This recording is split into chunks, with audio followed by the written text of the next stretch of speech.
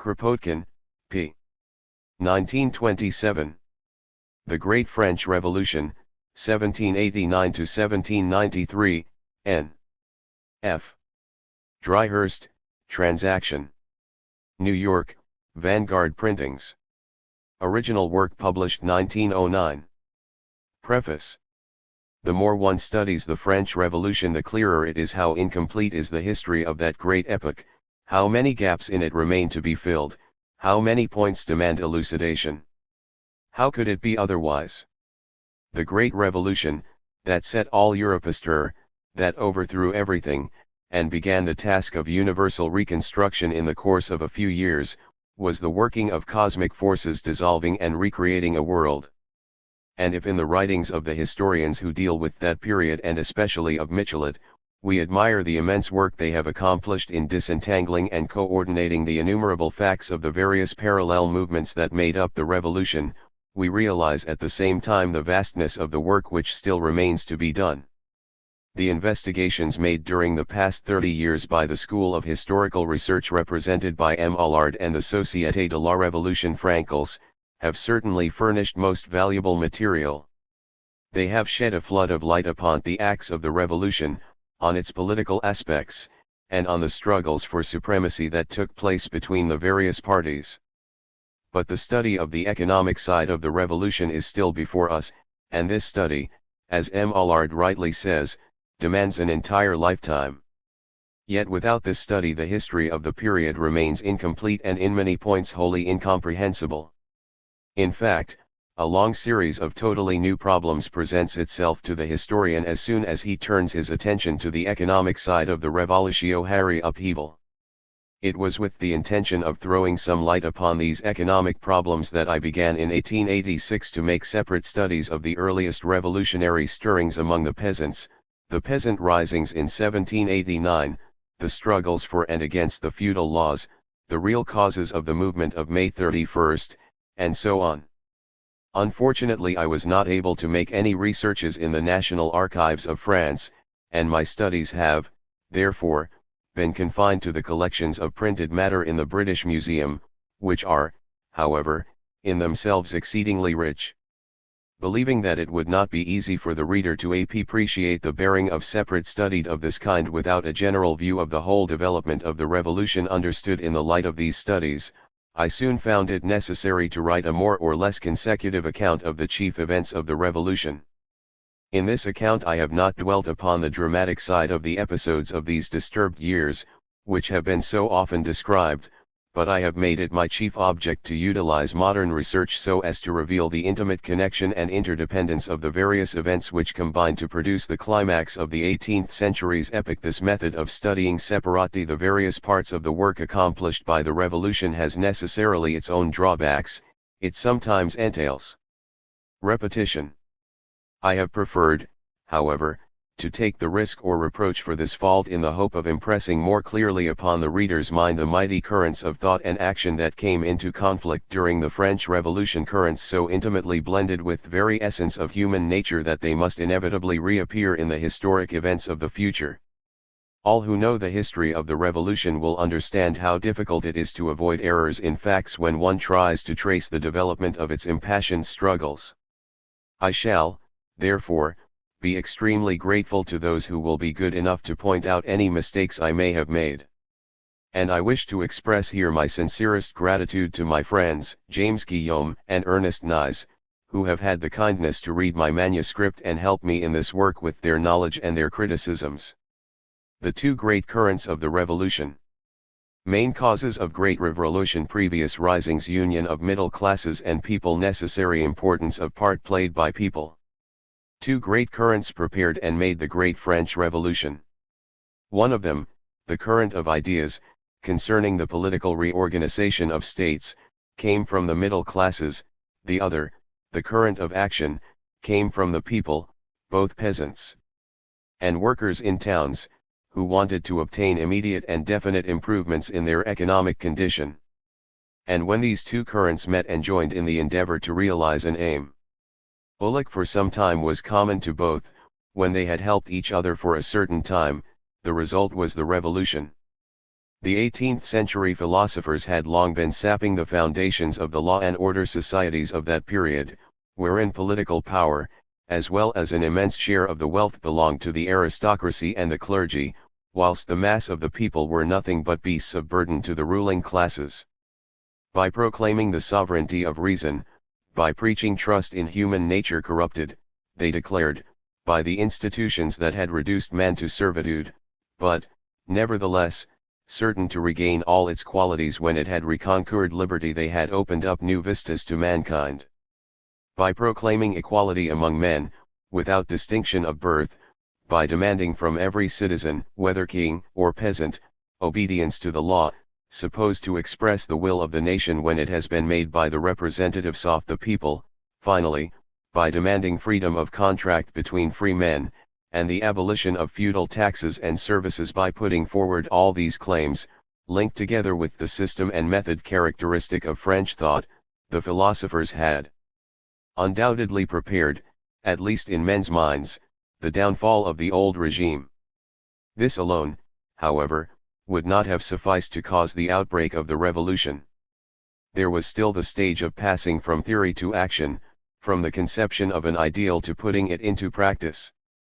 And the most important point in the study of the history of that period is to bring into relief the circumstances that made it possible for the French nation at a given moment to enter on the realization of the ideal, to attempt this passage from theory to action.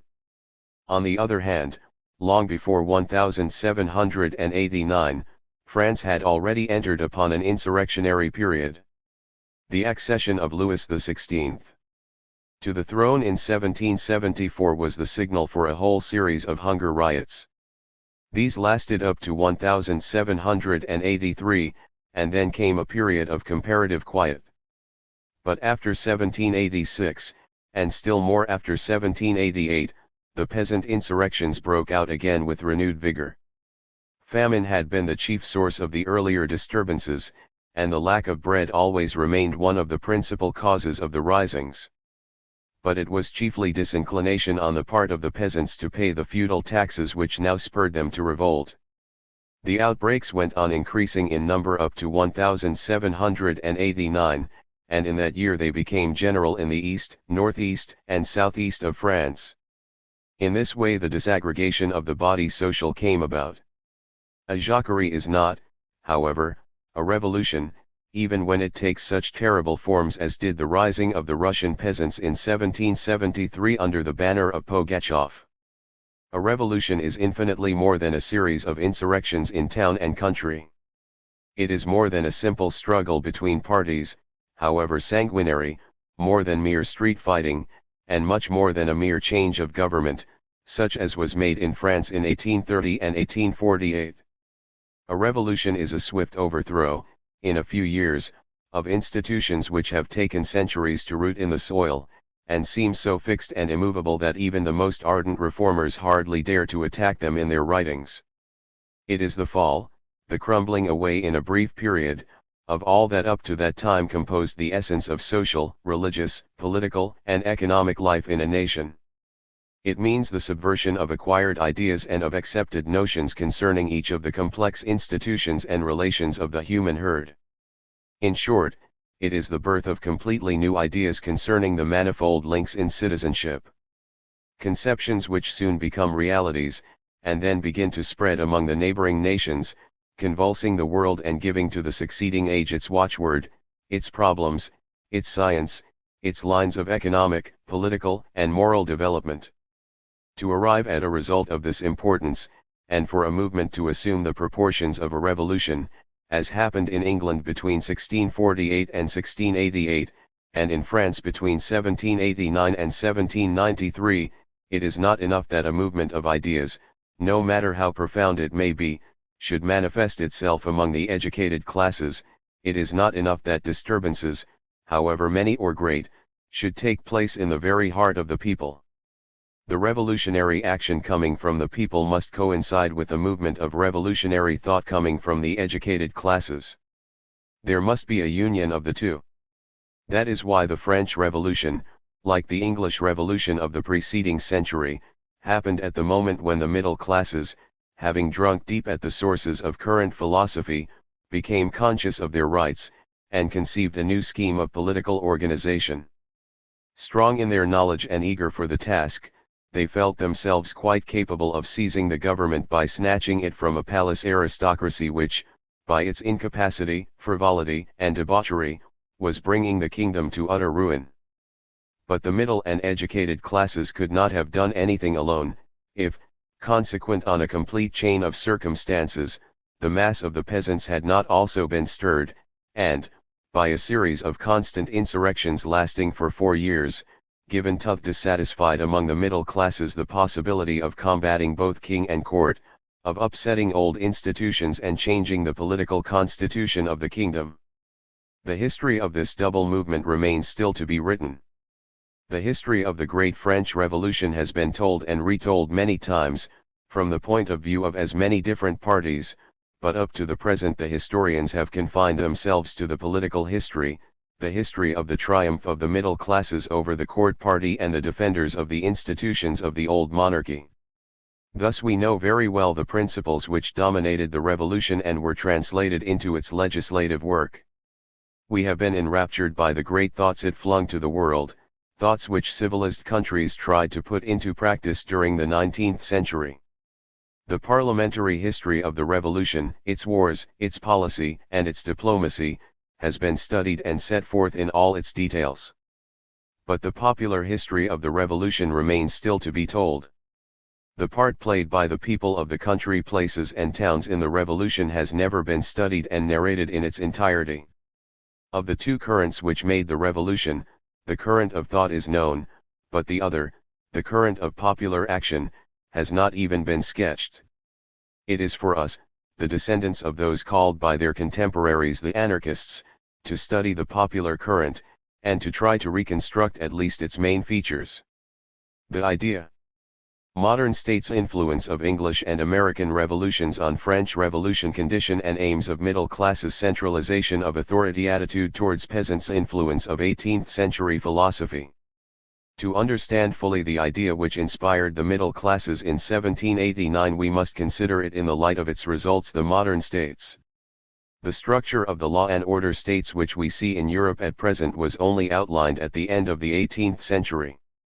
The system of centralist authority, now in full working order, had not then attained either the perfection or uniformity it possesses today.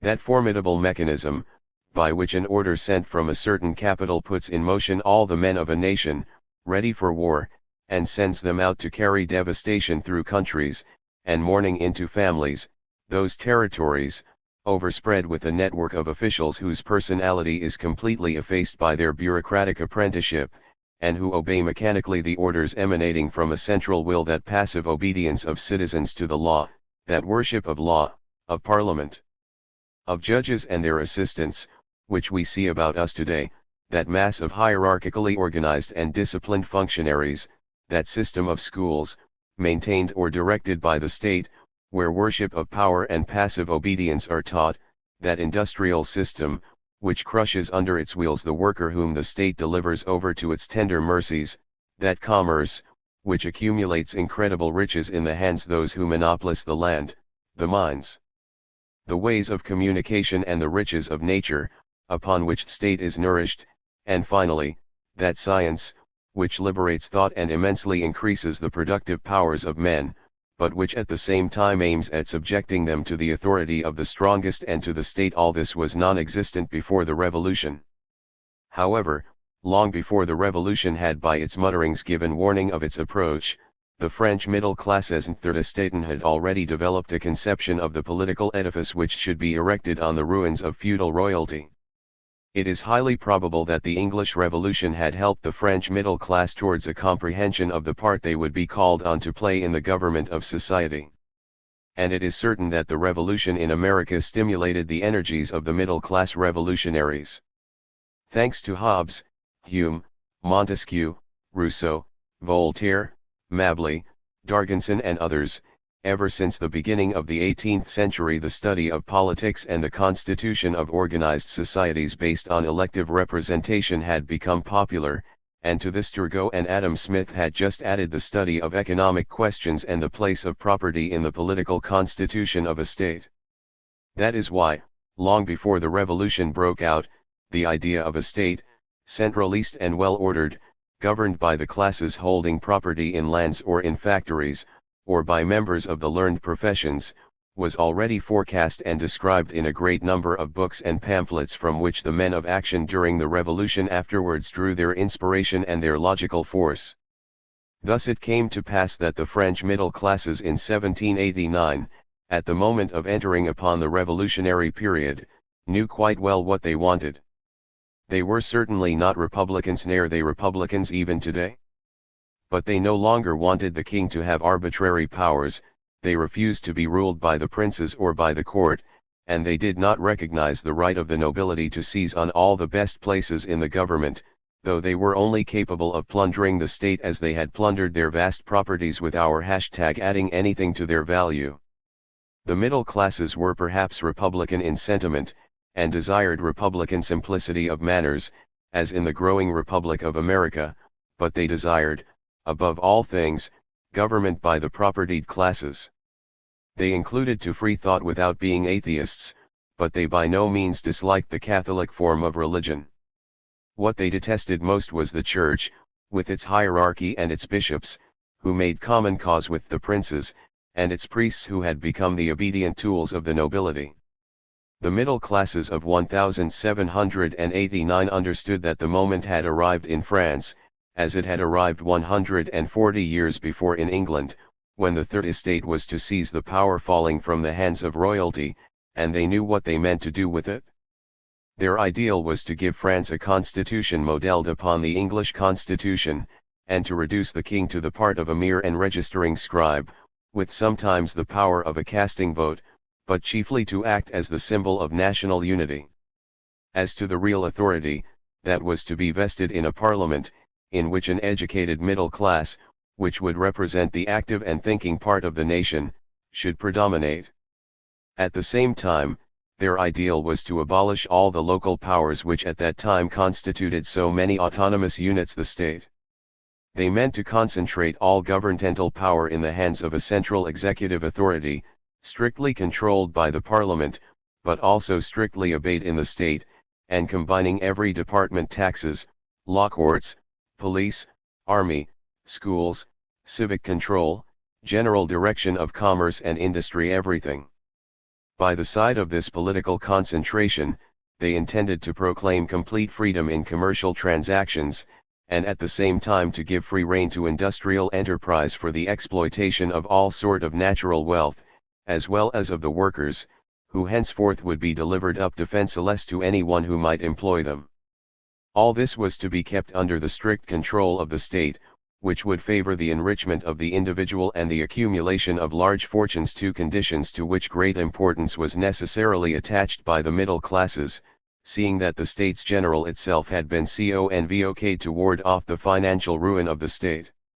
On economic matters, the men of action belonging to the Third Estate held ideas no less precise. The French middle classes had studied Turgot and Adam Smith, the creators of political economy. They knew that the theories of those writers had already been applied in England, and they envied their middle-class neighbors across the Channel their powerful economic organization, just as they envied them their political power.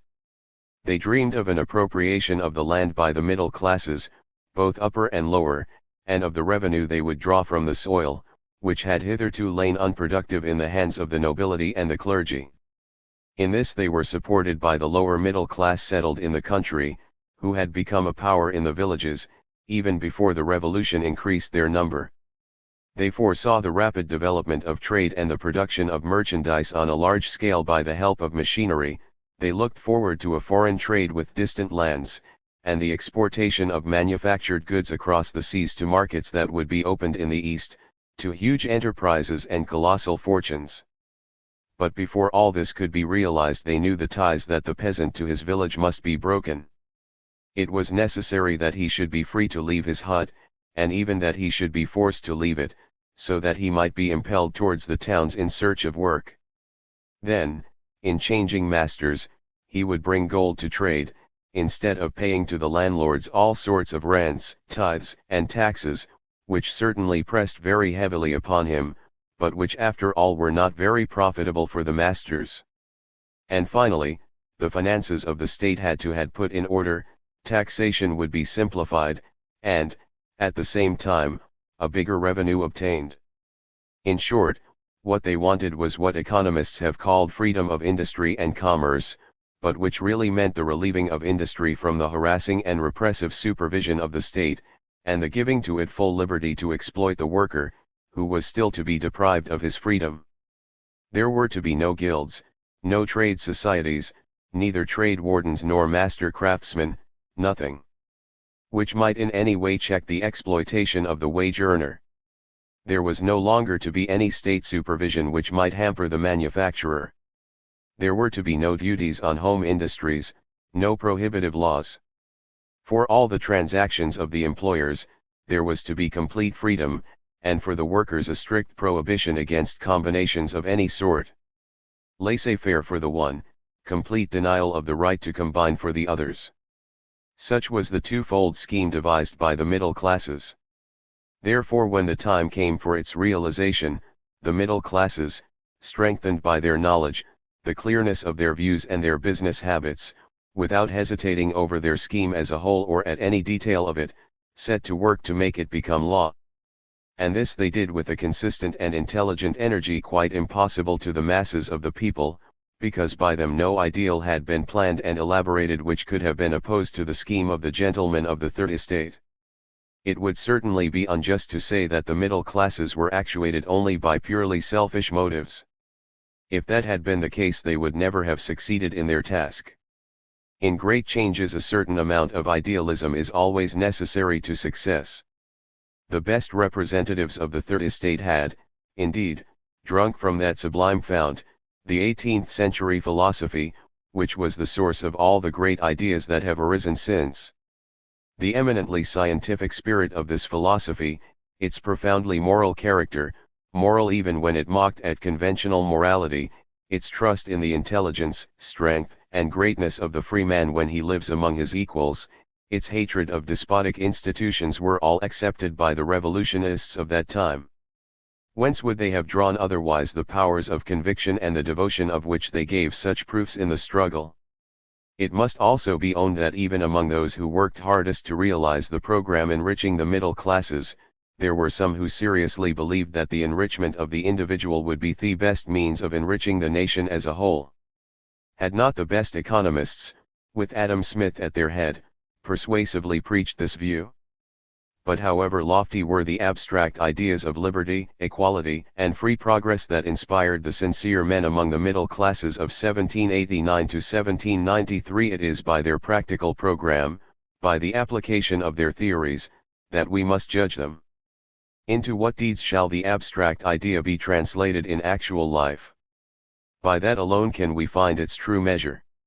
If, then, it is only fair to admit that the middle classes of 1789 were inspired by ideas of liberty, equality, before the law, and political and religious freedom, we must also admit that these ideas, as soon as they took shape, began to develop exactly on the two lines we have just sketched: liberty to utilize the riches of nature for personal aggrandizement, as well as liberty to exploit human labor without any safeguard for the victims of such exploitation, and political power organized so as to assure freedom of exploitation to the middle classes. And we shall see presently what terrible struggles were evolved in 1793 when one of the revolutionary parties wished to go further than this program. Action. The People Revolution and Socialism, equal rights of all to land, communism - situation not clearly understood by people, hatred of poor towards aristocracy and clergy, hatred of feudalism, people's readiness to take up arms. But what of the people? What was their idea?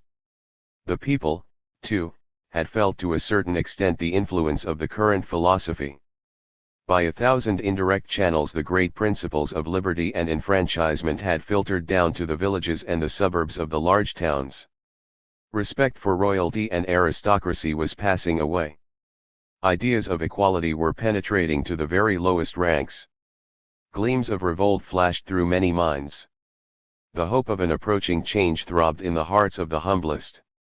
Something was to be done by some great folk for such poor ones, she did not know who, nor how, but God send us better, said an old woman, in 1789, to Arthur Young. 1. Who travelled through France on the eve of the Revolution. That something was bound to bring an alleviation of the people's misery. The question whether the movement which preceded the Revolution, and the Revolution itself, contained any element of socialism has been recently discussed. The word socialism was certainly not in either, because it dates only from the middle of the 19th century. The idea of the state as capitalist, to which the social democratic fraction of the great socialist party is now trying to reduce socialism, was certainly not so much in evidence as it is today, because the founders of social democratic collectivism, Vidal and Perter, did not write until the period between 1840 and 1849. But it is impossible to read the works of the pre-revolutionary writers without being struck by the fact that they are imbued with ideas which are the very essence of modern socialism. Two fundamental ideas: the equal rights of all citizens to the land, and what we know today under the name of communism, found devoted adherents among the more popular writers of that time, Mabley, Darganson, and others of less importance. Manufacturing production on a large scale was in its infancy, so that land was at that time the main form of capital and the chief instrument for exploiting human labor, while the factory was hardly developed at all. It was natural, therefore, that the thoughts of the philosophers, and later on the thoughts of the revolutionists, should turn towards communal possession of the land. Did not Mabley, who much more than Rousseau inspired the men of the Revolution, declare about 1768, in his Tout sur l'ordre naturel et essentiel des sociétés, that there should be equal rights to the land for all, and communist possession of it? The rights of the nation to all landed property, and to all natural wealth, forests, rivers, waterfalls, and sea. Was not this the dominant idea of the pre-revolutionary writers, as well as of the left wing of the revolutionary masses during the period of upheaval? Unfortunately, these communistic aspirations were not formulated clearly and concretely in the minds of those who desired the people's happiness.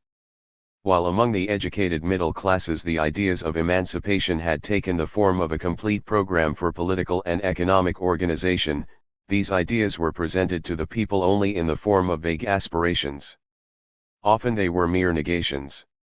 Those who addressed the people did not try to embody the concrete form in which their desiderata could be realized.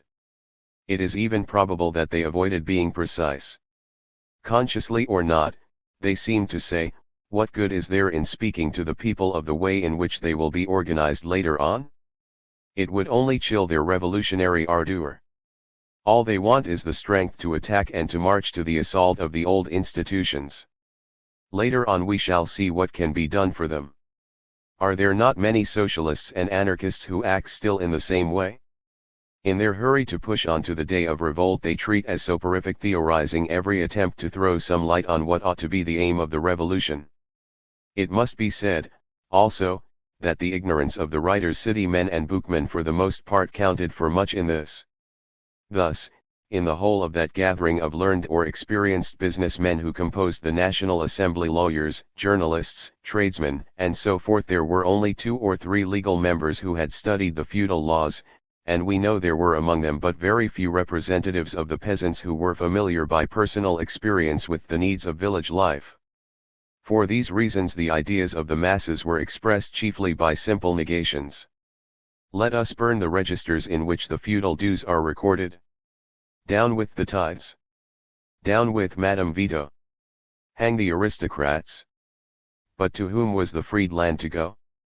Who were to be the heirs of the guillotined nobles?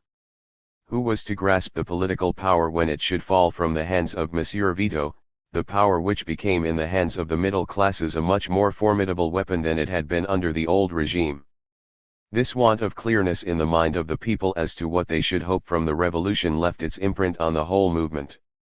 While the middle classes were marching with firm and decided steps towards the establishment of their political power in a state which they were trying to mold, according to their preconceived ideas, the people were hesitating. In the towns, especially, they did not seem to know how to turn to their own advantage the power they had conquered. And later, when ideas concerning agrarian laws and the equalizing of incomes began to take definite form, they ran foul of a mass of property prejudices, with which even those sincerely devoted to the cause of the people were imbued. A similar conflict was evoked by the conceptions of the political organization of the state. We see it chiefly in the antagonism which arose between the governmental prejudices of the Democrats of that time and the ideas that dawned in the hearts of the people as to political decentralization, and the prominent place which the people wished their municipalities to take both in the division of the large towns and in the village assemblies. This was the starting point of the whole series of fierce contests which broke out in the convention. Thence, too, arose the indefiniteness of the results obtained by the revolution for the great mass of the people in all directions, except in the recovery of part of the land from the lords, lay, and clerical, and the freeing of all land from the feudal taxes it formerly had to pay. But if the people's ideas were confused on constructive lines, they were, on the other hand, extremely clear on certain points in their negations.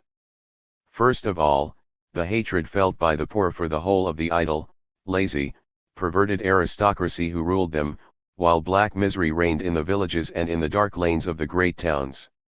Next, hatred towards the clergy, who by sympathy belonged more to the aristocracy than to the people who fed them. Then, hatred of all the institutions under the old regime, which made poverty still harder to bear because they denied the rights of humanity to the poor. Hatred for the feudal system and its exactions, which kept the laborer in a state of servitude to the landowners long after personal serfdom had ceased to exist. Lastly, the despair of the peasant who in those years of scarcity saw land lying uncultivated in the hands of the Lord, or serving merely as a pleasure ground for the nobility while famine pressed hard on the villages. It was all this hatred, coming to a head after long years as the selfishness of the rich became more and more apparent in the course of the 18th century. And it was this need of land, this land hunger, the cry of the starving in revolt against the Lord who refused them access to it, that awoke the spirit of revolt ever since 1788. And it was the same hatred, and the same need, mingled with the hope of success, which stimulated the incessant revolts of the peasants in the years 1789 to 1793, revolts which enabled the middle classes to overthrow the old regime and to organize its own power under the new one, that representative government. Without those risings, without that disorganization of authority in the provinces which resulted in never-ceasing Jacques-rise, shout that promptitude of the people of Paris and other towns in taking up arms, and in marching against the strongholds of royalty whenever an appeal to the people was made by the revolutionaries, the middle classes would certainly not have accomplished anything. But it is to this true fount and origin of the revolution, the people's readiness to take up arms, that the historians of the revolution have not yet done justice, the justice owed to it by the history of civilization. Footnotes 1. Arthur Young, Travels in France. p. 167, London, 1892. The People Before the Revolution. Condition of people previous to 1789. Wanton luxury of aristocrats, poverty of majority of peasants, rise and importance of well-to-do peasant class. It would be waste of time to describe here at any length the condition of the peasants in the country and of the poorer classes in the towns on the eve of 1789. All the historians who have written about the great French Revolution have devoted eloquent pages to this subject. The people groaned under the burden of taxes levied by the state, rents and contributions paid to the Lord, tithes collected by the clergy, as well as under the forced labor exacted by all three.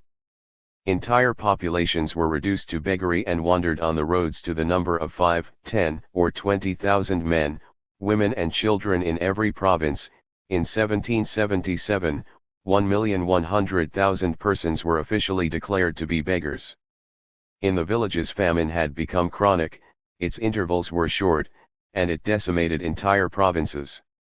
Peasants were flocking in hundreds and thousands from their own neighborhood, in the hope, soon undeceived, of finding better conditions elsewhere. At the same time, the number of the poor in the towns increased every year, and it was quite usual for food to run short. As the municipalities could not replenish the markets, bread riots, always followed by massacres, became a persistent feature in the everyday life of the kingdom. On the other hand might be seen the superfine aristocrat of the 18th century squandering immense fortunes, hundreds of thousands and millions of francs a year in unbridled and absurd luxury. Today a Tain can go into raptures over the life they led because he knows it only from a distance, 100 years away, and through books, but, in reality, they hid under their dancing master manners roisterous dissipations and the crudest sensuality. They were without interest, without thought, without even the simplest human feeling. Consequently, boredom was always tapping at the doors of the rich, boredom at the court of Versailles, boredom in their chateaux, and they tried in vain to evade it by the most futile and the most childish means.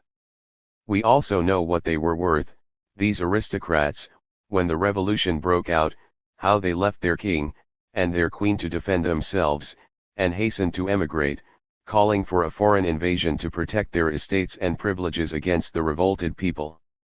Their worth and their nobility of character can be estimated by the colonies of émigrés, which they established at Coblentz, Brussels, and Mata. Those extremes of luxury and misery with which life abounded in the 18th century have been admirably depicted by every historian of the Great Revolution. But one feature remains to be added, the importance of which stands out especially when we study the condition of the peasants at this moment in Russia on the eve of the Great Russian Revolution. The misery of the great mass of French peasants was undoubtedly frightful.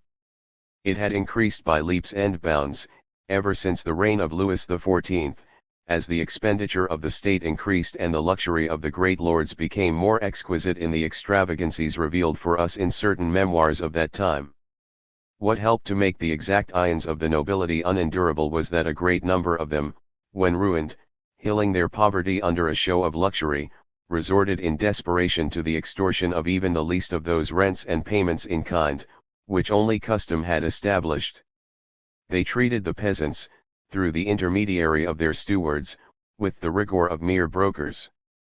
Impoverishment turned the nobility, in their relations with their ex-serfs, into middle-class money grubbers, incapable, however, of finding any other source of revenue than the exploitation of ancient privileges, relics of the feudal age. This is why we find in certain documents, during the 15 years of Louis XVI's reign which preceded the Revolution, indisputable traces of a recrudescence of seigneurial exactions. But though the historians are right in depicting the condition of the peasants in very dark colors, it would be a mistake to impeach the veracity of those who, like Tocqueville, mention some amelioration in the conditions of the country during those very years preceding the Revolution. The fact is, that a double phenomenon became apparent in the villages at that time, the impoverishment of the great mass of the peasants and the bettering of the condition of a few among them. This may be seen today in Russia since the abolition of serfdom. The great mass of the peasants grew poorer. Year after year their livelihood became more and more precarious, the least drought resulted in scarcity and famine. But a new class of peasant, a little better off and with ambitions, was forming at the same time, especially in districts where aristocratic estates were disintegrating rapidly. The village middle classes, the well-to-do peasants, came into being, and as the revolution drew near these furnished the first speakers against feudal rights, and demanded their abolition. It was this class which, during the 4 or 5 years the revolution lasted, most firmly insisted that these feudal rights should be abolished without compensation, and that the estates of the royalist nobles should be confiscated and sold in small parcels. It was this class too, which was most bitter, in 1793, against les ci-devants, the dispossessed nobles, the ex-landlords. For the time being, at the approach of the revolution, it was through the peasant who had become of some importance in his village that hope filled men's hearts and inspired the spirit of revolt. Traces of this awakening are evident, for since the accession of Louis XVI, in 1774, revolts were continually on the increase. It may be said, therefore, that if despair and misery impelled the people to riot, it was the hope of obtaining some relief that incited them to revolt. Like every other revolution, that of 1789 was inspired by the hope of attaining certain important results. The spirit of revolt, the riots. Reforms at beginning of reign of Louis XVI. Turgot question of national representation character of Louis XVI. Revolution in America riots on accession of Louis their consequences large towns revolt in turn parliaments and plenary courts Paris Parliament refuses to grant money to court action of king insurrections in Brittany Grenoble Queen's letter to Count de Mercy gradual awakening of revolutionary spirit Louis compelled to convoke assembly of notables and states general. As is usual in every new reign, that of Louis XVI began with some reforms. 2 months after his accession Louis XVI summoned Turgot to the ministry, and a month later he appointed him Controller General of Finance. He even supported him at first against the violent opposition that Turgot, as an economist, a parsimonious middle-class man and an enemy of the effete aristocracy, was bound to meet with from the court party. Free trade in corn was proclaimed in September 1774. 1. And statute labor was abolished in 1776, as well as the old and corporations and guilds in the towns, which were no longer of use except to keep up a kind of industrial aristocracy, and by these measures hopes of reform were awakened among the people.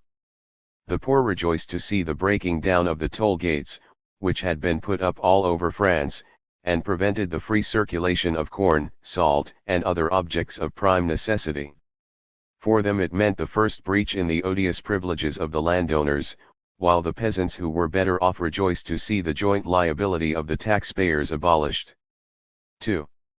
Finally, in the August of 1779, mortmain and personal servitude were suppressed upon the king's private estates, and the following year it was decided to abolish torture, which was used in the most atrocious forms established by the Ordinance of 1670.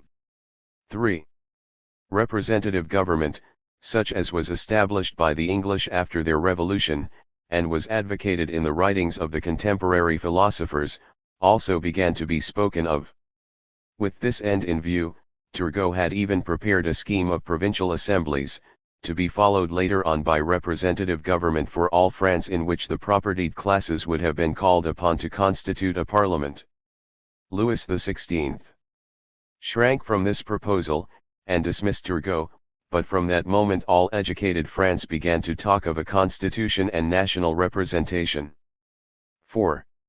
However, it was no longer possible to elude the question of national representation, and when Necker became minister in July 1777, it came up again for discussion.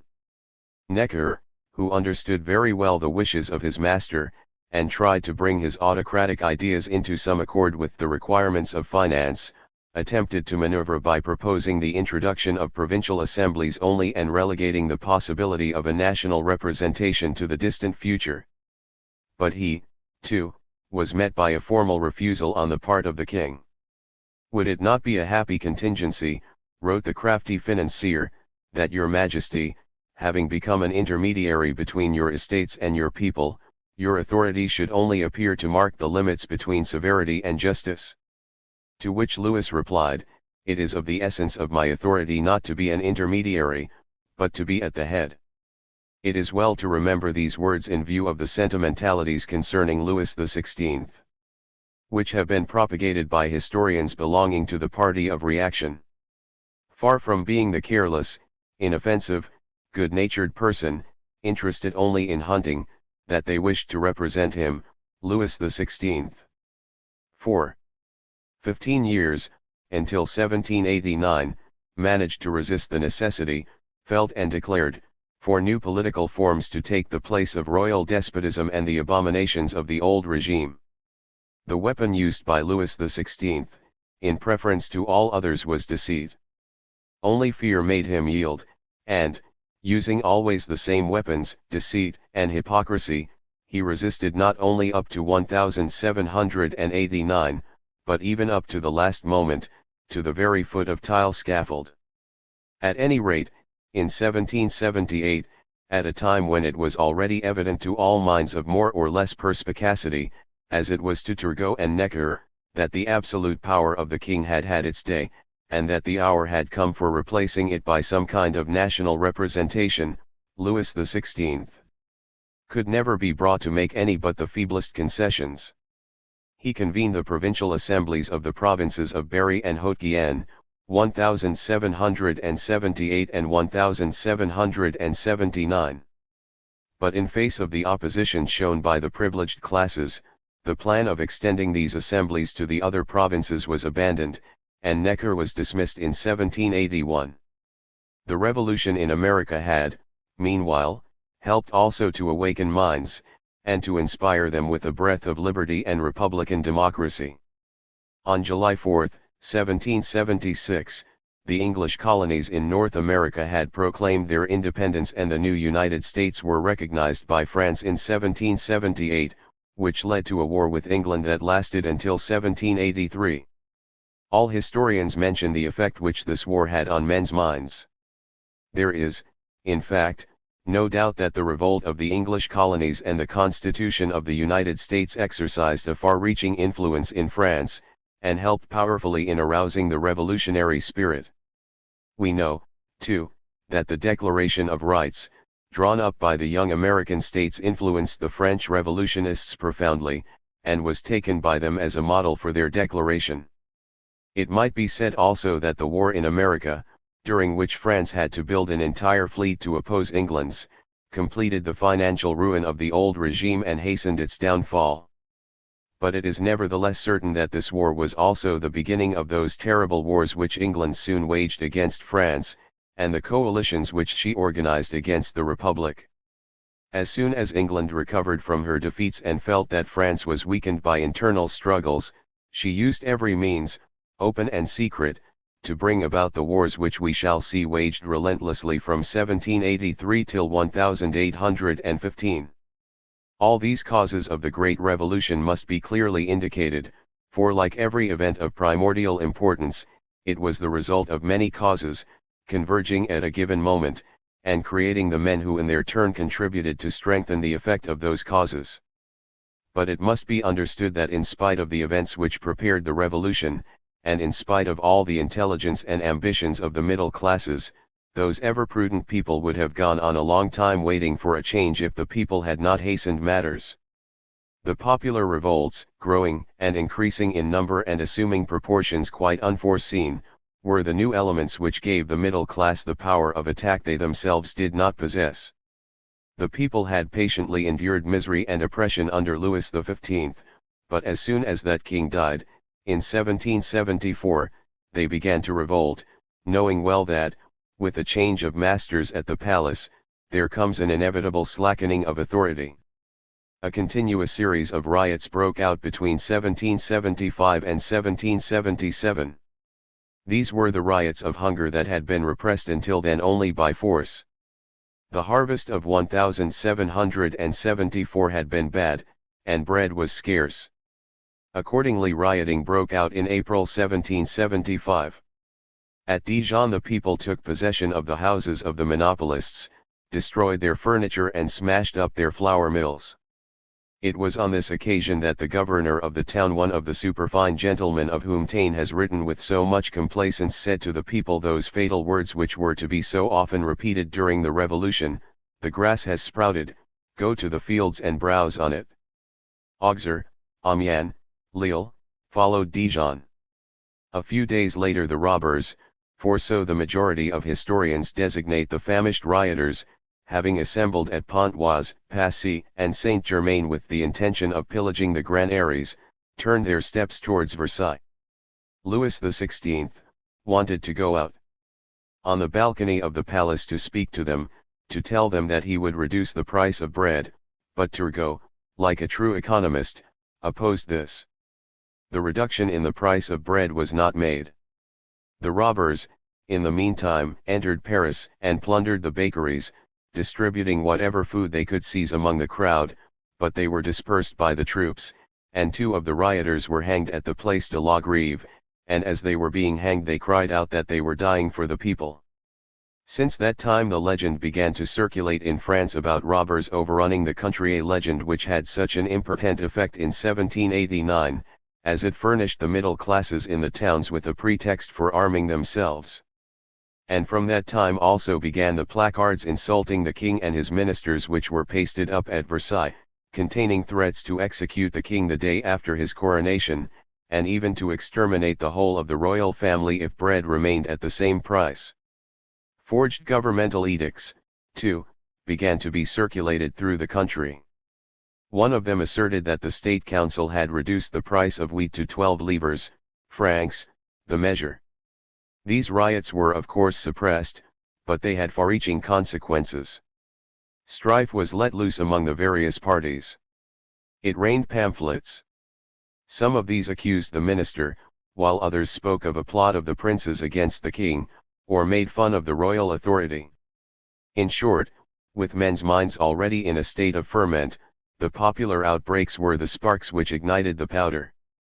Concessions to the people, never dreamed of before, were openly discussed, public works were set on foot, taxes on milling were abolished, and this measure led the people of Rouen to declare that all manorial dues had been abolished, so that they rose in July to protest against ever paying them again. The malcontents evidently lost no time and profited by the occasion to extend the popular risings. We have not the necessary documents for giving a full account of the popular insurrections during the reign of Louis XVI. The historians did not trouble about them, the archives have not been examined, and it is only by accident that we learn that in such and such a place there were disorders. Thus, there were riots of a somewhat serious nature in Paris, after the abolition of the trade guilds in 1776, and all over France, in the course of the same year, as a result of the false reports respecting the abolition of all obligations in the matter of statute labor and dues claimed by the landowners. But, according to the printed documents, it would appear also that there was a decrease in the rioting in the years 1777 to 1783, the American War having perhaps something to do with this. However, in 1782 and 1783, the riots recommenced, and from that time went on increasing until the Revolution. Poitiers revolted in 1782, in 1786 it was Vizille's turn. From 1783 to 1789 rioting broke out in the Svans, the Vivarais, and the Gevaudan. The malcontents, who were nicknamed masquerades, wanting to punish the practitioners who sowed dissension among the peasants to incite them to go to law, broke into the law courts and into the houses of the notaries and attorney and burned all the deeds and contracts. 3 of the leaders were hanged, others were sent to penal servitude, but the disorders broke out afresh, as soon as the closing of the parliaments, courts of justice, furnished them with a new pretext. 5. In 1786 it was Lyons that revolted. 6. The silk weavers went on strike. They were promised an increase of wages, but troops were called out, whereupon there was a fight and 3 of the leaders were hanged.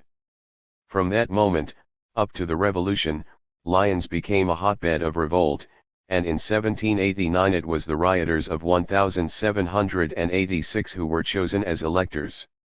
Sometimes these risings had a religious character, sometimes they were to resist military enlistment. Every levy of soldiers led to a riot, says Turgot, or it might be the salt tax against which the people rebelled, or the exact ions of the tithes. But revolts went on without intermission, and it was the east, southeast and northeast future hotbeds of the revolution that these revolts broke out in the greatest number. They went on steadily growing in importance and at last, in 1788, after the dissolution of the courts of justice, which were called parliaments and were replaced by plenary courts, insurrections broke out in every part of France. It is evident that for the mass of the people there was not much to choose between a parliament and a plenary court. If the parliaments had refused sometimes to register edicts made by the king and his minister, they had on the other hand displayed no solicitude for the people. But the parliaments had shown opposition to the court, that was enough, and when emissaries of the middle classes sought popular support for rioting, they were given it willingly, because it was a way of demonstrating against the court and the rich. In the June of 1787 the Paris Parliament had made itself very popular by refusing a grant of money to the court. The law of the country was that the edicts of the king should be registered by the parliament, and the Paris parliament unhesitatingly registered certain edicts concerning the corn trade, the convocation of provincial assemblies and statute labor. But it refused to register the edict which was to establish fresh taxes, a new territorial subvention, and a new stamp duty. Upon this the king convoked what was called a bed of justice, and compelled his edicts to be registered. The parliament protested, and so won the sympathy of the middle classes and the people. There were crowds round the courts at every sitting, clerks, curious idlers and common men collected there to applaud the members. To stop this, the king banished the parliament to Troyes, and then riotous demonstrations began in Paris. The popular hatred was then being directed against the princes chiefly, especially against the Duc d'Artois and the Queen, who was nicknamed Madame Deficit. The Exchequer Court of Paris, Cour d'Aids, supported by the popular outburst, as well as by the provincial parliaments and the Court of Justice, protested against this act of royal power, and, as the agitation was growing, the king was compelled to recall the exiled parliament. This was done on September 9, and evoked fresh demonstrations in Paris, during which the minister Calonne was burnt in effigy. These disturbances were chiefly confined to the lower middle classes. But in other localities they assumed a more popular character. In 1788 insurrections broke out in Brittany. When the military commander of Rennes and the governor of the province went to the Breton parliament to announce the edict by which that body was abolished, the whole town turned out immediately. The crowd insulted and hustled the two functionaries. The people in their hearts hated the governor, Bertrand de Molleville, and the middle classes profited by this to spread a rumor that the edict was all owing to the governor. "He is a monster that deserves to be strangled," said one of the leaflets distributed among the crowd. When he came out of the palace, therefore, they pelted him with stones, and after several attempts someone threw a cord with a slip knot over him. Fighting was about to begin, the young men in the crowd breaking through the ranks of the soldiers, when an officer threw down his sword and fraternized with the people. By degrees troubles of the same kind broke out in several other towns in Brittany, and the peasants rose in their turn when grain was being shipped at Quimper, Saint-Broc-Morlaix, Pont-l'Abbé, La Mala and other places. It is interesting to note the active part taken in these disorders by the students at Rennes, who from that time fraternized with the rioters. 7. In Dauphine, especially at Grenoble, the insurrection assumed a still more serious character. As soon as the military commander, Clermont-Tonnerre, had promulgated the edict which dissolved the parliament, the people of Grenoble rose. The tocsin was rung, and the alarm spreading quickly to the neighboring villages, the peasants hastened in crowds the town. There was a sanguinary affray and many were killed. The commander's guard was helpless and his palace was sacked. Clermont-Tonnerre, with an axe held over his head, had to revoke the royal edict. It was the people, and chiefly the women, who acted on this occasion. As to the members of the parliament, the people had a good deal of trouble to find them. They hid themselves, and wrote to Paris that the people had risen against their will, and when the people laid hands on them they were kept prisoners, their presence giving an air of legality to the insurrection. The women mounted guard over these arrested members, unwilling to trust them even to the men, lest they should be allowed to escape. The middle classes of Grenoble were in a state of terror. During the night they organized a militia of citizens that took possession of the town gates as well as of some military posts, which they yielded to the troops soon after. Cannon were trained on the rebels, while the parliament took advantage the darkness to disappear. From June 9 to 14 reaction triumphed, but on the 14th news came that there had been a rising at Besançon and that the Swiss soldiers had refused to fire on the people. Upon this the people's spirit revived, and it was proposed to convoke the estates of the province. But fresh reinforcements of troops having been sent from Paris, the disturbance subsided by degrees. The agitation, however, kept up chiefly by the women, lasted some time longer. 8. Besides these two rising mentioned by the majority of the historians, Many others broke out at the same time in Provence, Languedoc, Roussillon, Béarn, Flanders, Franche-Comté, and Burgundy. Even where no serious riots occurred, advantage was taken of the prevailing excitement to keep up the discontent and to make demonstrations. At Paris, after the dismissal of the Archbishop of Sens, there were numerous demonstrations. The Pont Neuf was guarded by troops, and several conflicts occurred between them and the people, of whom the leaders were, as Bertrand de Molleville remarks. 9. Those who later on took part in all the popular movements of the Revolution. Marie Antoinette's letter to the Count de Mercy should also be read in this connection. It is dated August 24, 1788, and in it she tells him of her fears, and announces the retirement of the Archbishop of Sens and the steps she had taken to recall Necker. The effect produced on the court by those riotous crowds can therefore be understood. The Queen foresaw that this recall of Necker would lessen the king's authority. She feared that they may be compelled to nominate a prime minister, but the moment is pressing. It is very essential that Necker should accept. 10. 3 weeks later, September 14, 1788, when the retirement of Lamoignon became known, the riotings were renewed. The mob rushed to set fire to the houses of the two ministers, Lamoignon and Brienne, as well as to that of Dubois. The troops were called out, and in the Rue Meillet and the Rue de Grenelle there was a horrible slaughter of poor folk who could not defend themselves.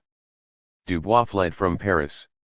The people themselves would execute justice, said Les Deux Amis de la Liberté. Later still, in October 1788, when the parliament that had been banished to Troyes was recalled, the clerks and the populace illuminated the Place Dauphine for several evenings in succession. They demanded money from the passers-by to expend on fireworks, and forced gentlemen to alight from their carriages to salute the statue of Henry Cotter. Figures representing Calonne, Breteul, and the Duchesse de Polignac were burned. It was also proposed to burn the Queen in effigy. These riotous assemblies gradually spread to other quarters, and troops were sent to disperse them. Blood was shed and many were killed and wounded in the Place de la Grille. Those who were arrested, however, were tried by the Parliament judges, who let them off with light penalties. In this way the revolutionary spirit awoke and developed in the van of the Great Revolution. 11. The initiative came from the middle classes, certainly chiefly from the lower middle classes, but, generally speaking, the middle classes took care not to compromise themselves, and the number of them who opposed the court, more or less openly, before the convoking of the States General was very limited. If there had been only their few attempts at resistance, France might have waited many years for the overthrow of royal despotism. Fortunately 1,000 circumstances impelled the masses to revolt. And in spite of the fact that after every outbreak there were summary hangings, wholesale arrests, and even torture for those arrested, the people did revolt, pressed on one side by their desperate misery and spurred on the other by those vague hopes of which the old woman spoke to Arthur Young. They rose in numbers against the governors of provinces, tax collectors, salt tax agents, and even against the troops, and by so doing completely disorganized the governmental machine. From 1788 the peasant risings became so general that it was impossible to provide for the expenses of the state, and Louis XVI, after having refused for 14 years to convoke the representatives of the nation, lest his kingly authority should suffer, at last found himself compelled to convoke, first the two assemblies of notables, and finally the States General. The convocation of the States General becomes necessary. Irresponsibility of old regime, miserable condition of peasants, discontent of middle classes, they encourage riots among the people, change in political system of France, Necker, financial crisis, assembly of notables convoked, Louis convoke, States General, increased representation granted to Third Estate. To anyone who knew the condition of France it was clear that the irresponsible regime of the court could not last. The misery in the country districts went on increasing year by year, and it became more and more difficult to levy the taxes and at the same time compel the peasants to pay rent to the landlords and perform the innumerable statute labors exacted by the provincial government.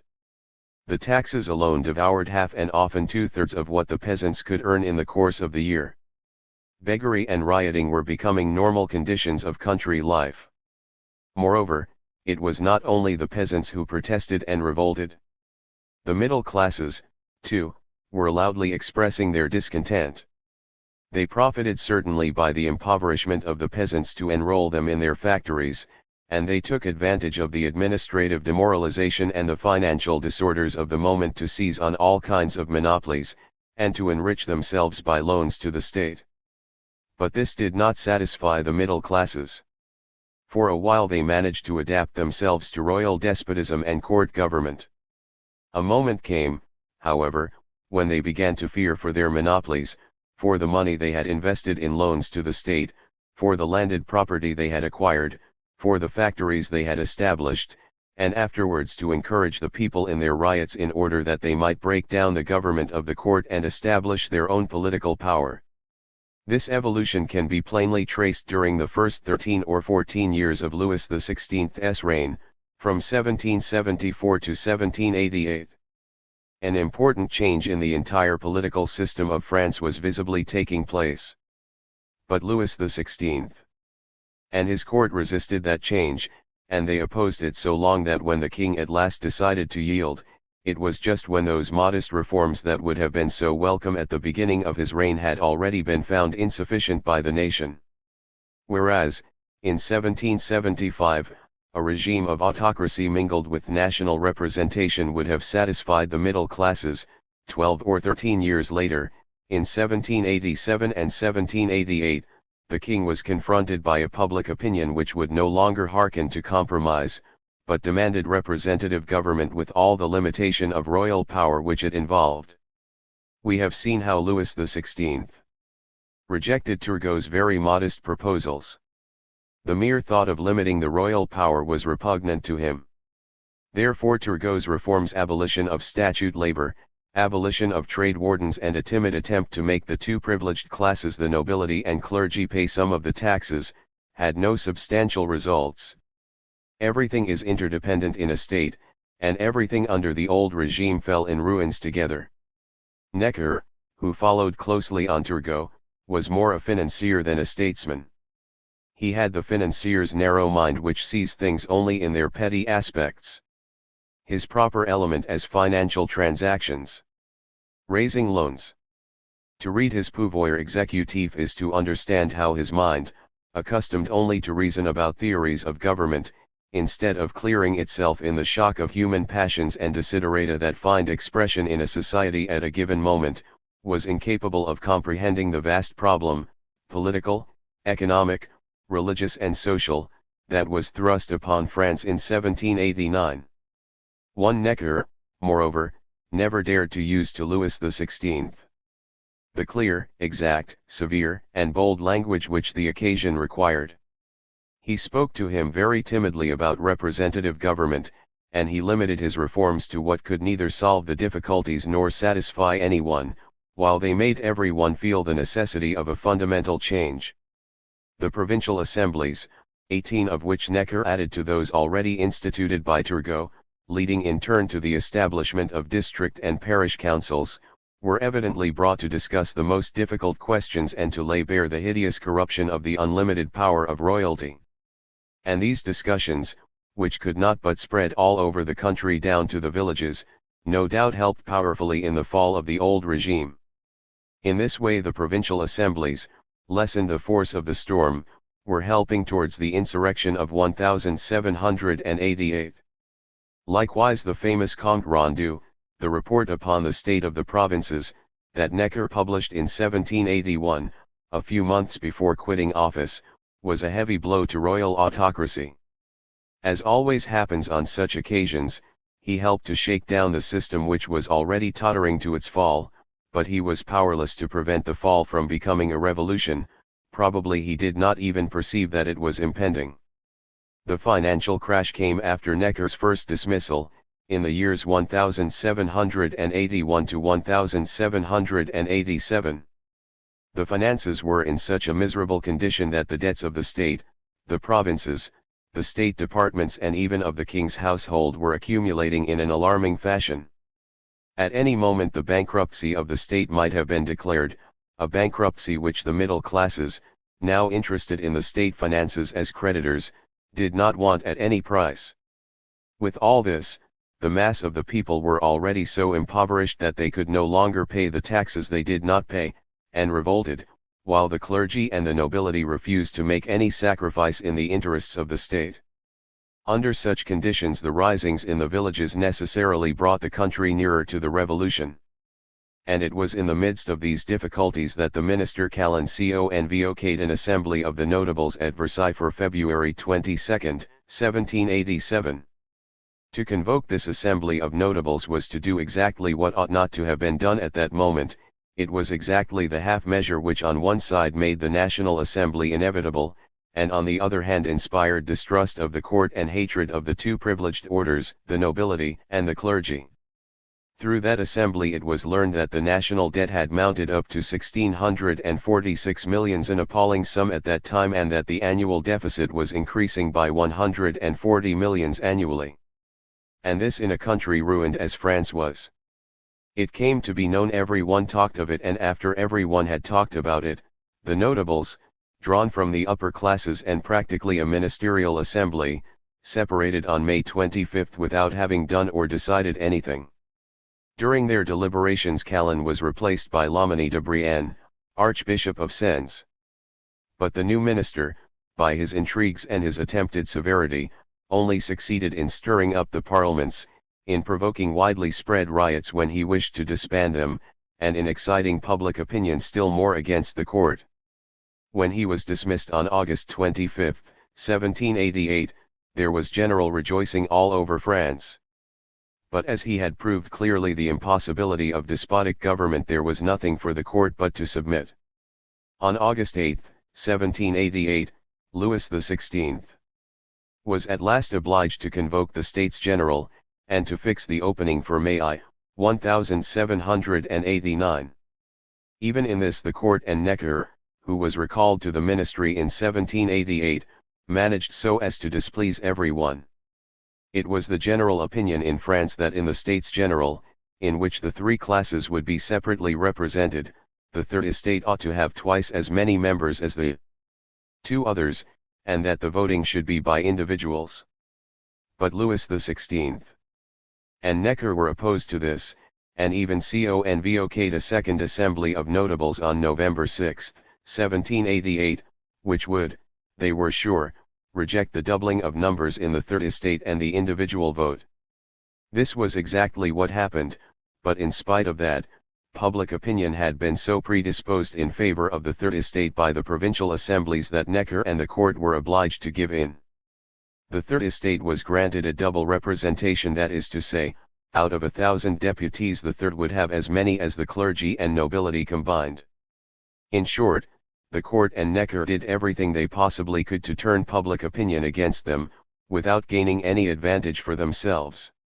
The court's opposition to the convocation of a national representative assembly was in vain. The States General met at Versailles on May 5, 1789. The rising of the country districts during the opening months of 1789.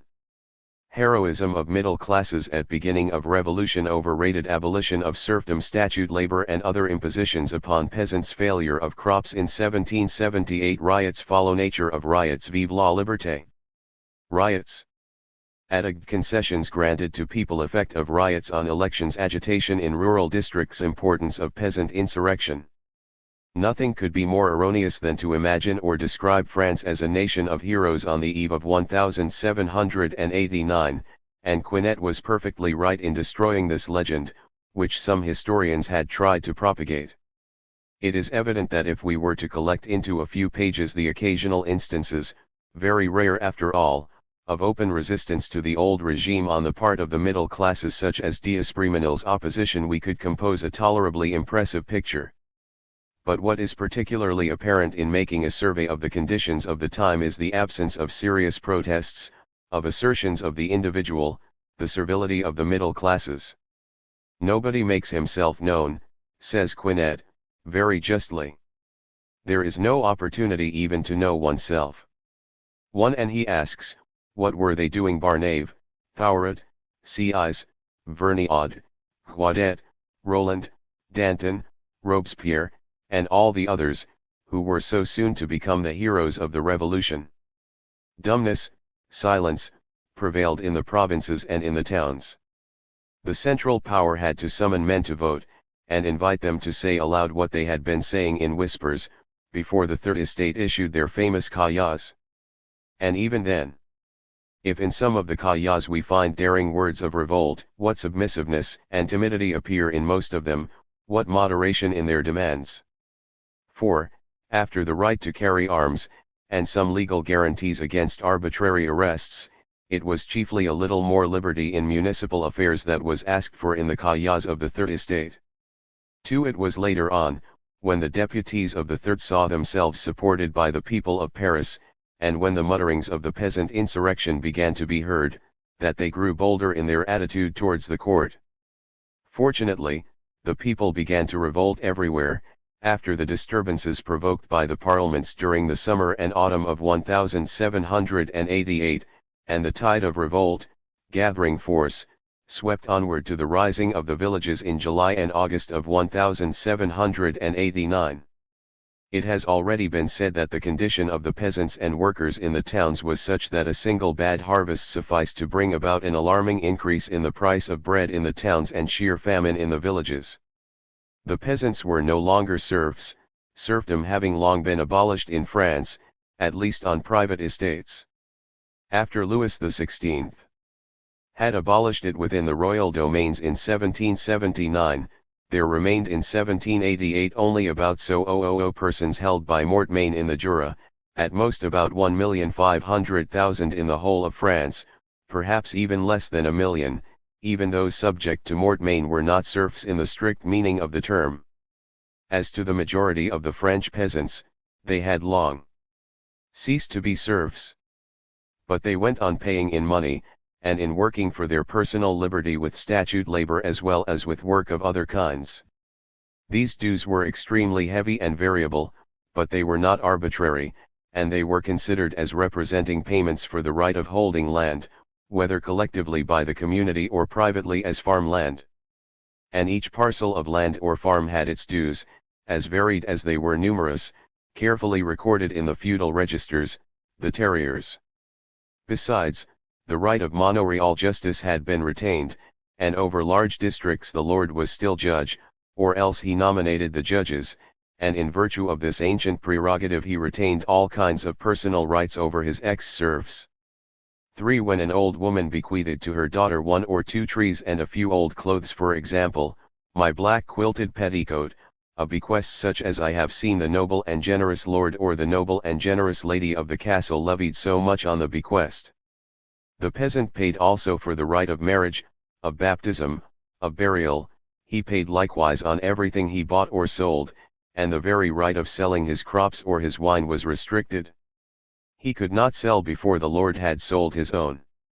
Lastly, there were all manner of tolls, bainalias, for the use of the mill, of the wine press, the public bakehouse, the washing places, on certain roads or particular forts, all maintained since the days of serfdom, as well as contributions of nuts, mushrooms, linen, thread, formerly considered as gifts for festive occasions.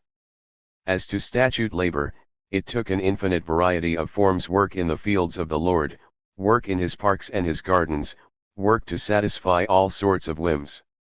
In some villages there was even an obligation to beat the pond during the night in order that the frogs should not prevent his lordship from sleeping. Personally the man was free, but all this network of dues and exactions, which had been woven bit by bit through the craft of the lords and their stewards in the centuries of serfdom, all this network still clung round the peasant.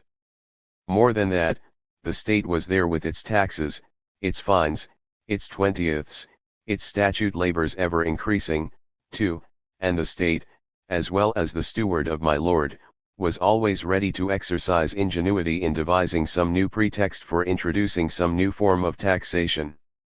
It is true that, since Turgot's reforms, the peasants had ceased paying certain feudal taxes, and some provincial governors had even refused to resort to force to levy certain dues, which they considered to be injurious exactions.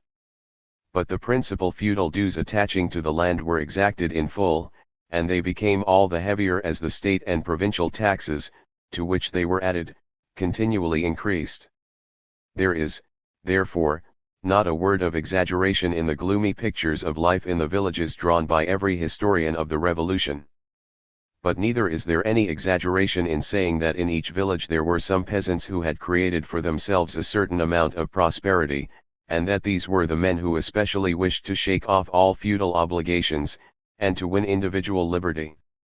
The two types depicted by Erckman and Chatrian in their Histoire d'un paysan, the middle-class man of the village, and the peasant crushed beneath the burden of his poverty, are true to life. Both of them existed. The former gave political strength to the Third Estate, while the bands of insurgents that, since the winter of 1788 to 1789 had begun to force the nobles to relinquish the feudal dues inscribed in the terriers, were recruited from among the starving poor in the villages, who had only mud cabins to live in, and a few chestnuts or the gleanings of the fields for food. The same remark applies also to the towns, to which the feudal rights extended, as well as to the villages. The poorer classes in the towns were just as much crushed beneath feudal taxes as the peasants. The right of seigneurial justice remained to its full extent in many a growing city, and the hovels of the artisans and mechanics paid the same dues, in cases of sales or inheritance, as the huts of the peasants. Several towns had even to pay a perpetual tribute as redemption from their former feudal subjection. Besides this, the majority of the towns paid the don gratuit, the voluntary gift to the king, just to maintain a shadow of municipal independence, and the burden of these taxes pressed hardest on the poor.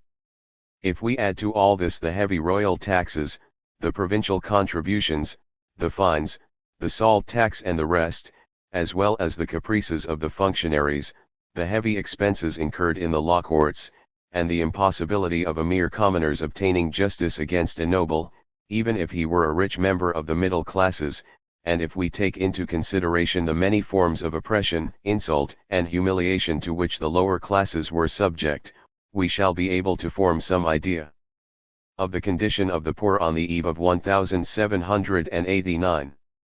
It was, however, these poorer classes who, by revolting in the towns and villages, gave the representatives of the Third Estate in the States General courage to oppose the king and to declare the assembly a constituent body.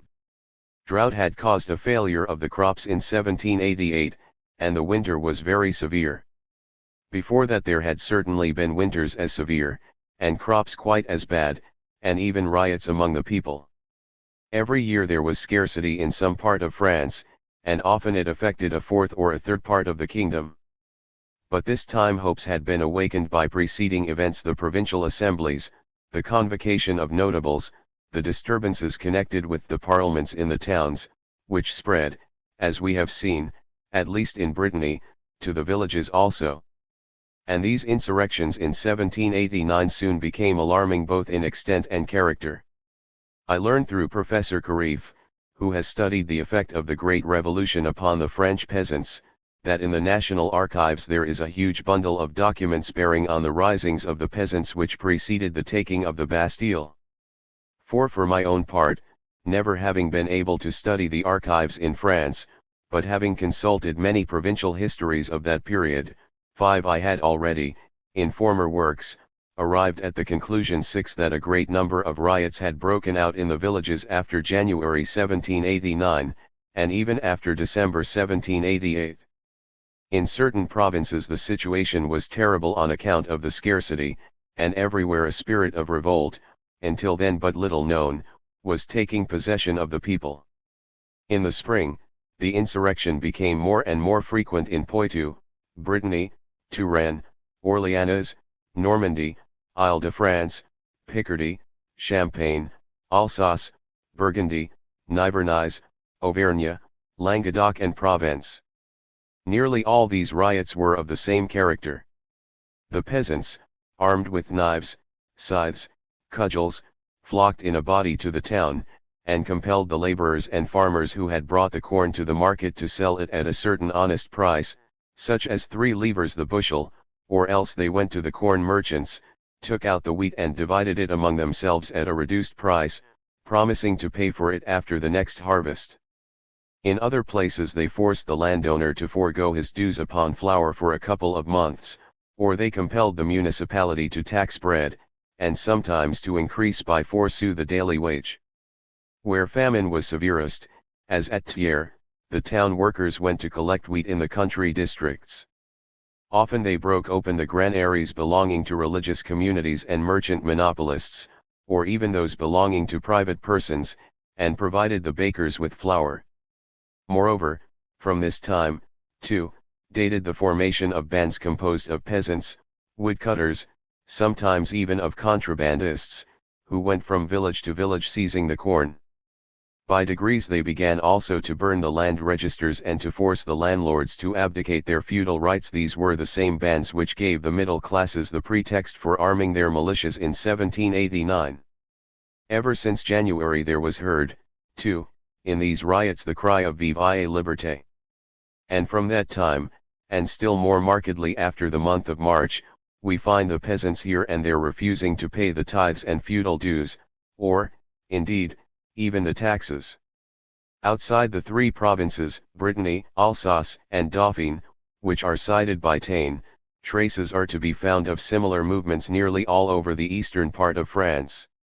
In the south, at Agde, after the riots of April 19, 20 and 21, the people foolishly persuaded themselves that they were everything, wrote the mayor and the consuls, and they may do everything according to the pretended will of the king concerning the equality of rank.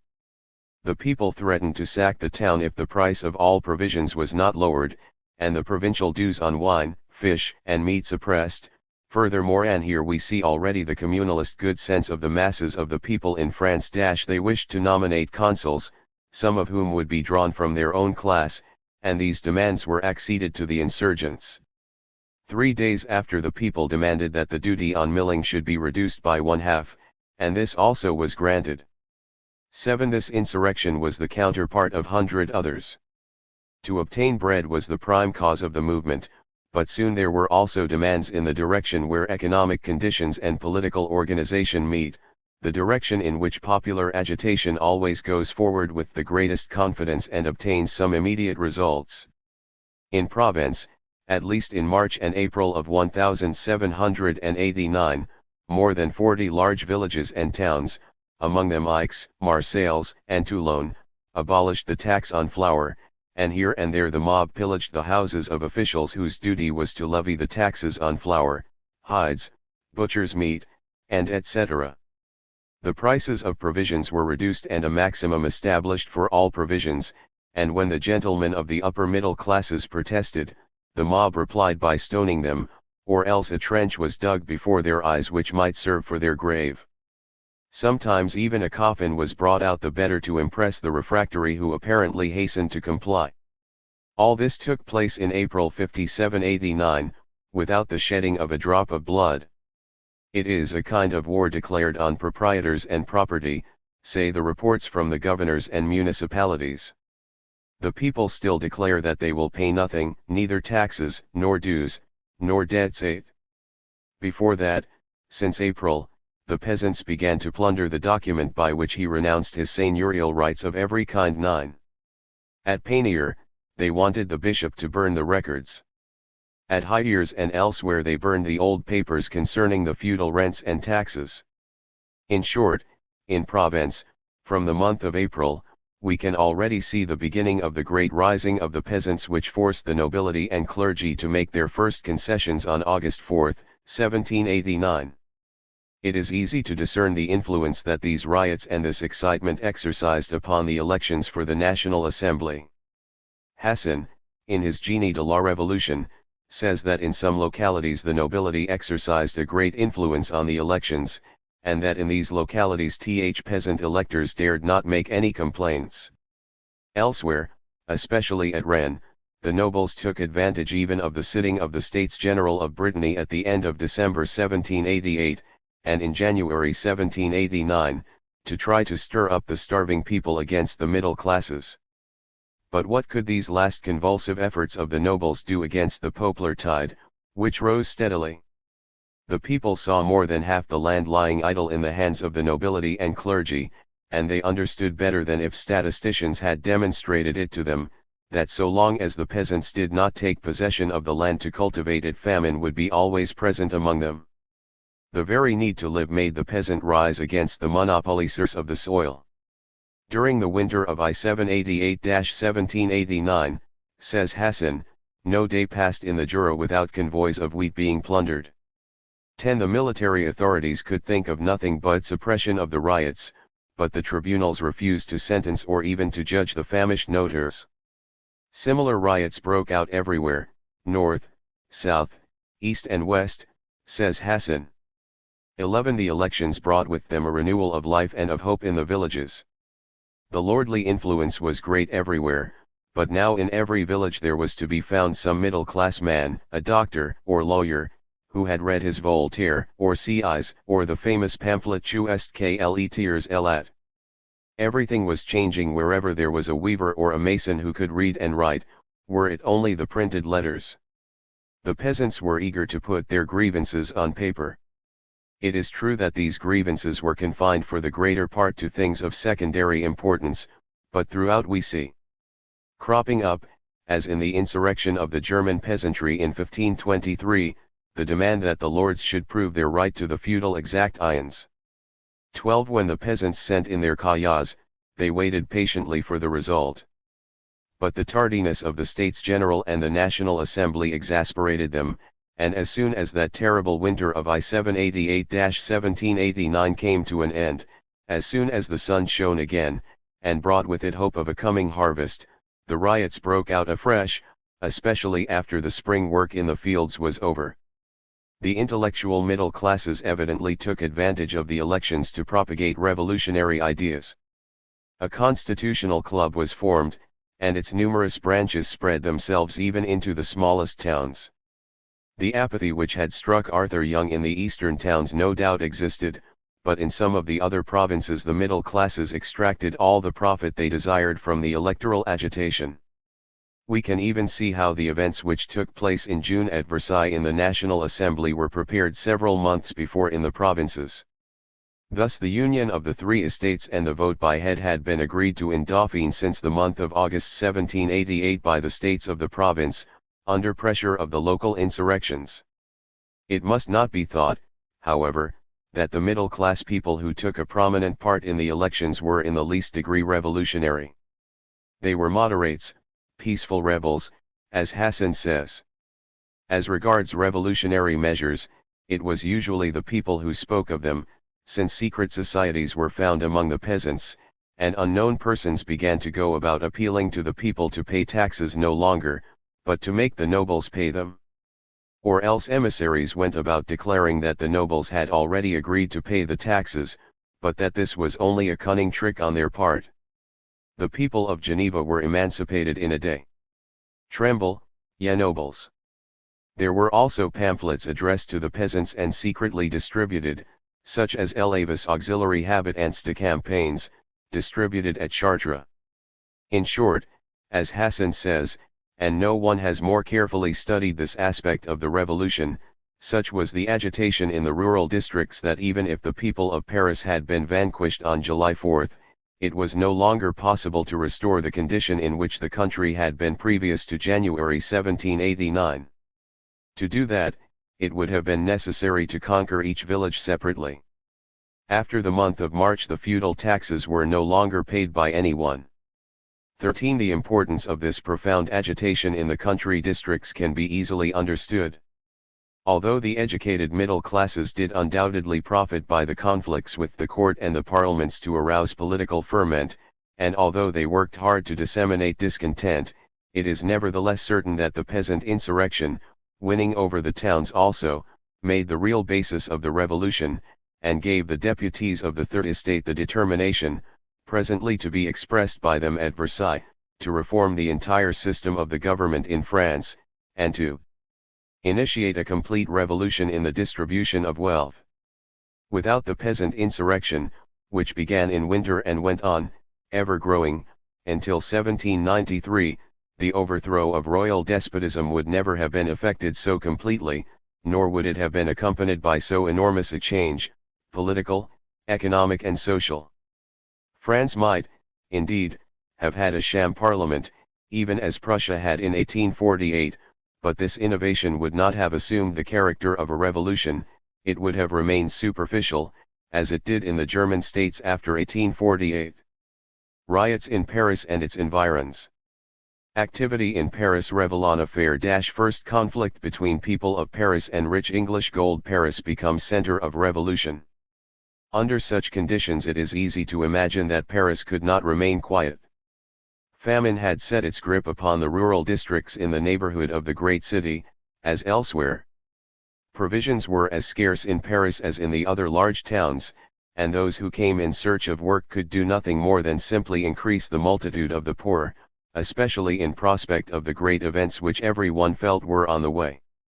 Towards the end of winter in March and April some hunger riots and pillagings of corn are mentioned in the reports of the governors of the provinces at Orleans, Cosnes, Rambouillet, Jouy, Pont Saint-Maxence, Bray-sur-Seine, Sens, Nangis, Viroflay, Montelheri, and C.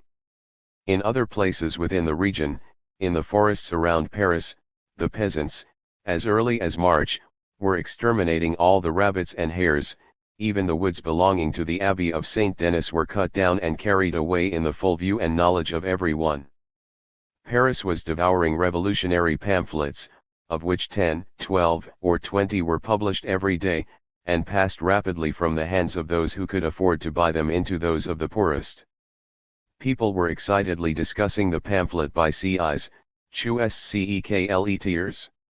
Rabaud de Saint-Étienne's Considerations sur les intérêts du tiers-état, which was tinctured with socialism, Les droits d'états généraux, by D'Intrigues, and 100 other less famous, but often more mordant. All Paris was becoming excited against the court and the nobles, and soon the middle-class revolutionaries went to the poorest suburbs and into the taverns on the outskirts to recruit the hands and the pikes that they needed to strike at royalty. Meanwhile, on April 28, the insurrection, known later as the Revillon affair, broke out, an affair which seemed like one of the forerunners of the great days of the Revolution. On April 27, the electoral assemblies met in Paris, and it seems that during the preparation of the caillas in the Faubourg Saint-Antoine there was a disagreement between the middle classes and the working men. The workers stated their grievances and the middle-class men replied with insults. Revillon, a paper manufacturer and stainer, formerly a workman himself, now by skillful exploitation come to be the employer of 300 operatives, made himself especially prominent by the brutality of his remarks. They have been repeated many times since. The working man can live on black bread and lentils, wheat is not for the likes of him, and c. Is there any truth in the connection which was made later on by the rich people, after the inquiry into the Revillon affair, between the insurrection itself, and this fact mentioned by the toll-keepers, who declared that an immense multitude of suspicious-looking poor people clothed in rags had entered Paris just at that time? On this point there can only be conjectures, vain conjectures after all. Given the prevalent state of mind, with revolt simmering in the neighborhood of Paris, was not Revillon's attitude towards the workers quite enough in itself to explain what happened the following day? On April 27, the people, infuriated by the opposition of the rich manufacturer and his brutal speeches, carried his effigy to the Place de la Grève for sentence and execution. At the Place Royale a rumor spread that the Third Estate had just condemned Revillon to death. But evening came, and the crowds dispersed, spreading terror among the rich by their cries, which resounded in the streets all through the night. Finally, on the morning of the 28th, the crowds went to Revillon's factory and compelled the workers to stop work. They then attacked the warehouse and plundered it. The troops arrived, and the people forthwith defied them by throwing stones, slates and furniture from the windows and the roof.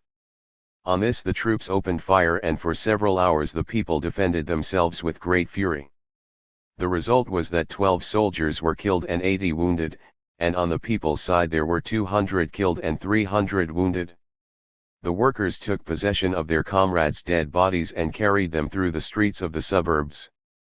Several days after a riotous mob of 500 or 600 men gathered at Villejuif, and tried to break open the doors of the Bicetre prison. Here, then, was the first conflict between the people of Paris and the rich, a conflict which produced a deep impression. It was the first sight of the people driven to desperation, a sight which exercised a powerful influence on the elections by keeping away the reactionaries. Needless to say that the gentlemen of the middle classes tried to prove that this outbreak was arranged beforehand by the enemies of France. Why should the good people of Paris have risen against a manufacturer? It was English money that incited them to revolt, said some, the gold of the aristocrats, said the middle-class revolutionaries. No one was willing to admit that the people revolted simply because they suffered, and had endured enough of the arrogance of the rich, who added insults to their sufferings. From that time we see the growth of the legend which later on was to be used to reduce the revolution to its parliamentary work, and to represent all the popular insurrections during the 4 years of the revolution as accidents, the work of brigands or of agents paid either by Pitt or by the party of reaction.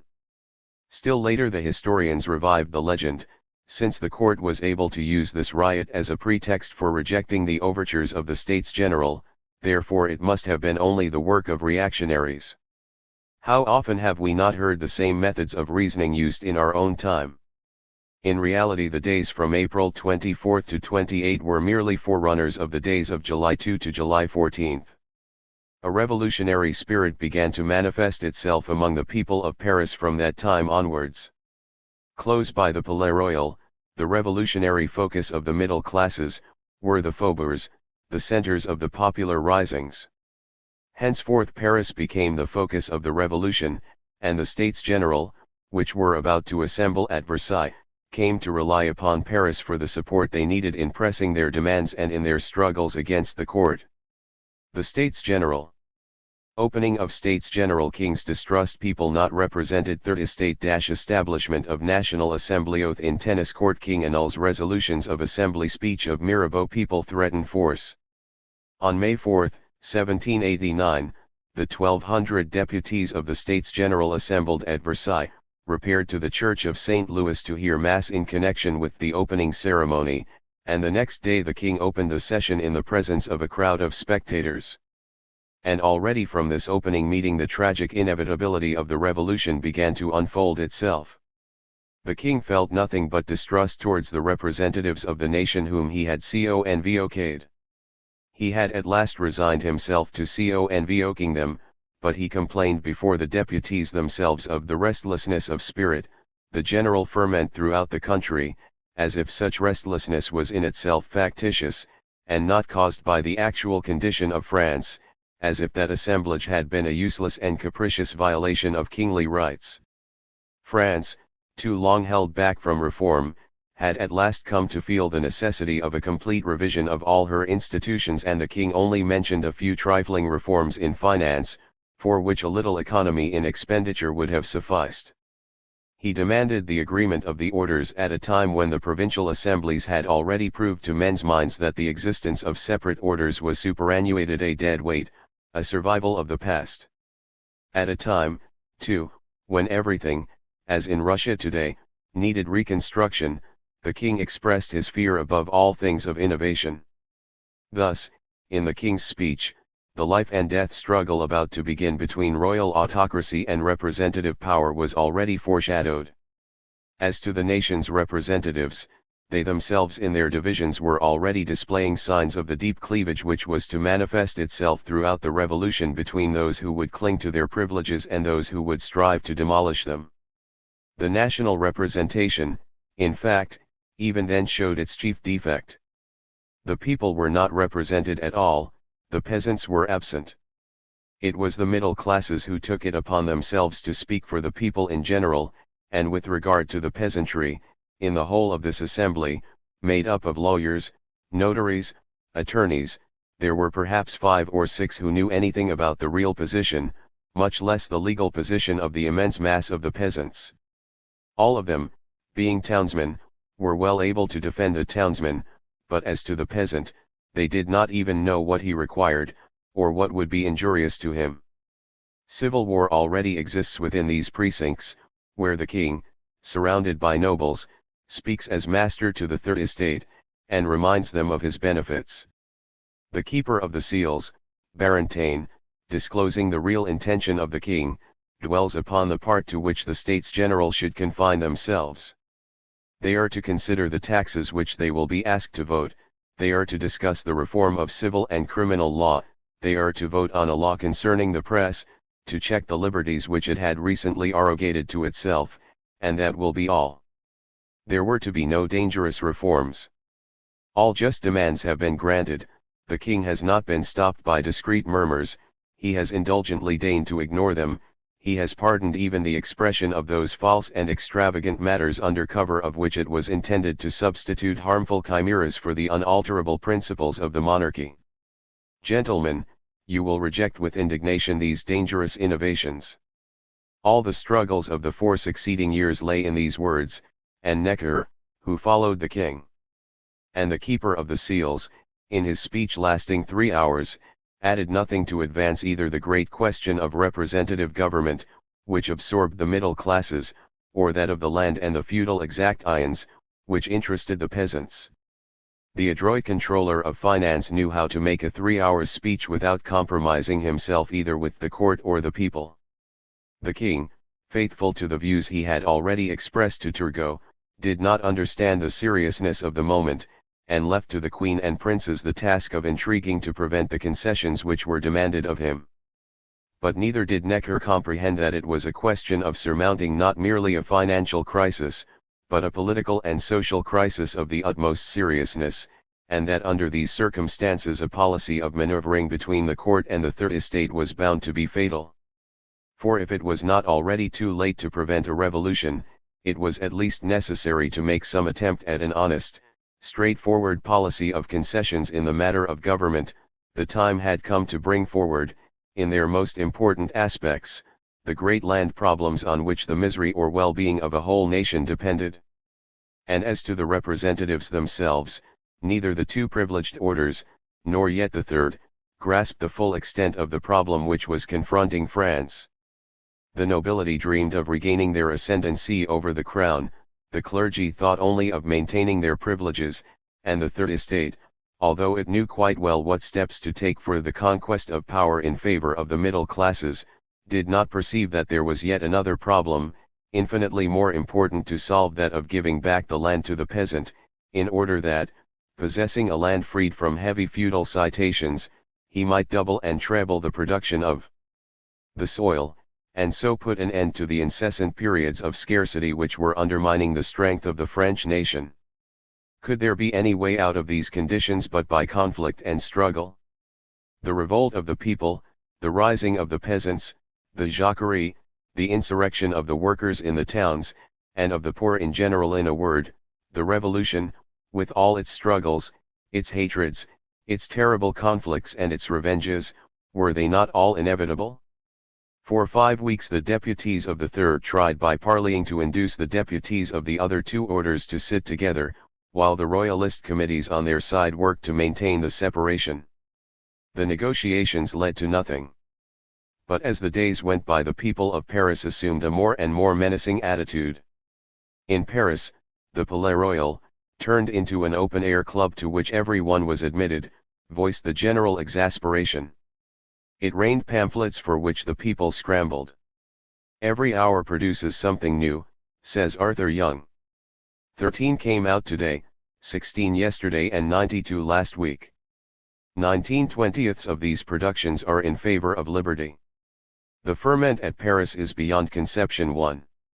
The orators who harangued openly in the streets, standing on a chair in front of a café, already spoke of seizing upon the palaces and chateaux of the noble landlords. One heard already, like the rumbling of a coming storm, threatening of the coming terror, while at Versailles the people collected at the doors of the Assembly to insult the aristocrats. The deputies of the Third felt that they were being supported. By degrees they grew bolder, and on June 17, upon a motion of Sieyes, they declared themselves at last a National Assembly. In this way the first step towards the abolition of the privileged classes was taken, and the people of Paris greeted this first step with thunderous acclamations. Thus encouraged, the Assembly voted that the established taxes, being illegal, should be levied only provisionally, and only for as long as the assembly sat. The people should not be any longer bound to pay them when once the assembly should be dissolved. A committee of subsistence was appointed to combat the famine, and capitalists were reassured by the assembly's consolidation of the national debt, an act of the greatest prudence at that moment, since the national representation had to maintain itself at any cost, and to disarm a power, the power of the money-lender, who would be dangerous if he took sides with the court. But this meant revolt against the royal authority. Accordingly the princes, d'Artois, Condé, and Conti, together with the keeper of the seals, began to plan a coup d'état. On a given day the king was to go in great state to the assembly.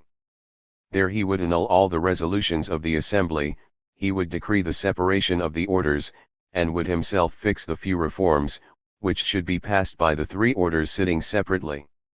And what did Necker, that perfect representative of the middle classes of the period, oppose to this stroke of authority, to the coup d'état prepared by the court? Compromise. He, too, wanted a display of authority, a royal session, and in this session the king was to grant the capitative vote without distinction between the three orders in the matter of taxes, but for everything concerning the privileges of the nobility and clergy separate sittings of the orders were to be maintained.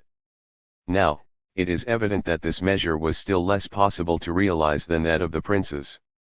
A coup d'état is not risked for a half measure, which, moreover, could not be maintained for more than a fortnight. How could taxation have been reformed without impinging on the privileges of the two superior orders? It was on June 20, therefore, that the deputies of the Third, emboldened by the more and more threatening attitude of the people in Paris, and even at Versailles, decided to resist the plans for dismissing the assembly, and for that purpose to bind themselves together by solemn oath. Seeing their assembly hall closed on account of the preparations that were being made for the royal session, they went in procession to a kind of private hall, the hall of the tennis court in the Rue Saint-François. A crowd emarched with the procession through the streets of Versailles, headed by Bailly. Some volunteer soldiers offered their services to mount guard for them. The enthusiasm of the crowds which surrounded them on all sides upheld the deputies. Arrived at the hall of the tennis court, excited and touched by a fine emotion, they all but one took a solemn oath not to separate before they had given France a constitution. No doubt these were but words, there was even something theatrical in this oath, but that matters little. There are moments when words are required to make hearts vibrate.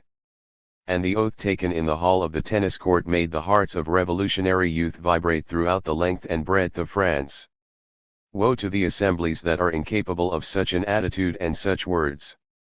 Besides, this act of courage on the part of the assembly bore immediate fruit.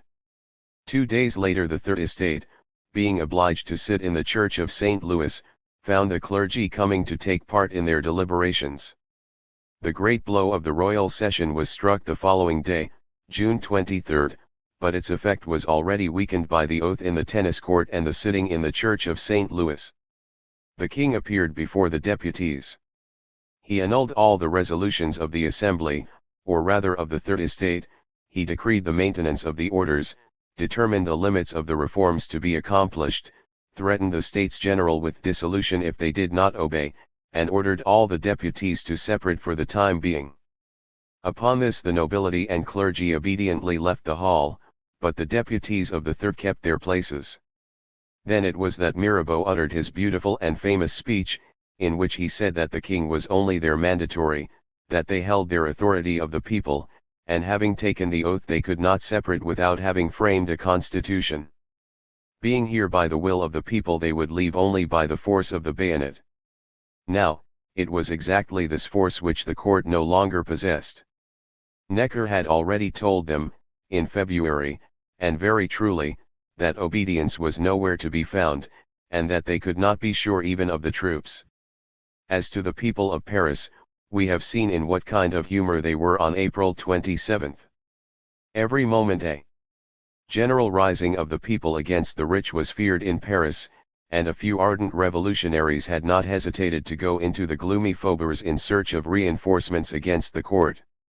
Even at Versailles, on the eve of the royal session, the people had almost killed a clerical deputy, the Abbé Mori, as well as D'Esprimenil, a deputy of the third, who had come over from the nobility.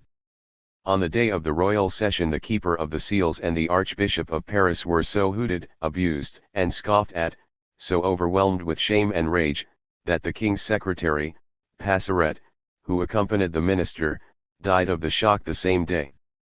On the 24th, the Bishop of Beauvais was nearly killed by a blow on the head from a stone. On June 25, the crowd hissed the deputies of the nobility and clergy.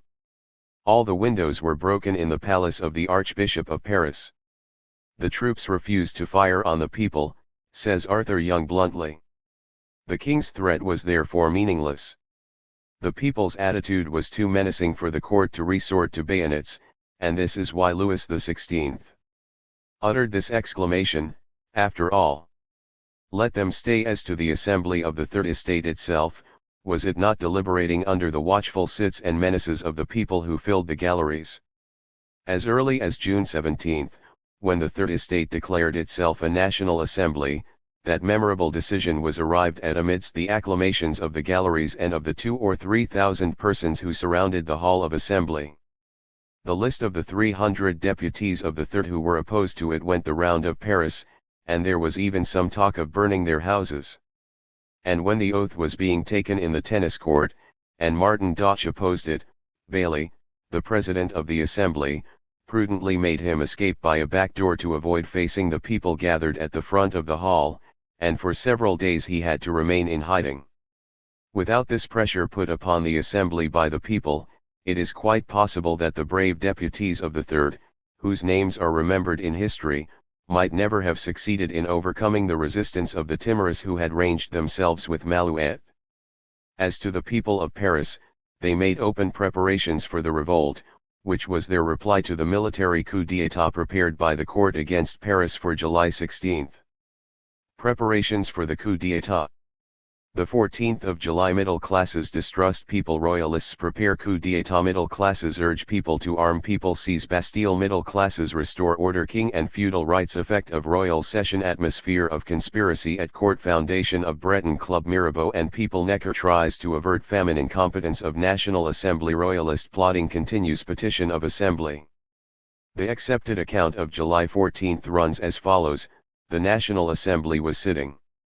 At the end of June, after 2 months of parleying and hesitations, the three orders were at last united. The power was slipping from the grasp of the court, which began, therefore, to prepare a coup d'état. Troops were summoned and massed round Versailles. They were to disperse the assembly and bring Paris to its senses.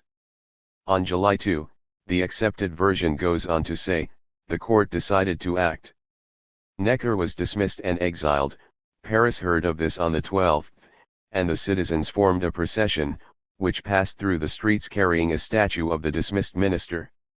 At the Palais Royal, Camille Desmoulins made his famous speech ending with an appeal to arms. The faubourgs rose and 50,000 pikes were forged in 36 hours. On the I4th the people marched upon the Bastille, which presently lowered its drawbridge and surrendered. The revolution had gained its first victory. Such is the usual account, which is repeated at the Republic's festivals. It is, however, only a half-truth.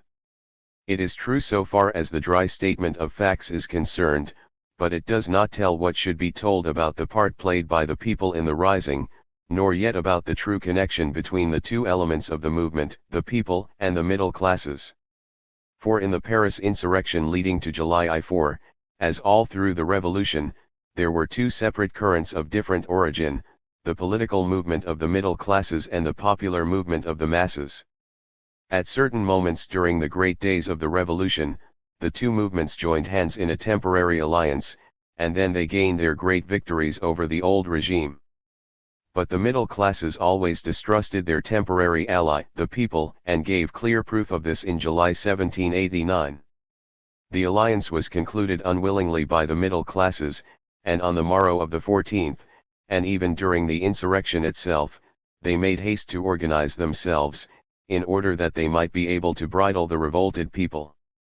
Ever since the Révillon affair, the people of Paris, suffering from scarcity, seeing bread grow dearer day by day, and deceived by empty promises, had been trying to revolt. But not feeling themselves supported, even by those of the middle classes who had become prominent in the struggle with royal authority, they could only chafe the bit. In the meantime, the court party, led by the Queen and the princes, decided to strike a great blow, which would put an end to the assembly and to the popular agitation in Paris. They concentrated troops whose attachment to the king and queen they stimulated by every means, and openly prepared a coup d'état against the assembly and against Paris. Then the assembly, feeling themselves threatened, gave free rein to those of their members and friends in Paris who wanted the appeal to the people, that is to say, the appeal for a popular rising. And the people of the faubourgs, desiring nothing better, responded to the appeal. They did not wait for the dismissal of Necker, but began to rise as early as July 8, and even on June 27. Taking advantage of this, the middle classes urged the people to open insurrection, and allowed them to arm themselves. At the same time they took care to be armed, too, so that they could control the popular outbreak and prevent its going too far. But as the insurrection gathered force, the people, contrary to the will of the middle classes, seized the Bastille, the emblem and support of the royal power, whereupon the middle classes, having meanwhile organized their militia, lost no time in suppressing the men with pikes and re-establishing order. That is the twofold movement which has to be described. We have seen that the purpose for holding the royal session of June 23 was to declare to the States General that they were not the power they wished to be, that the absolute power of the king remained unimpaired, that there was nothing for the States General to change in it, and that the two privileged orders, the nobility and the clergy, would of themselves enact whatever concessions they should deem useful for a more just distribution of the taxes. The benefits which were to be granted to the people would come therefore from the king in person, and those benefits would be the abolition of statute labor, in great part already accomplished, of mortmain and of franc fief, restriction of the game laws, the substitution of a regular enlistment instead of drawing lots for the militia, the suppression of the word taille and the organization of the provincial authorities. All this, however, belonged to the realm of empty promises, or indeed was but the mere naming of reform, for all that these reforms implied, all the substance for making these changes, had still to be provided, and how could it be provided without laying the axe to the privileges of the two superior orders? But the most important point in the royal speech, since the whole revolution was soon to turn upon the matter, was the king's declaration concerning the inviolability of the feudal rights. He declared that the tithes, redemptions, rents of all kinds and seigneurial and feudal rights were property rights absolutely and forever inviolable. By such a pronouncement the king was evidently placing the nobility on his side against the Third Estate. But to make a promise of this extent was to circumscribe the revolution in advance, in such a way as to render it powerless to accomplish any substantial reform in the finances of the state and in the entire internal organization of France. It meant maintaining intact the old France, the old regime, and we shall see later how, in the course of the revolution, royalty and the maintenance of feudal rights, the old political form and the old economic form came to be associated in the mind of the nation. It must be admitted that this manoeuvre of the court succeeded up to a certain point. After the royal session the nobility accorded the king, and especially the queen, an ovation at the palace, and the next day there remained only 47 nobles who adhered to the two other orders. Only a few days later, when the rumor spread that 100,000 Parisians were marching on Versailles, the people at the palace were in a state of general consternation at hearing this news, and on an order from the king, confirmed by the weeping queen, for the nobility no longer relied upon the king, most of the nobles rejoined the representatives of the clergy and the Third Estate. But even then they scarcely concealed their hope of soon seeing those rebels dispersed by force.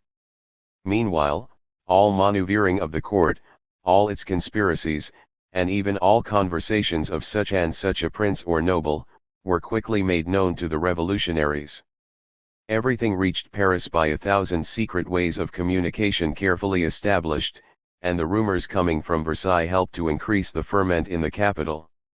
The moment always arrives when those in power can no longer depend even upon their servants, and such a moment had come at Versailles.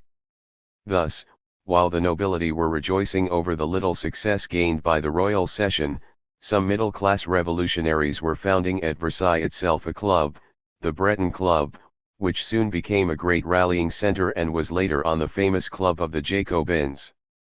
To this club the servants, even those of the king and queen, went to report what was said behind closed doors at the court. Some Breton deputies, among them Le Chapelier, Glezan, and Langelnaeus, were the founders of this Breton club, and Mirabeau, the Duc d'Aiguillon, Sieyes, Barnave, Petillon, the Abbé Grégoire and Robespierre were members of it. Since the States General had been sitting at Versailles, the greatest excitement prevailed in Paris. The Palais Royal, with its gardens and cafés, had become an open-air club, whither 10,000 persons of all classes went every day to exchange news, to discuss the pamphlets of the hour, to renew among the crowd their ardor for future action, to know and to understand one another. Here flocked together the lower middle classes and the intellectuals. All the rumors, all the news collected at Versailles by the Breton Club, were immediately communicated to this open-air club of the Parisians. Thence the rumors and news spread to the faubourgs, and if sometimes on the way fiction was added to fact, it was, as is often the case with popular legends, truer than the truth itself, since it was only forestalling, and revealing under the guise of legend, the secret springs of action, and intuitively judging men and things often more correctly than do the wise. Who better than the obscure masses of the faubourgs knew Marie Antoinette, the Duchesse de Polignac, the perfidious king and the treacherous princes? Who has understood them better than the people did? Ever since the day following the royal session, the great city was simmering with revolt. The Hôtel de Ville had sent congratulations to the Assembly. The Palais Royal had forwarded an address couched in militant language. For the famished people, despised and rejected until then, the popular triumph was a gleam of hope, and insurrection represented in their eyes the means of procuring the bread they needed. At the time when the famine was growing more and more severe, and even the supply of bad flour, yellow and burnt, reserved for the poor, continually failed, the people knew that in Paris and the vicinity there was enough food to feed everybody, and the poor said to one another that without an insurrection the monopolists would never leave off starving the people. But, as the murmurs of the people in their dark quarters grew louder, the Paris middle classes and the representatives of the people at Versailles became more and more alarmed about a possible rising in the provinces. Better the king and court than the people in revolt. To the very day the three orders were united, June 27, after the first victory of the Third Estate, Mirabeau, who until then was appealing to the people, separated himself completely from them, and advocated the separation of the representatives from them. He even warned the members to be on their guard against seditious auxiliaries. In this we can already see the future program of the Gironde evolving in the Assembly. Mirabeau wished the Assembly to contribute to the maintenance of order, to the public tranquility, to the authority of the laws and their ministers. He went even further. He wanted the deputies to rally round the king, saying that the king meant well. If it happened that he did any wrong, it was only because he was deceived and badly advised. The Assembly loudly applauded this speech.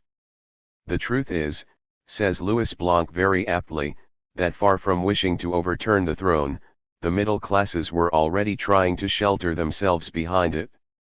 Deserted by the nobility, it was in the ranks of his commons, at one time so obstinate, that Louis XVI would have found his most faithful and most alarmed servitors. He was ceasing to be the king of gentlemen, he was becoming the king of the property owners. This primordial defect in the revolution weighed it down, all the time, as we shall see, up to the moment when reaction got the upper hand. The distress in the city, however, increased from day to day. It is true that Necker had taken measures to avert the dangers of a famine. On September 7, 1788, he had suspended the exportation of corn, and he was protecting the importation by bounties. 70 million livres were expended in the purchase of foreign wheat. At the same time he gave widespread publicity to the decree of the King's Council of April 23, 1789, which empowered judges and officers of the police to visit private granaries to make an inventory of the grain, and in case of necessity to send the grain to market. But the carrying out of these orders was confided to the old authorities and no more need be said. Now in July the government was giving bounties to those who brought wheat to Paris, but the imported wheat was secretly re-exported, so that it could be brought in again and so obtain the bounty a second time. In the provinces, monopolists were buying up the corn with a view to these speculations. They bought up even the standing crops. It was then that the true character of the National Assembly was revealed. It had been worthy of admiration, no doubt, when it took the oath in the tennis court, but above all things it still maintained towards the people a middle-class attitude. On July 4, when the report of the Committee of Subsistence was presented, the Assembly discussed the measures to be taken for guaranteeing food and work to the people. They talked for hours and made proposition after proposition. Pétion proposed a loan, others proposed authorizing the provincial assemblies to take the necessary measures, but nothing was decided, nothing undertaken. And, when one of the members raised the question of the speculators and denounced some of them, he had the entire assembly against him. 2 days later, July 6, Bush announced that the culprits were known, and that a formal accusation would be made the next day. A general panic took possession of the assembly, says Gorses, in the Courrier de Versailles et de Paris, which he had just started. But the next day came and not a word more was uttered on this subject. The affair was suppressed in the interim. Why? For fear as subsequent events go to prove of compromising revelations. In any case, so much did the Assembly fear the popular outbreak, that on the occasion of a riot in Paris, on June 30, after the arrest of the 11 French guards who had refused to load their muskets to fire on the people, the Assembly voted an address to the King, conceived in the most servile terms and protesting its profound attachment to the royal authority. 3. However grudgingly the King might have consented to give the middle classes the smallest share in the government, they would have rallied to him and helped with all their power of organization to keep the people down. But and let this serve as a warning in future revolutions in the life of the individual, of parties, and even of institutions, there is a logic which is beyond anyone's power to change. The royal despotism could not come to terms with the middle classes, who demanded from it their share in the government. It was logically destined to fight them, and once the battle began it had to succumb and yield its place to representative government, the form which was best suited to the rule of the middle classes.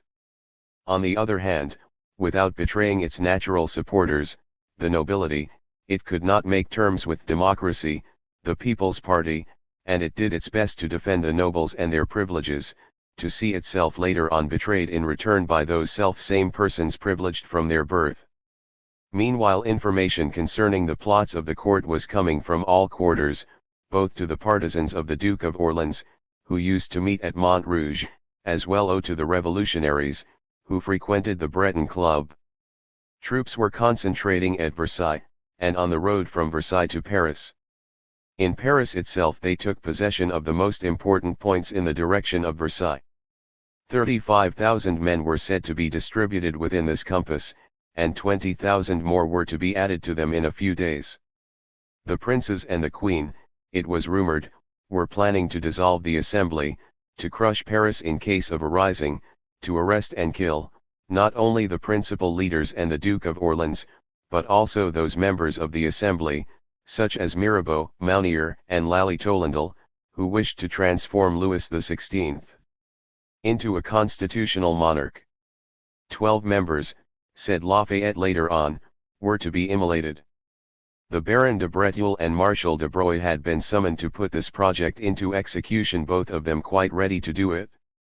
If it is necessary to burn Paris, Paris will be burnt, said the former. As to Marshal de Broglie, he had written to the Prince de Condé that a whiff of grape shot would soon disperse these argufiers and restore the absolute power which is going out, in place of the republican spirit which is coming in. For it must not be believed that those rumors were only idle tales, as some reactionary historians have asserted. The letter of the Duchess de Polignac, addressed on July 12 to Fleselles, the provost of the merchants, which was found later on, and in which all the persons implicated were mentioned under assumed names, is sufficient proof of the plot hatched by the court for July 16. If there could still be any doubt on this matter, the words addressed to Dumouriez at Caen on July 10 by the Duchess de Beuvrin, in the presence of 60 exulting nobles, should suffice to prove it. "Well, Dumouriez," said the Duchess, "do you not know the great news? Your friend Necker is turned out, and the result is that the king reascends the throne and the assembly is dispersed. Your friends, the 47, are at this very moment in the Bastille, perhaps, with Mirabeau, Turgot, and 100 or so of those insolent fellows of the Third Estate, and for certain Marshal de Broglie is in Paris with 30,000 men. 5. The Duchess was mistaken. Necker was not dismissed until the 11th, and Broglie took care not to enter Paris. But what was the assembly doing then? It was doing what assemblies have always done, and always will do. It decided on nothing. What could it decide? The very day that the people of Paris began to rise, that is, on July 8, the assembly charged no other than Mirabeau, the people's tribune, with the drawing up of a humble petition to the king, and while praying the king to withdraw the troops, the assembly filled their petition with the grossest adulation. It spoke of a people who dearly loved their king, and thanked heaven for the gift bestowed upon them in his love. How many times similar words and flatteries will be addressed to the king by the representatives of the people during the progress of the revolution? The fact is that the revolution cannot be understood at all if these repeated efforts on the part of the propertied classes to win over royalty to their side as a buckler against the people are passed by unnoticed. All the dramas which will be enacted later on, in 1793, within the Convention, were already contained in germ in this petition from the National Assembly, signed but a few days before July 14. Paris on the eve of the 14th. Revolution centered in Paris, not in Assembly. Paris ready to rise. Districts organize people. Arrest of soldiers of Gardes Françaises. Scarcity of bread. Fury of people increases. Dismissal of Necker. Camille Desmoulins appeals to arms. Struggle begins. Tocsin rung. People procure food and arms. Permanent committee instituted. Formation of National Guard. Middle classes try to disarm people. The attention of the historians is generally absorbed by the National Assembly. The representatives of the people assembled at Versailles seem to personify the revolution, and their last words or acts are chronicled with pious devotion. Nevertheless, it was not there that the passionate heart of the revolution was throbbing during those July days, it was throbbing in Paris. Without Paris, without her people, the assembly was naught. If the fear of Paris in revolt had not restrained the court, the assembly would have been most certainly dispersed, as has been seen so many times since on the 8th Brumaire and December 2 in France, and also recently in Hungary and in Russia. No doubt the deputies would have protested, no doubt they would have uttered some fine speeches, and some of them perhaps might have tried to raise the provinces, but without a people ready to rise, without a preliminary revolutionary work accomplished among the masses, without an appeal to the people for revolt made direct from man to man and not by manifestos, a representative assembly can do little when it has to face an established government backed by its legions of functionaries and its army. Fortunately, Paris was awake. Whilst the National Assembly slumbered in fancied security, and on July 10 tranquilly resumed the discussion on the scheme for a constitution, the people of Paris, to whom the boldest and most clear-sighted of the middle classes had at last appealed, prepared for insurrection. Details of the military trap which the court was preparing for the I6th were repeated in the faubourgs. Everything was known, even the king's threat to retire to Soissons and deliver up Paris to the army, and Paris, La Grande Fournaise organized itself in its various sections to answer force by force. The seditious auxiliaries with which Mirabeau had threatened the court had been appealed to indeed, and in the gloomy wine shops of the suburbs the Paris proletarians discussed the means of saving the country. They armed themselves as best they could. Hundreds of patriotic agitators, unknown persons, of course, did everything to keep up the ferment and to draw the people into the streets. Squibs and fireworks were, According to Arthur Young, one of the means used, they were sold at half price, and whenever a crowd collected to see the fireworks let off at a street corner, someone would begin to harangue the people, tell them news of the court plots.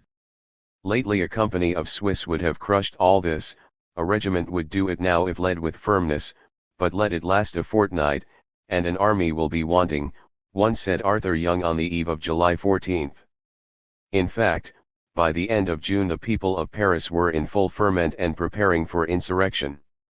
At the beginning of the month there had already been riots on account of the dearness of corn, writes Hardy, the English bookseller, and if Paris remained calm until the 25th, it was only because, until the royal session, the people were always hoping that the assembly would do something. But since the 25th, Paris understood already that no other hope remained but insurrection. One party of Parisians marched that day towards Versailles, ready to fight the troops. In Paris itself, bands were formed prepared to proceed to the direst extremities, as we read in the secret notes addressed to the Minister of Foreign Affairs, which were published by Hassan. The people have been in commotion all night, they have made bonfires and let off a prodigious number of rockets in front of the Palais Royal and the General Controller's office. They were shouting, "Long live the Duke of Orleans." The same day, the 25th, soldiers of the French Guards deserted their barracks, fraternizing and drinking with the people, who carried them off to various quarters, shouting through the streets as they passed. Abbas la calotte. Meanwhile the districts of Paris, that is, the primary bodies of electors, especially those of the workmen's quarters, assembled regularly and took measures for organizing resistance in Paris. The districts were kept in touch with each other, and their representatives made repeated efforts to constitute an independent municipal body. Even on the 25th Bonneville appealed to arms at an assembly of the electors, and proposed that they should form themselves into a commune, quoting historical precedent to give weight to his proposal. The next day, after having met first in the Museum, Rue Dauphine, the representatives of the districts at last transferred themselves to the Hôtel de Ville, and on July I they were already in their second session, a verbatim report of which is given by Hassan. Thus they constituted the Permanent Committee, which we shall see acting on the day of July 14. On June 30, a simple incident, the arrest of 11 soldiers of the Gardes Françaises, who had been sent to the Abbaye prison for refusing to load their muskets, sufficed to cause a serious riot in Paris. When Loustalot, editor of the Révolutions de Paris, mounted a chair in front of the Café Foy in the Palais Royal, and harangued the crowd on this matter, 4,000 men went immediately to the Abbaye and set the arrested soldiers at liberty.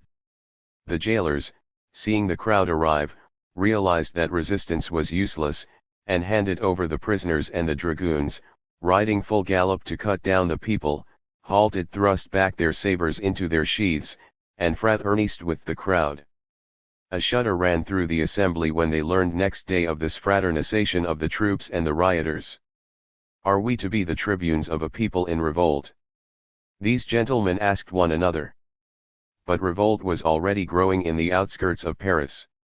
At Nangus the people had refused to pay the taxes, so long as they were not fixed by the assembly, and as there was a scarcity of bread, only 2 bushels of wheat were sold to each buyer, and the people were in an uproar. The market was surrounded by dragoons. But notwithstanding the presence of the troops there were several riots at Nangus and in other little towns on the outskirts. The people quarrel with the bakers, says Young, and then run away with the bread and wheat for nothing. The Mercure de France, July 27, even mentions some attempts made in several places, especially at Saint Quentin, to cut the green crops, so great was the scarcity.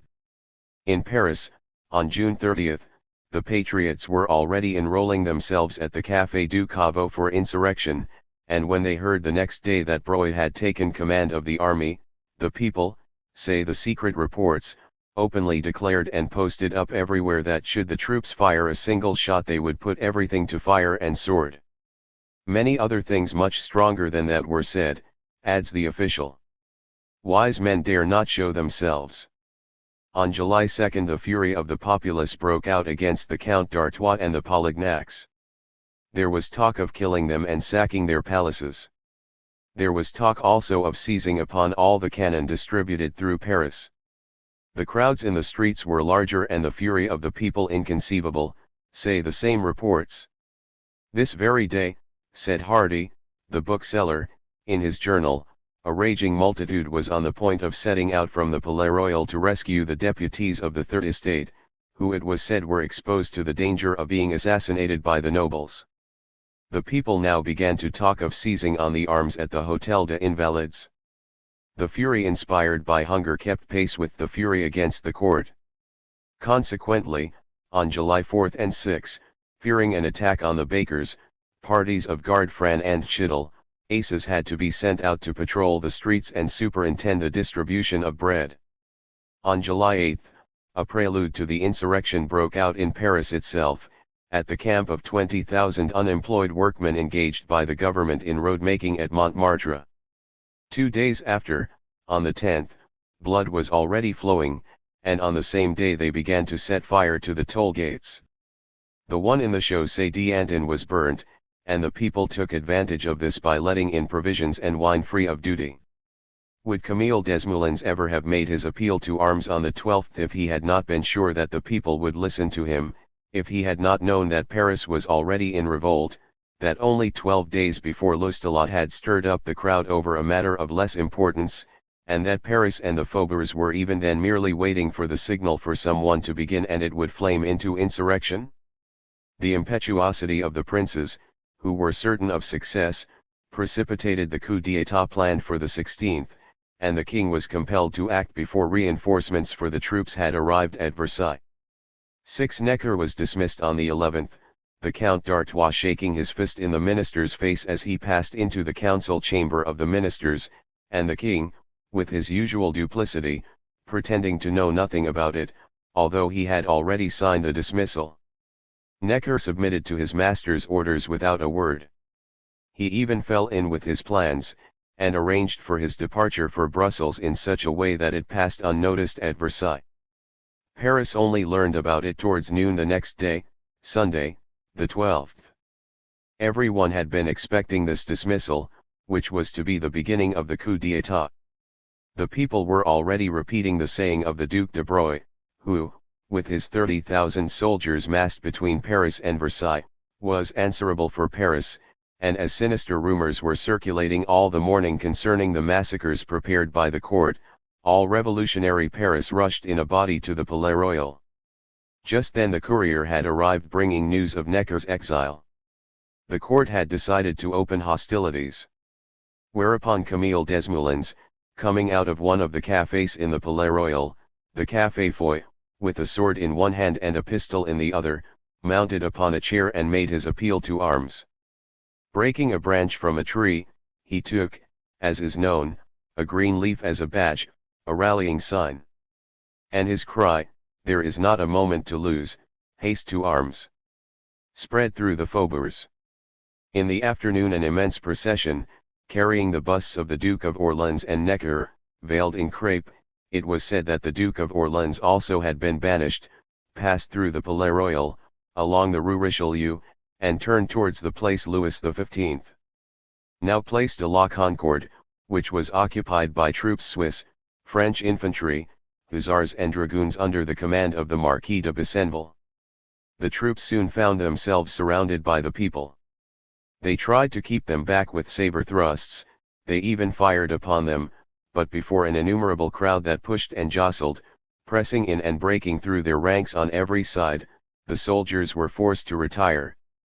From other sources we learned that the French guards fired a few shots at the Royal German regiment, which adhered to the king, and that the Swiss refused to fire on the people. Besenval, who seems not to have had much confidence in the court, withdrew, therefore, before an overwhelming torrent of the people and went to camp on the Champ de Mars. 5. Thus the struggle began. But what would be the final outcome of it if the troops, still faithful to the king, received orders to march on Paris? In this eventuality, the middle classes decided to accept, with reluctance, the supreme measure, the appeal to the people. The tocsin was rung throughout Paris, and the faubourgs began to forge pikes. 7. By degrees armed men began to appear in the streets. All night long men of the people compelled the passers-by to give them money to buy powder. The toll gates were in flames. All the gates on the right bank, from the Faubourg Saint-Antoine to that of Saint-Honore, as well as those at Saint-Marcel et Saint-Jacques, were burnt, and provisions and wine entered Paris freely.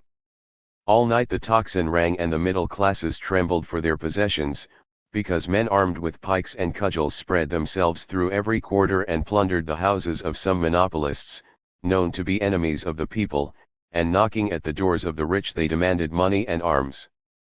The next day, the 13th, the people went first of all to the places where there was food. They attacked the monastery of Saint Lazare, with cries of bread, bread. 52 carts were laden with flour, which, instead of being emptied then and there, were dragged to the Halles, so that the food might be used by everyone. It was to the Halles that the people also sent the provisions let into Paris without paying duty. 8. At the same time the people seized the prison of La Force, where debtors were imprisoned, and the liberated prisoners went about the city thanking the people, but an outbreak of prisoners in the Châtelet was quelled, apparently by some of the middle classes who had armed in hot haste and were already patrolling the streets. By 6 o'clock the middle-class militia were already formed and marching towards the Hôtel de Ville, and at 10 o'clock that evening, says Hassan, they were on duty. Taine and his followers, faithful echoes of the fears of the middle class, try to make us believe that, on the 13th, Paris was in the hands of thieves. But this allegation is contradicted by all contemporary evidence. There were, no doubt, wayfarers stopped by men with pikes, who demanded money to procure arms, and there were also, on the nights between the 12th and 14th, armed men who knocked at the doors of the well-to-do to ask for food and drink, or for arms and money. It is also averred that there were attempts at pillage, since 2 credible witnesses mention persons executed at night, between the 13th and 15th, for attempts of that kind. 9. But here, as elsewhere, Taine exaggerates. Whether the modern middle-class Republicans like it or not, it is certain that the revolutionaries of 1789 did appeal to the compromising auxiliaries of whom Mirabeau spoke. They went to the hovels on the outskirts to find them. And they were quite right to do so, because even if there were a few cases of pillaging, most of these auxiliaries, understanding the seriousness of the situation, put their arms at the service of the general cause, much more than they used them to gratify their personal hatreds or to alleviate their own misery. It is at any rate certain that cases of pillage were extremely rare. On the contrary, the spirit of the armed crowds became very serious when they learned about the engagement that had been entered into by the troops and the middle classes. The men with the pikes evidently looked upon themselves as the defenders of the town, upon whom a heavy responsibility rested. Marmontel, a declared enemy of the revolution, nevertheless notices this interesting feature. The thieves themselves, seized with the general terror, committed no depredations. The armorers' shops were the only ones broken open, and only arms were stolen, he says in his memoirs. And when the people brought the carriage of the Prince de Lambesc to the Place de la Grève to burn it, they sent back the trunk and all the effects found in the carriage to the Hôtel de Ville. At the Lazarite monastery the people refused money and took only the flour, arms, and wine, which were all conveyed to the Place de la Grève. Nothing was touched that day, either at the treasury or at the bank, remarks the English ambassador in his account. What is quite true is the fear felt by the middle classes at the sight of these men and women, ragged, pinched with hunger and armed with clubs and pikes of all shapes. The terror inspired by these specters of famine thronging the streets was such that the middle classes could not get over it. Later on, in 1791 and 1792, even those among them who wanted to put an end to royalty preferred reaction, rather than make a fresh appeal to the popular revolution. The memory of the famished people swarming in the streets of whom they had caught a glimpse on July 12, 13 and 14 haunted them. Arms was the cry of the people after they had found a little bread. They sought everywhere for them, without finding any, while night and day in the faubourgs pikes of every kind were being forged from any iron that came to hand. The middle classes, meanwhile, without losing a moment, were constituting their executive power in the municipality at the Hôtel de Ville, and their militia. We know that the elections for the National Assembly took place in 2 degrees, but the elections over, the electors of the Third Estate, to whom were added some of the electors of the clergy and of the nobility, had continued to meet at the Hôtel de Ville, since June 27, with the authorization of the town council and the ministers for Paris. Now these electors took the lead in organizing the middle-class militia. We have already seen them holding their second sitting on July I. On July 12 they instituted a permanent committee, presided over by Flesselis, the provost of the merchants, and they decided that each of the 60 districts should choose 200 well-known citizens, capable of bearing arms, which should form a body of militia numbering 12,000 men, to watch over the public safety. This militia was to be increased in 4 days to a total of 48,000 men. Meanwhile the same committee was trying to disarm the people. In this way, Louis Blanc says very truly, the middle classes obtained for themselves a Praetorian Guard of 12,000 men, and at the risk of supporting the court they wanted to disarm the mass of the people. Instead of the green badge of the earlier days, this militia had now to wear the red and blue cockade, and the permanent committee took measures to prevent the people, who were arming themselves, from invading the ranks of this militia. It was decreed that anyone with arms and wearing the red and blue cockade, without having been registered in one of the districts, should be brought for judgment before the committee. The general commandant of this National Guard had been nominated by the permanent committee on the night of July 13 and 14, he was a noble, the Duc d'Aumont. He would not accept the post, and another nobleman, the Marquis de La Salle, who had been nominated second in command, took his place. In short, while the people were forging pikes and arming themselves, while they were taking measures to prevent the ammunition from being sent out of Paris, while they were seizing the breadstuffs and sending them to the Halles or to the Place de la Grève, while on the 14th they were constructing barricades to prevent the troops entering Paris, and had seized the arms at the Hôtel des Invalides and were marching in a body towards the Bastille to compel it to capitulate, the middle classes were mainly preoccupied in taking measures for keeping the newly acquired power entirely in their own hands. They constituted the middle-class Commune of Paris, which tried to restrain the popular movement, and at the head of this commune they placed Flesselis, the provost of the merchants, who was corresponding with the Duchess de Polignac about checking the insurrection in Paris. We know, indeed, that on the 13th, when the people went to ask Flesselis for arms, he sent them boxes containing old linen instead of muskets, and the next day he used all his influence to prevent the people from taking the Bastille. Thus began on the side of the adroit middle-class leaders the system of betraying the revolution, which, as we shall see, developed so much during the next few years. The taking of the Bastille. A Bastille. Importance. Of Bastille. Popular hatred of prison guns taken from Hôtel des Invalides. Deputation sent to Doullani attack on Bastille begins. Defenders fire on people. Another deputation sent firing continues. Cannon arrives for people. Garrison capitulates. Deaths of Doullani and Flesselis. First victory of people. From the dawn of July 14, the attention of the Paris insurrection was directed upon the Bastille, that gloomy fortress with its solid towers of formidable height which reared itself among the houses of a populous quarter at the entrance of the Faubourg Saint-Antoine. Historians are still inquiring how the thoughts of the people came to be turned in this direction, and some of them suggest that it was the permanent committee at the Hôtel de Ville, who wanted to furnish an objective for the insurrection in directing it against this emblem of royalty. There is nothing, however, to confirm this supposition.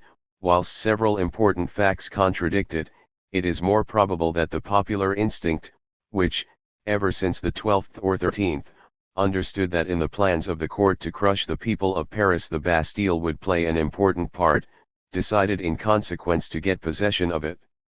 We know, indeed, that in the west the court had Besenval camped with his 30,000 men in the Champ de Mars, and that in the east it relied for support upon the towers of the Bastille, with their cannon trained on the revolutionary Faubourg Saint-Antoine and its principal thoroughfare, as well as on that other great artery, the Rue Saint-Antoine, which leads to the Hôtel de Ville, the Palais Royal and the Tuileries. The importance of the Bastille was, therefore, only too evident, and from the morning of the 14th, according to the Du Amos de la Ibert, the words "à la Bastille" flew from mouth to mouth from one end of the town to the other.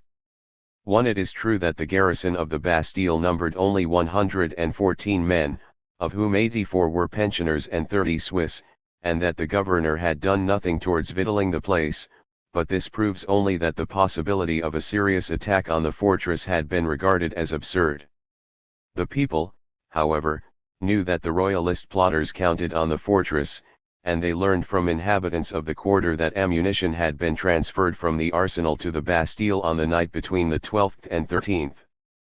They perceived, also, that the governor, the Marquis de Launay, had already placed his cannon in position on the morning of the 14th, so that the people could be fired on if they massed themselves in the direction of the Hôtel de Ville.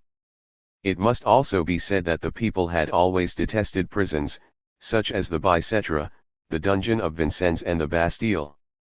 During the riots of 1783, when the nobility protested against arbitrary imprisonments, the minister Bretuel decided to abolish incarceration at Vincennes.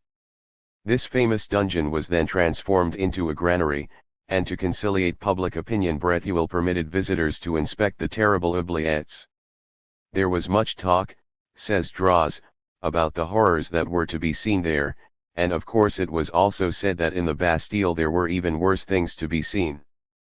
In any case, it is certain that on the evening of the 13th some musket shots were being exchanged between the detachments of armed Parisians, who passed close to the fortress and its defenders, and that on the 14th, from the earliest hours of the morning, the crowds, more or less armed, who had been moving about the streets all through the preceding night, began to assemble in the thoroughfares which led to the Bastille. Already during the night the rumor ran that the king's troops were advancing from the side of the Barrière du Trône, in the Faubourg Saint-Antoine, and the crowds moved off eastwards and barricaded the streets northeast of the Hôtel de Ville. A successful attack on the Hôtel des Invalides gave the people an opportunity of arming themselves and provided them with some cannon. Since the previous day middle-class men, delegated by their districts, had been calling at the Hôtel des Invalides to ask for arms, saying that their houses were in danger of being plundered by the thieves, and Baron de Bessenville, who commanded the royal troops in Paris, happening to be at the Invalides, promised to obtain authorization for this from Marshal de Broglie. The authorization had not yet arrived when, on the 14th, by 7 o'clock in the morning the pensioners, commanded by Sombreuil, being at their guns with match in hand ready to fire, a mob of 7,000 or 8,000 men suddenly poured out of the three neighboring streets at a quick pace. Helping one another, in less than no time they crossed the fosse, 8 feet in depth and 12 feet wide, which surrounded the esplanade of the Hôtel des Invalides, swarmed over the esplanade and took possession of 12 pieces of cannon, 24 18 and 10-pounders, and 1 mortar. The garrison, already infected with a seditious spirit, made no defense, and the mob, spreading everywhere, soon found their way into the cellars and the church, where they discovered 32,000 muskets concealed, as well as a certain quantity of powder. These muskets and cannon were used the same day in the taking of the Bastille. As to the powder, on the previous day the people had already stopped 36 barrels which were being sent to Rouen. These had been carried off to the Hôtel de Ville, and all night long powder had been distributed to the people, who were arming themselves. The removal of the guns by the mob from the Hôtel des Invalides was done very slowly. At 2 o'clock in the afternoon it was not yet completed. There would therefore have been quite enough time to bring up troops and disperse the people, especially as infantry, cavalry, and even artillery were stationed close by at the military school and in the Champ de Mars. But the officers of these troops did not trust their soldiers, and besides, they must themselves have hesitated when they were confronted with this innumerable multitude, composed of persons of every age and every condition, of which more than 200,000 had flooded the streets for the last 2 days. The people of the faubourgs, armed with a few muskets, pikes, hammers, axes, or even with simple cudgels, were moving about in the streets, thronging in crowds to the Place Louis XV. Now the Place de la Concorde, surrounding the Hôtel de Ville and the Bastille, and filling the thoroughfares between. The middle classes of Paris were themselves seized with terror on seeing these masses of armed men in the street. Hearing that the approaches to the Bastille were invaded by the people, the Permanent Committee at the Hôtel de Ville, of which mention has been made, sent on the morning of the 14th some persons to parley with Delaunay, the governor of the fortress, to beg him to withdraw the cannon levelled on the streets, and not to commit any act hostile to the people. In return, the committee, usurping powers they did not possess, promised that the people would not set on foot any vexatious proceedings against the place. The delegates were received very affably by the governor, and even stayed to breakfast with him until nearly midday. Delaunay was probably trying to gain time while waiting for definite orders from Versailles, which did not come, as they had been intercepted in the morning by the people. Like all the other military chiefs, Delaunay must have realized that it would be difficult for him to stand against the whole people of Paris assembled in the streets, and so he temporized. For the time being he ordered the cannon to be drawn back 4 feet and closed the embrasures with wooden planks, so that the people should not see through them. About midday the district of St. Louis-la-Culture on its own account sent 2 delegates to speak in its name to the governor. One of them, the advocate Thuriot de la Rosière, obtained from the Marquis Delaunay the promise that he would not give the order to fire if he was not attacked. 2 more deputations were sent to the governor by the Permanent Committee at 1 and 3 o'clock, but they were not received. Both of them demanded of the governor the surrender of the fortress to a body of the middle-class militia, which would guard it jointly with the soldiers and the Swiss. Luckily, all these compromises were baffled by the people, who understood that the Bastille must be captured, cost what it might. Being in possession of the muskets and the cannon from the Hôtel des Invalides, their enthusiasm was steadily increasing. The mob thronged the streets adjacent to the Bastille, as well as the different courtyards which surrounded the fortress itself. Presently a fusillade began between the people and the soldiers posted on the ramparts. Whilst the Permanent Committee arrangements for proclaiming at the Place de la Grève that Delaunay had promised not to fire if they refrained from attacking him, the crowds, shouting "We want the Bastille! Down with the bridges!" rushed towards the fortress. It is said that on seeing from the top of the walls the whole Faubourg Saint-Antoine and the street leading to it quite black with people marching against the Bastille, the governor, who had ascended thither with Thuriot, almost swooned. It appears immediately to the committee of militia, but that the Swiss opposed it. For the first drawbridges of that exterior part of the Bastille which was called the forecourt, l'avancée, were soon battered down, thanks to one of those audacious deeds of some few persons who are always forthcoming at such moments. 8 or 10 men, with the help of a tall, strong fellow, panetier, a grocer, took advantage of a house that was built against the exterior wall of the forecourt to climb this wall, astride of which they moved along as far as a guard-house standing close to the little drawbridge of the forecourt, and thence they leaped into the first court of the Bastille proper, the government court in which was the governor's house. This court was unoccupied, the soldiers having retreated with Delaunay into the fortress itself, after the departure of Thuriot. The 8 or 10 men, having dropped into this courtyard, with a few blows of an axe lowered first the little drawbridge of the forecourt and opened its gate, and afterwards the larger one. More than 300 men then rushed into the government court, and ran to the other 2 drawbridges, the greater and the lesser, which, when lowered, served to cross the wide fosse of the actual fortress. These 2 bridges, of course, had been raised. Here took place the incident which wrought the fury of the people of Paris to its full pitch, and afterwards cost Delaunay his life. When the crowd thronged into the government court, the defenders of the Bastille began to fire upon them, and there was even an attempt to raise the great drawbridge of the forecourt, so as to prevent the crowd from leaving the government court, and obviously with the intention of either imprisoning or massacring them. 5 Thus, At the very moment when Thuriot and Corney were announcing to the people in the Place de la Grève that the governor had promised not to fire, the government court was being swept by the musketry of the soldiers posted upon the ramparts, and the guns of the Bastille began to hurl cannonballs into the adjoining streets. After all the parleying which had taken place that morning, this opening fire upon the people was evidently interpreted as an act of treason on the part of Delaunay, whom the people accused of having lowered the two first drawbridges of the forecourt, for the purpose of drawing the mob under the fire from the ramparts. 6. It was then about 1 o'clock. The news that the cannon of the Bastille were firing on the people spread through Paris and produced a twofold effect.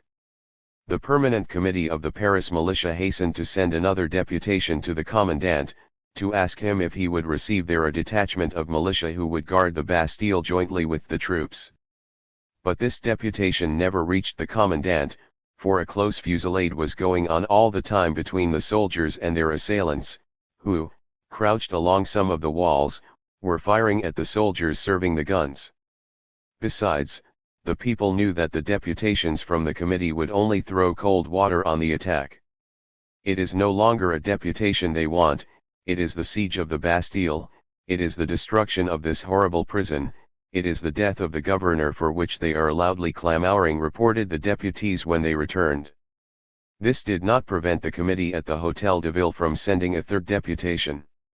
Ethys de Corney, procureur of the king and of the town, and several citizens were charged once more to allay the people's ardor, to check the assault, and to parley with Delaunay, for the purpose of persuading him to receive a guard from the committee into the fortress. The intention of preventing the people taking possession of the Bastille was evident.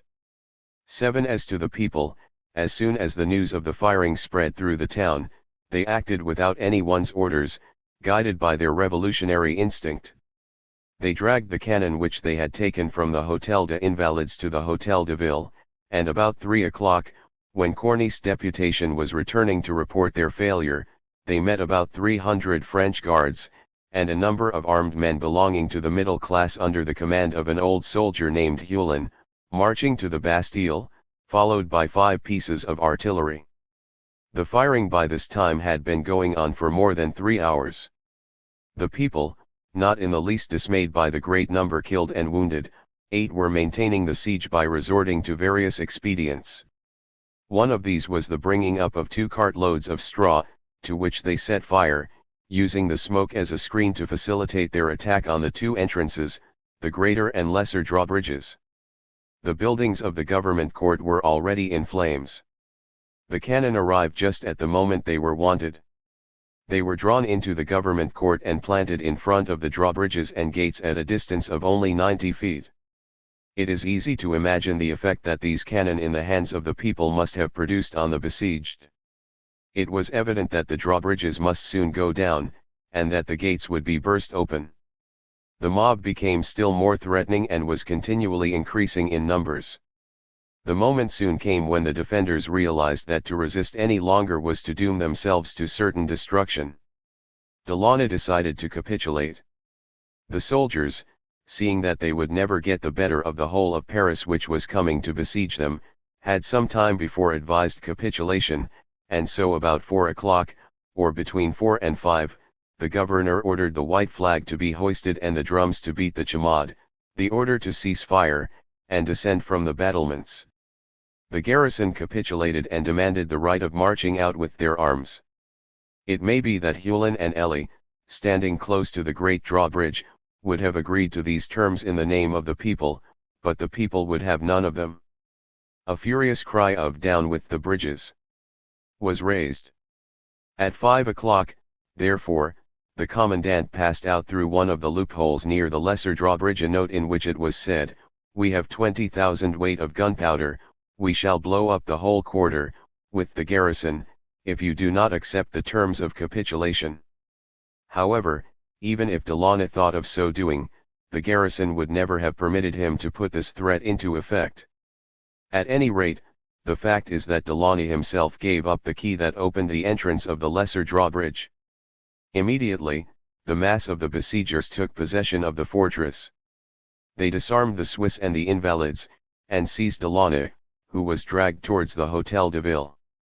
On the way the mob, furious at his treachery, heaped every kind of insult on him. 20 times he was nearly killed, despite the heroic efforts of Collat and another. 9 These 2 men protected him with their own bodies, but, when only 100 steps from the Hôtel de Ville, he was dragged out of their hands and decapitated.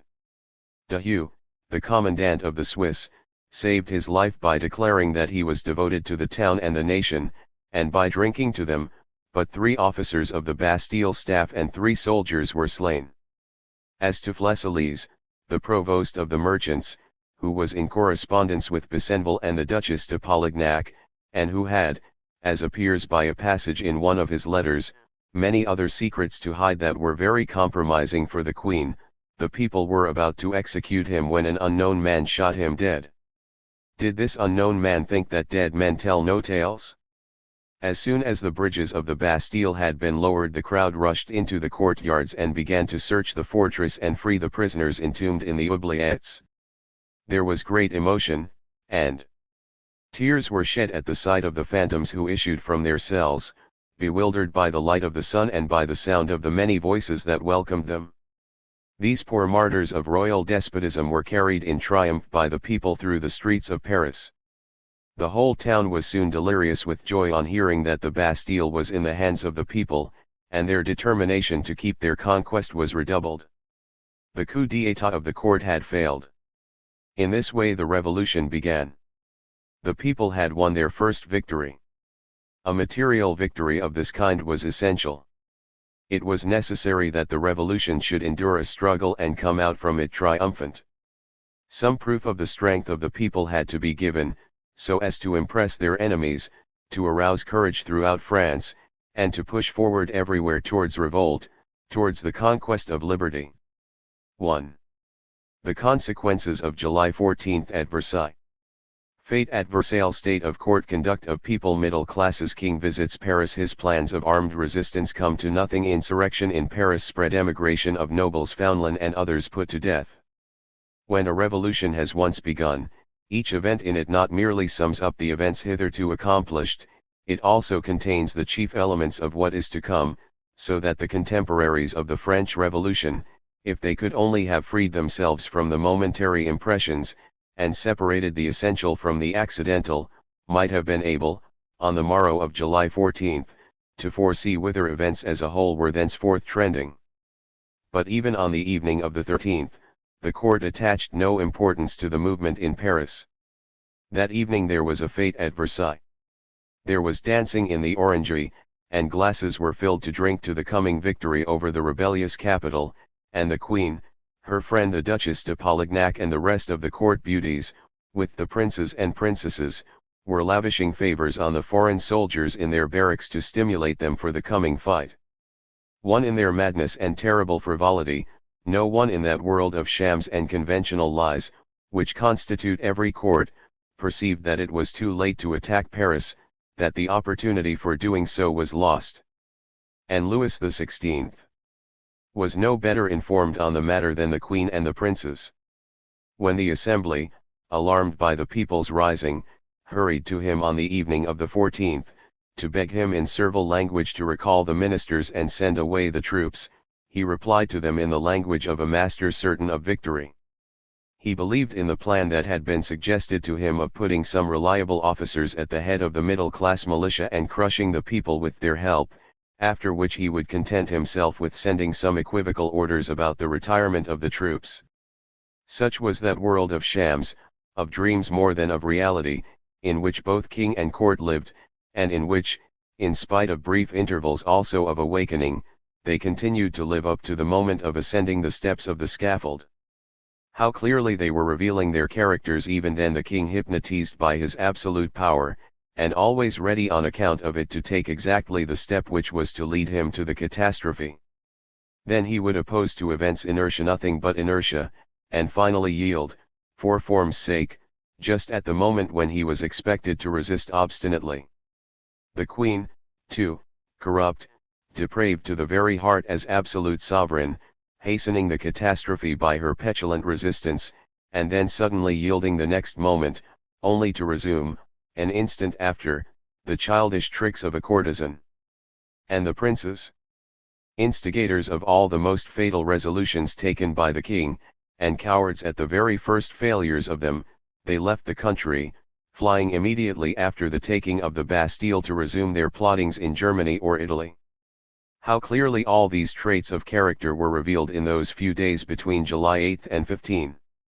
On the opposite side we see the people, filled with ardor, enthusiasm, and generosity, ready to let themselves be massacred that liberty might triumph, but at the same time asking to be led, ready to allow themselves to be governed by the new masters, who had just installed themselves in the Hôtel de Ville. Understanding so well the court schemes, and seeing with the utmost clearness through the plot which had been growing into shape ever since the end of June, they allowed themselves to be entangled in the new plot, the plot of the propertied classes, who were soon to thrust back into their slums the hungry people, the men with the pikes to whom they had appealed for a few hours, when it was necessary to set the force of popular insurrection against that of the army. And finally, when we consider the conduct of the middle classes during these early days, we see already foreshadowed the great dramas of the revolution which were to come.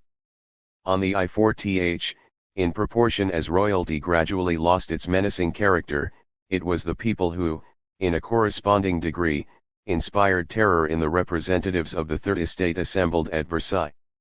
In spite of the vehement words uttered by Mirabeau concerning the fate at the Orangery, the king had only to present himself before the assembly, recognize the authority of the delegates, and promise them inviolability, for the whole of the representatives to burst into applause and transports of joy.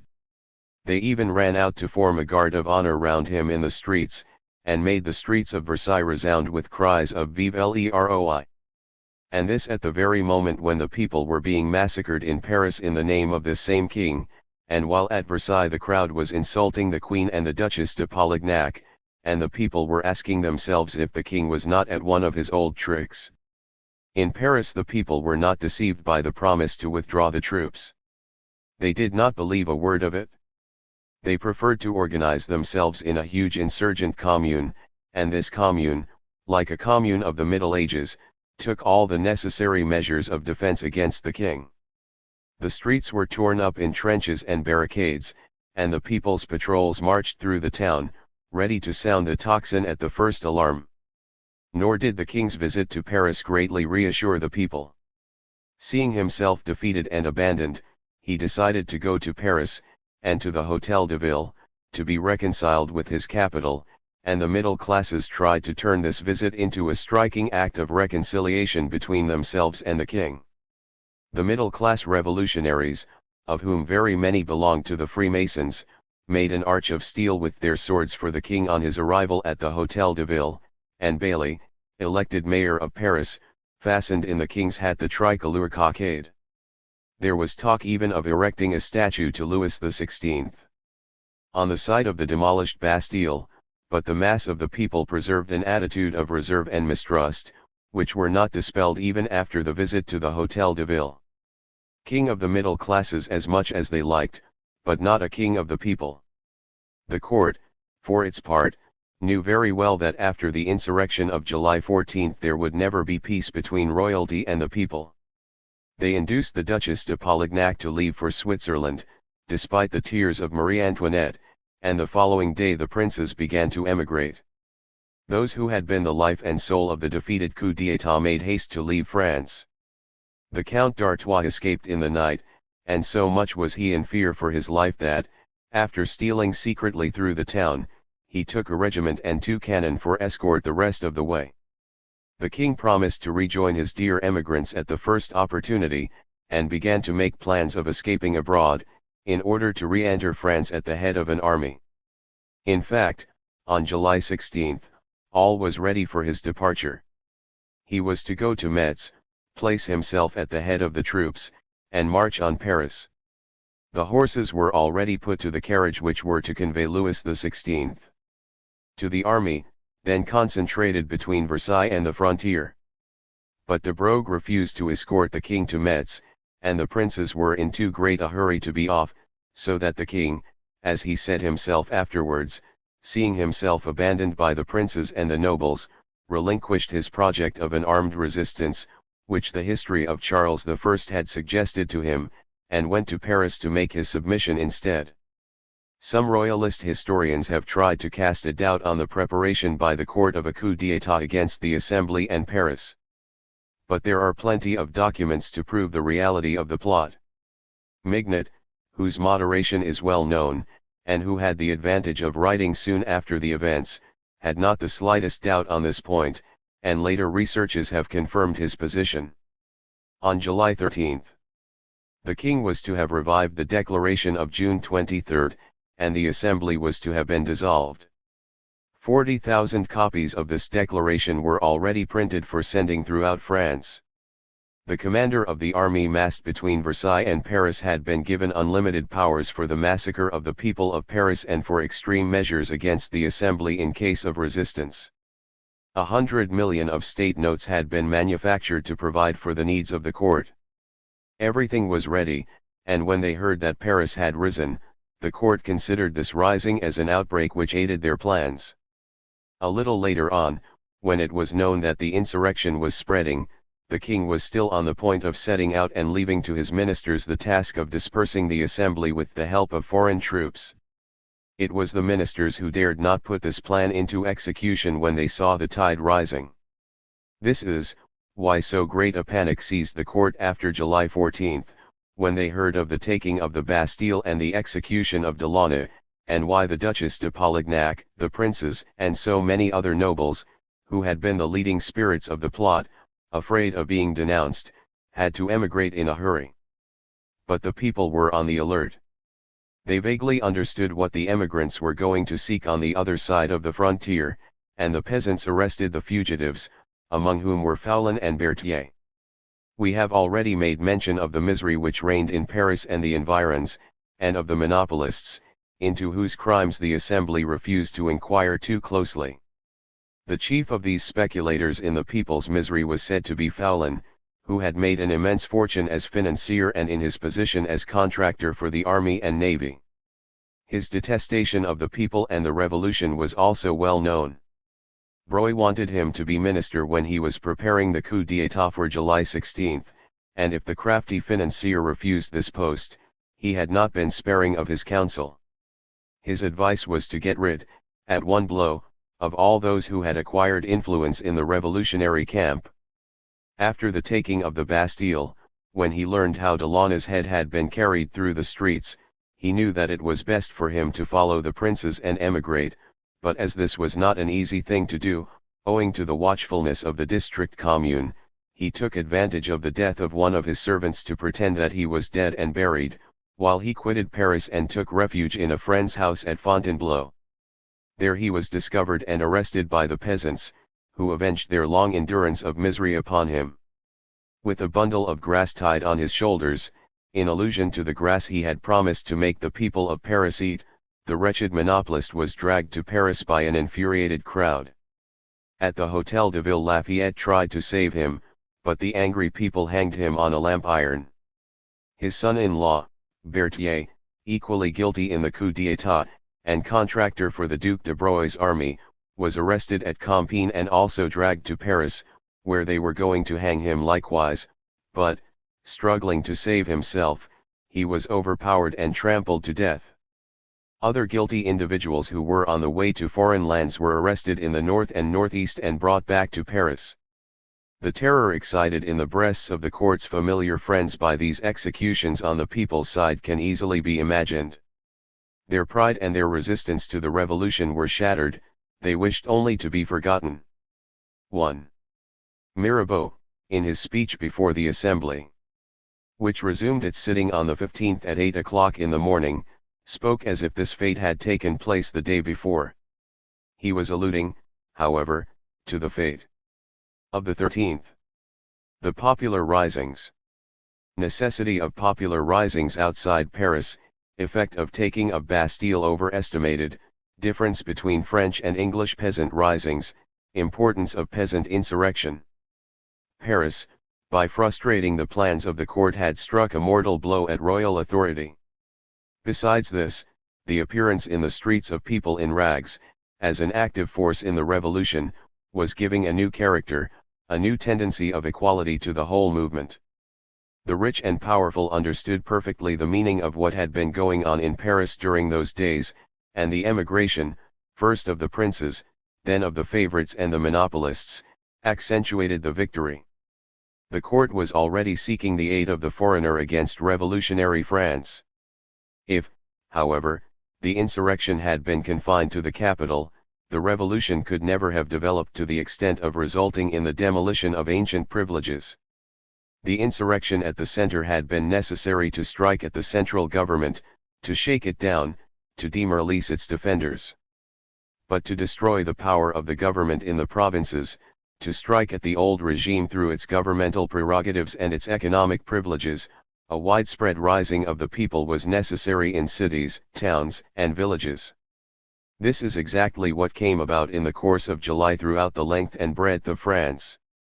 The historians, who all, whether consciously or not, have followed very closely the Deux Amos de la Liberté, have generally represented this movement of the towns and rural districts as a result of the taking of the Bastille. The news of this success is supposed to have roused the country parts. The chateaux were burned, and this rising of the peasants diffused so much terror that the nobles and clergy abdicated their feudal rights on August 4. This version is, however, only half true. As far as the towns are concerned, it is correct that a great number of urban risings took place under the influence of the taking of the Bastille. Some of them, as at Troyes on July 18, at Strasbourg on the 19th, at Cherbourg on the 21st, at Rouen on the 24th, and at Maubeuge on the 27th, followed close upon the Paris insurrection, whilst the others went on during the next 3 or 4 months, until the National Assembly had voted the municipal law of December 14, 1789, which legalized the constitution of a democratic middle-class municipal government to a considerable extent independent of the central government. With regard to the peasants, it is clear that with the then existing slowness of communications, the space of 20 days which passed between July 14 and August 4 are absolutely insufficient to account for the effect of the taking of the Bastille on the rural districts and the subsequent effect of the peasants' insurrection on the decisions of the National Assembly. In fact, to picture events in such a fashion is to belittle the profound importance of the movement in the country. The insurrection of the peasants for the abolition of the feudal rights and the recovery of the communal lands which had been taken away from the village communes, since the 17th century, by the lords, lay, and ecclesiastical, is the very essence, the foundation of the Great Revolution. Upon it the struggle of the middle classes for their political rights was developed. Without it the revolution would never have been so thorough as it was in France. The great rising of the rural districts which began after the January of 1789, even in 1788, and lasted 5 years, as what enabled the revolution to accomplish the immense work of demolition which we owe to it. It was this that impelled the revolution to set up the first landmarks of a system of equality, to develop in France the republican spirit, which since then nothing has been able to suppress, to proclaim the great principles of agrarian communism, that we shall see emerging in 1793. This rising, in fact, is what gives the true character to the French Revolution, and distinguishes it radically from the Revolution of 1648 to 1657 in England. There, too, in the course of those 9 years, the middle classes broke down the absolute power of royalty and the political privileges of the court party. But beyond that, the distinctive features of the English Revolution was the struggle for the right of each individual to profess whatever religion he pleased, to interpret the Bible according to his personal conception of it, to choose his own pastors, in a word, the right of the individual to the intellectual and religious development best suited to him. Further, it claimed the right of each parish, and, as a consequence, of the townships, to autonomy. But the peasant risings in England did not aim so generally, as in France, at the abolishing of feudal dues and tithes, or the recovery of the communal lands. And if Cromwell's hosts demolished a certain number of castles which represented true strongholds of feudalism, these hosts unfortunately did not attack either the feudal pretensions of the lords over the land, or even the right of feudal justice, which the lords exercised over their tenants. What the English Revolution did was to conquer some precious rights for the individual, but it did not destroy the feudal power of the lord, it merely modified it whilst preserving his rights over the land, rights which persist to this day. The English Revolution undoubtedly established the political power of the middle classes, but this power was only obtained by sharing it with the landed aristocracy. And if the Revolution gave the English middle classes a prosperous era for their trade and commerce, this prosperity was obtained on the condition that the middle classes should not profit by it to attack the landed privileges of the nobility. On the contrary, the middle classes helped to increase these privileges at least in value. They helped the nobility to take legal possession of the communal lands by means of the Enclosure Acts, which reduced the agricultural population to misery, placed them at the mercy of the landowners, and forced a great number of them to migrate to the towns, where, as proletarians, they were delivered over to the mercy of the middle-class manufacturers. The English middle classes also helped the nobility to make of their immense landed estates sources, not only of revenue often fabulous, but also of political and local juridical power, by re-establishing under new forms the right of manorial justice. They helped also to increase their revenues tenfold by allowing them through the land laws, which hamper the sale of estates, to monopolize the land, the need of which was making itself felt more and more among a population whose trade and commerce were steadily increasing. We now know that the French middle classes, especially the upper middle classes engaged in manufactures and commerce, wished to imitate the English middle classes in their revolution. They, too, would have willingly entered into a compact with both royalty and nobility in order to attain to power. But they did not succeed in this, because the basis of the French Revolution was fortunately much broader than that of the Revolution in England. In France the movement was not merely an insurrection to win religious liberty, or even commercial and industrial liberty for the individual, or yet to constitute municipal authority in the hands of a few middle-class men. It was above all a peasant insurrection, a movement of the people to regain possession of the land and to free it from the feudal obligations which burdened it, and while there was all through it a powerful individualist element, the desire to possess land individually, there was also the communist element, the right of the whole nation to the land, a right which we shall see proclaimed loudly by the poorer classes in 1793. This is why it would be a strange reduction of the importance of the agrarian insurrection in the summer of 1789 to represent it as an episode of brief duration brought about by enthusiasm over the taking of the Bastille. The towns.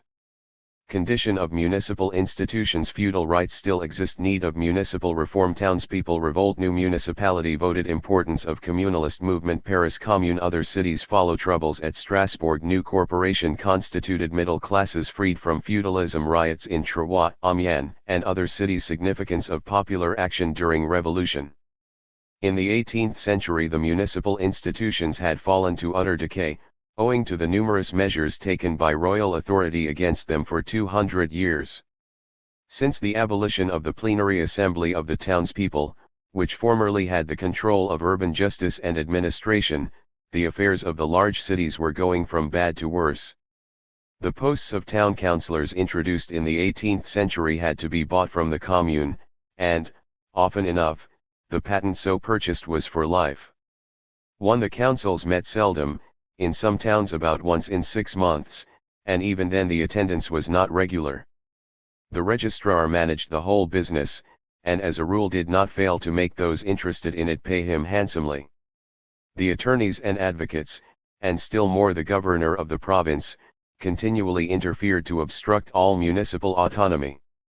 Under these conditions the affairs of the city fell more and more into the hands of 5 or 6 families, who shared a good deal of the revenues among themselves.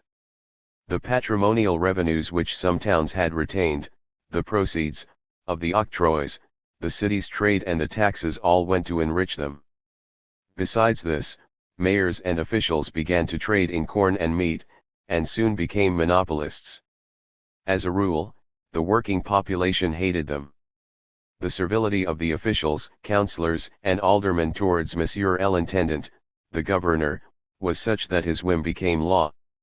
And the contributions from the town towards the governor's lodging, towards increasing his salary, to make him presents, for the honor of holding his children at the baptismal font, and so forth, went on growing larger, not to mention the presents which had to be sent every year to various personages in Paris.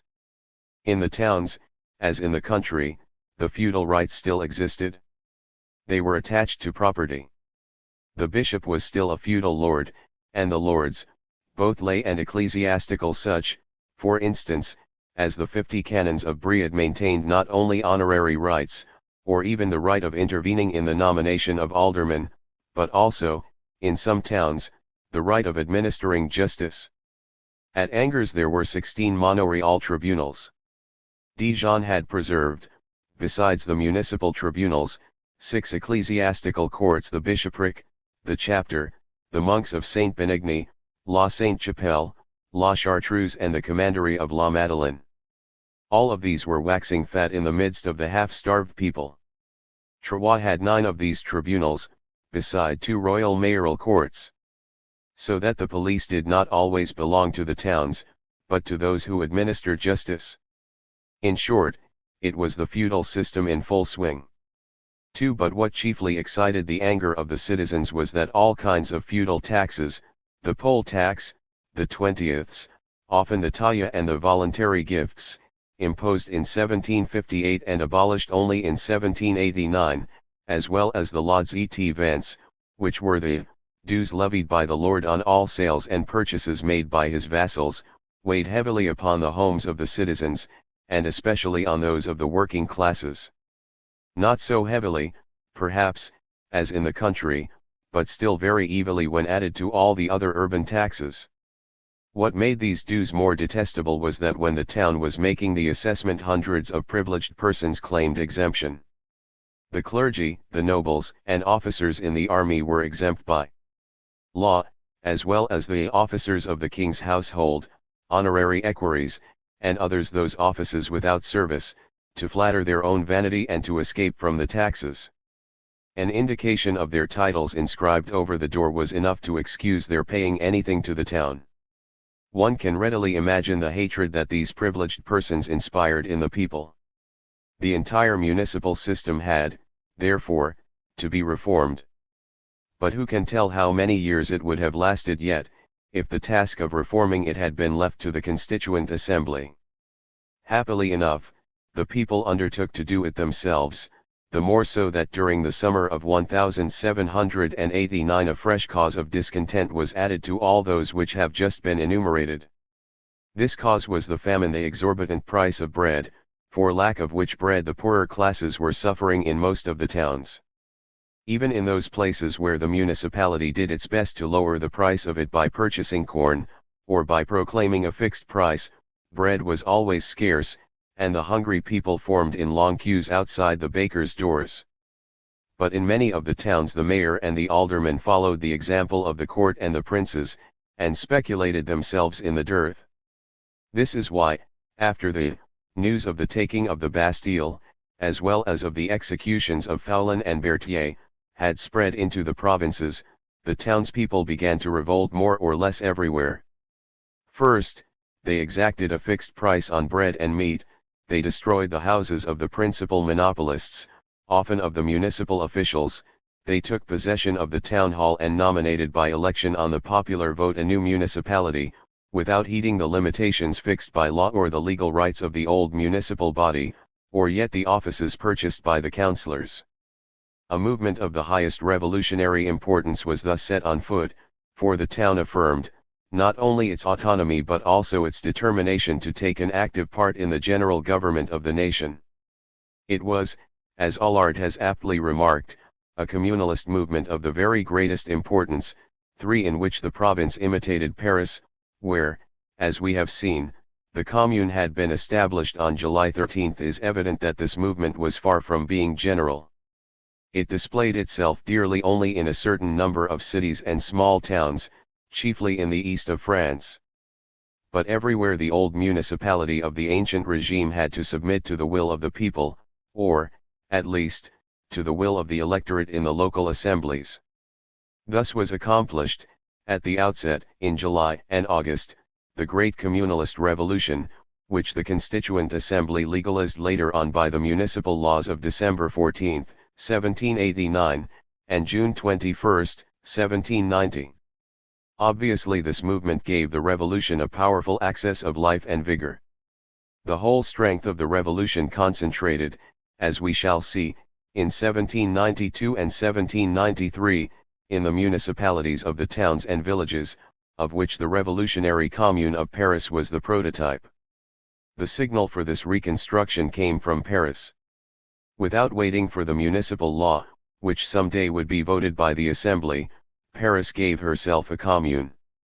Her municipal council, her mayor, Bailly, and the commander of her National Guard, Lafayette, were elected. Better still, her 60 districts were organized 60 republics, as Montjoie happily terms them, for if these districts did delegate authority to the assembled representatives of the commune and to the mayor, they at the same time retained some of it. Authority is everything, said Bailly, and there is none at the center. Each district is an independent power, declare with regret the friends of the rule and compass, without understanding that this is how revolutions are made. While the National Assembly had to struggle against its own dissolution, and had its hands full of so many things, when could it have been able to enter on the discussion of a law concerning the reorganization of the courts of justice? It hardly got as far as that at the end of 10 months of its existence. But the district of the Petits Augustins decided on its own account, says Bailly, in his Memories, that justices of the peace should be established. And the district proceeded then and there to elect them.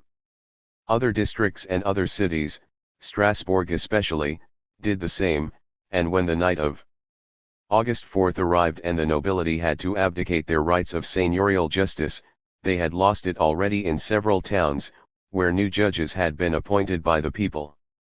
The Constituent Assembly had thus nothing else to do but incorporate the accomplished fact in the Constitution of 1791. Taine and all the admirers of the administrative order of the somnolent ministers are shocked no doubt at the thought of these districts forestalling the Assembly by their votes and pointing out to it the will of the people by their decisions, but it is in this way human institutions develop when they are not the product of bureaucracy. In this way all the great cities were built up, we can see them still being thus built. Here a group of houses and a few shops beside them, this will be an important point in the future city, there a track, as yet scarcely discernible, and that one day will be one of its great streets. This is the anarchic evolution, the only way pertaining to free nature. It is the same even with institutions when they are the organic product of life, and this is why revolutions have such immense importance in the life of societies. They allow men to start with the organic reconstructive work without being hampered by an authority which, perforce, always represents the past ages. Let us therefore glance at some of these communal revolutions. In 1789 news spread with what would seem to us almost inconceivable slowness. Thus at Château-Thierry on July 12, and at Besançon on the 27th, Arthur Young did not find a single café or a single newspaper. The news that was being talked about was a fortnight old. At Dijon, 9 days after the great rising in Strasbourg and the taking of the town hall by the insurgents, no one knew anything about it. Still the news that was coming from Paris, even when it came in the form of legend, could not but stimulate the people to rise. All the deputies, it was said, had been put in the Bastille, and as to the atrocities committed by Marie Antoinette, every one was discussing them with perfect assurance. At Strasbourg the troubles began on July 19, as soon as the news of the taking of the Bastille and the execution of Delaunay spread through the town. The people had already a grudge against the municipal council for their slowness in communicating to the people's representatives that is, to the electors the results of their deliberations over the cahiers de doléances, the writ of grievances, drawn up by the poorer classes. The people, therefore, attacked the house of Lemp, the mayor, or Meister, and destroyed it. Through the organ of its assembly of burgesses the people demanded measures, I quote from the text, for assuring the political equality of the citizens, and their influence in the elections of the administrators of the public property and of the freely elected judges freely eligible for They insisted upon no notice being taken of the existing law, and upon electing by universal suffrage a new town council, as well as all the judges. The magistracy, or municipal government, on its side had no great wish to do this, and opposed the observance of several centuries to the proposed change. Whereupon the people gathered to besiege the town hall, and a storm of stones began to fall in the apartment where negotiations were taking place between the magistracy and the revolutionary representatives, and to this argument the magistracy at once yielded. Meanwhile, seeing poor and starving persons assembling in the streets, the well-to-do middle classes armed themselves against the people, and going to the house of Count Rochambeau, the governor of the province, they asked his permission for the respectable citizens to carry arms, and to form themselves into a police, jointly with the troops, a request which the officer in command, imbued with aristocratic ideas, unhesitatingly refused, as Delaunay had done at the Bastille. The next day, a rumor having spread in the town that the magistracy had revoked their concessions, the people went again to attack the town hall, demanding the abolition of the town dues and subsidies, octroys and bureaux d'aides. Since this had been done in Paris, it could very well be done in Strasbourg. About 6 o'clock masses of workmen, armed with axes and hammers, advanced from 3 streets towards the town hall. They smashed open the doors with their hatchets, broke into the vaults, and in their fury destroyed all the old papers accumulated in the offices. They have wreaked a blind rage upon the papers, they have been all thrown out of the windows and destroyed, wrote the new magistracy. The double doors of all the archives were forced open in order to burn the old documents, and in their hatred of the magistracy the people even broke the furniture of the town hall and threw it out into the streets. The record office, the depot of estates in litigation, met with the same fate. At the tax collector's office the doors were broken open and the receipts carried off. The troops stationed in front of the town hall could do nothing, the people did as they liked. The magistracy, seized with terror, hurriedly lowered the prices of meat and bread, they fixed the 6-pound loaf at 12 sous. 5 Then they opened amicable negotiations with the 20 tribus, or guilds, of the city for the elaboration of a new municipal constitution. They had to hurry, as rioting still went on in Strasbourg and in the neighboring districts, where the people were turning out the established provosts of the communes, and were nominating others at will, while formulating claims to the forests and claiming other rights directly opposed to legally established property. It is a moment when everyone believed himself in a fair way to obtain the restoration of pretended rights, said the magistracy in the letter dated August 5. On top of this the news of the night of August 4 in the assembly arrived at Strasbourg on the 11th, and the disturbance became still more threatening, all the more as the army made common cause with the rebels. Whereupon the old corporation resolved to resign. 6 The next day, August 12, the 300 aldermen in their turn resigned their offices, or rather their privileges. New aldermen were elected, and they appointed the judges. Thus, on August 14, a new corporation was constituted, a provisional senate, which was to direct the affairs of the city until the assembly at Versailles should establish a new municipal constitution. Without waiting for this constitution, Strasbourg had in this way given herself a commune and judges to her liking. The old regime was thus breaking up at Strasbourg, and on August 17 M. Dietrich congratulated the new aldermen in these terms. Gentlemen, the revolution which has just taken place in our town will mark the epoch of the return of the confidence that should unite the citizens of the same commune.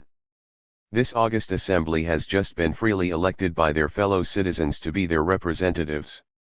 The first use that you have made of your powers has been to appoint your judges. What strength may grow from this union? Dietrich, moreover, proposed to decree that August 14, the day of the revolution in Strasbourg, should be an annual civic fete. An important fact stands out in this revolution. The middle classes of Strasbourg were freed from the feudal system. They had given themselves a democratic municipal government. But they had no intention of giving up the feudal, patrimonial, rights which belonged to them over certain surrounding lands. When the two deputies from Strasbourg in the National Assembly were pressed by their fellows to abdicate their rights, during the night of August 4, they refused to do so. And when later on one of these two deputies, Schwendt, urged the matter before the Strasbourg middle classes, begging them not to oppose the current of the revolution, his constituents persisted nevertheless in claiming their feudal rights. Thus we see forming in the city, since 1789, a party which will rally round the king, the best of kings, the most conciliatory of monarchs, with the purpose of preserving their rights over the rich seigneuries, which belonged to the city under feudal law. The letter 7 in which the other Strasbourg deputy, Turckheim, sent in his resignation after escaping from Versailles on October 5, is a document of the highest interest in this connection. One sees there already how and why the Gironde will rally under its middle-class flag the defenders of property as well as the royalists. What happened at Strasbourg gives us a clear enough idea of what was going on in the other large towns. For instance, at Troyes, a town about which we have also sufficiently complete documents, we see the movement made up of the same elements. The people, with the help of the neighboring peasants, rebelled since July 18, after they had heard about the burning of the toll gates at Paris. On July 20, some peasants, armed with pitchforks, scythes, and flails, entered the town, probably to seize the wheat they needed for food and seed, which they expected to find there in the warehouses of the monopolists. But the middle classes formed themselves into a national guard and repulsed the peasants, whom they already called the brigands. During the 10 or 15 days following, taking advantage of the panic which was spreading, 500 brigands were talked of as coming from Paris to ravage everything. The middle classes organized their national guard, and all the small towns armed themselves likewise. But the people were ill-pleased at this. On August 8, probably on hearing news of the night of August 4, the people demanded arms for all volunteers, and a maximum price for bread. The municipality hesitated. Whereupon the people deposed the members on August 19, and, as had been done at Strasbourg, a new municipality was elected. The people overran the town hall, seized the arms and distributed them among themselves. They broke into the government salt stores, but here, too, they did not plunder, they only caused the salt to be served out at 6 sous. Finally, on September 9, the disturbance, which had never ceased since August 19, reached its culminating point. The people seized upon the mayor, Hughes, whom they accused of having tried to defend the trading monopolists, and killed him. They sacked his house, and also a notary's, and the house of the old commandant St. George's, who a fortnight before had given the order to fire on the people, as well as that of the lieutenant of the mounted police, who had caused a man to be hanged during the preceding riot, and they threatened, as they had done in Paris after July 14, to sack many others. After this, for about a fortnight, terror reigned among the upper middle classes. But they managed during that time to reorganize their own National Guard, and on September 26 they ended by getting the upper hand of the unarmed people. As a rule, the anger of the people was directed much more against the representatives of the middle classes who monopolized the foodstuffs than against the nobility who monopolized the land. Thus at Amiens, as at Troyes, the insurgent people almost killed 3 merchants, whereupon the middle classes hastened to arm their militia. We may even say that this formation of militias in the towns, which was carried out everywhere in August and September, would probably have never taken place if the popular rising had been confined to the country parts, and had been directed solely against the nobility. At Cherbourg on July 21, at Rouen on the 24th, and in many other towns of less importance, almost the same thing happened.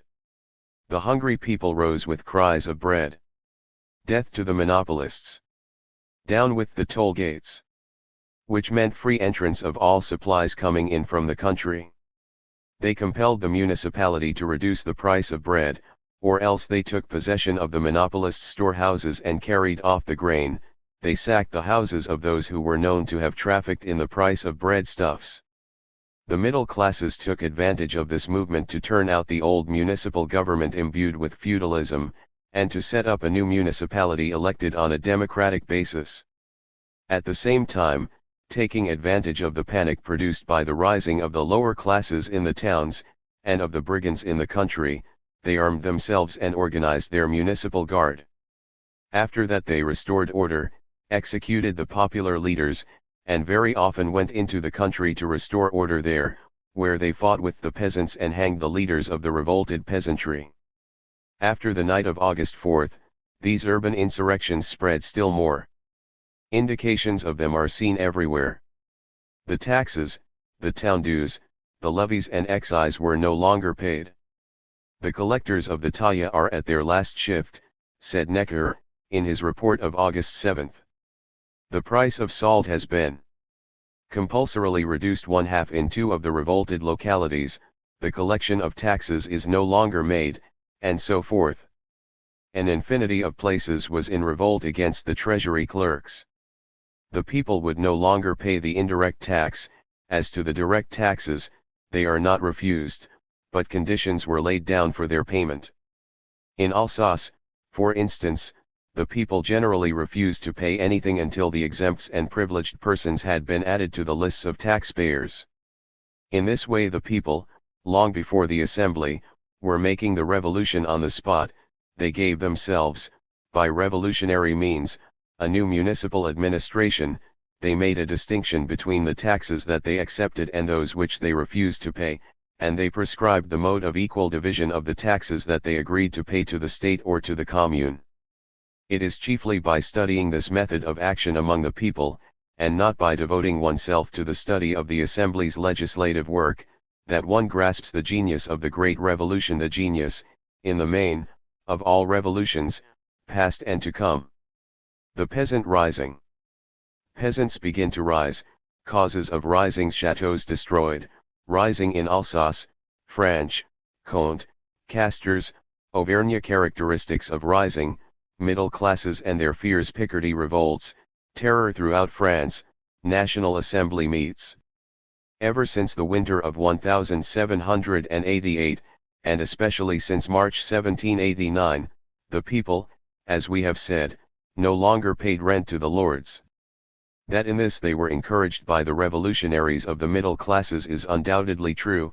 There were many persons among the middle classes of 1789 who understood that without a popular rising they would never have the upper hand over the absolute power of the king.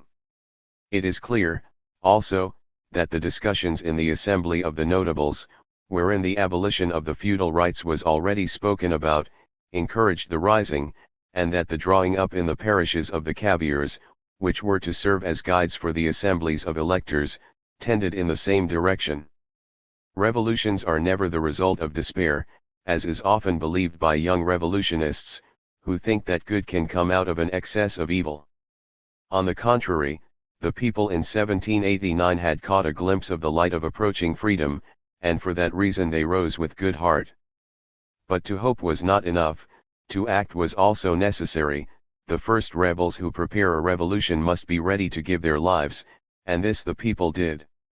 Whilst rioting was being punished by pillory, torture and hanging, the peasants were already in revolt. From November 1788, the governors of the provinces were writing to the ministers that if they wished to put down all the riotings it was no longer possible to do so. Taken separately, none was of great importance; together, they were undermining the very foundations of state. In January 1789, writs of plaints and grievances, the cabbiers de doléances, were drawn up, the electors were elected, and from that time the peasants began to refuse to furnish statute labor to the lords and the state. Secret associations were formed among them, and here and there a lord was executed by the Jacques Bonhommes. In some cases the tax collectors were received with cudgels, in others, the lands belonging to the nobles were seized and tilled. From month to month these risings multiplied. By March the whole of the east of France was in revolt. The movement, to be sure, was neither continuous nor general. An agrarian rising is never that. It is even very probable, as is always the case in the peasant insurrections, that there was a slackening in the outbreaks at the time of field work in April, and afterwards at the beginning of the harvest time. But as soon as the first harvests were gathered in, during the second half of July 1789, and in August, the risings broke out with fresh force, especially in the east, northeast, and southeast of France. Documents bearing with exactitude on this rising those that have been published are very incomplete, and the greater part bear traces of a partisan spirit. If we take the Monitor, which, we know, only began to appear on November 24, 1789, and of which the 93 numbers, from May 8 to November 23, 1789, were compiled later on in the year 1, we find in them a tendency to show that the whole movement was the work of the enemies of the revolution, of heartless persons who took advantage of rustic ignorance. Others go so far as to say that it was the nobles, the lords, or, indeed, even that it was the English, who had incited the peasants to rise. As for the documents published by the Committee for Investigations in January 1790, they tend rather to represent the whole affair as the result of an unfortunate chance, the work of brigands, who had devastated country parts, and against whom the middle classes had taken up arms, and whom they had exterminated. We know today how false this representation is, and it is certain that if a historian took the trouble to study carefully the documents in the archives, a work of the highest value would result from it, a work the more necessary as the risings of the peasants continued until the Convention abolished feudal rights, in August 1793, and until the village communes were granted the right of resuming the communal land which had been taken from them during the 2 preceding centuries. For the time being, this work among the archives not being done, we must confine ourselves to what can be gleaned from some local histories, from certain memoirs, and from a few authors, always explaining the rising of 1789 by the light which the better-known movements of the following year sheds on this first outbreak. That the dearth of food counted for much in these risings is certain. But their chief motive was the desire to get possession of the land and the desire to get rid of the feudal dues and the tithes. There is, besides, one characteristic trait in these risings. They appear only sporadically in the center of France and in the south and west, except in Brittany. But they are very general in the east, northeast, and southeast. The Dauphiné, the Franche-Comté, and the Maconnais are especially affected by them. In the Franche-Comté nearly all the chateaux were burned, says Doniel, 2-3 out of every 5 were plundered in Dauphiné. Next in proportion comes Alsace, the Nivernais, the Beaujolais, Burgundy and the Auvergne. As I have remarked elsewhere, if we trace on a map the localities where these risings took place, this map will in a general way present a striking resemblance to the map of the 363, published in 1877, after the elections which gave to France the Third Republic. It was chiefly the eastern part of France which espoused the cause of the Revolution, and this same part is still the most advanced in our own day. Doniel has remarked very truly that the source of the risings was already set forth in the Cabirs, which were written for the elections of 1789. Since the peasants had been asked to state their grievances, they were sure that something would be done for them. Their firm belief that the king to whom they addressed their complaints, or the assembly, or some other power, would come to their aid and redress their wrongs, or at least let them take it upon themselves to redress these wrongs, this was what urged them to revolt as soon as the elections had taken place, and before even the assembly had met. When the States General began to sit, the rumors which came from Paris, vague though they were, necessarily made the peasants believe that the moment had come for obtaining the abolition of feudal rights and for taking back the land. The slightest encouragement given to them, whether on the part of the revolutionaries or from the side of the Orleanists by no matter what kind of agitators, coupled with the disquieting news which was coming from Paris and from the towns in revolt, sufficed to make the villages rise. There is no longer the slightest doubt that use was made more than once of the king's name, and of the assemblies, in the provinces. Many documents, indeed, allude to the circulation among the villages of false decrees of the king and of the assembly. In all their risings, in France, in Russia, and in Germany, the peasants have always tried to decide the hesitating ones, I shall even say to persuade themselves by maintaining that there was some force ready to back them up. This gave them cohesion, and afterwards, in case of defeat and of proceedings being taken against them, there was always a safe excuse. They had thought, and the majority thought so sincerely, that they were obeying the wishes, if not the orders, of the king or of the assembly. Therefore, as soon as the first harvests were reaped in the summer of 1789, as soon as people in the villages began to eat again after the long months of scarcity, and the rumors arriving from Versailles began to inspire hope, the peasants rose. They turned upon the chateaux in order to destroy the charter rooms, the lists, and the title deeds, and houses were burned down if the masters did not relinquish with a good grace the feudal rights recorded in the charters, the rolls and the rest. In the neighborhood of Vesoul and Belfort the war on the country houses began on July 16, the date when the chateaux of Sancy, and then those of Luce, Bethane, and Moulins, were plundered. Soon all Lorraine had risen. The peasants, believing that the revolution was going to bring in equality of wealth and rank, were especially excited against the lords, says the Courrier Français. 3 At Sarlouis, Forbach, Sarreguemines, Fulsburg, and Thionville the excise officers were driven away and their offices pillaged and burnt. Salt was selling at 3 sous the pound. The neighboring villages followed the example of the towns. In Alsace the peasant rising was almost general. It is stated that in 8 days, towards the end of July, 3 abbeys were destroyed, 11 chateaux sacked, others plundered, and that the peasants had carried off and destroyed all the land records. The registers of feudal taxes, statute labors, and dues of all sorts were also taken away and burnt. In certain localities flying columns were formed, several hundred and sometimes several thousand strong, of peasants gathered from the villages round about. They marched against the strongest chateaux, besieged them, seized all the old papers and made bonfires of them.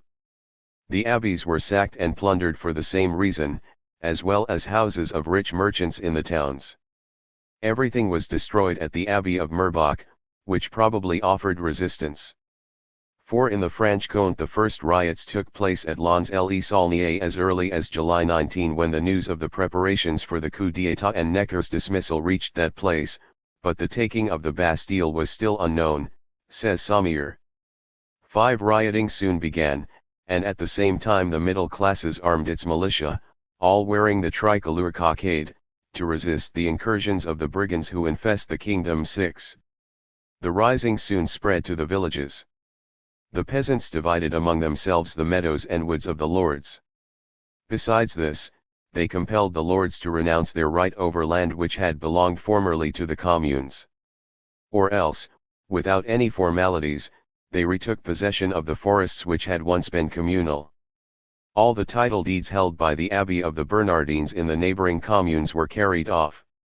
7 At Casters the risings began after August 4. A tax of coupe was levied in kind, so much per centier, in this town, on all wheats imported into the province.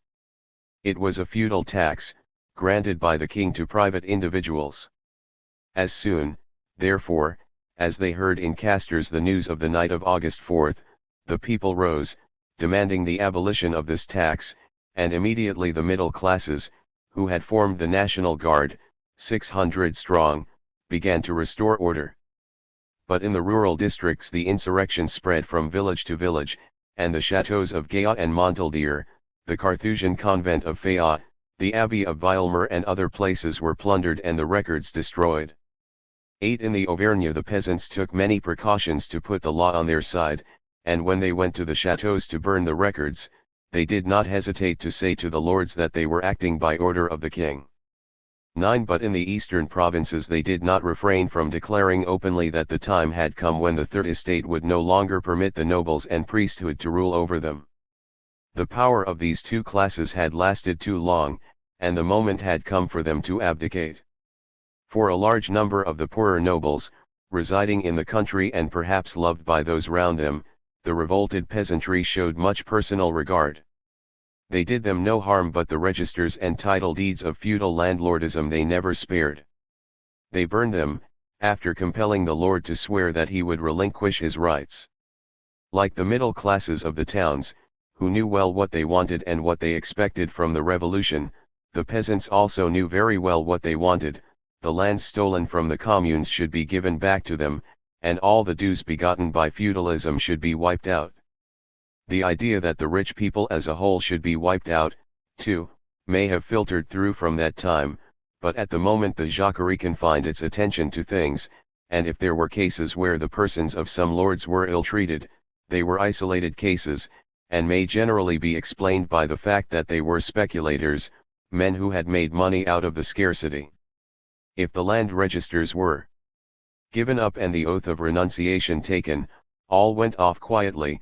The peasants burned the registers, planted a May tree in the village, hung on its boughs the feudal emblems, and then danced round the tree. 10 Otherwise, if there had been resistance, or if the lord or his steward had called in the police, if there had been any shooting, then the chateaux was completely pillaged, and often it was set on fire. Thus, it is reckoned that 30 chateaux were plundered or burnt in the Dauphiné, nearly 40 in the Franche Comté, 62 in the Maconnais and the Beaujolais, 9 only in the Auvergne, and 12 monasteries and 5 chateaux in the Viennois. We may note, by the way, that the peasants made no distinctions for political opinions. They attacked, therefore, the houses of patriots as well as those of aristocrats. What were the middle classes doing while these riots were going on? There must have been in the assembly a certain number of men who understood that the rising of the peasants at that moment represented a revolutionary force, but the mass of the middle classes in the provinces saw only a danger against which it was necessary to arm themselves. What was called at the time la grande peur, the great fear, seized in fact, on a good many of the towns in the region of the risings. At Troyes, for example, some countrymen armed with scythes and flails had entered the town, and would probably have pillaged the houses of the speculators, when the middle classes, all who were honest among the middle classes, 11 armed themselves against the brigands and drove them away. The same thing happened in many other towns. The middle classes were seized with panic. They were expecting the brigands. Someone had seen 6,000 on the march to plunder everything, and the middle classes took possession of the arms which they found at the town hall or at the armorers, and organized their national guard, for fear lest the poor folk of the town, making common cause with the brigands, might attack the rich. At Perrin, the capital of Picardy, the inhabitants had revolted in the second half of July. They burnt the toll gates, threw the custom house officers into the water, carried off the receipts from the government offices and set free all the prisoners. All this was done before July 28. After receiving the news from Paris on the night of the 28th, wrote the mayor of Perrin, Hainault, Flanders, and all Picardy have taken up arms, the tocsin is ringing in all the towns and villages. 300,000 middle-class men were formed into permanent patrols, and all this to be ready for 2,000 brigands, that, they said, were overrunning the villages and burning the crops. In reality, as someone aptly remarked to Arthur Young, all these brigands were nothing more than peasants, 12 who were, indeed, rising, and, armed with pitchforks, cudgels, and scythes, were compelling the lords to abdicate their feudal rights, and were stopping passers-by to ask them if they were for the nation. The mayor of Perrin has also aptly said, "We are willing to be in the terror. Thanks to the sinister rumors, we can keep on foot an army of 3 millions of middle-class men and peasants all over France." Adrien Duport, a well-known member of the Assembly and of the Breton Club, even boasted of having armed in this way the middle classes in a great many towns. He had 2 or 3 agents, resolute but not well-known men, who avoided the Ons, but on arriving at a village would announce that the brigands were coming. "There are 500, 1,000, 3,000 of them," said these emissaries, "they are burning all the crops round about, so that the people may starve." Thereupon the tocsin would be rung and the villages would arm themselves. And by the time that the sinister rumor reached the towns, the numbers would have grown to 6,000 brigands. They had been seen about a league off in such a forest. Then the townspeople, especially middle classes, would arm themselves and send patrols into the forest, to find nothing there. But the important point was that the peasants were thus being armed. Let the king take care. When he tries to escape in 1791 he will find the armed peasants in his way. We can imagine the terror which these risings inspired all through France, we can imagine the impression that they made at Versailles, and it was under the domination of this terror that the National Assembly met on the evening of August 4 to discuss what measures should be taken to suppress the Jacquerie. August 4 and its consequences. Night of August 4, aristocracy pretends to relinquish feudal rights. Assembly begs king to take action. D'Aiguillon and de Noailles take up cause of peasants. Their great speeches L'Aiguillon de Cairngal scene in assembly. Extent of actual concessions. Effect of news in provinces. Middle classes take up arms against peasants. The night of August 4 is one of the great dates of the Revolution. Like July 14 and October 15, 1789, June 21, 1791, August 10, 1792, and May 31, 1793, it marked one of the great stages in the revolutionary movement, and it determined the character of the period which follows it. The historic legend is lovingly used to embellish this night, and the majority of historians, copying the story as it has been given by a few contemporaries, represent it as a night full of enthusiasm and saintly abnegation. With the taking of the Bastille, the historians tell us, the revolution had gained its first victory. The news spread to the provinces, and provoked everywhere somewhat similar insurrections. It penetrated to the villages, and, at the instigation of all kinds of vagabonds, the peasants attacked their lords and burnt the chateaux. Whereupon the clergy and nobility, filled with a patriotic impulse, seeing that they had as yet done nothing for the peasant, began to relinquish their feudal rights during this memorable night. The nobles, the clergy, the poorest parish priest and the richest of the feudal lords, all renounced upon the altar of their country their secular prerogatives. A wave of enthusiasm passed through the assembly, all were eager to make their sacrifice. The sitting was a holy feast, the tribune an altar, the assembly hall a temple, says one of the historians, who are usually calm enough. It was a Saint Bartholomew of property, say the others.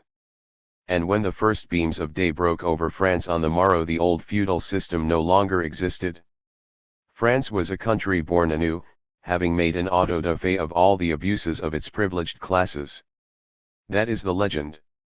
It is true that a profound enthusiasm thrilled the assembly when two nobles, the Viscount de Noailles and the Duc d'Aiguillon, put the demand for the abolition of feudal rights, as well as of the various privileges of the nobility, and when two bishops, those of Nancy and of Chartres, spoke demanding the abolition of the tithes. It is true that the enthusiasm went on ever increasing, and that during this all-night sitting nobles and clergy followed one another to the tribune and disputed who should first give up their seigneurial courts of justice. Pleas were to be heard made by the privileged persons, for justice free, unbought, and equal for all. Lords, lay, and ecclesiastic, were seen relinquishing their game laws. The assembly was carried away by its enthusiasm, and in this enthusiasm nobody remarked the clause for redeeming the feudal rights and tithes, which the two nobles and the two bishops had introduced into their speeches, a clause terrible even in its vagueness, since it might mean all or nothing, and did, in fact, postpone, as we shall see, the abolition of feudal rights for 4 years until August 1793. But which of us in reading the beautiful story of that night, written by its contemporaries, has not been carried away by enthusiasm in his turn? And who has not passed over those traitorous words, Racbat au tenir 30, redemption at a 30 years purchase, without understanding their terrible import? This is also what happened in France in 1789. The evening sitting of August 4 had at first begun with panic, not with enthusiasm.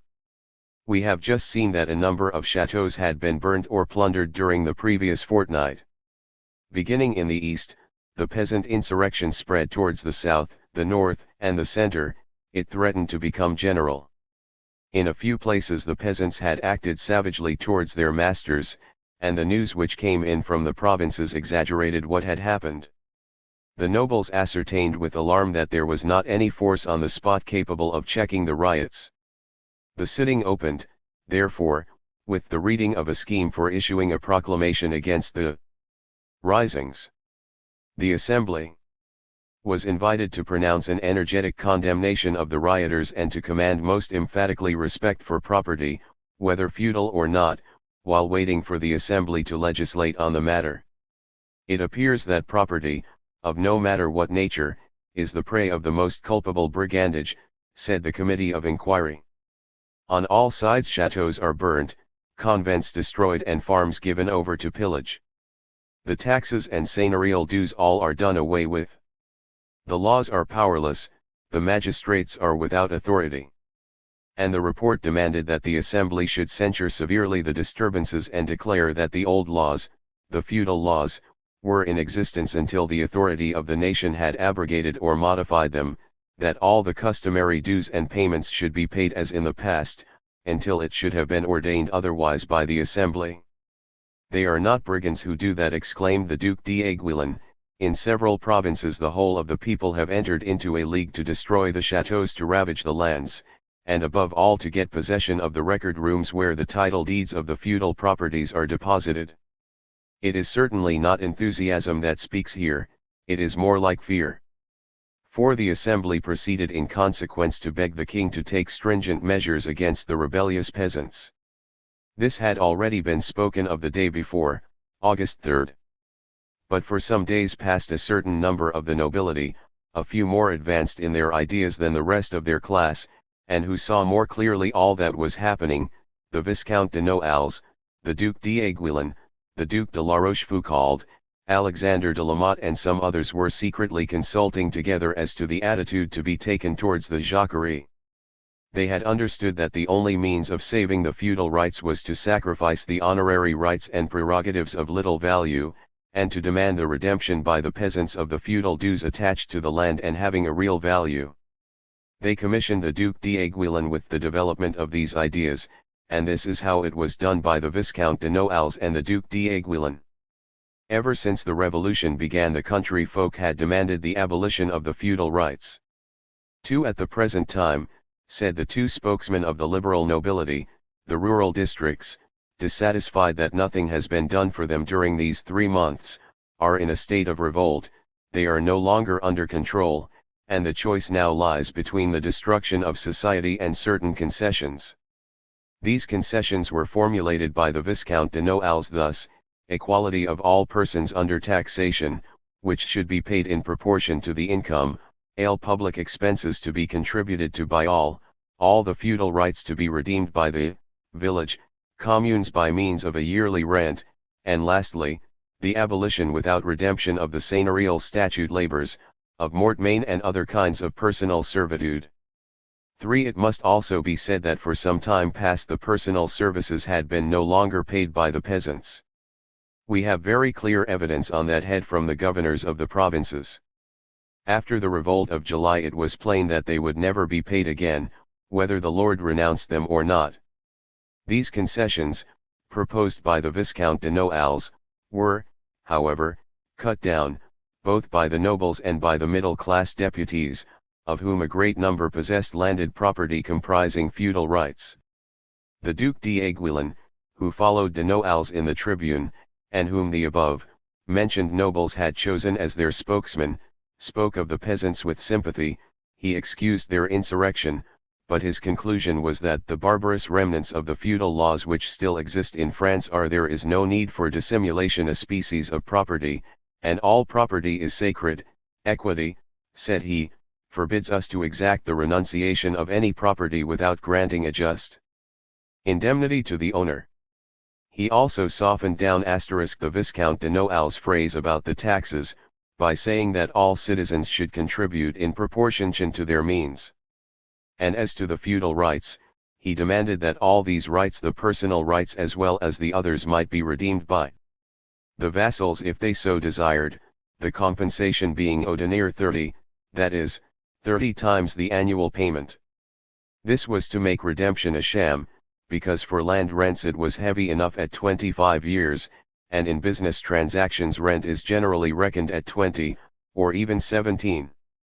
These two speeches were received by the gentlemen of the Third Estate with enthusiasm, and they have come down to posterity as sublime acts of abnegation on the part of the nobility, while in reality the National Assembly, which followed the program laid down by the Duc d'Aiguillon, created thereby the very conditions of the terrible struggle which later on steeped the revolution in blood. The few peasants who were in this assembly did not speak, and nobody called attention to the small value of the renunciations of the nobles.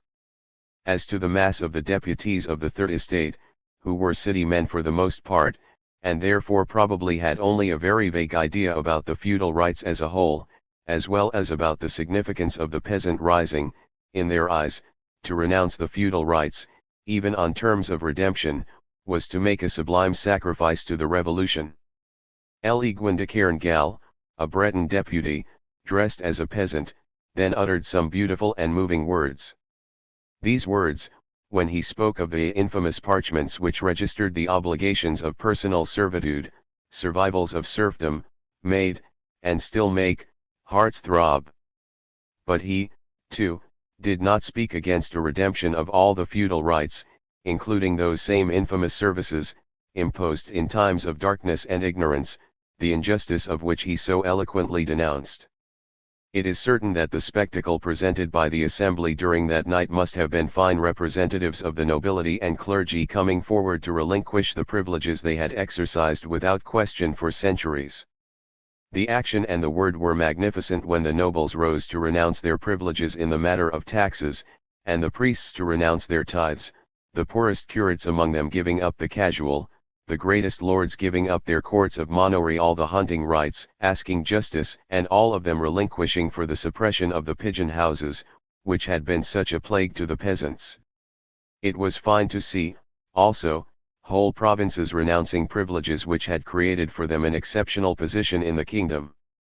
The category of pays d'etats endowed with special rights was thus suppressed, and the privileges of the towns, several of which held feudal rights over the neighboring country, were abolished. The representatives of the Dauphin, where, as we have seen, the rising had been strong and widespread, having led the way for the abolition of provincial distinctions, the others followed them. All the eyewitnesses of this memorable sitting have given glowing descriptions of it. When the nobility accepted in principle the redemption of the feudal rights, the clergy were called upon to declare themselves. They accepted fully the redemption of the ecclesiastical feudalities on the condition that the price of redemption should not create personal fortunes amongst the clergy, but that the whole should be employed in works of general utility. A bishop then spoke about the injuries done in the peasants' fields by the packs of hounds kept by the lords, and demanded the abolition of the hunting privileges, and immediately the nobility gave their assent by a loud and impassioned shout. The enthusiasm reached a very high pitch during the sitting, and when the assembly separated at 2 o'clock in the morning, every one felt that the foundations of a new society had been laid. It would not be fair to try to diminish the importance of that night. Enthusiasm of this kind is needed to push on events. It will be needed again when a social revolution comes. In a revolution enthusiasm must be provoked, and words which make hearts vibrate must be pronounced. The fact that the nobility, the clergy, and the privileged persons of every kind had recognized during that night sitting the progress of the revolution, that they decided to submit to it instead of taking up arms against it, this fact by itself was already a conquest of the human mind. It was all the greater as the renunciation was made with enthusiasm. It is true that it was done in the light of the burning chateaus, but how many times had that same light merely provoked in the privileged classes an obstinate resistance, and led to hatred and massacre. That night in August those distant flames inspired other words of sympathy for the rebels, and other acts of conciliation. Ever since July 14, the spirit of the revolution, born of the ferment which was working through the whole of France, was hovering over everything that lived and felt, and this spirit, created by millions of wills, gave the inspiration that we lack in ordinary times.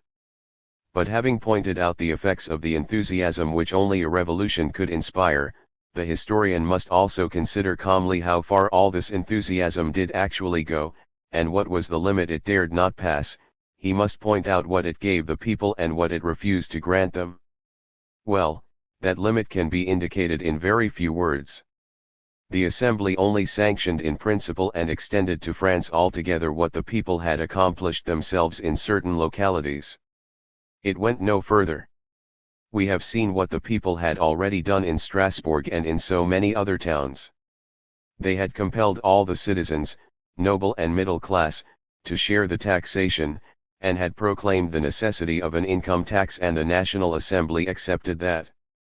The people had abolished all honorary offices, and the nobility agreed to renounce those offices on August 4. By so doing, they again accepted a revolutionary act. The people had also abolished the manorial courts of justice and appointed judges by election. The Assembly accepted this in its turn. Finally, the people had abolished the privileges of the towns and the provincial toll gates. It was actually done in the eastern province, and now the Assembly made a general principle of a fact already accomplished in a part of the kingdom. For the rural districts the clergy admitted in principle that the tithes should be redeemable, but in how many places were the people paying them? And when the Assembly tried afterwards to exact payment up to 1791, it had to resort to threats of execution to compel the peasants to obey. Let us rejoice, certainly, that the clergy yielded to the abolition of the tithes under the condition that they should be redeemed, but let us also say that the clergy would have done infinitely better had they not insisted on redemption. What struggles, what hatreds, what bloodshed had been spared if they had given up the tithes and had left the payment of their salaries to the nation or their parishioners. As to the feudal rights, how much strife would have been avoided if the Assembly, instead of accepting the motion of the Duc d'Aiguillon, had simply adopted on August 4, 1789 that of the Viscount de Noailles, which after all was a very modest proposal, the abolition without indemnity of the personal dues, and redemption for the rents attaching to land. But, to arrive at this latter measure, in 1792, how much blood had to flow during 3 years, not to mention the savage struggles which had to be gone through to attain in 1793 the total abolition of feud rights without redemption? But let us for the moment do as the men of 1789 did. Everyone was filled with joy after that sitting. Everyone congratulated themselves upon that Saint Bartholomew of feudal abuses, which proves how important it is during a revolution to recognize, or at least to proclaim, a new principle. Couriers were dispatched from Paris, carrying the great news to every corner of France: all the feudal rights are abolished. For was so that the decisions of the Assembly were understood the people, and it was so stated in the first article of the resolution of August 5. All the feudal rights are abolished.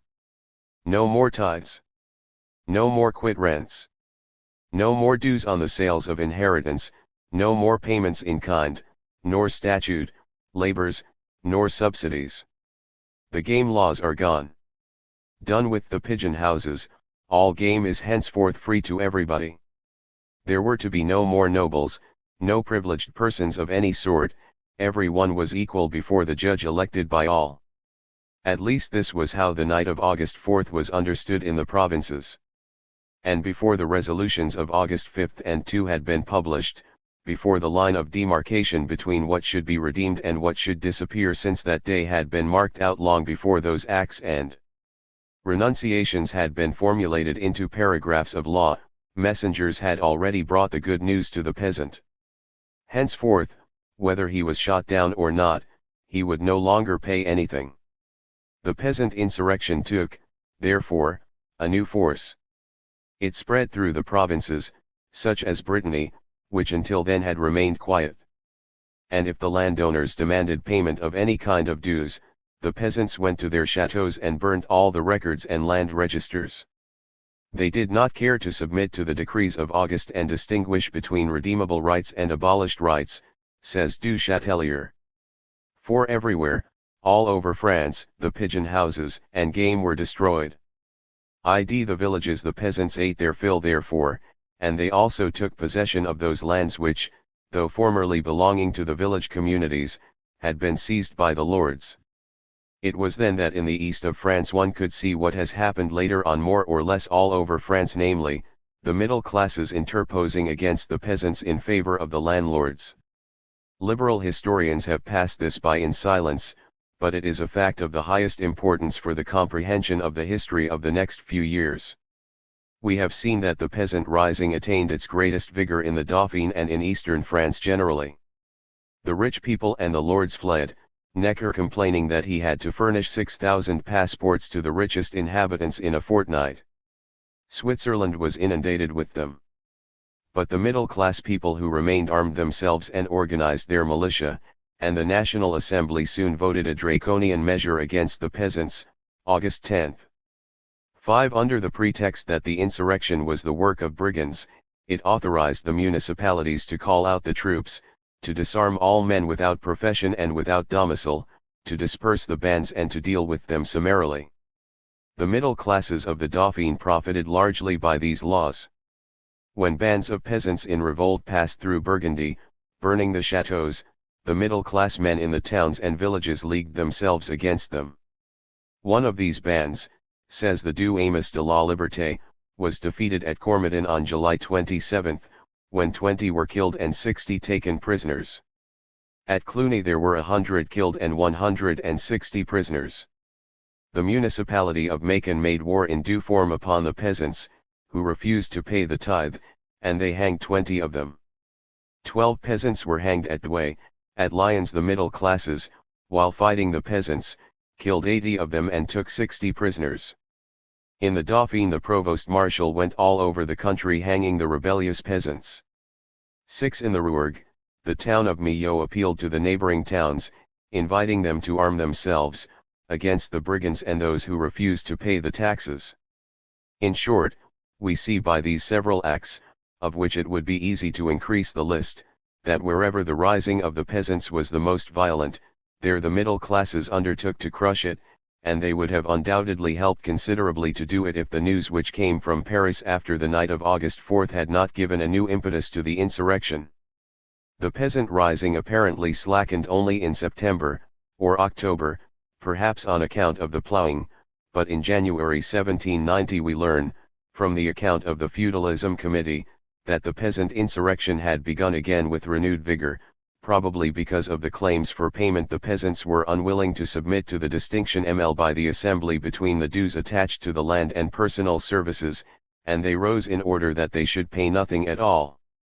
We shall return to this very important subject in one of succeeding chapters. 1. To ravage the lands would probably mean that in certain places the peasants reaped the harvests belonging to the lords while they were yet green. Besides, it was the end of July, the corn was nearly ripe, and the people, who had nothing to eat, cut the corn belonging to the lords. 2. The marks of transport and a fusion of generous sentiment which made the picture presented by the Assembly more lively and spirited from hour to hour, scarcely left time for coming to some agreement over the prudential measures thought advisable for carrying into effect those beneficent projects, which had been voted in so many memorials of both provincial and parochial assemblies wherever the citizens had been able to meet for the last 18 months amid touching expressions of opinion and ardent protestations. 3. All the feudal rights were to be redeemable by the communes, either by money or exchange, said the Viscount de Noailles. Every one will be subject to all the public charges, all the state charges, subsides, without any distinction, said d'Aiguillon. I demand the redemption for the ecclesiastical funds, said Lefebvre, Bishop of Nancy, and I demand that the redemption be not turned to the profit of the ecclesiastical lord, but that it may be invested usefully for the poor. The Bishop of Chartres demanded the abolition of the game laws, and renounced those rights for his own part. Whereupon both nobles and clergy rise at the same time to follow his example. De Richer demanded not only the abolition of the manorial courts of justice, but also that justice should be dispensed gratuitously. Several priests asked that they might be allowed to sacrifice their perquisites, casual. But that a tax in money should take the place of the tithe. 4. Histoire de la Révolution dans les départements de Pensée en Bretagne, 8 volumes, volume IP 422. 5. Butches and Roux, Histoire parlementaire, vol. 2. p. 254. 6. After the defeat of two large bands of peasants, one of which threatened to attack the chateaux of Cormeton, the other the town of Cluny, and after punishments of a frightful severity had been inflicted, the war went on, but in a scattered way, say Butches and Roux. Ever the permanent committee of Macon illegally constituted one into a tribunal, by order of which 20 of these unhappy peasants were executed for the crime of hunger and for having rebelled against the tithe and feudal laws, p. 244. Everywhere W1 clearly provoked by acts of minor importance, by disputes with lord or the chapter about a meadow or a fountain, and in one chateaux to which the rights of plenary jurisdiction belonged, several vassals were hanged for marauding offences, and c. The pamphlets of the time which Butches and Roux consulted, say that the Parliament, the Court, of Douai ordered 12 leaders of bands to be executed, the Committee of Electors, middle-class men, at Lyons sent out a flying column of volunteer National Guards. One contemporary pamphlet states that this little army in a single engagement killed 80 of the so-called brigands, and took 60 prisoners. The Provost Marshal of the Dauphin, at the head of a body of middle-class militia, marched through the country and executed as he went, Butches and Roux, Volume 2. p. 245. 7. Courrier Parisien, sitting of August 19, 1789, p. 1729. The feudal rights remain. When the Assembly met again on August 5 to draw up, under the form of resolutions, the list of renunciations which had been made during the historic night of the 4th, one could see up to what point the Assembly was on the side of property, and how it was going to defend every one of the pecuniary advantages attached to those same feudal privileges, which had made a show of abandoning a few hours before. There were still in France, under the name of Mainmorts Banalitas, 1 and c, a few survivals of the ancient serfdom. There still peasants subject to mortmain in the Franche-Comté, Nivernais, and the Bourbonnais. They were serfs in the true sense of the word, they could not sell their goods, nor transmit them by inheritance, except to those of their children 0 lived with them. They remained therefore attached to the soil. 2. How many they were we do not exactly know, but it is thought that the number given by Bonserf as 300,000 Mainmortables is the most probable. 3. Besides these Mainmortables there were a very large number of peasants and also of free townsmen, who were, nevertheless, still held under personal obligations either to their former lords or else to the lord of the lands they had bought or held on lease. It is estimated that as a rule the privileged classes, the nobility and clergy, held half the lands of every village, but that besides these lands, which were their property, they still retained various feudal rights over the lands owned by the peasants. Small proprietors were even then very numerous in France, but there were very few of them, adds M. Sagnac, who held by right of freehold, who did not owe at least a quit rent, or some other due, in recognition of the seigneury. Nearly all lands paid something, either in money or in a portion of the crops, to some or other lord. These obligations varied very much, but they may be divided into 5 classes. 1. The personal obligations, often humiliating relics of serfdom. 4. 2. Payments of all sorts in money, in kind, or in work, which were due for a real or supposed concession of land, these were the mortmain and the real statute labors. 5. The quit rent, the field rent, the land tax, the fines on sales and on inheritance. 3. Various payments resulting from the lord's monopolies, that is to say, the lords levied certain customs revenues, certain town dues, or certain rents from those who used their markets or their measures, mills, wine presses, common ovens and the rest. 4.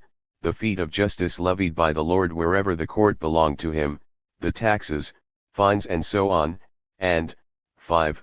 The lord possessed the exclusive right of hunting over his land and those of the neighboring peasantry, as well as the right of keeping pigeon houses and rabbit warrens, which conferred a much coveted honor with the privilege. All these rights were vexatious to the last degree, and they cost the peasant dear, even when they mattered little or nothing to the lord. And it is a fact, upon which Bonserf lays stress in his remarkable work, Les Inconvénients de droits feudaux 6, that ever since 1776 the impoverished lords, and especially their stewards, began to squeeze the farmers, the tenants, and the peasants generally, in order to get out of them as much as possible. In 1786 there was even a pretty wide revision of the land registers for the purpose of augmenting the feudal dues. The Assembly, therefore, after pronouncing the abolition of all the survivals of the feudal system, halted when it became a question of wording these renunciations and putting them into the written law.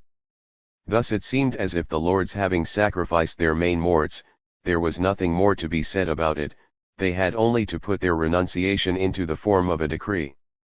But even on this question they raised discussions.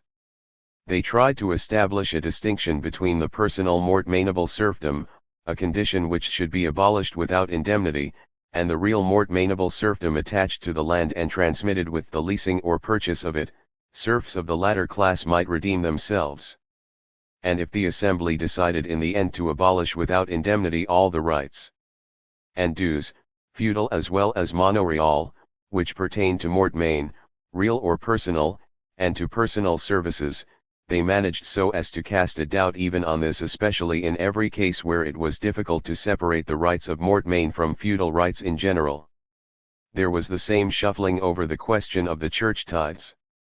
It is known that the tithes very often amounted to a fifth or even a quarter of all harvests, and that the clergy claimed a share of the very grasses and nuts which the peasants gathered. These tithes weighed very heavily upon the peasants, especially upon the poorer ones. But then, on August 4, the clergy had declared their renunciation of all tithes in kind, on condition that these tithes should be redeemed by those who paid them. But as they did not indicate the conditions of redemption, nor the rules of procedure under which the redemption should be made, the renunciation in reality was reduced to a simple declaration of principle. The clergy accepted the redemption, they permitted the peasants to redeem the tithes if they wished to do so, and to debate the price with the holders of the tithes. But, on August 6, when it was proposed to draw up the resolutions concerning the tithes, a difficulty presented itself. There were tithes which the clergy had sold in the course of the centuries to private individuals, and these tithes were called lay or enfeft.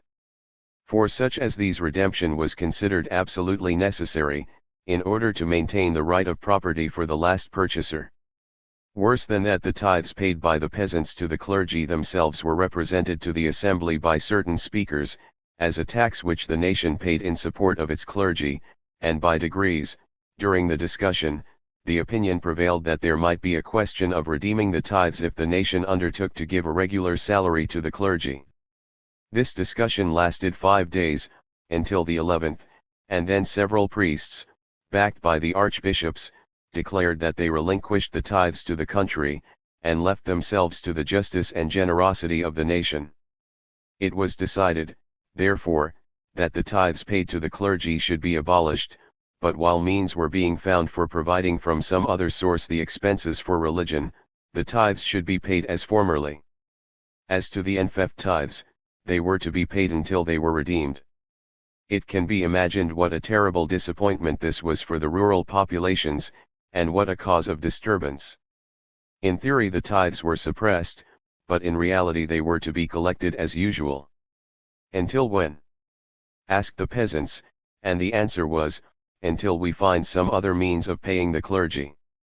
And as the finances of the kingdom were going from bad to worse, the peasant was justified in asking if the tithes would ever be abolished.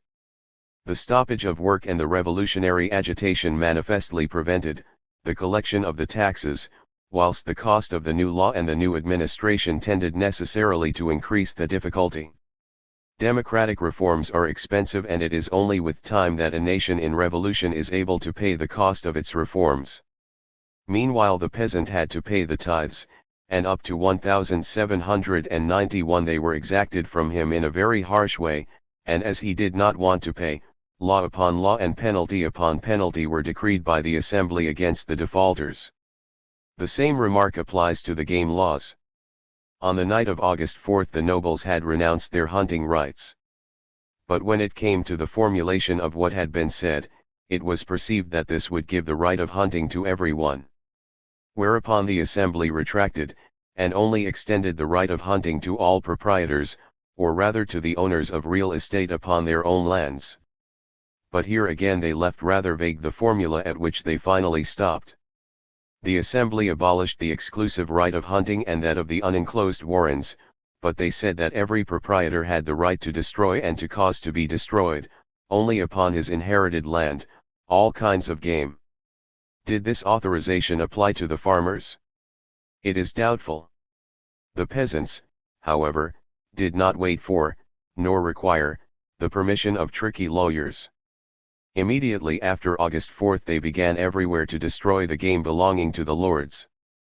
After having seen for many years their crops devoured by the game, they themselves destroyed the depredators without waiting for any authorization. Finally, as to what concerned the essential thing, the great question which so deeply interested more than 20 millions of Frenchmen, the feudal rights, the Assembly, when it was formulating in resolutions the renunciations of the night of August 4, confined itself simply to the enunciation of a principle: the National Assembly destroys entirely the feudal system, said the first article of the resolutions of August 5. But the following articles of August 5 to 11 explain that only the personal servitude degrading to honor should disappear entirely.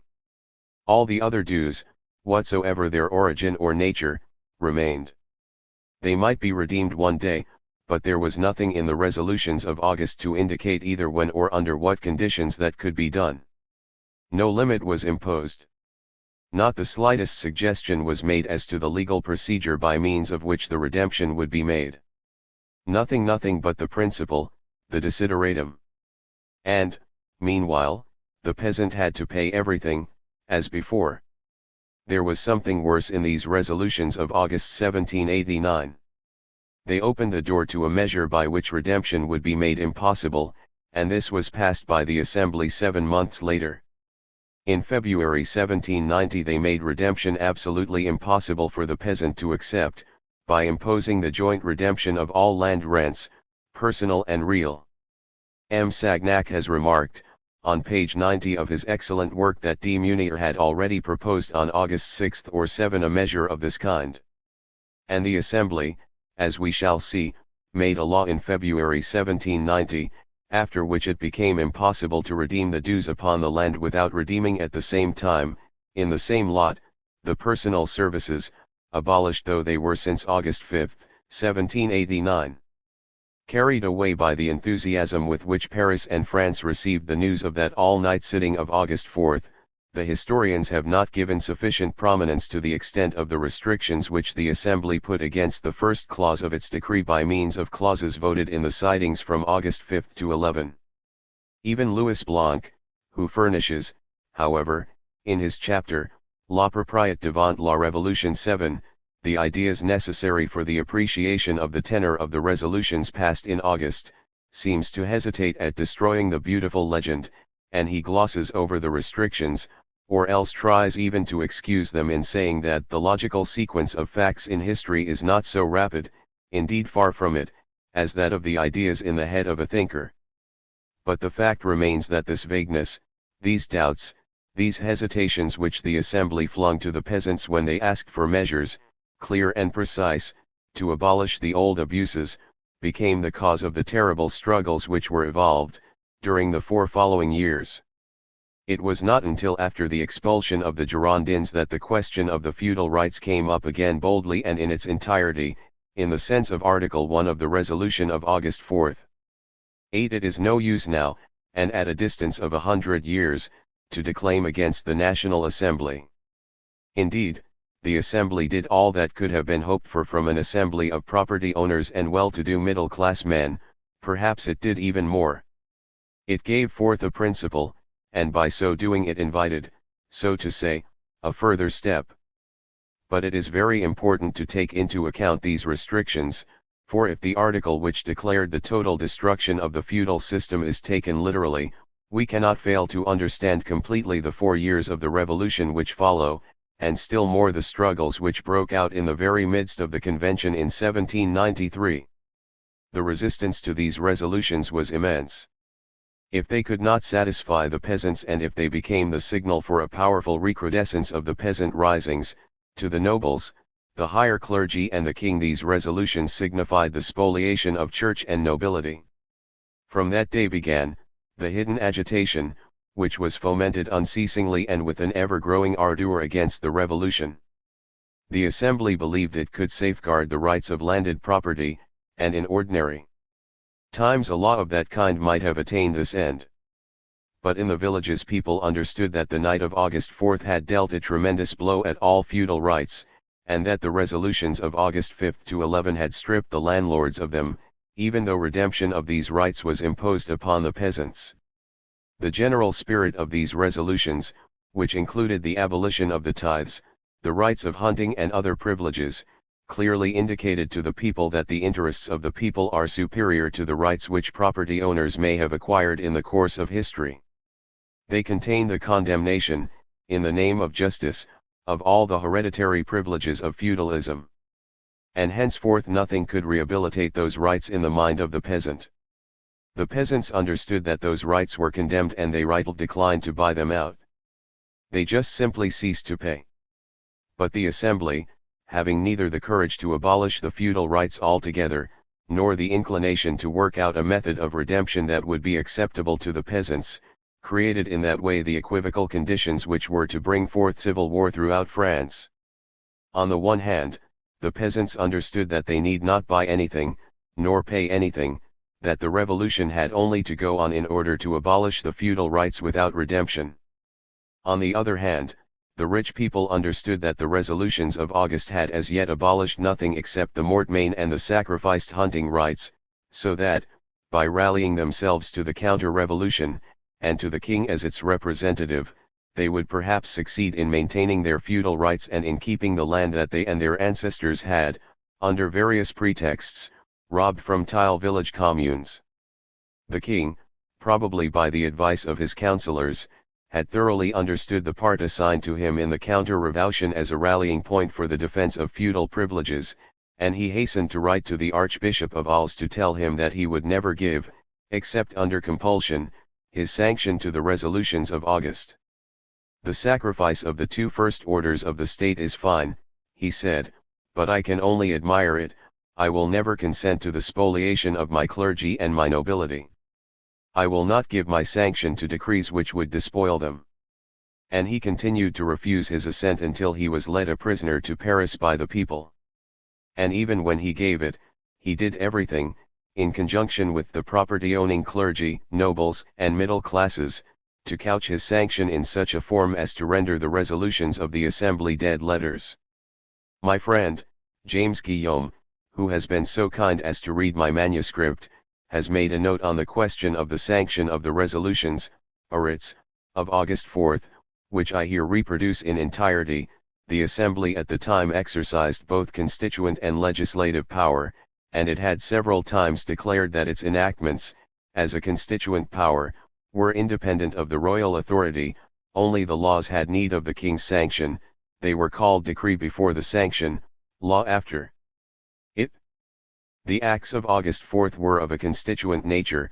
The assembly had worded them as resolutions, writs, but it did not think for a moment that it was necessary to obtain a permission from the king to state that the privileged persons had renounced their privileges.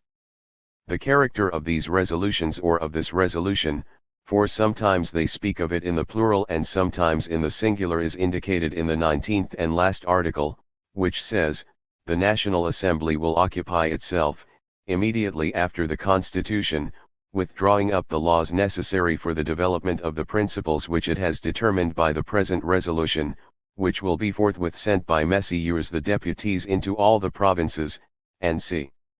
It was on August 11 that the publication of the resolutions was definitely adopted.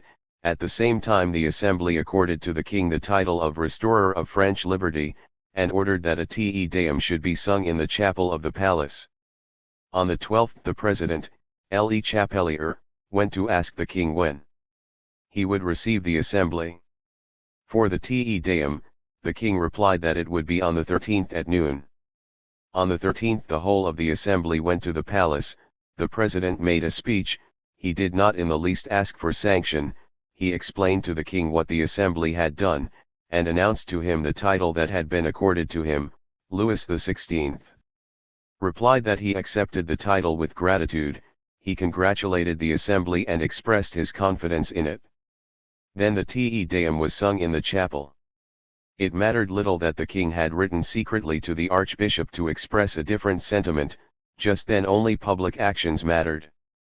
Therefore there was not the least public opposition from the king during the early days, against the resolutions of August 4. But on Saturday, September 12, concerned at the disturbances which were agitating all France, the party of the patriots judged that, put an end to them, it was necessary to make a solemn proclamation of the resolutions of August 4, and to this end the majority decided that the resolutions should be presented for the king's sanction, in spite of the opposition made to this decision by the counter-revolutionists, who would have preferred not to mention them further. However, on Monday the 14th the patriots perceived that there might be some misunderstanding over this word sanction. Just at that point the assembly discussed the suspensive veto of the king, and Barnave remarked that the veto could not be applied to the resolutions of August 4. Mirabeau spoke to the same effect. The resolutions of August 4, he said, were enacted by the constituent power, since when they cannot be subjected to sanction. The resolutions of August 4 are not laws, but principles and constitutional bases. Consequently, when you sent for sanction the acts of August 4, it was for promulgation only that you should have forwarded them. Le Chapelier, indeed, proposed to replace the word sanction in all concerning these resolutions by the word promulgation, and added, I maintain that it is useless to receive royal sanction for what His Majesty has already given authentic approbation to, as much by the letter, which he sent me when I had the honor to be the spokesman of the assembly. When President, as by the solemn acts of grace and the Te Deum sung in the King's Chapel. It was proposed, therefore, to decree that the assembly should suspend its order of the day, the question of the veto, until the promulgation of the resolutions of August 4 had been made by the king. Great noise and disorder. The sitting was ended without arriving at any decision. On the 15th there was a fresh discussion, without results. On the 16th and 17th other things were discussed, the succession to the throne occupying attention. At last, on the 18th, the king's reply arrived. He approved the general spirit of the articles of August 4, but there were some of them to which he could only give a conditional assent, and he concluded in these terms, therefore, I approve the greater number of these articles, and I will sanction them when they shall be worded as laws. This dilatory reply produced great discontent. It was repeated that the king had been asked only to promulgate, which he could not refuse to do. It was decided that the president should go to the king to beg him to order the promulgation at once. Confronted by the threatening language of the speakers in the assembly, Louis XVI knew that he must yield, but while yielding he cavilled over the words.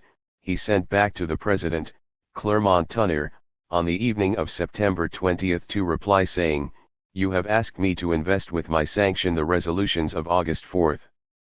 I have communicated to you the criticisms to which they seem to me to be susceptible. You ask me now to promulgate these same decrees. Promulgation belongs to laws. But I have already said that I approved of the general spirit of these resolutions. I am going to order their publication throughout the kingdom. I do not doubt but that I shall be able to invest with my sanction all the laws which you will decree upon the various matters contained in these resolutions.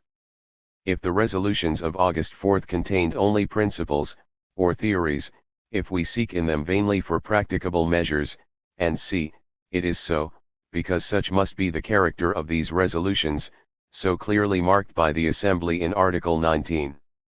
On August 4 the Assembly had proclaimed, in principle, the destruction of the feudal system, and it was added that the Assembly would make the laws, for the application of the principle, and that they would make these laws when the Constitution should be completed. We may reproach the Assembly for this method if we wish, but we must acknowledge that it deceived no one, and in no way broke its word by not making the laws immediately, since it had promised to make them after the Constitution.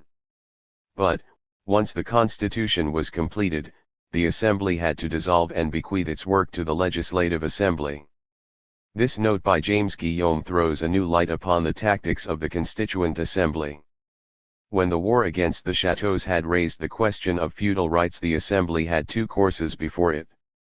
Either it could elaborate some scheme of laws upon feudal rights, schemes which would have taken months, or rather years, to discuss, and, seeing the diversity of opinions held by the representatives on this subject, would have ended only in dividing the assembly. 0 or else, the assembly might have confined itself to proposing only some principles, which should serve as basis for the enactment of future laws. It was this second alternative which was ordained by the assembly. It hastened to compile in several sittings the resolutions which the king was finally obliged to publish. And in the provinces these declarations of the assembly had the effect of so shaking the feudal system that, 4 years after, the convention was able to vote for the complete abolition of the feudal rights without redemption. Whether this foreseen or not we do not know, but this alternative was, after all, preferable to the first. Footnotes 1. The Cuman of an mill, press N.C., belonging to the lord, for the use of which the peasants had to pay, by suffering much loss of food, grain, and wine. 2. The fact of being attached to the land is what constitutes the essence of serfdom. Wherever serfdom has existed for several centuries, the lords have also obtained from the state rights over the person of the serf, which made serfdom, in Russia, for example, at the beginning of the 18th century, a state clausal vacant to slavery, and in the current language of the day allowed serfdom to be confounded with slavery.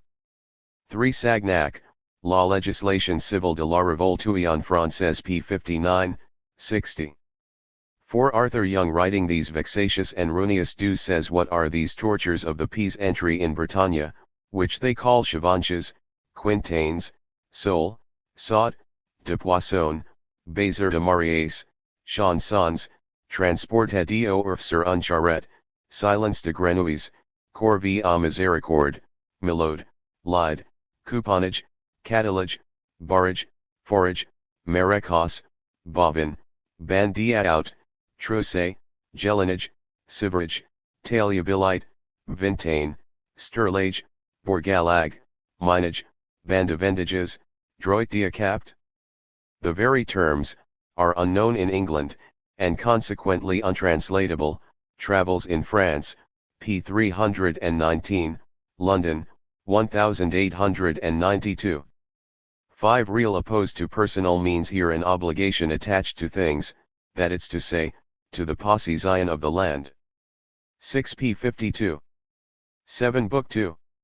Chap I8 Butches and Rue, Histoire parlementaire de la Révolution Française Volume 2. p. 243, see in the abdications of August 4 only concessions rendered necessary by the debates on the Declaration of the Rights of Man. The majority being in favor of this declaration, their vote would have infallibly carried with it the abolition of privileges. It is also interesting to note how Madame Elizabeth announced the night of August 4 to her friend, Madame de Montbels, the nobility, she writes, with an enthusiasm worthy of the French heart, have renounced everything, the feudal rights and their hunting rights. Fishing will also be comprised, I believe. The clergy have likewise renounced the tithes and perquisites and the possibility of holding several benefices. This decree has been sent into all the provinces. I hope this will put an end to the burning of the chateaux. They have burned 70. Conches, LOCCITP 238. Declaration of the Rights of Man. Meaning and significance of Declaration modeled on Declaration of Independence. Its defects. Its influence. Preamble to the Constitution. Defiance of feudalism. A few days after the taking of the Bastille, the Constitution Committee of the National Assembly met to discuss the Declaration of the Rights of Man and of the Citizen. The idea of issuing such a declaration, suggested by the famous Declaration of Independence of the United States, was perfectly right. Since a revolution was in course of accomplishment, a complete change in the relations between the various ranks of society would result from it. It was well to state its general principles before this change was expressed in the form of a constitution. By this means the mass of the people would be shown how the revolutionary minorities conceived the revolution, and for what new principles they were calling the people to struggle. It would not be fine phrases merely, it would be a brief summary of the future that it was proposed to conquer, and under the solemn form of a Declaration of Rights, made by an people, this summary would be invested with the significance of a national oath. Proclaimed in a few words, the principles that they were going to put into practice would kindle the people's courage. It is always ideas that govern the world, and great ideas presented in a virile form have ways taken hold of the minds of men. In fact, the young North American Republicans, at the time when they were intending to conquer their independence, had issued just such declarations, and ever since, the Declaration of Independence of the United States had become the charter, one might almost say the Decalogue, of the young North American nation one. Consequently, as soon as the Assembly nominated, on July 9, a committee for the preparatory work of the Constitution, it was found necessary to draw up a Declaration of the Rights of Man, and the work was begun after July 14.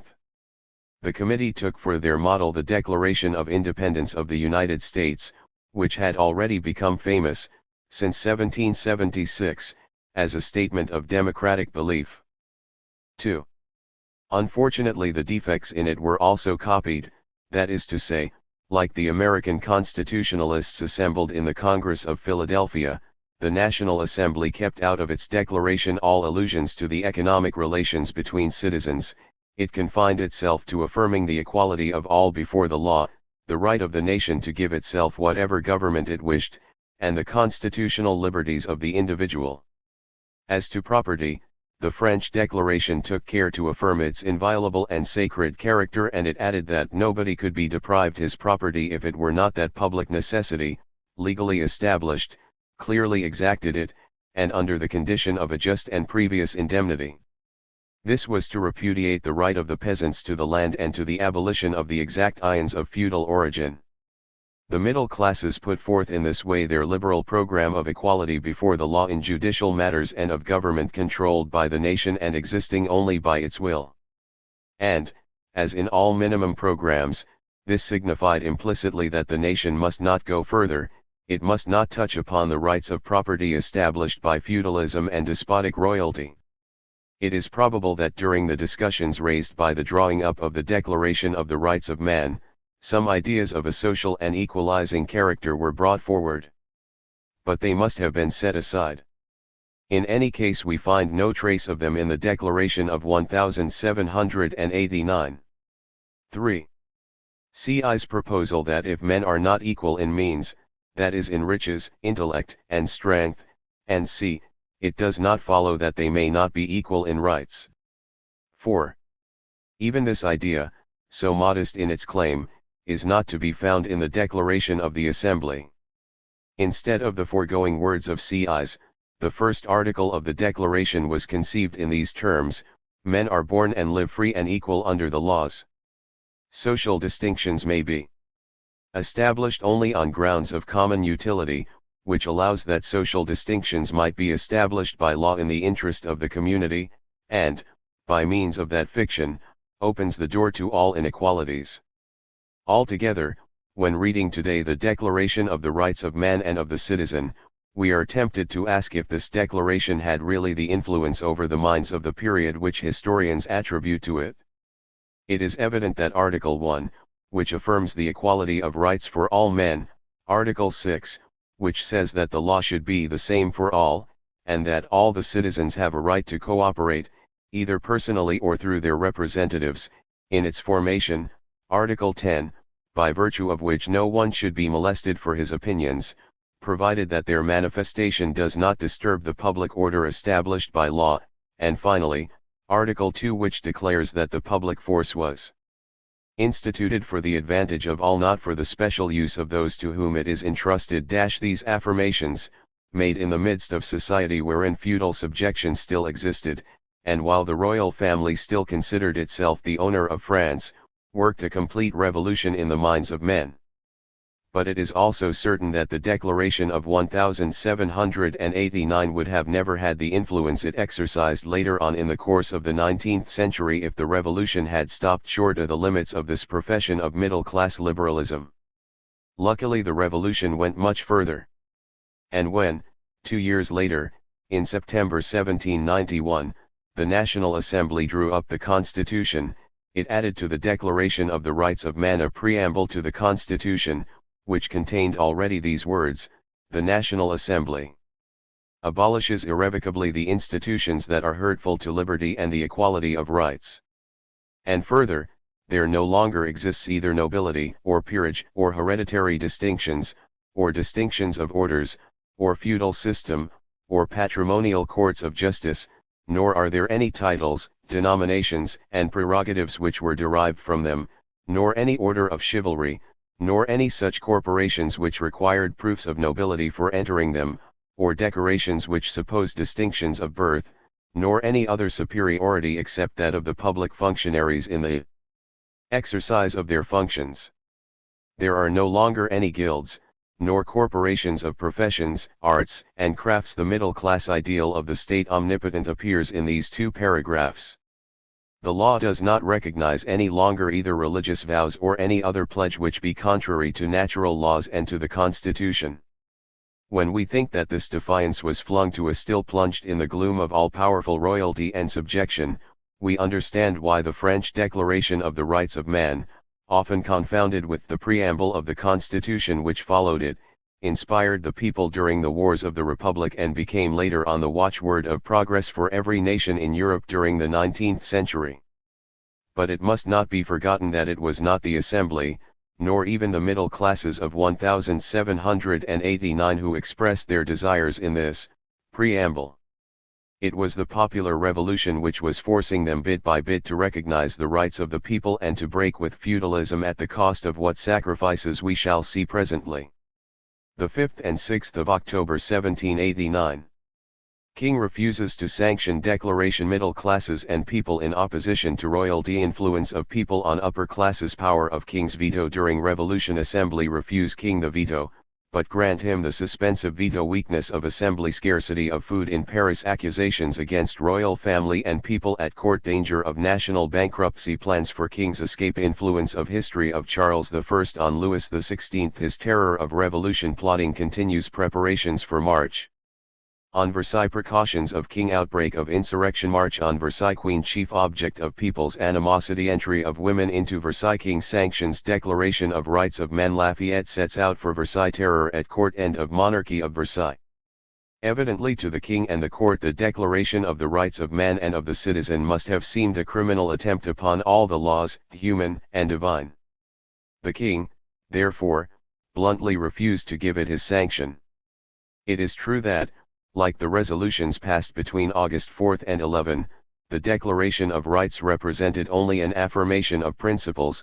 It had, therefore, as they said then, a constituent character, un caractere constituent, and as such it did not need the royal sanction. The king had but to promulgate it. Now this is what he refused to do under various pretexts. On October 5 he wrote again to the Assembly to say that he wished to see how the maxims of the Declaration would be applied before giving it his sanction. One he had opposed, as we have seen, by a similar refusal, the resolutions of August 4 to 11, concerning the abolition of the feudal rights, and it can be imagined what a weapon the Assembly made of these two refusals. What? The Assembly was abolishing the feudal system, personal subjection, and the pernicious prerogatives of the lords. It was proclaiming the equality of all before the law. And see how the king, but especially the princes, the queen, the court, the Polignacs, the Lamals, and all the rest of them, are opposing it. If it were only a matter of speeches in favor of equality, the circulation of which had been prevented. But no, the whole Assembly, including the nobles and the bishops, were all agreed to make a law favorable to the people and to do away with all privileges. For the people who do not pay much heed to legal terms, the resolutions were as good as laws, and now the court party are going to prevent these laws coming into force. The king would have accepted them.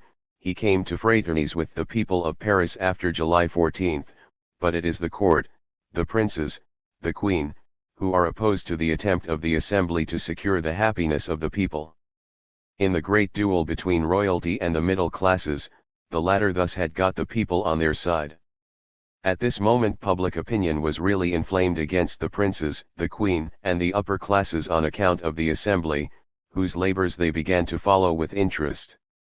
At the same time the people themselves were influencing those labors in a democratic sense. Thus the assembly might perhaps have accepted the scheme of two chambers in the English fashion. But the people would not have it. They understood instinctively what learned jurists have since so well explained, that in revolution a second chamber was impossible. It could only act when the revolution was exhausted and a period of reaction had begun. Similarly, it was also the people of Paris who were more vehemently opposed to the royal veto than those who sat in the assembly. Here, too, the masses understood the situation quite clearly, for if, in the normal course of affairs, the power of the king to check a decision of the parliament loses much of its importance, it is quite another thing in a revolutionary period. Not that the royal power becomes less dangerous in the long run, but in ordinary times a parliament, being the organ of privileged persons, will seldom pass anything that the king would have to veto in the interest of the privileged classes, while during a revolutionary period the decisions of a parliament, influenced as they are by the popular spirit of the moment, may often tend towards the destruction of ancient privileges, and, consequently, they will encounter opposition from the king. He will use his veto, if he has the right and the strength to use it. This is, in fact, what happened with the Assembly's resolutions of August, and even with the Declaration of Rights. In spite of this, there was in the Assembly a numerous party who desired the absolute veto, that is to say, they wished to give the king the possibility of legally preventing any measure he might choose to prevent, and it took lengthy debates to arrive at a compromise. The Assembly refused the absolute veto, but they accepted, against the will of the people, the suspensive veto, which permitted the king to suspend a decree for a certain time, without altogether annulling it. At a distance of 100 years the historian is naturally inclined to idealize the assembly and to represent it as a body that was ready to fight for the revolution. In reality it was not. The fact is that even in its most advanced representatives the National Assembly remained far below the requirements of the moment. It must have been conscious of its own impotence. Far from being homogeneous, it contained, on the contrary, more than 300 deputies, 400 according to other estimates, that is to say, more than one-third, ready to come to terms with royalty. Therefore, without speaking of those members who were pledged to the court, and there were several of them, how many feared the revolution much more than the royal power? But the revolution had begun, and there was the direct pressure of the people and the fear of their rage. There was also that intellectual atmosphere which dominates the timorous and forces the prudent to follow the more advanced ones. Moreover, the people maintained their menacing attitude, and the memory of Delaunay, Foulon, and Berthier was still fresh in their minds. In the faubourgs of Paris there was even talk of massacring those members of the Assembly whom the people suspected of having connections with the court. Meanwhile the scarcity of food in Paris was always terrible. It was September. The harvest had been gathered in, but still there was a lack of bread. Long files of men and women stood every night at the bakers' doors, and after long hours of waiting the poor often went away without any bread. In spite of the purchase of grain that the government had made abroad, and the premium paid to those who imported wheat to Paris, bread was scarce in the capital, as well as in all the large towns, and in the small towns near Paris. The measures taken for revictualling were insufficient, and what was done was paralysed by fraud.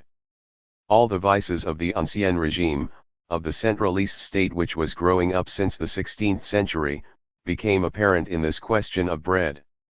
In the upper circles the refinement of luxury had attained its limits, but the mass of the people, flayed without mercy, had come to the point of not being able to produce its own food on the rich soil and in the productive climate of France.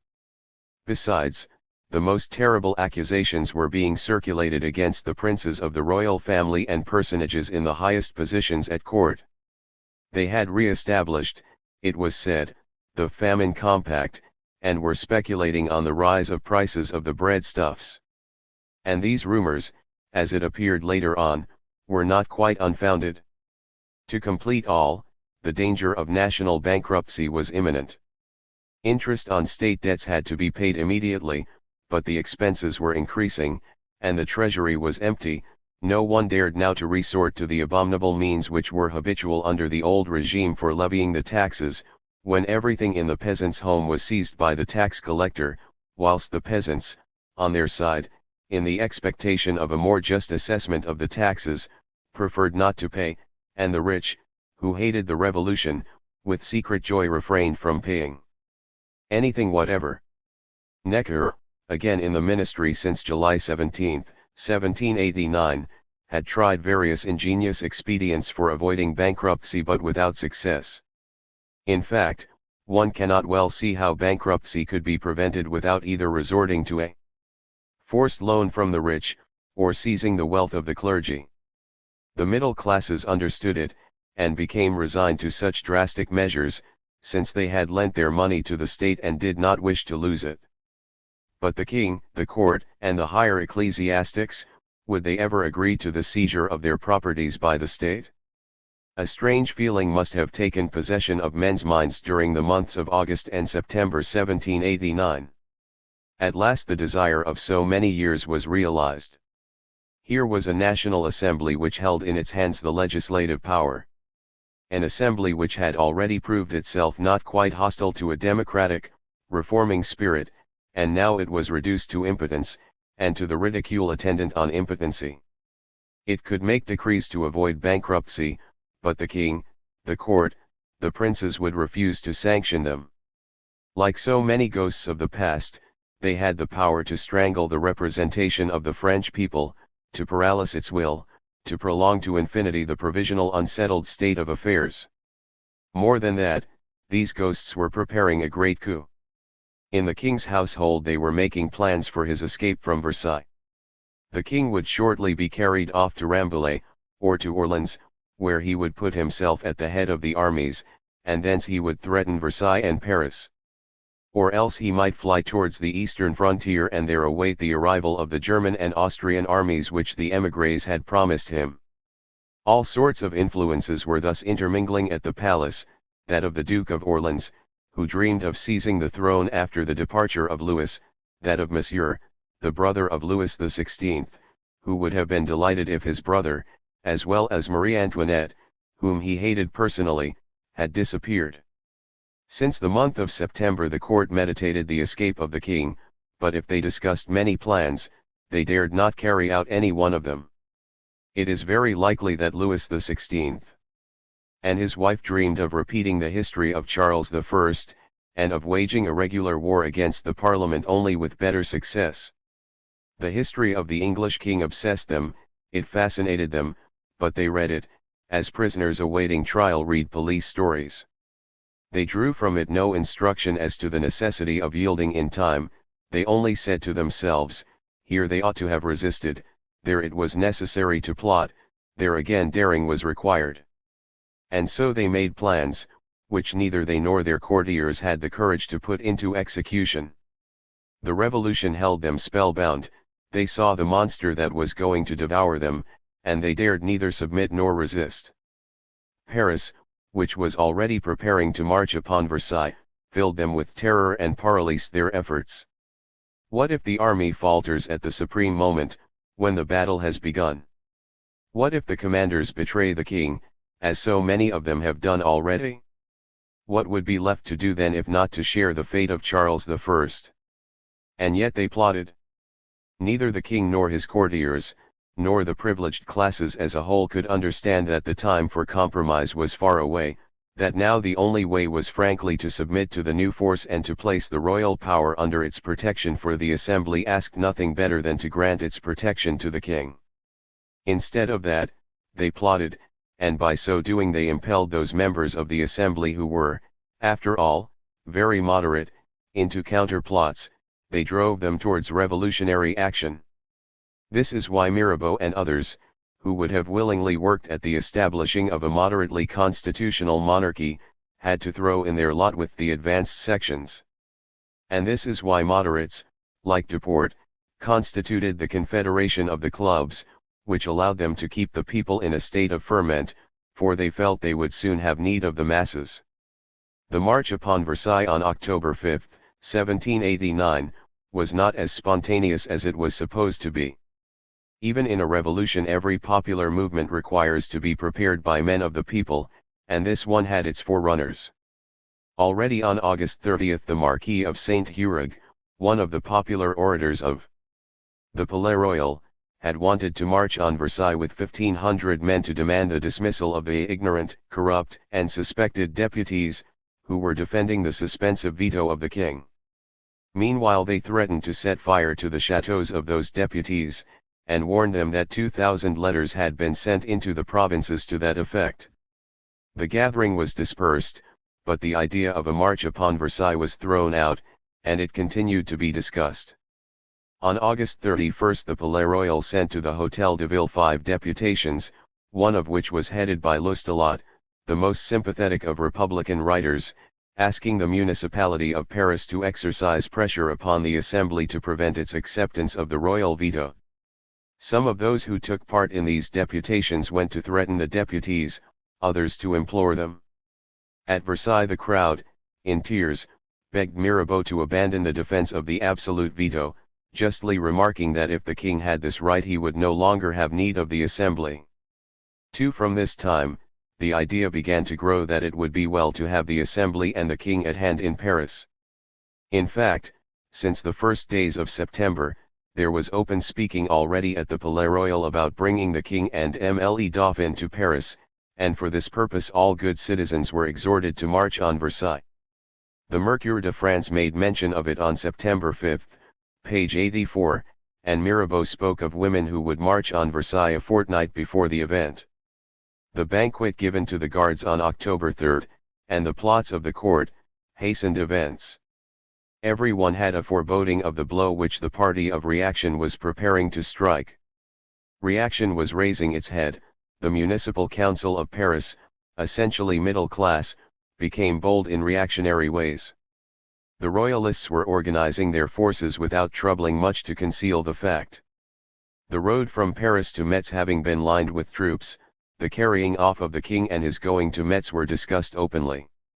The Marquis de Bulle, who commanded the troops in the east, as well as de Breteul and de Mercy were in the plot, of which de Breteul had taken the direction. For this end the court collected as much money as possible, and October 5 was spoken of as the possible date of the flight. The king would set out that day for Metz, where he would place himself in the midst of the army commanded by the Marquis de Bulle. There he would summon to him the nobility and the troops which still held faithful, and would declare the assembly rebellious. With this movement in view they had doubled at the palace the number of the bodyguards, young members of the aristocracy charged with the guarding of the palace, and the regiment of Flanders had been summoned to Versailles, as well as the dragoons. The regiment came, and on October 1 a great banquet was given by the bodyguard to the regiment of Flanders, and the officers of the dragoons and of the Swiss in garrison at Versailles were invited to this banquet. During the dinner Marie Antoinette and the court ladies, as well as the king, did all they could to bring the royalist enthusiasm of the officers to a white heat. The ladies themselves distributed white cockades, and the national cockade was trodden underfoot. 2 days later, on October 3, another banquet of the same kind took place. These banquets precipitated events. The news of them soon reached Paris, exaggerated perhaps on the way, and the people of the capital understood that if they did not march immediately upon Versailles, Versailles would march upon Paris. The court was evidently preparing a great blow. Once the king, having left Versailles, was safe somewhere in the midst of his troops, nothing would be easier than to dissolve the assembly, or else compel it to return to the three orders, that is to say, to the position before the royal session of June 23. In the assembly itself there was a strong party of some 400 members, the leaders of whom had already held confabulations with Malouet for the transference of the assembly to Tours, far from the revolutionary people of Paris. If this plot of the court succeeded, then all the hitherto obtained results would be upset. The fruits of July 14 would be lost, too, the results of the rising of the peasants and of the panic of August 4. What was to be done to prevent such a disaster? The people had to be roused, nothing less than that would do. And therein lies the glory of the prominent revolutionists of that moment, they understood the necessity of a popular rising and accepted it, though usually the middle classes recoil before such a measure.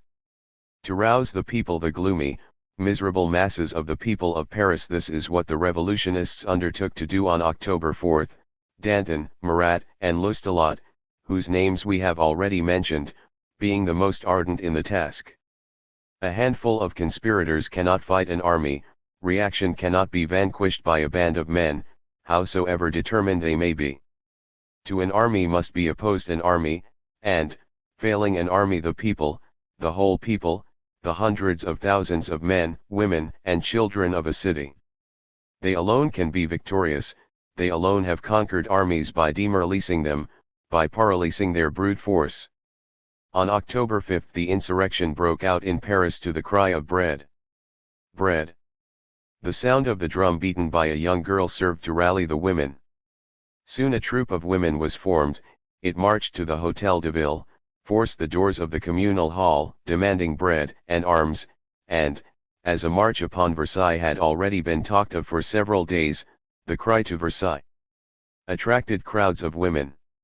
Maillard, known in Paris since July 14 for the part he had taken in the siege of the Bastille, was declared leader of the column, and the women set out.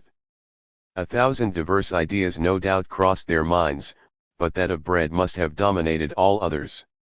It was at Versailles that the conspiracies against the happiness of the people were hatched, it was there that the famine compact had been made, there that the abolition of the feudal rights was being prevented, so the women marched on Versailles. It is more than probable that among the mass of the people the king, like all kings, was regarded as a good enough creature, who wished the welfare of his people. The royal prestige was then still deeply rooted in the minds of men. But even in 1789 they hated the queen. The words uttered about her were terrible. "Where is that rip? Look at her, the dirty whore, we must catch hold of that bitch and cut her throat," said the women, and one is struck by the ardor, the pleasure, I might say, with which these remarks were written down in the inquiry at the Châtelet. Here again the people judged soundly. If the king had said, on learning about the fiasco of the royal session on June 23, "After all, let these wretches stay," Marie Antoinette was wounded to the heart by it. She received with supreme disdain the plebeian king when he came on his return from his visit to Paris on July 17, wearing the tricolor cockade, and since then she had become the center of all the intrigues. The correspondence which later she carried on with Count Fersen about bringing the foreign armies to Paris originated from that moment. Even this night of October 5, when the women invaded the palace this very night, says the extremely reactionary Madame Campan, the queen received Fersen in her bedchamber. The people knew all this, partly through the palace servants, and the crowd, the collective mind of the people of Paris, understood what individuals were slow to comprehend, that Marie Antoinette would go far in her hatred of the revolution, and that, in order to prevent all the plottings of the court, it was necessary that the king and his family, and the assembly as well, should be kept in Paris under the eye of the people. At first, on entering Versailles, the women, crushed by fatigue and hunger, soaked through with the downpour of rain, contented themselves with demanding bread. When they invaded the assembly they sank exhausted on the benches of the deputies, but nevertheless, by their presence alone these women had already gained a first victory. The assembly profited by this march upon Versailles to obtain from the king his sanction for the declaration of the rights of man.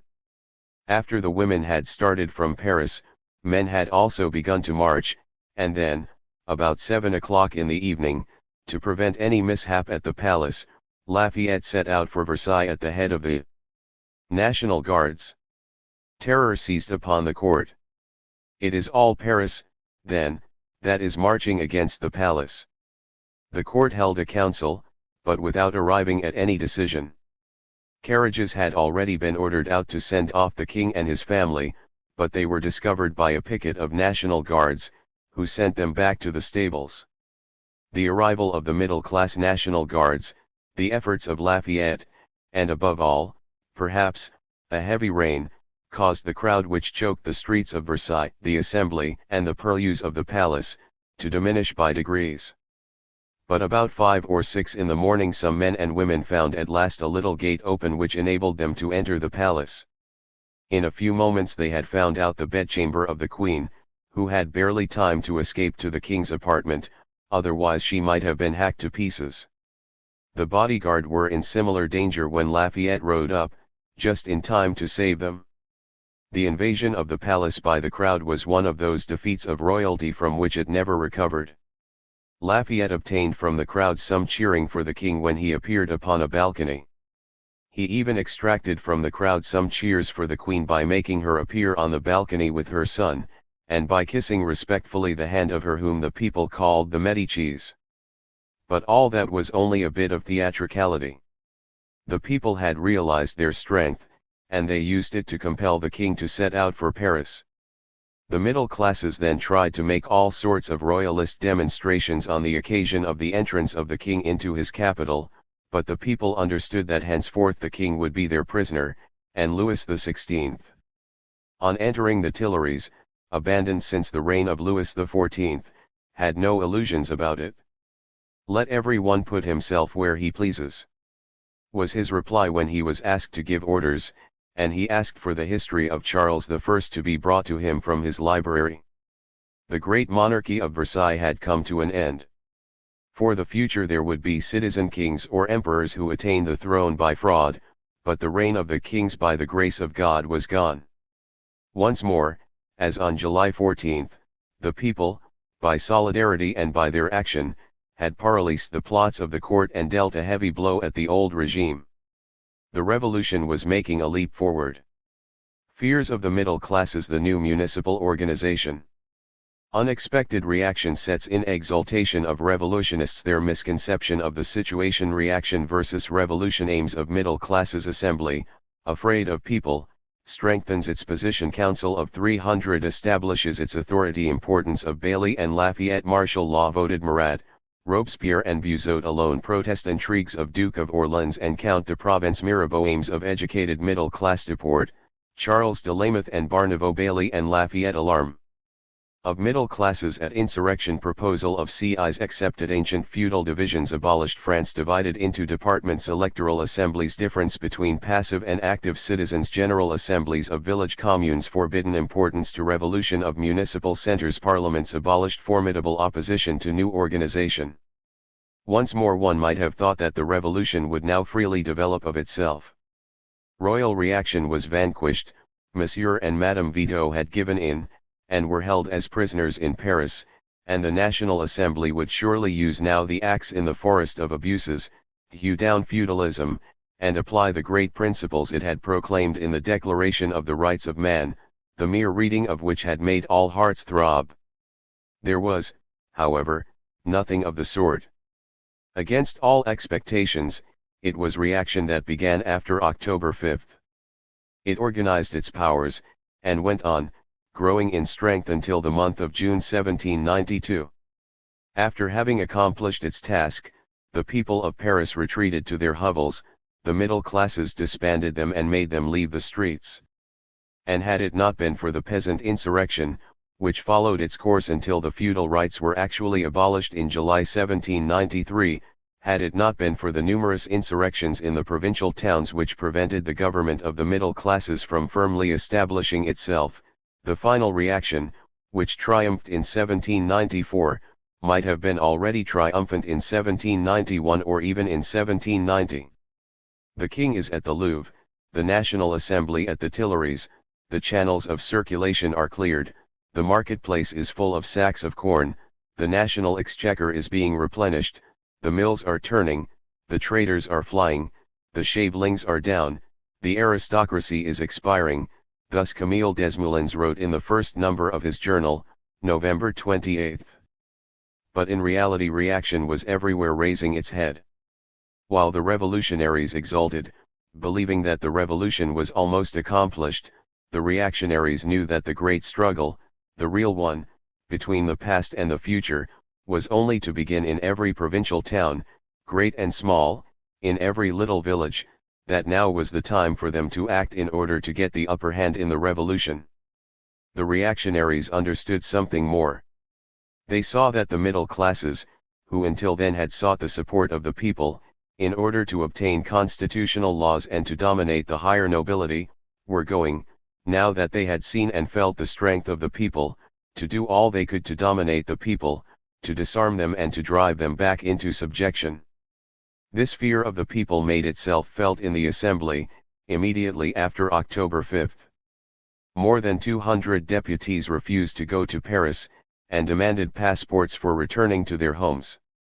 They met with a refusal, and were treated as traitors, but a certain number of them sent in their resignations all the same. They were not thinking of going so far. There was now a new series of emigrations, as there had been after July 14. But this time it was not the court which gave the signal, it was the assembly. However, there was in the assembly strong nucleus of middle-class representatives who knew how to profit by the first moments of success to establish the power of their own class upon a solid foundation. Consequently, even before moving to Paris, the assembly voted, on October 19, the responsibility of the ministers, as well as of administrative officials before the national representation, and the assessment of all taxes by the assembly.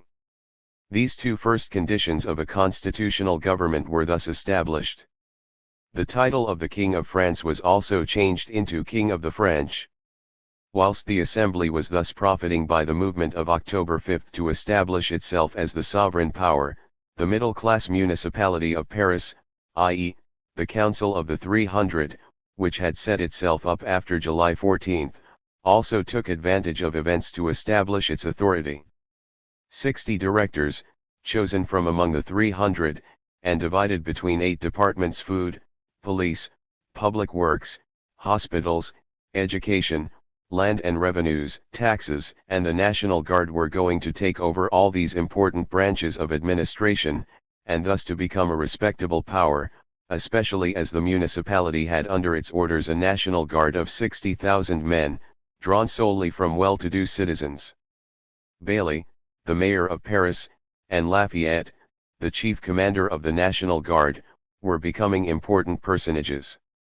As to the municipal police functions, the middle classes assumed the right of supervision in everything: meetings, newspapers, the selling of literature in the streets, the advertisement posters, and so on, so as to be able to suppress all that might be hostile to their interests. And finally, the Council of the 300, taking advantage of the murder of a baker on October 21, went to the assembly to beg for martial law, which was voted at once. Henceforth it was sufficient for a municipal official to unfurl the red flag for martial law to be proclaimed. After that every crowd had to disperse, and the troops, when required by the municipal official, could fire upon the people if they did not disperse after 3 summonses had been made. If the people dispersed peaceably without resistance, before the last summons, only the ringleaders of the disturbance were arrested and sent to prison for 3 years if the crowd was unarmed, otherwise the sentence was death. But in case of any violence committed by the people, it was death for all concerned in the riot. It was death, too, for any soldier or officer of the National Guard who should stir up any rioting. A murder committed in the street was thus sufficient excuse for this law to be passed, and, as Louis Blanc has aptly remarked, in the whole press of Paris there was but one voice, that of Marat, to protest against this atrocious law, and to say that in a time of revolution, when a nation had still to break its chains and to fight to the bitter end against its enemies, martial law had no right to exist. In the assembly, Robespierre and Buzotte were the only ones to protest, and these not on a point of principle. It was not advisable, they said, to proclaim martial law before having established a court which could try the criminals for felony against the nation. Profiting by the slackening of the people's ardor, which necessarily followed after the movement of October 5 and 6, the middle classes began, also in the assembly, as in the municipality, to organize their new power, not, it is true, without some collisions between the personal ambitions which clashed and conspired against each other. The court on its side saw no reason for abdicating, it conspired and struggled also, and made profit out of the necessitous and ambitious, such as Mirabeau, by enrolling them in its service. The Duke of Orleans, having been compromised in the movement of October 5, which he had secretly supported, was sent in disgrace, by the court, as ambassador to England. But then it was Monsieur, the Count of Provence, the king's brother, who began intriguing to send away the king. The log, Salivo, as he wrote to a friend. Once the king had gone, Orleans could pose as a candidate for the throne of France. Mirabeau, always in want, and who, ever since June 23, had acquired a formidable power over the Assembly, was intriguing on his side to get into the ministry. When his plots were thwarted by the Assembly, which voted that none of its members should accept a place in the ministry, he threw himself into the arms of the Count of Provence, in the hope of getting into power by his intervention. Finally, he sold himself to the king and accepted from him a pension of 50,000 francs a month for 4 months, and the promise of an embassy, in return for which M. de Mirabeau pledged himself to aid the king with his knowledge, his power, and his eloquence, in whatever Monsieur will judge useful to the state and in the interest of the king. All this, however, only became known later on, in 1792, after the taking of the Tuileries, and, meanwhile, Mirabeau kept, until his death on April 2, 1791, his reputation as a champion of the people. Historians will never unravel the tissue of intrigues which was then being woven round the Louvre and in the palaces of the princes, as well as round the courts of London, Vienna, and Madrid, and in the various German principalities. Quite a world fermented round the royalty which was perishing. And even in the midst of the Assembly, how many ambitions were struggling to grasp the power. But after all, these are but incidents of small value. They help to explain certain facts, but they could change nothing in the progress of events, marked out by the very logic of the situation and the forces in the conflict. The Assembly represented the educated middle classes on their way to conquer and organize the power which was falling from the hands of the court, the higher clergy, and the great nobles. And it contained in its midst a number of men marching straight towards this end with intelligence and a certain audacity, which increased every time that the people gained a fresh victory over the old regime. There was in the Assembly a triumvirate composed of Duport, Charles de Weymouth, and Barnave, and at Paris there were the Mayor Bailly and the commander of the National Guard, Lafayette, upon whom all eyes were turned. But the real power of the moment was represented by the compact forces of the Assembly which were elaborating the laws to constitute the government of the middle classes. This was the work which the Assembly resumed with ardor, as soon as it was installed in Paris and could go on with its work with a certain amount of tranquility. This work was begun, as we have seen, the very day after the taking of the Bastille. The middle classes were seized with alarm when they saw the people arming themselves with pikes in a few days, burning the toll gates, seizing the breadstuffs wherever they found them, and all the while showing as much hostility to the rich middle classes as towards the red heels, talons rouges. They made haste to arm themselves and to organize their National Guard to array the beaver hats against the woolen caps and the pikes, so that the popular insurrections could be kept in hand. And after the insurrection on October 5, they passed without delay the law about rioting, of which we have just spoken. At the same time they made haste to legislate in such a way that the political power which was slipping out of the hand of the court should not fall into the hands of the people. Thus, 8 days after July 14, Sieyes, the famous advocate of the Third Estate, had already proposed to the Assembly to divide the French into 2 classes, of which one only, the active citizens, should take part in the government, whilst the other, comprising the great mass of the people under the name of the passive citizens, should be deprived of all political rights. 5 weeks later the Assembly accepted this division as the basis for the Constitution. The Declaration of Rights, of which the first principle was equality of rights for all citizens, was thus flagrantly violated as soon as proclaimed. Now, on resuming the work of political organization for France, the Assembly abolished the ancient feudal division into provinces, of which each one preserved certain privileges for the nobility and the parliaments. It divided France into departments, and suspended the ancient parliaments, i.e., the ancient tribunals, which also possessed certain judicial privileges, and it went on to the organization of an entirely new and uniform administration, always maintaining the principle of excluding the poorer classes from the government. The National Assembly, which had been elected under the old regime under a system of elections in 2 degrees, was nevertheless the outcome of an almost universal suffrage. That is to say, that the primary assemblies, which had been convoced in every electoral division, were composed of nearly all the citizens of the locality. These primary assemblies had nominated the electors, who made up in each division one electoral assembly, and this, in its turn, chose its representative in the National Assembly. It is well to note that after the elections the electoral assemblies continued to meet, receiving letters from their deputies and keeping watch over their votes. Having now attained power, the middle classes did 2 things. They extended the prerogatives of the electoral assemblies, by confiding to them the election of the local councils, the directoires of each department, the judges, and certain other functionaries. They gave them thus a great power. But, at the same time, they excluded from the primary assemblies the mass of the people, whom by this means they deprived of all political rights.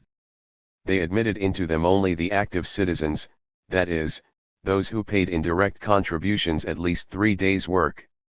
1. The rest became passive citizens, who could no longer take part in the primary assemblies, and accordingly had no right to nominate the electors, or the municipality, or any of the local authorities.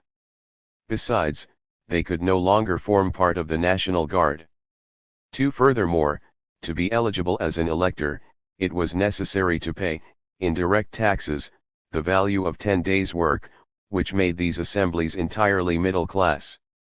Later on, in 1791, when reaction was emboldened by the massacre on the Champ de Mars, the Assembly made an additional restriction: electors must possess landed property. And to be nominated a representative of the people in the National Assembly, it was necessary to pay in direct taxation the value of a mark of silver, 8 ounces, that is to say, 50 livres. 3. And finally, the permanence of the electoral assemblies was interdicted. Once the elections were over, these assemblies were not to meet again. Once the middle-class governors were appointed, they must not be controlled too strictly. Soon the right even of petitioning and of passing resolutions was taken away. Vote and hold your tongue. As to the villages, they had preserved, as we have seen, under the old regime, in nearly the whole of France, up to the Revolution, the General Assembly of the inhabitants, like the Mir in Russia. To this General Assembly belonged the administration of the affairs of the commune, such as the redivision and the use of the communal lands, cultivated fields, meadows, and forests, and also the waste lands. But now these general assemblies of the village communes were forbidden by the municipal law of December 22 to 24, 1789. Henceforth only the well-to-do peasants, the active citizens, had the right to meet, once a year, to nominate the mayor and the municipality, composed of 3 or 4 middle-class men of the village. A similar municipal organization was given to the towns, where the active citizens met to nominate the general council of the town and the municipality, that is to say, the legislative power in municipal matters and the executive power, to whom was entrusted the administration of the commune's police and the command of the National Guard.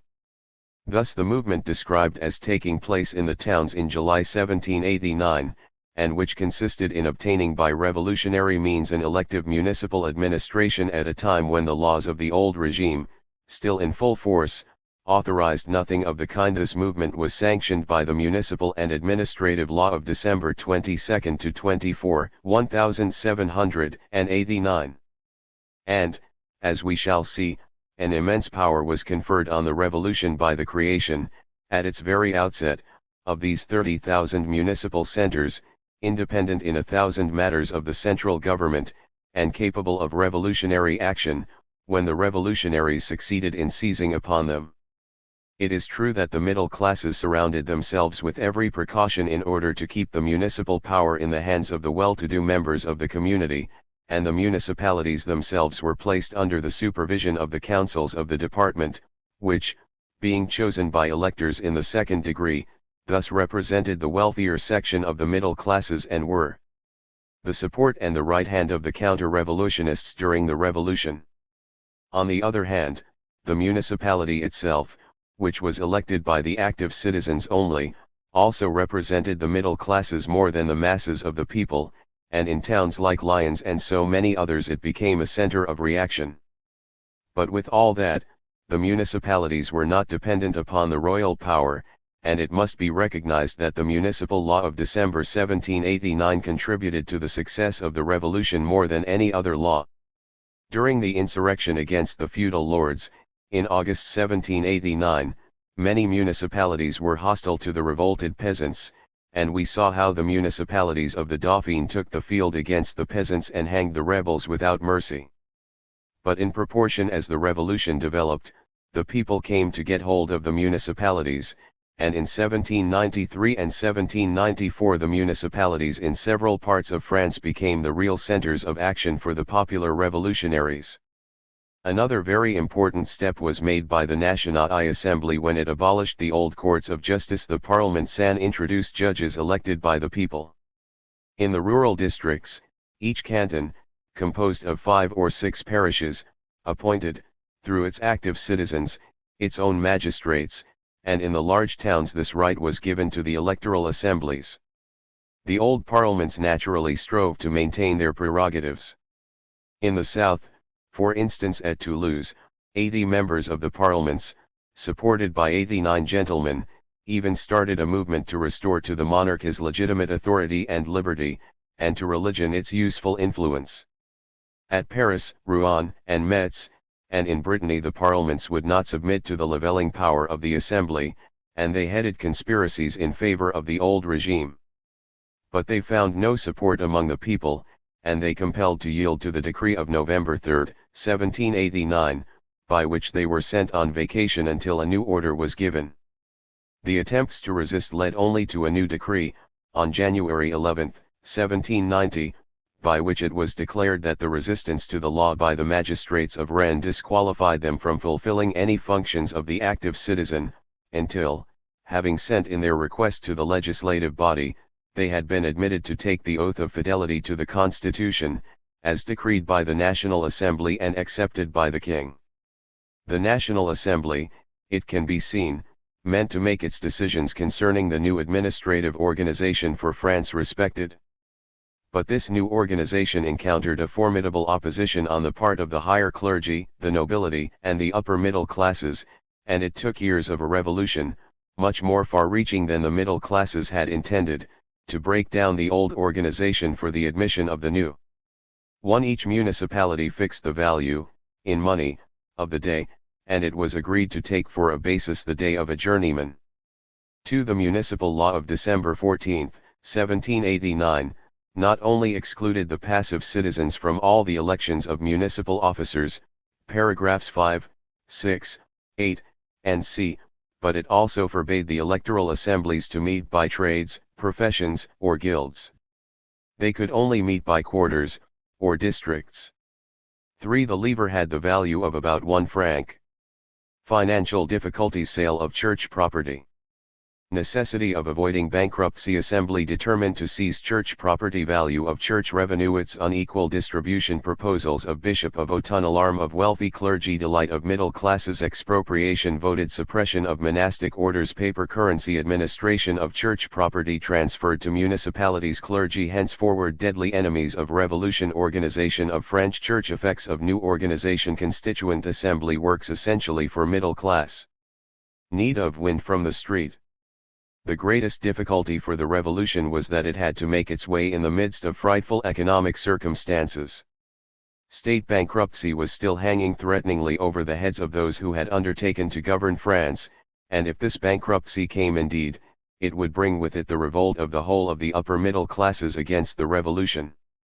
If the deficit had been one of the causes which forced royalty to make the first constitutional concessions, and gave the middle classes courage to demand seriously their share in the government, this same deficit weighed, like a nightmare, all through the revolution upon those who were successively pushed into power. It is true that, as the state loans were not international in those times, France had not the fear of foreign nations coming down upon her in the guise of creditors, to seize upon her provinces, as would be done today if a European state in revolution was declared bankrupt. But there were the home money lenders to be considered, and if France had suspended payment, it would have been the ruin of so many middle-class fortunes that the revolution would have had against it all the middle class, both upper and lower, in fact everyone except the workers and the poorest of the peasantry. So it was that the Constituent Assembly, the Legislative Assembly, the Convention, and, later on, the Directory, had to make unheard of efforts during a succession of years to avoid bankruptcy. The solution arrived at by the Assembly at the close of 1789 was that of seizing the property of the Church, putting it up for sale, and in return paying the clergy by fixed salaries. The Church revenues were valued in 1789 at 120 million livres for the tithes, 80 millions in other revenues brought in by various properties, houses and landed property, of which the value was estimated at a little more than 2,000 millions, and 30 millions or thereabout from the subsidy that was added every year by the state, a total, let us say, of about 230 millions a year. These revenues were evidently shared in a most unjust way among the different members of the clergy. The bishops lived in the most refined luxury, and rivaled in their expenditure the richest lords and princes, whilst the priests in the towns and villages reduced to a suitable portion, lived in poverty. It was proposed, therefore, by Talleyrand, Bishop of Autun, after October 10, to take possession of all church property in the name of the state, to sell it, to endow the clergy adequately, by giving 1,200 livres a year to each priest, plus his lodging, and with the rest to cover part of the public debt, which had mounted to 50 millions in life interests, and to 60 millions in rents forever. This measure enabled the deficit to be filled in, the remainder of the salt tax, gabelle, to be abolished, and a stop put to the selling of the charges or posts of officials and functionaries, which used to be sold to contractors by the state. This scheme, of course, did not fail to evoke great alarm on the part of those who were landed proprietors. "You are leading us onto an agrarian law," they told the Assembly. "Every time you go back to the origin of property, the nation will go back with you." Which meant recognizing that the foundation of all landed property lay in injustice, usury, fraud, or theft. But the middle classes who did not own land were delighted with this scheme. Bankruptcy was avoided by it, and the bourgeois would be enabled to buy property. But as the word expropriation frightened the pious souls of the landowners, means were found to avoid it. It was said that the church property was put at the disposal of the nation, and it was decided to put it up for public sale to the value of 400 millions. November 2, 1789, was the memorable date when this immense expropriation was voted in the Assembly by 568 voices against 346. 346 were against it. And these opposers became, henceforth, the bitter enemies of the revolution, always agitating to do the greatest possible and imaginable harm to the constitutional regime and later on to the republic. But the middle classes, taught by the encyclopedists on the one hand, and haunted on the other hand by the ineluctability of the bankruptcy, did not allow themselves to be daunted. When the enormous majority of the clergy and especially of the monastic orders began to intrigue against the expropriation of the church property, the Assembly voted, on February 12, 1790, for the suppression of perpetual vows and of the monastic orders of both sexes. Only it did not dare to touch for the time being the religious bodies entrusted with public education and the care of the sick. These were not abolished until August 18, 1792, after the taking of the Tuileries. We can understand the hatred these decrees excited in the breasts of the clergy, as well as of those and in the provinces they were very numerous upon whom the clergy had a hold. So much, however, did the clergy and the religious orders hope to retain the administration of their enormous properties, which would be considered in such case merely as guarantees for the state loans, that they did not at first display all their hostility. But this state of affairs could not last. The treasury was empty, the taxes were not coming in. A loan of 30 millions, voted on August 9, 1789, was not successful.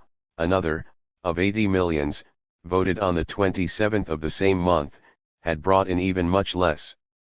Finally, an extraordinary tax of a fourth of the revenue had been voted on September 26 after one of Mirabeau's famous speeches.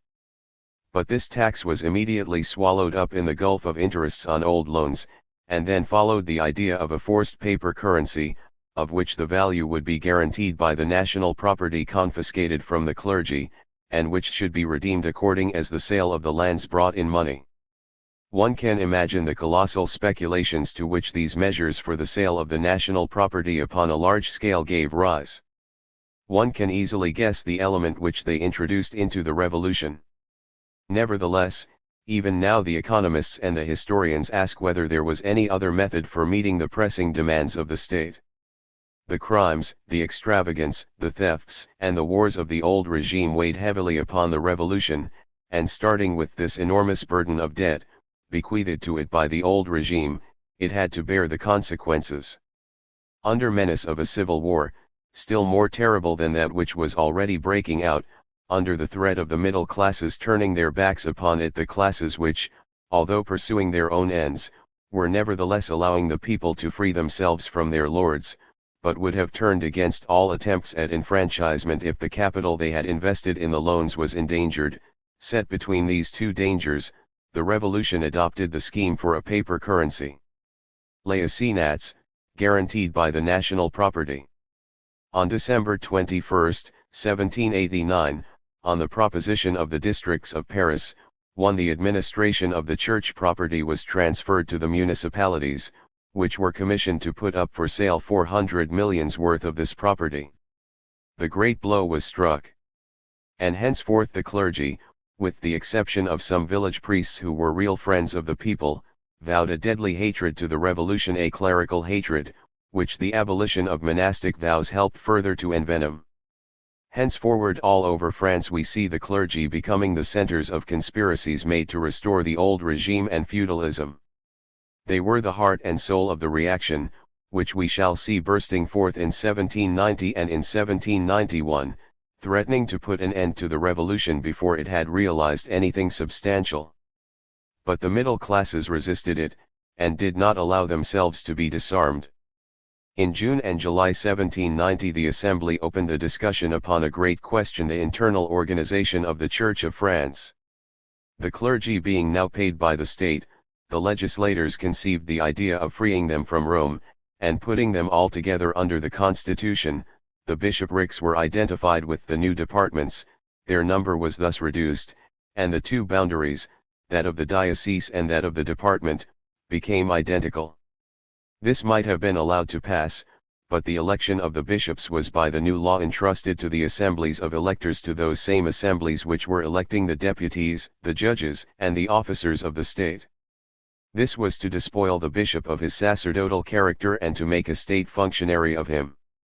It is true that in the early churches the bishops and priests were nominated by the people, but the electoral assemblies which met for the elections of political representatives and officials were not the ancient assemblies of the people of the believers. Consequently the believers saw in it an attempt made upon the ancient dogmas of the Church, and the priests took every possible advantage of this discontent. The clergy divided into two great parties, the constitutional clergy who submitted, at least for form's sake, to the new laws and took the oath to the Constitution, and the unsworn clergy who refused the oath and openly placed themselves at the head of a counter-revolutionary movement. So it came about that in every province, in each town, village, and hamlet, the question put to the inhabitants was whether they were for the revolution or against it. The most terrible struggles sprang, therefore, into existence in every locality, to decide which of the two parties should get the upper hand. The revolution was transported from Paris into every village, from being parliamentary it became popular. The work done by the Constituent Assembly was undoubtedly middle-class work. But to introduce into the customs of the nation the principle of political equality, to abolish the relics of the rights of one man over the person of another, to awaken the sentiment of equality and the spirit of revolt against inequalities, was nevertheless an immense work. Only it must be remembered, as Louis Blanc has remarked, that to maintain and to kindle that fiery spirit in the assembly, that was blowing from the street was necessary. Even rioting, he adds, in those unparalleled days, produced from its tumult many wise inspirations. Every rising was so full of thoughts. In other words, it was the street, the man in the street, that each time forced the assembly to go forward with its work of reconstruction.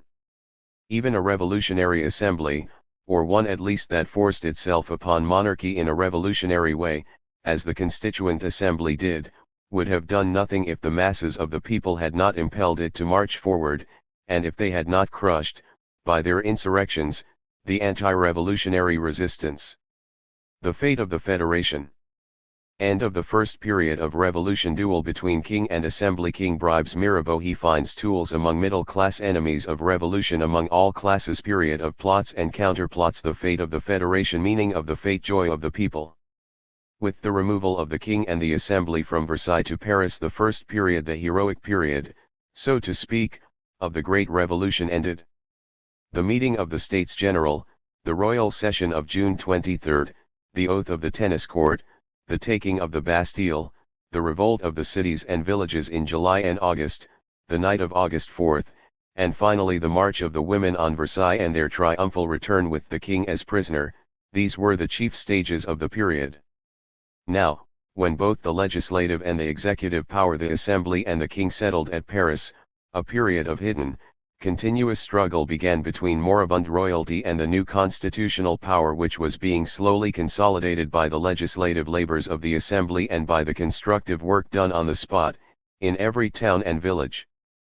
France had now, in the National Assembly, a constitutional power which the king had been forced to recognize. But, if he recognized it officially, he saw in it only a usurpation, an insult to his royal authority, of which he did not wish to admit any diminution. So he was always on the alert to find 1,000 petty means of belittling the assembly, and for disputing with it the smallest fragment of authority. Even to the last moment he never abandoned the hope of one day reducing to obedience this new power, which he reproached himself for having allowed to grow by the side of his own.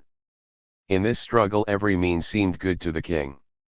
He knew, by experience, that the men of his own surroundings easily sold themselves, some for a trifle, others demanding a high price, and he exerted himself to obtain money, plenty of money, borrowing it in London, so as to be able to buy the leaders of the parties in the assembly and elsewhere. He succeeded only too well with one of those who stood in the forefront, with Mirabeau, who in return for heavy sums of money became the counsellor of the court and the defender of the king, and spent his last days in an absurd luxury. But it was not only in the assembly that royalty found its tools, the great number were outside it. They were found among those whom the revolution had deprived of their privileges, of the handsome pensions which had been allotted to them in former days, and of their colossal incomes, among the clergy who saw their influence perishing, among the nobles who were losing, with their feudal rights, their privileged position, among the middle classes who were alarmed for the capital they had invested in manufactures, commerce and state loans, among those self-same middle classes who were now enriching themselves during and by means of the revolution. They were numerous, indeed, the enemies of the revolution.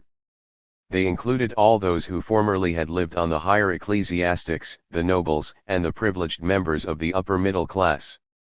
More than one half of that active and thinking portion of the nation which contains the makers of its historic life stood in the ranks of these enemies.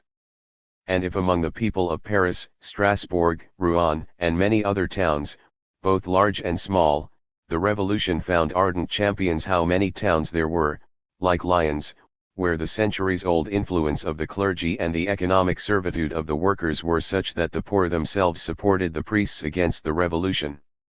How many towns, like the great seaports, Nantes, Bordeaux, Saint-Malo, where the great merchants and all the folk depending on them were already bound up with reaction. Even among the peasants, whose interests should have lain with the revolution, how many lower middle-class men there were in the villages who dreaded it, not to mention those peasants whom they Mistakes of the revolutionists themselves were to alienate from the great cause. There were too many theorists amongst the leaders of the revolution, too many worshippers of uniformity and regularity, incapable, therefore, of understanding the multiple forms of landed property recognized by the customary law, too many Voltairians, on the other hand, who showed no toleration towards the prejudices of the masses steeped in poverty, and above all, too many politicians to comprehend the importance which the peasants attached to the land question. And the result was that in the Vendée, in Brittany, and in the southeast, the peasants themselves turned against the revolution. The counter-revolutionists knew how to attract partisans from each and all of these elements. A 14th of July or a 5th of October could certainly displace the center of gravity of the ruling power, but it was in the 36,000 communes of France that the revolution had to be accomplished, and that required some time. And the counter-revolutionists took advantage of that time to win over to their cause all the discontented among the well-to-do classes, whose name was Legion. For, if the radical middle classes put into the revolution a prodigious amount of extraordinary intelligence, developed by the revolution itself, intelligence, subtleness and experience in business were not wanting either among the provincial nobility or the wealthy merchants and clergy, who all joined hands for lending to royalty a formidable power of resistance. This relentless struggle of plots and counterplots, of partial risings in the provinces and parliamentary contests in the Constituent Assembly, and later on in the legislative, this concealed struggle lasted nearly 3 years, from the month of October 1789 to the month of June 1792, when the revolution at last took a fresh start. It was a period poor in events historic import, the only ones deserving mention in that interval being the recrudescence of the peasants' rising, in January and February 1790, the fate of the Federation, on July 14, 1790, the massacre at Nancy on August 31, 1790, the flight of the king on June 20, 1791, and the massacre of the people of Paris on the Champ de Mars on July 17, 1791. Of the peasants' insurrections we shall speak in a later chapter, but it is necessary to say something here about the fate of the Federation. It sums up the first part of the revolution. Its overflowing enthusiasm and the harmony displayed in it show what the revolution might have been if the privileged classes and royalty, comprehending how irresistible was the change, had yielded with a good grace to what they were powerless to prevent. Taine disparages the festivals of the Revolution, and it is true that those of 1793 and 1794 were often too theatrical. They were got up for the people, not by the people. But that of July 14, 1790, was one of the most beautiful popular festivals ever recorded in history. Previous to 1789, France was not unified. It was an historic entity, but its various parts knew little of each other and cared for each other even less. But after the events of 1789, and after the axe had been laid at the roots of the survivals of feudalism, after several glorious moments had been lived together by the representatives of all parts of France, there was born a sentiment of union and solidarity between the provinces that had been linked together by history. All Europe was moved to enthusiasm over the words and deeds of the revolution. How could the provinces resist this unification in the forward march towards a better future? This is what the fate of the Federation symbolized. It had also another striking feature. As a certain amount of work was necessary for this festival, the levelling of the soil, the making of terraces, the building of a triumphal arch, and as it became evident, 8 days before the fete, that the 15,000 workmen engaged in this work could never finish it in time, what did Paris do? Some unknown person suggested that everyone should go to work in the Champ de Mars, and all Paris, rich and poor, artists and laborers, monks and soldiers, went to work there with a light heart. France, represented by the thousands of delegates arrived from the provinces, found her national unity in digging the earth, a symbol of what equality and fraternity among men should one day lead to. The oath that the scores of thousands of persons present took to the Constitution, as decreed by the National Assembly and accepted by the King, the oath taken by the King and spontaneously confirmed by the Queen for her son, are of little importance. Every one took his oath with some mental reservations, every one attached to it certain conditions. The king took his oath in these words: I, King of the French, swear to use all the power reserved to me by the constitutional act of the state to maintain the constitution decreed by the National Assembly and accepted by me. Which meant that he would indeed maintain the constitution, but that it would be violated, and that he would not able to prevent it. In reality, at the very moment the king was taking the oath he was thinking only of how he was to get out of Paris under the pretense of going to review the army. He was calculating the means of buying the influential members of the assembly, and discounting the help that should come from the foreigners to check the revolution which he himself had let loose through his opposition to the necessary changes and the trickery in his dealings with the National Assembly. The oaths were worth little, but the important thing to note in this fate beyond the proclamation of a new nation having a common ideal is the remarkable good humor of the revolution. 1 year after the taking of the Bastille, Marat had every reason for writing, "Why this unbridled joy? Why these evidences of foolish liveliness? The revolution, as yet, has been merely a sorrowful dream for the people." But although nothing had yet been done to satisfy the wants of the working people, and everything had been done, as we shall see presently, to prevent the real abolition of the feudal abuses, although the people had everywhere paid with their lives and by terrible sufferings every progress made in the political revolution, in spite of all that, the people burst into transports of joy at the spectacle of the new democratic regime confirmed at this fate. Just as 58 years later, in February 1848, the people of Paris were to place 3 years of suffering at the service of the Republic, so now the people showed themselves ready to endure anything, provided that the new constitution promised to bring them some alleviation, provided that it held in it for them a little goodwill. If then, 3 years later, the same people, so ready at first to be content with little, so ready to wait, became savage and began the extermination of the enemies of the revolution, it was because they hoped to save, at least, some part of the revolution by resorting to extreme means. It was because they saw the revolution foundering before any substantial economic change had been accomplished for the benefit of the mass of the people. In July 1790 there was nothing to forecast this dark and savage character. The revolution, as yet, has been only a sorrowful dream for the people. It has not fulfilled its promises. No matter. It is moving. And that is enough. And everywhere the people's hearts were filled with life. But reaction, all armed, was watchful, and in a month or two it was to show itself in full force. After the next anniversary of July 14, on July 17, 1791, it was already strong enough to shoot down the people of Paris on this same Champ de Mars. The districts and the sections of Paris. Creation of communes, their power, village communes, municipal communes, Commune of Paris, soul of revolution, erroneous conception of communes, electoral divisions of Paris, districts useful for organization of revolution, varied constitution of districts, germ of commune, La Croix on districts, independence of districts, link between Paris and provincial towns, sections become instruments of federation.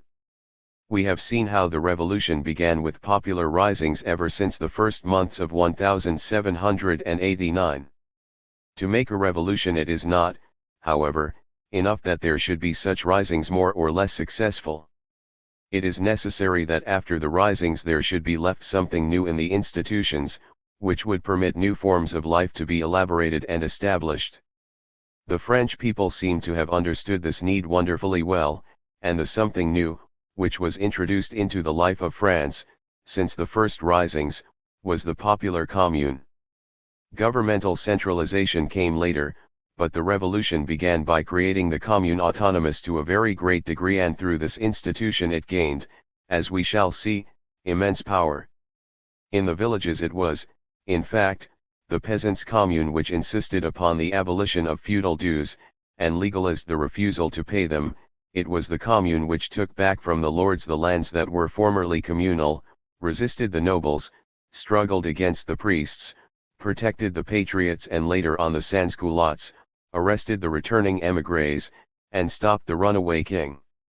In the towns it was the municipal commune which reconstructed the entire aspect of life, arrogated to itself the of appointing the judges, changed on its own initiative the apportioning of the taxes, and further on, according as the revolution developed, became the weapon of Sans-culotism in its struggle against royalty and against the royalist conspirators, the German invaders. Later still, in the year 2 of the Republic, it was the communes that undertook to work out equalization of wealth. And it was the Commune of Paris, as we know, that dethroned the king, and after August 10 became the real center and the real power of the revolution, which maintained its vigor so long only as that commune existed. The soul of the revolution was therefore in the communes, and without these centers, scattered all over the land, the revolution never would have had the power to overthrow the old regime, to repel the German invasion, and to regenerate France. It would, however, be erroneous to represent the communes of that time as modern municipal bodies, to which the citizens, after a few days of excitement during the elections, innocently confide the administration of all their business, without taking themselves any further part in it. The foolish confidence in representative government, which characterizes our own epoch, did not exist during the Great Revolution. The commune which sprang from the popular movement was not separated from the people. By the intervention of its districts, sections or tribes, constituted as so many mediums of popular administration, it remained of the people, and this is what made the revolutionary power of these organizations. Since the organization and the life of the districts and the sections is best known for Paris. 1. It is of the city of Paris that we shall speak, the more so as in studying the life of the Paris sections we learn to know pretty well the life of the thousands of provincial communes. From the very beginning of the revolution, and especially since events had roused Paris to take the initiative of rebellion in the first days of July 1789, the people, with their marvelous gift for revolutionary organization, were already organizing in view of the struggle which they would have to maintain, and of which they at once felt the import.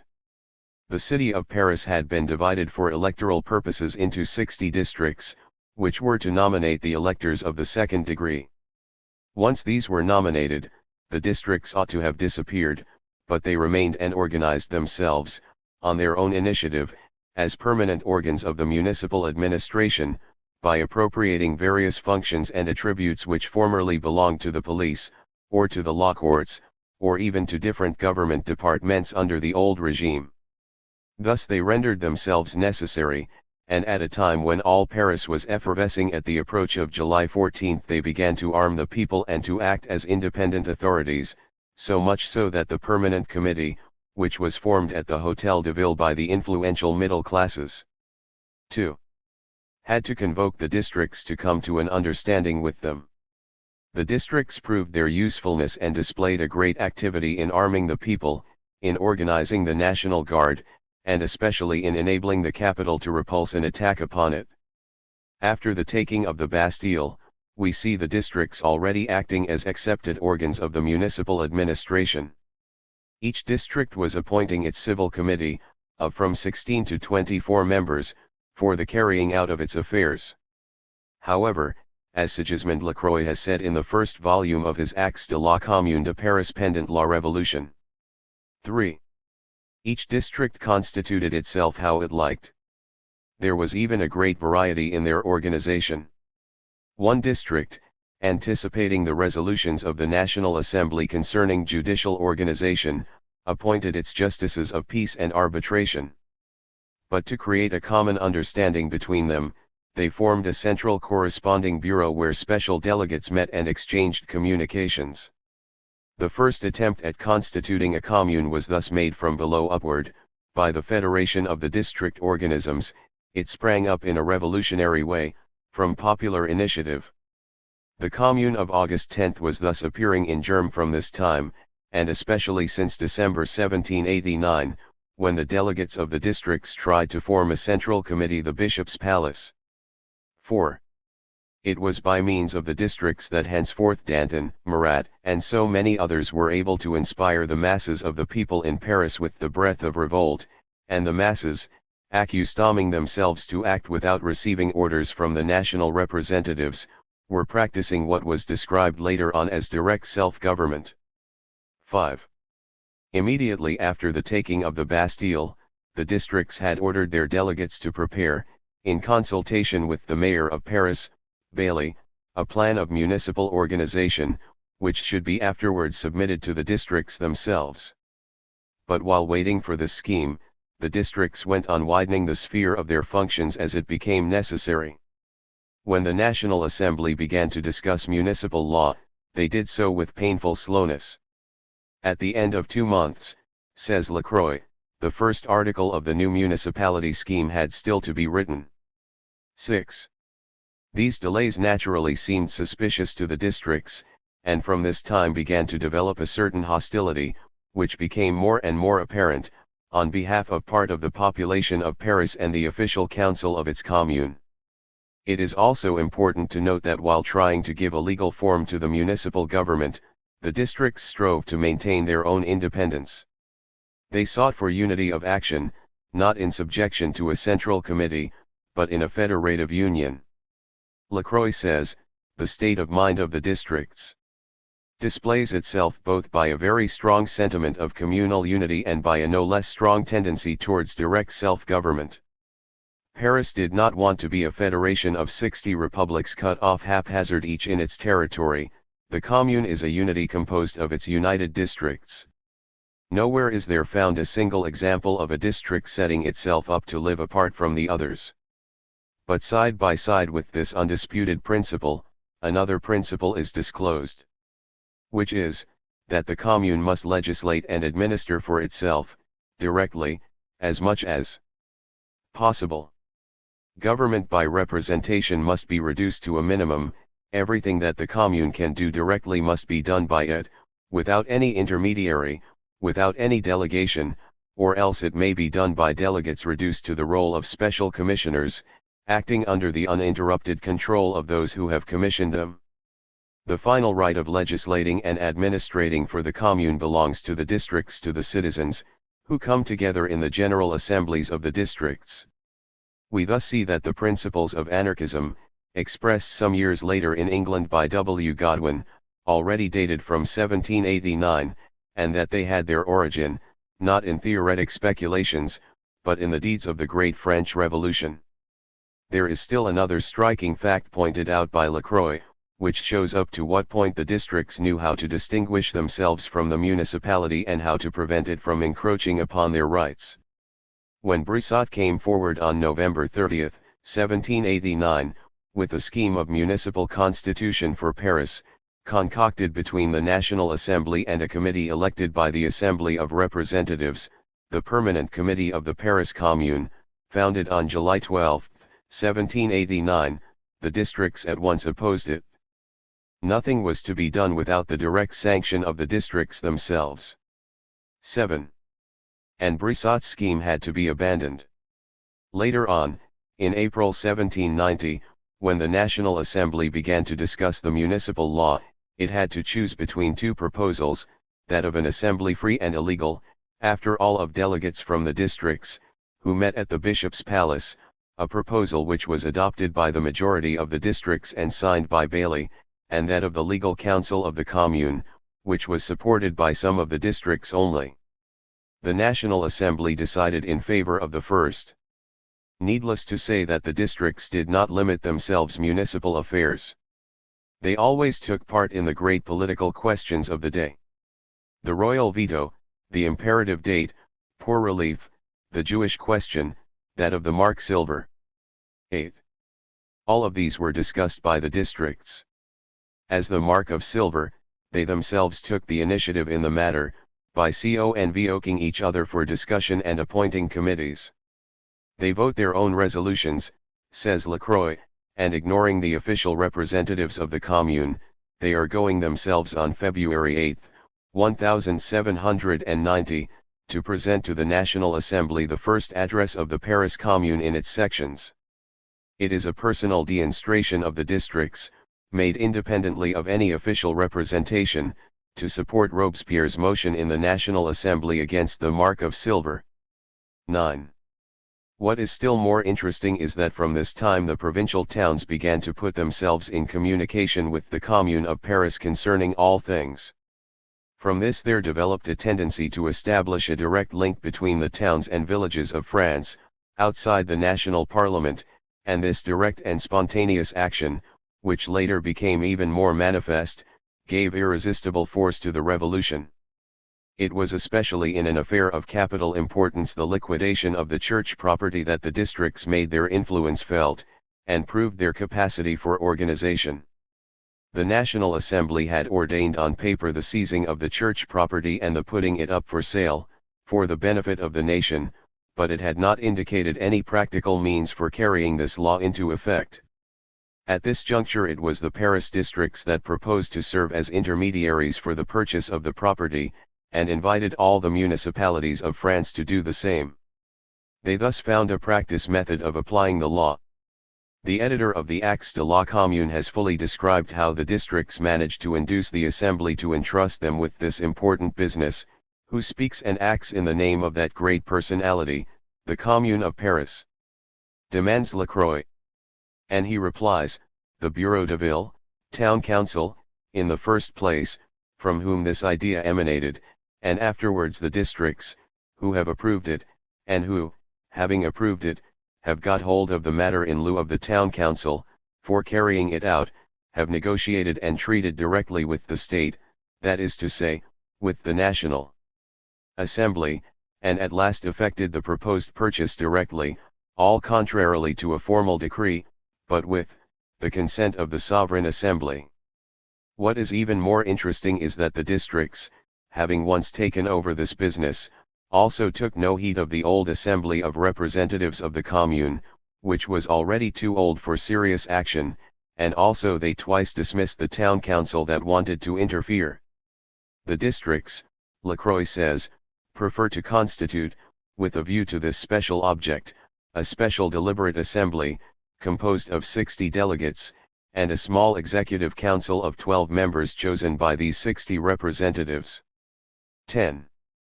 By acting in this way, and the libertarians would no doubt do the same today, the districts of Paris laid the foundations of a new, free, social organization. 11. We thus see that while reaction was gaining more and more ground in 1790, on the other side the districts of Paris were acquiring more and more influence upon the progress of the revolution. While the Assembly was sapping by degrees the power, the districts, and afterwards the sections of Paris were widening by degrees the sphere of their functions in the midst of the people. They thus prepared the ground for the revolutionary Commune of August 10, and they soldered at the same time the link between Paris and the provinces. Municipal history, says Lacroix, is made outside official assemblies. It is by means of the districts that the important acts in the communal life, both political and administrative, are accomplished. The acquisition and selling the national estates, biens nationaux, goes on, as the districts had wished, through the intermediary of their special commissioners. The National Federation is prepared by a meeting of delegates to whom the districts have given a special mandate.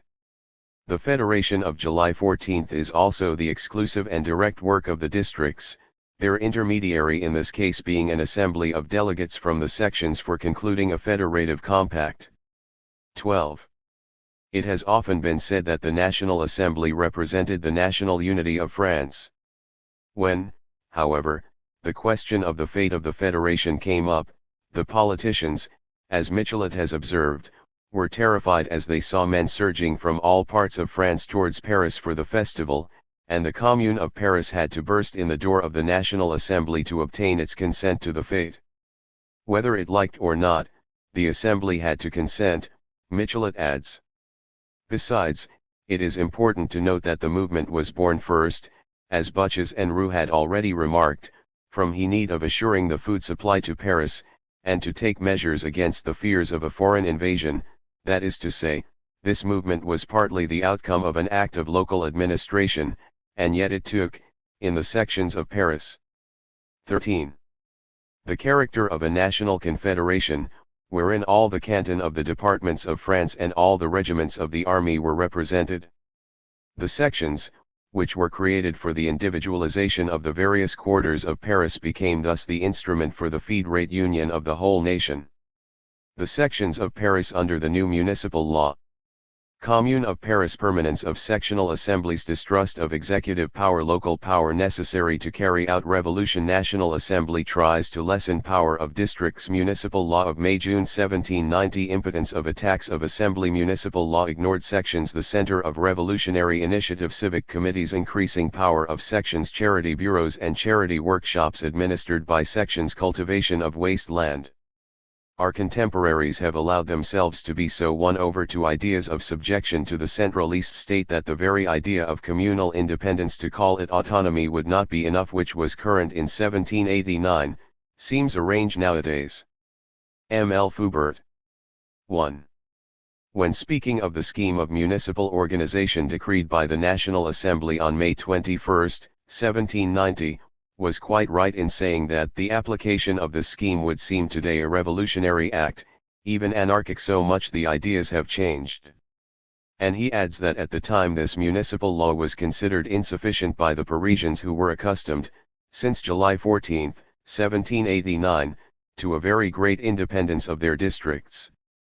The exact delimitation of powers in the state, to which so much importance is attached today, seemed at that time to the Parisians, and even to the legislators in the National Assembly, a question not worth discussing and an encroachment on liberty. Like Proudhon, who said the Commune will be all or nothing, the districts of Paris did not understand that the Commune was not all. A commune, they said, is a society of joint owners and fellow inhabitants enclosed by a circumscribed and limited boundary, and it has collectively the same rights as a citizen. And, starting from this definition, they maintain that the Commune of Paris, like every other citizen, having liberty, property, security, and the right to resist oppression, has consequently every power to dispose of its property, as well as that of guaranteeing the administration of this property, the security of the individuals, the police, the military force. All. The Commune, in fact, must be sovereign within its own territory, the only condition, I may add, of real liberty for a commune. The third part of the preamble to the municipal law of May 1790 established, moreover, a principle which is scarcely understood today, but was much appreciated at that time. It deals with the direct exercise of powers, without intermediaries. The Commune of Paris, so says this preamble, in consequence of its freedom, being possessed of all its rights and powers, exercises them always itself directly as much as possible, and as little as possible by delegation.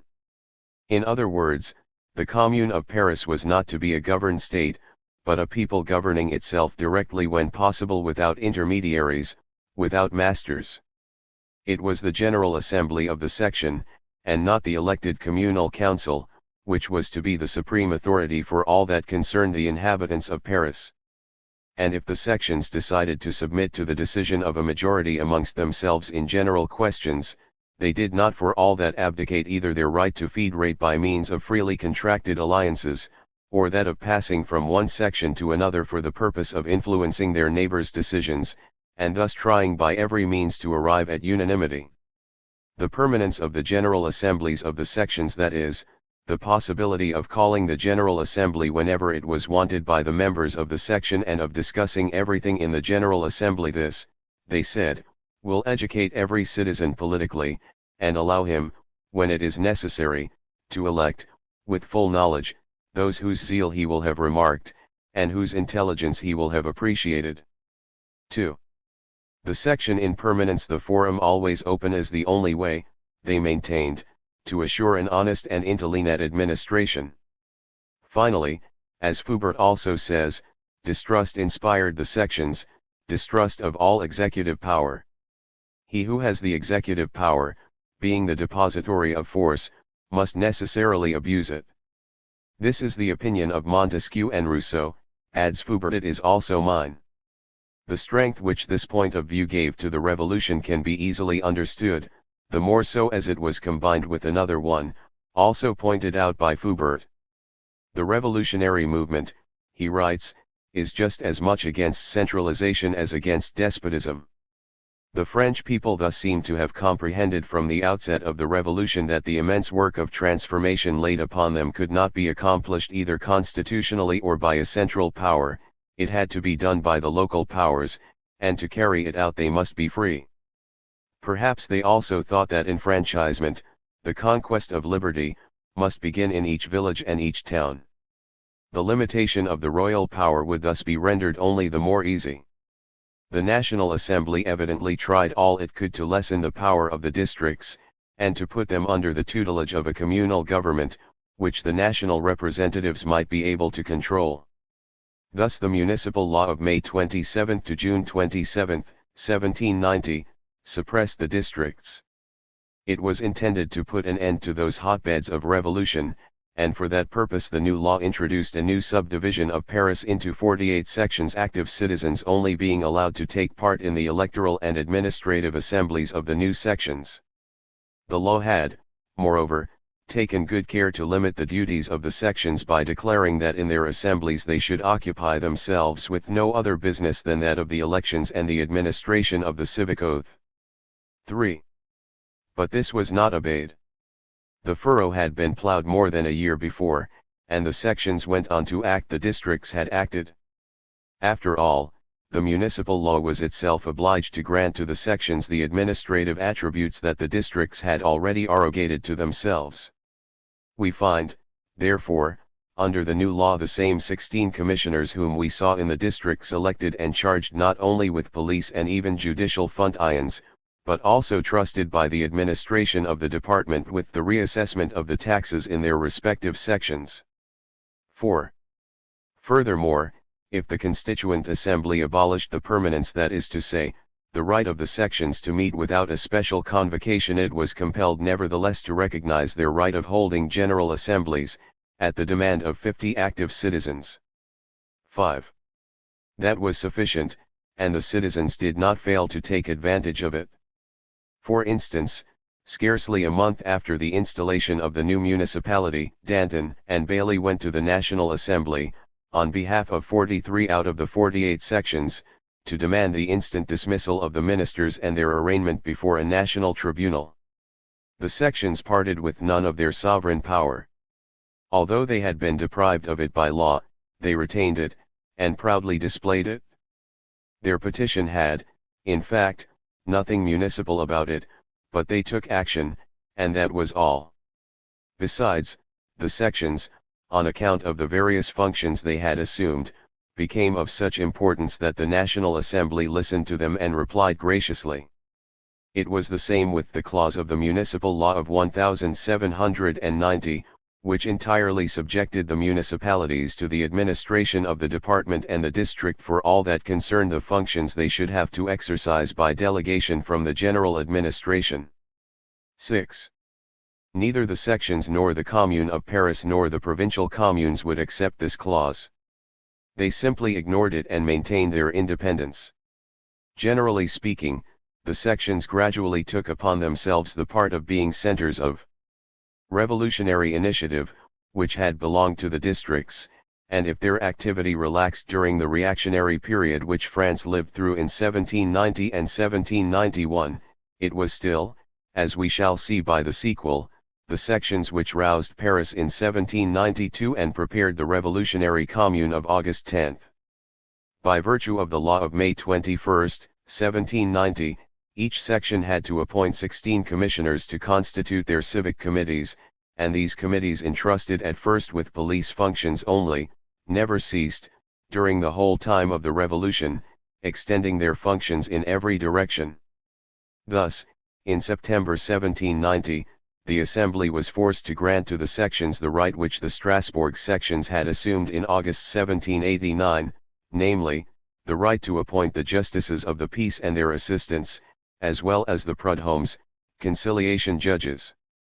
And this right was retained by the sections until it was abolished by the revolutionary Jacobin government, which was instituted on December 4, 1793. On the other hand, these same civic committees of the sections succeeded, towards the end of 1790, after a severe struggle, in obtaining the power of administering the affairs of the charity bureaus, as well as the very important right of inspecting and organizing the distribution of relief, which enabled them to replace the charity workshops of the old regime by relief works, under the direction of the sections themselves. In this way they obtained a great deal. They undertook by degrees to supply clothes and boots to the army. They organized milling and other industries so well that in 1793 any citizen, domiciled in a section, had only to present him or herself at the sectional workshop to be given work. 7. A vast powerful organization sprang up later on from these first attempts, so that in the year 1793 to 1794, the section tried to take over completely the manufacture as well as the supply of clothing for the army. The right to work, which the people of the large towns demanded in 1848, was therefore only a reminiscence of what had existed during the Great Revolution in Paris. But then in 1792 to 93, it was organized from below, not from above, as Louis Blanc, Vidal, and other authoritarians who sat in the Luxembourg from March till June 1848 intended it to be. 8. There was something even better than this. Not only did the sections throughout the Revolution supervise the supply and the sale of bread, the price of objects of prime necessity, and the application of the maximum when fixed by law, but they also set on foot the cultivation of the waste lands of Paris, so as to increase agricultural produce by market gardening. This may seem paltry to those who think only of bullets and barricades in time of revolution, but it was precisely by entering into the petty details of the toiler's daily life that the sections of Paris developed their political power and their revolutionary initiative. But we must not anticipate. Let us resume the current of events. We shall return again to the sections of Paris when we speak of the Commune of August 10. Delays in the abolition of the feudal rights. The people desire to abolish feudal system. Aims of middle classes. Gradual estrangement of middle classes and people. Anarchists. Girondins. Importance of feudal question in revolution. August 4, 1789. Reactionary party gains ground. Honorary rights and profitable rights. Decrees of February 27, 1790. Feudalism still oppresses peasants. Difficulties of peasants. According as the revolution progressed, the two currents of which we have spoken in the beginning of this book, the popular current and the middle class current, became more clearly defined, especially in economic affairs. The people strove to put an end to the feudal system, and they ardently desired equality as well as liberty. Seeing delays, therefore, even in their struggle against the king and the priests, they lost patience and tried to bring the revolution to its logical development.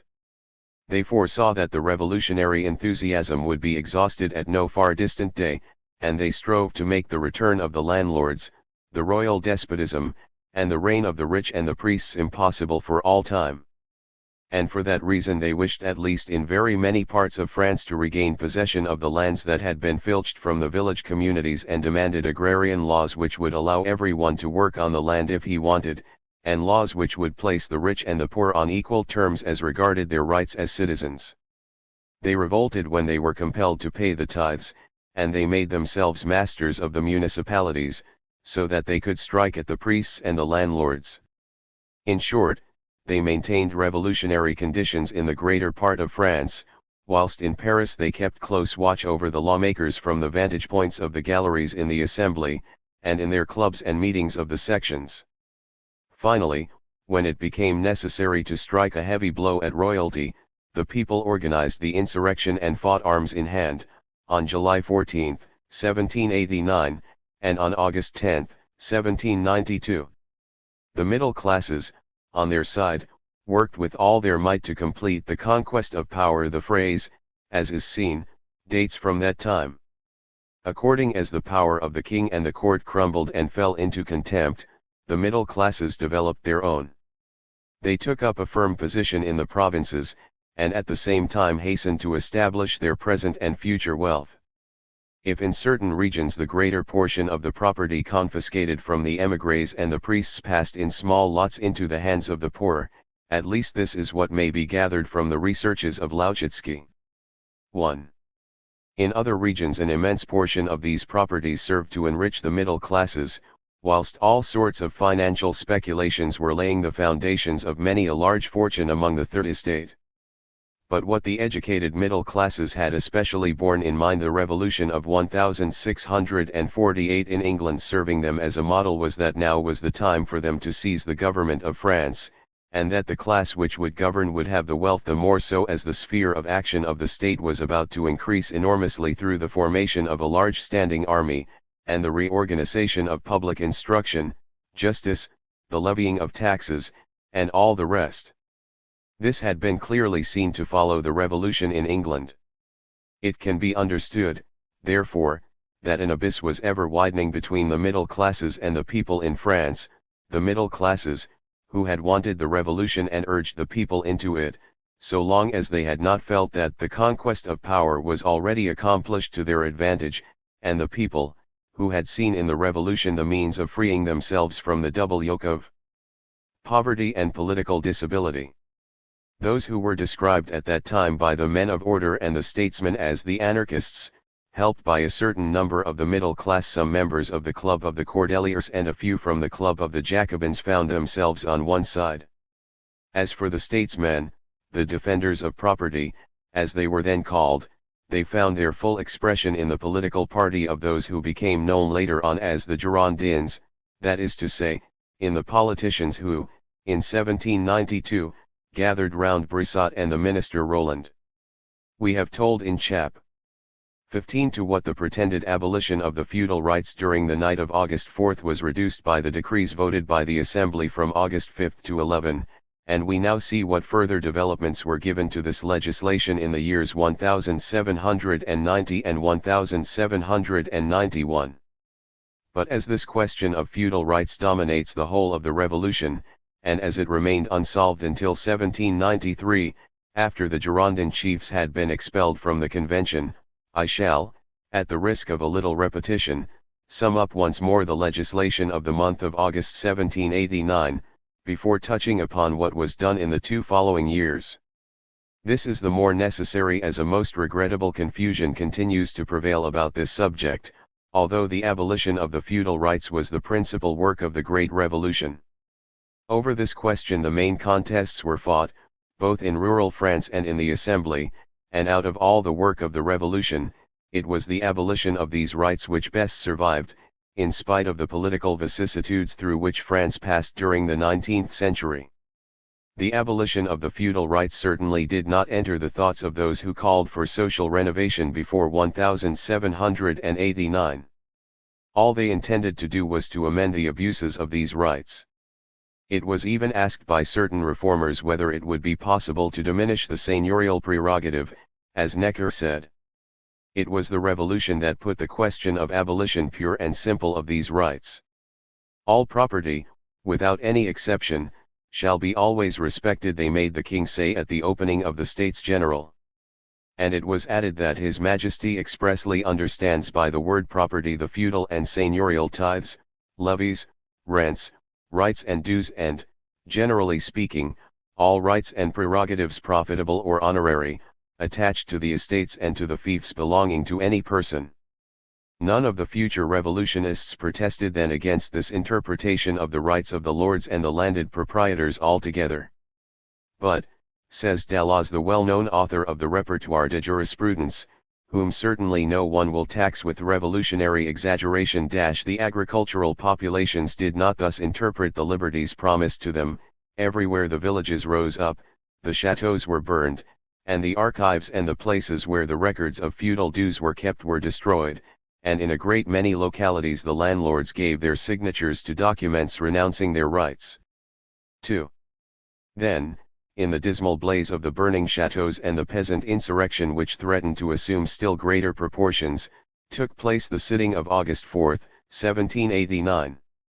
As we have seen, the National Assembly voted during that memorable night a decree, or rather a declaration of principles, of which the first article was the National Assembly destroys completely the feudal system. The impression produced by those words was immense. They shook all France and Europe. The sitting of that night was described as a Saint Bartholomew of property. But the very next day, as we saw already, the Assembly changed its mind. By a series of decrees, or rather of resolutions passed on August 5, 6, 8, 10 and 11, they re-established and placed under the protection of the Constitution all that was essential in the feudal rights, renouncing, with certain exceptions, the personal services that were due to them. The lords guarded with all the more care those of their rights, often quite as monstrous, which could in the slightest way be made to represent rents due for the possession or the use of the land. The real rights, as the lawmakers said, rights over things, res in Latin signifying things. These were not only the rents for landed property, but also a great number of payments and dues, in money and in kind, varying with the province, established at the time of the abolition of serfdom and attached thenceforth to the possession of the land. All these exactions had been entered in the terriers or landed estate records, and since then these rights had often been sold or conceded to third parties. The champarts, the terriers, the agriers comptants and so on. 3. And the tithes to everything, in short, that had a pecuniary value were maintained in full. The peasants obtained only the right to redeem these dues, if some day they would come to an agreement with the landlord about the price of the redemption. But the assembly took good care neither to fix a term for the redemption nor to determine its rate. In reality, except that the idea of feudal property was shaken by Article I of the resolutions of August 5 to 11, everything which concerned dues reputed to be attached to the use of the land remained just as it was, and the municipalities were ordered to bring the peasants to reason if they did not pay. We have seen how ferociously certain of them carried out these instructions. 4. We have seen, furthermore, in the note written by friend James Guillaume. 5. That the Assembly, by specifying in one of its acts of August 1789 that these were only resolutions, gave themselves, by this, the advantage of not having to require the king's sanction.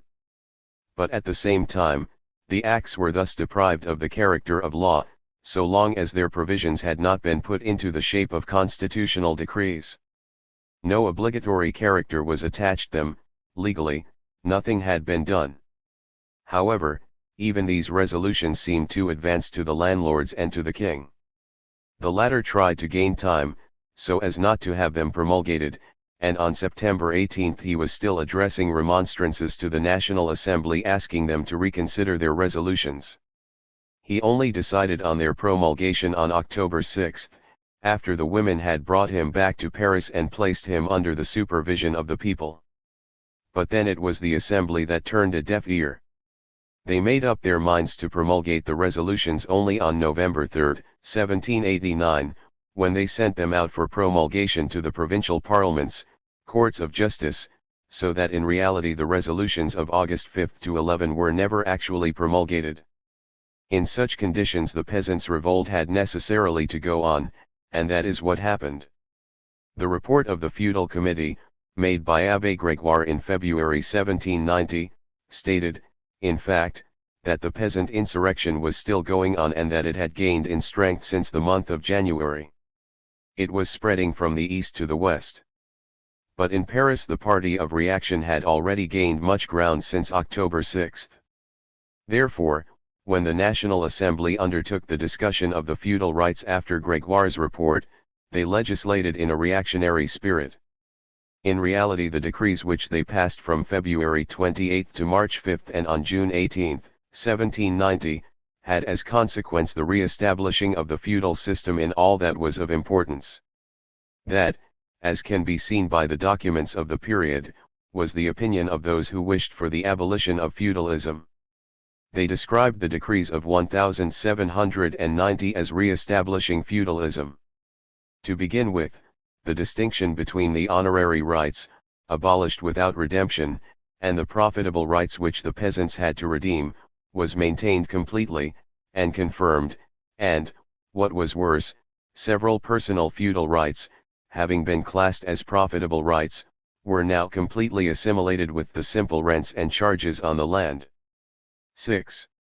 Some rights, therefore, that were mere usurpations, mere vestiges of personal servitude and should have been condemned on account of their origin, were now put upon the same footing as obligations resulting from the location of the land. For non-payment of these dues, the lord, even though had lost the right of feudal seizure, 7. Could exercise constraint of all kinds, according to the common law. The following article confirms this: the feudal dues and taxes, droits feudo et sensuals, together with all sales, rents and rights that are redeemable by their nature, shall be subject, until their redemption, to the rules that the various laws and customs of the kingdom have established. The Constituent Assembly went still further. In their sitting of February 27, following the opinion of Merlin, they confirmed, in a great number of cases, the right of serfdom in Mortmain. They decreed that the landed rights of which the tenure in Mortmain had been converted into tenure by annual rent not being representative of the Mortmain, should be preserved. So much did the middle classes hold to this heritage of serfdom that Article 4 of Chapter 3 of the new law declared, that if the Mortmain, real or mixed, has been converted since the enfranchisement into dues on the land, or into rights of mutation, these dues shall continue to be owed. Altogether, the reading of the discussion in the Assembly on the feudal rights suggests the question whether it was really in March 1790, after the taking of the Bastille, and on August 4 that these discussions took place, or were they still at the beginning of the reign of Louis XVI? In the year 1775. Thus, on March 1, 1790, certain rights of fire, chienage, kennels, monage, coining, of watch and ward, as well as certain rights over the sales and purchases by the vassals were abolished. One would have thought, however, that these rights had been abolished, without redemption, during the night of August 4. But it was nothing of the kind. Legally, in 1790, the peasants, in many parts of France, still dared not buy a cow, nor even sell their wheat, without paying dues to the Lord. They could not even sell their corn before the Lord had sold his and had profited by the high prices that prevailed before much of the corn had been threshed. However, one might think that at last these rights were abolished on March 1, as well as all the dues levied by the lords on the common oven, the mill, or the wine press. But we must not jump to conclusions. They were abolished, true enough, but with the exception of those cases where they formerly been the subject of a written agreement between the lord and the peasant commune, or were considered as payable in exchange for some concession or other. Pay, peasant. Always pay. And do not try to gain time, for there would be an immediate distraint, and then you only save yourself by winning your case before a law court. This seems hard to believe, but so it was. Here is the text of Article 2, Chapter 3, of the new feudal laws. It is rather long, but it deserves to be reproduced, because it lets us see what slavery the feudal law of February 24 to March 15, 1790, left still crushing down the peasant. Article 2 and are presumed redeemable, except there is proof to the contrary, which means shall be paid by the peasant until he has redeemed them. 1.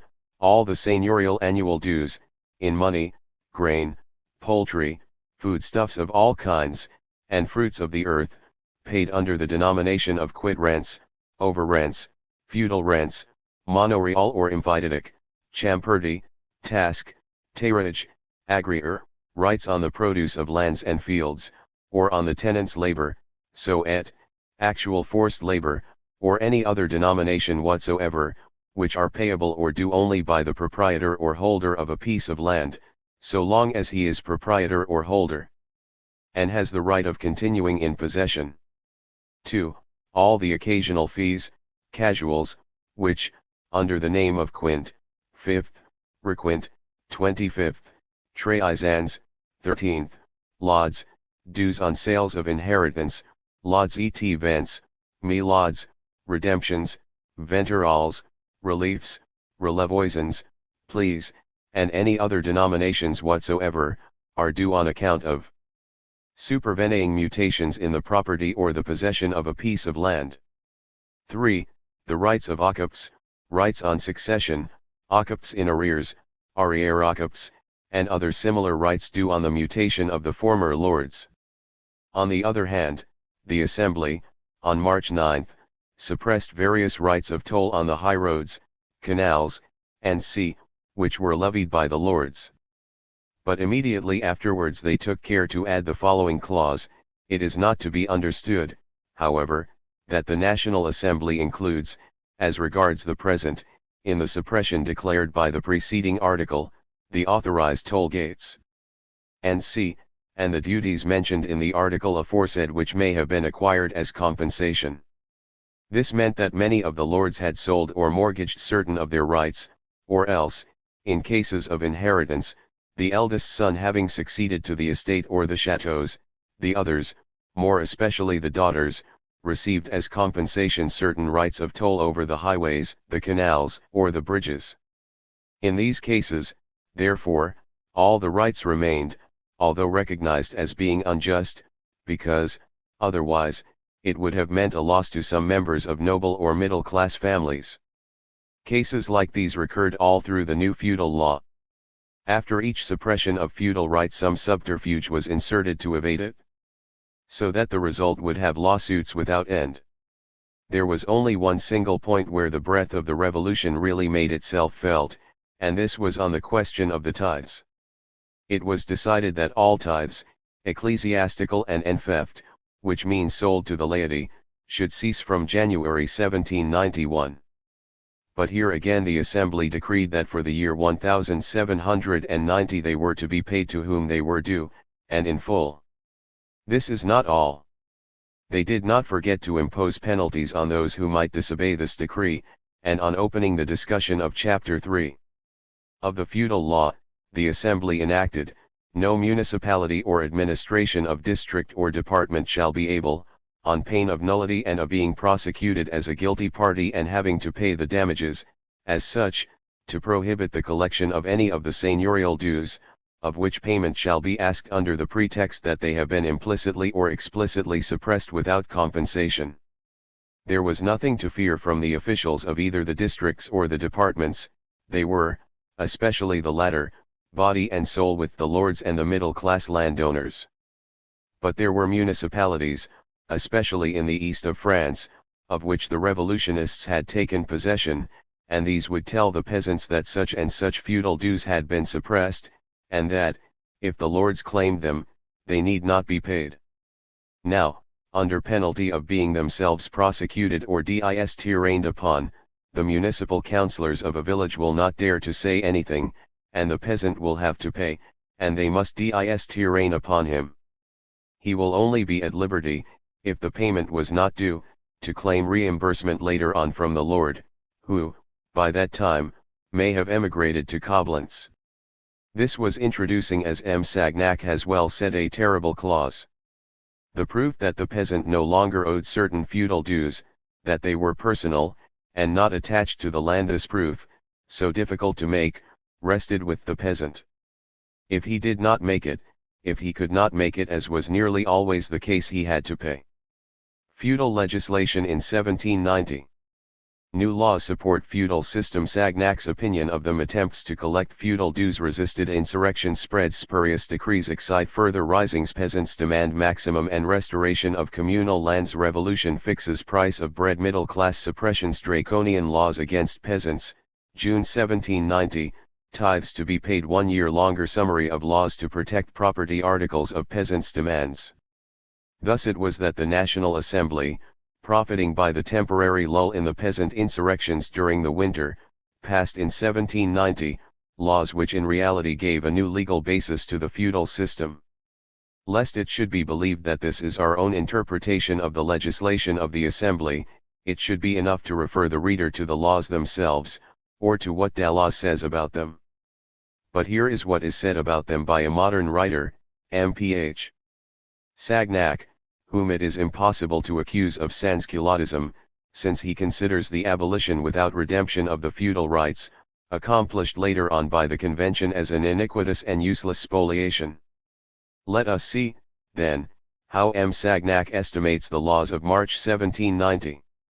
The ancient law, he writes, weighs, with all its force, in the work of the Constituent Assembly, upon the new law that is being worked out.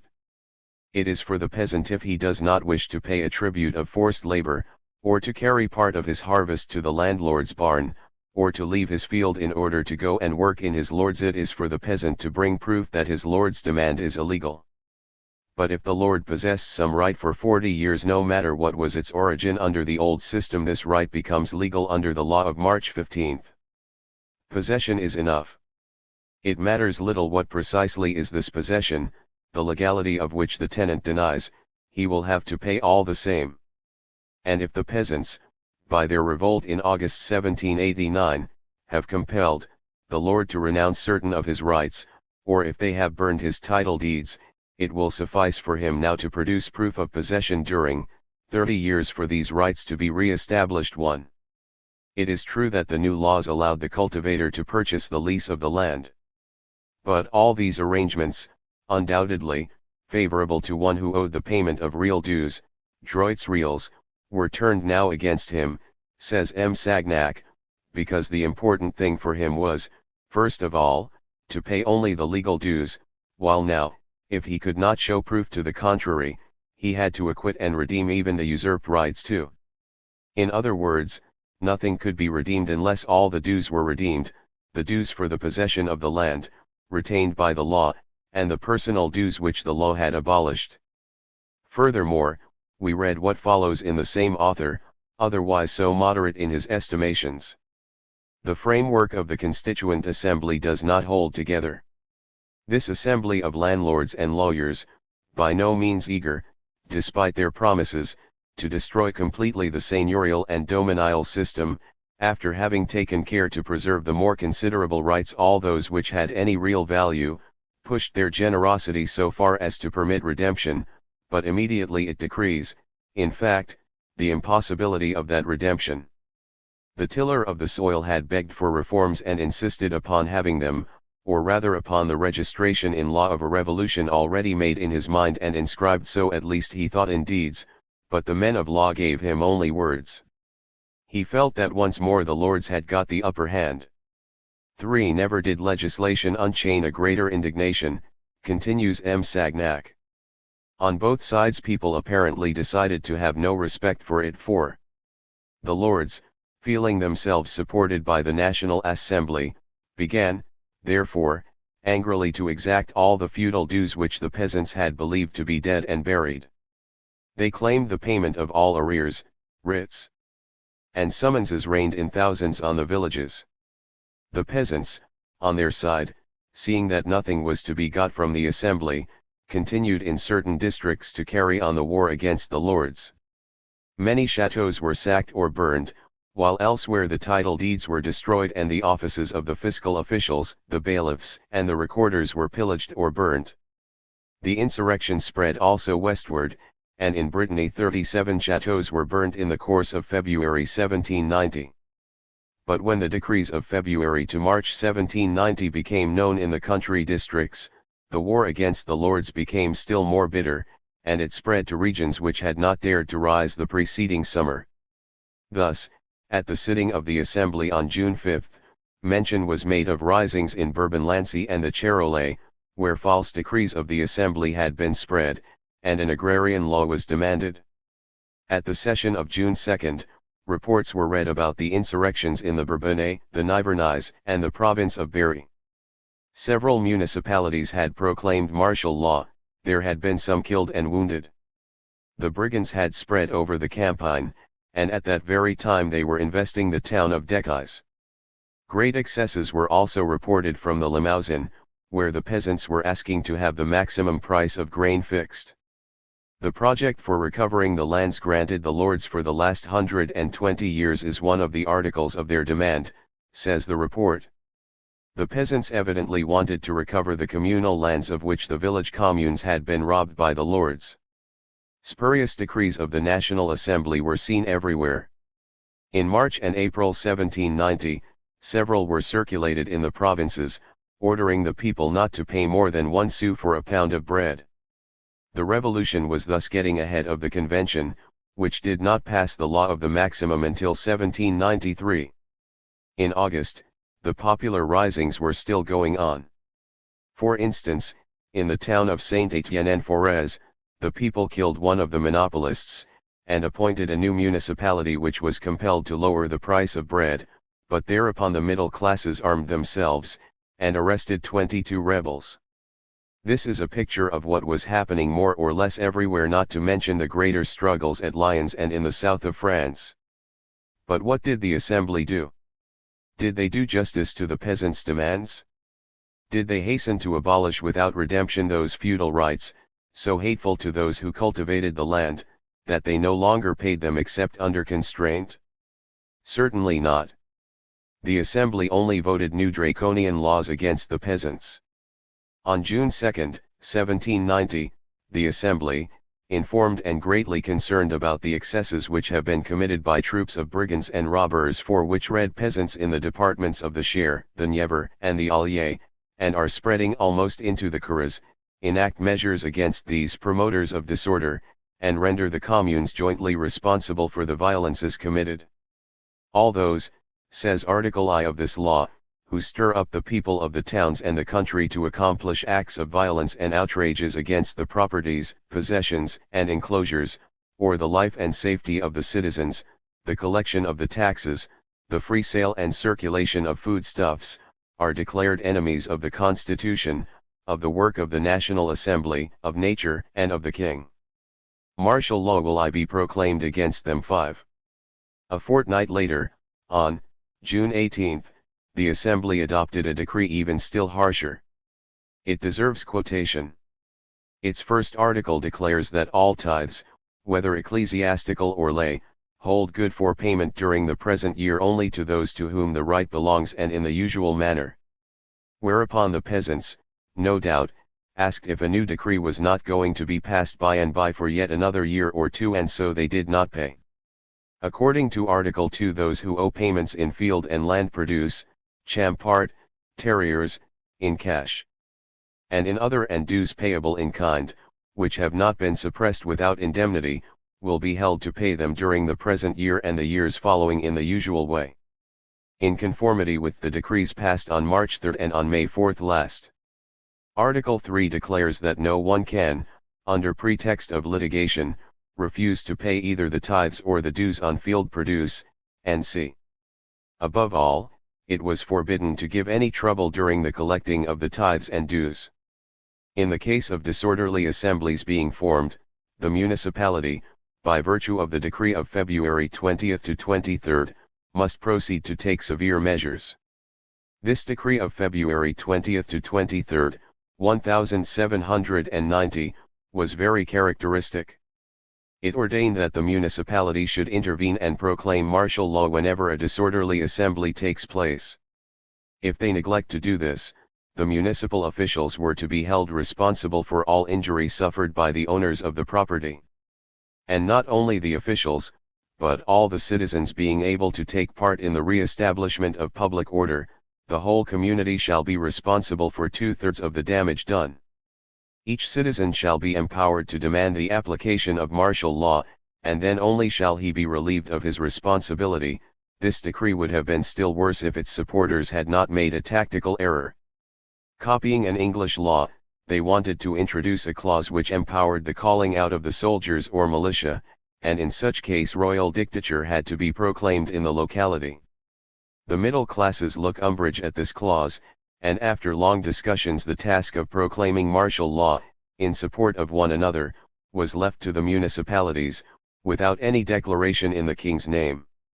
Furthermore, the village communes were to be held responsible for any damages which might accrue to the lord, if they had not shot or hanged in good time the peasants who refused to pay the feudal dues. The law of June 18, 1790, confirmed all this. All that had any real value in the feudal rights, all that could be represented by any kind of legal chicanery as attached to the possession of the land, was to be paid as before. And every one who refused was compelled by the musket or the gallows to accept these obligations. To speak against the payment of the feudal dues was held to be a crime, which called forth the death penalty, if martial law was proclaimed. 6. Such was the bequest of the Constituent Assembly, of which we have been told so many fine things, for everything remained in that state until 1792. The feudal laws were only touched to make clear certain rules for the redemption of the feudal dues, or to complain that the peasants were not willing to redeem anything, 7. Or else to reiterate the threats against the peasants who were not paying. 8. The decrees of February 1790 were all that the Constituent Assembly did for the abolition of the odious feudal system, and it was not until June 1793, after the insurrection of May 31st, that the people of Paris compelled the Convention, in its purified form, to pronounce the actual abolition of the feudal rights. Let us, therefore, bear these dates well in mind. On August 4, 1789, abolition in principle of the feudal system, abolition of personal mortmain, the game laws, and patrimonial justice. From August 5 to II, partial reconstruction of the system by acts which imposed redemption for all the feudal dues of any value whatsoever. End of 1789 and 1790 expeditions of the urban municipalities against the insurgent peasantry, and hangings of the same. February 1790 report of the Feudal Committee, stating that the peasant revolt was spreading. March and June 1790 draconian laws against the peasants who were not paying their feudal dues, or were preaching their abolition. The insurrection still spreading. June 1791 these laws were confirmed once more. Reaction all along the line. The peasant insurrections continuing. Only in July 1792, as we shall see, on the very eve of the invasion of the Tuileries by the people, and in August 1792, after the downfall of royalty, did the Assembly take the first decisive steps against the feudal rights. Lastly, it was only in August 1793, after the expulsion of the Girondins, that the definite abolition, without redemption, of the feudal rights was enacted. This is the true picture of the revolution. One other question, of immense importance for the peasants, was clearly that of the communal lands. Everywhere, in the east, northeast, and southeast of France, wherever the peasants felt themselves strong enough to do it, they tried to regain possession of the communal lands, of which the greater part had been taken away from them by fraud, or under the pretext of debt, with the help of the state, chiefly since the reign of Louis XIV. 9 lords, clergy, monks and the middle-class men of both towns and villages all had had their share of them. There remained, however, a good deal of these lands still in communal possession, and the middle classes looked on them with greedy eyes. So the Legislative Assembly hastened to make a law, on August 1, 1791, which authorized the sale of communal lands to private persons.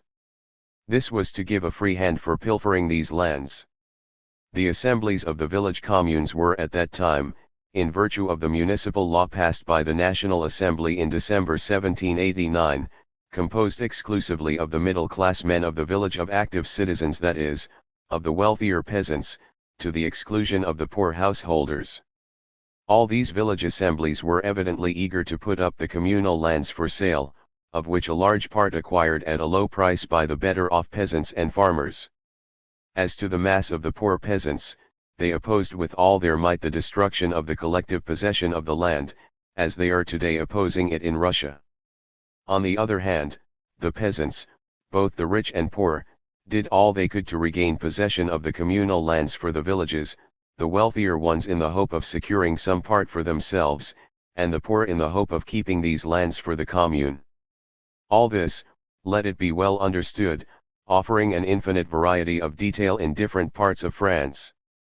It was, however, this retaking by the communes of the communal lands of which they had been robbed in the course of 2 centuries, that the Constituent and the Legislative Assemblies, and even the National Convention, opposed up to June 1793. The king had to be imprisoned and executed, and the Girondin leaders had to be driven out of the convention before it could be accomplished. Arrest of the revolution in 1790. Insurrection's necessary extent of reaction. Work of Constituent and Legislative Assemblies. New constitution. Local government opposed to centralization. Difficulties in applying new laws. Direct oires on side of reaction. Disorder. Wanted active and passive citizens. The gains of insurrection. Equality and agrarian law. Disappearance of monarchical courts. Workers' demands answered by bullets. Middle classes' love of order and prosperity. Intellectuals turn against people. Success of counter-revolution. Plutocracy. Opposition to republican form of government. Danton and Marat persecuted and exiled. Discontent and dishonesty in army massacres at Nancy. Bull's splendid behavior. We have seen what the economic conditions in the villages were during the year 1790. They were such that if the peasant insurrections had not gone on, in spite of all, the peasants, freed in their persons, would have remained economically under the yoke of the feudal system, as happened in Russia, where feudalism was abolished, in 1861, by law, and not by a revolution. Besides, all the political work of the revolution not only remained unfinished in 1790, but it actually suffered a complete setback. As soon as the first panic, produced by the unexpected breaking out of the people, had passed, the court, nobles, the rich men and the clergy promptly joined together for the reorganization of the forces of reaction. And soon they felt themselves so well supported and so powerful that they began to see whether it would not be possible to crush the revolution, and to re-establish the court and the nobility in their rights. All the historians undoubtedly mention this reaction, but they do not show all its depth and all its extent. The reality was that for 2 years, from the summer of 1790 to the summer of 1792, the whole work of the revolution was suspended. People were asking if it was the revolution which was going to get the upper hand or the counter-revolution. The beam of the balance wavered between the two. And it was in utter despair that the revolutionist leaders of opinion decided at last, in June 1792, once more to appeal to popular insurrection. Of course, it must be recognized that while the Constituent Assembly, and after it the Legislative, opposed the revolutionary abolition of the feudal rights and popular revolution altogether, they nevertheless accomplished an immense work for the destruction of the powers of the king and the court, and for the creation of the political power of the middle classes. And when the legislators in both these assemblies undertook to express, in the form of laws, the new constitution of the Third Estate, it must be confessed that they went to work with a certain energy and sagacity. They knew how to undermine the power of the nobility and how to express the rights of the citizen in a middle-class constitution. They worked out a local self-government which was capable of checking the governmental centralization, and they modified the laws of inheritance so as to democratize property and to divide it up among a greater number of persons. They destroyed forever the political distinctions between the various orders: clergy, nobility, Third Estate, which for that time was a very great thing. We have only to remember how slowly this is being done in Germany and Russia. They abolished all the titles of the nobility and the countless privileges which then existed, and they laid the foundations of a more equal basis for taxation.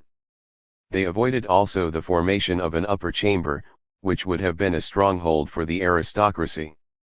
And by the departmental law of December 1789, they did something which helped on the revolution enormously: they abolished every representative of the central authority in the provinces. Lastly, they took away from the church her rich possessions, and they made the members of the clergy simple functionaries of the state. The army was reorganized, so were the courts of justice. The election of judges was left to the people. And in all these reforms the middle-class legislators avoided too much centralization. In short, judged from the legislative point of view, they appear to have been clever, energetic men, and we find in their work certain elements of republican democratism, and a tendency towards local autonomy, which the advanced parties of the present day do not sufficiently appreciate. However, in spite of all these laws, nothing was yet done. The reality was not on the same level as the theory, for the simple reason that there lies always an abyss between a law which has been promulgated and its practical carrying out in life, a reason which is usually overlooked by those who do not thoroughly understand from their own experience the working of the machinery of state. It is easy to say, the property of the religious bodies shall pass into the hands of the state. But how is that to be put into effect? Who will go, for example, to the Abbey of Saint Bernard at Clairvaux, and tell the abbot and the monks that they have to go? Who is to drive them out if they do not go? Who is to prevent them from coming back tomorrow, helped by all the pious folk in the neighboring villages, and from chanting the Mass in the abbey? Who is to organize an effective sale of their vast estates? And finally, who will turn the fine abbey buildings into a hospital for old men, as was actually done later on by the revolutionary government? We know, indeed, that if the sections of Paris had not taken the sale of the church lands into their hands, the law concerning these sales would never have begun to take effect. In 1790, 1791, 1792, the old regime was still there, intact, and ready to be reconstituted in its entirety with but slight modifications, just as the Second Empire of Napoleon III was ready to come back to life at any moment in the days of Thiers and MacMahon. The clergy, the nobility, the old officialism, and above all the old spirit, were all ready to lift up their heads again, and to clap into jail those who had dared to put on the tricolor sash. They were watching for the opportunity, they were preparing for it. Moreover, the new directories, directoires, of the departments, established by the revolution, but drawn from the wealthy class, were the framework, always ready for the re-establishment of the old regime. They were the citadels of the counter-revolution. Both the Constituent and the Legislative Assembly had certainly drawn up a number of laws, of which people admire the lucidity and style to this day, but nevertheless, the greater majority of these laws remained a dead letter. It must not be forgotten that for more than two-thirds of the fundamental laws made between 1789 and 1793 no attempt was even made to put them into execution. The fact is, that it is not enough to make a new law. It is necessary also, nearly always, to create the mechanism for its application, and as soon as the new law strikes at any vested interest, some sort of revolutionary organization is usually required in order to apply this law to life, with all its consequences. We have only to think of the small results produced by the laws of the Convention concerning education, which all remained a dead letter. Today even, in spite of the present bureaucratic concentration and the armies of officials who converge towards their center at Paris, we see that every new law, however tripping it may be, takes years before it passes into life. And again, how often it becomes completely mutilated in its application. But at the time of the Great Revolution this bureaucratic mechanism did not exist, it took more than 50 years for its actual development. How then could the laws of the Assembly enter into everyday life without a revolution by deed being accomplished in every town, in every village, in each of the 36,000 communes all over France? Yet such was the blindness of the middle-class revolutionists that, on the one hand, they took every precaution to prevent the poor people, who alone were throwing themselves with all their heart into the revolution from having too much share in the direction of communal affairs, and on the other hand, they opposed with all their might the breaking out and the successful carrying through of the revolution in every town and village. Before any vital work could result from the decrees of the Assembly, disorder was wanted. It was necessary that in every little hamlet, men of action, the patriots who hated the old regime, should seize upon the municipality, that a revolution should be made in that hamlet, that the whole order of life should be turned upside down, that all authority should be ignored, that the revolution should be a social one, if they wished to bring about the political revolution. It was necessary for the peasant to take the land and begin to plough it without waiting for the orders of some authority, which orders evidently would never have been given. It was necessary for an entirely new life to begin in the village. But without disorder, without a great deal of social disorder, this could not be done. Now it was precisely this disorder the legislators wanted to prevent. Not only had they eliminated the people from the administration, by means of the municipal law of December 1789, which placed the administrative power in the hands of the active citizens only, and under the name of passive citizens excluded from it all the poor peasants and nearly all the workers in towns. And not only did they hand over all the provincial authority to the middle classes, they also armed these middle classes with the most terrifying powers to prevent the poor folk from continuing their insurrections.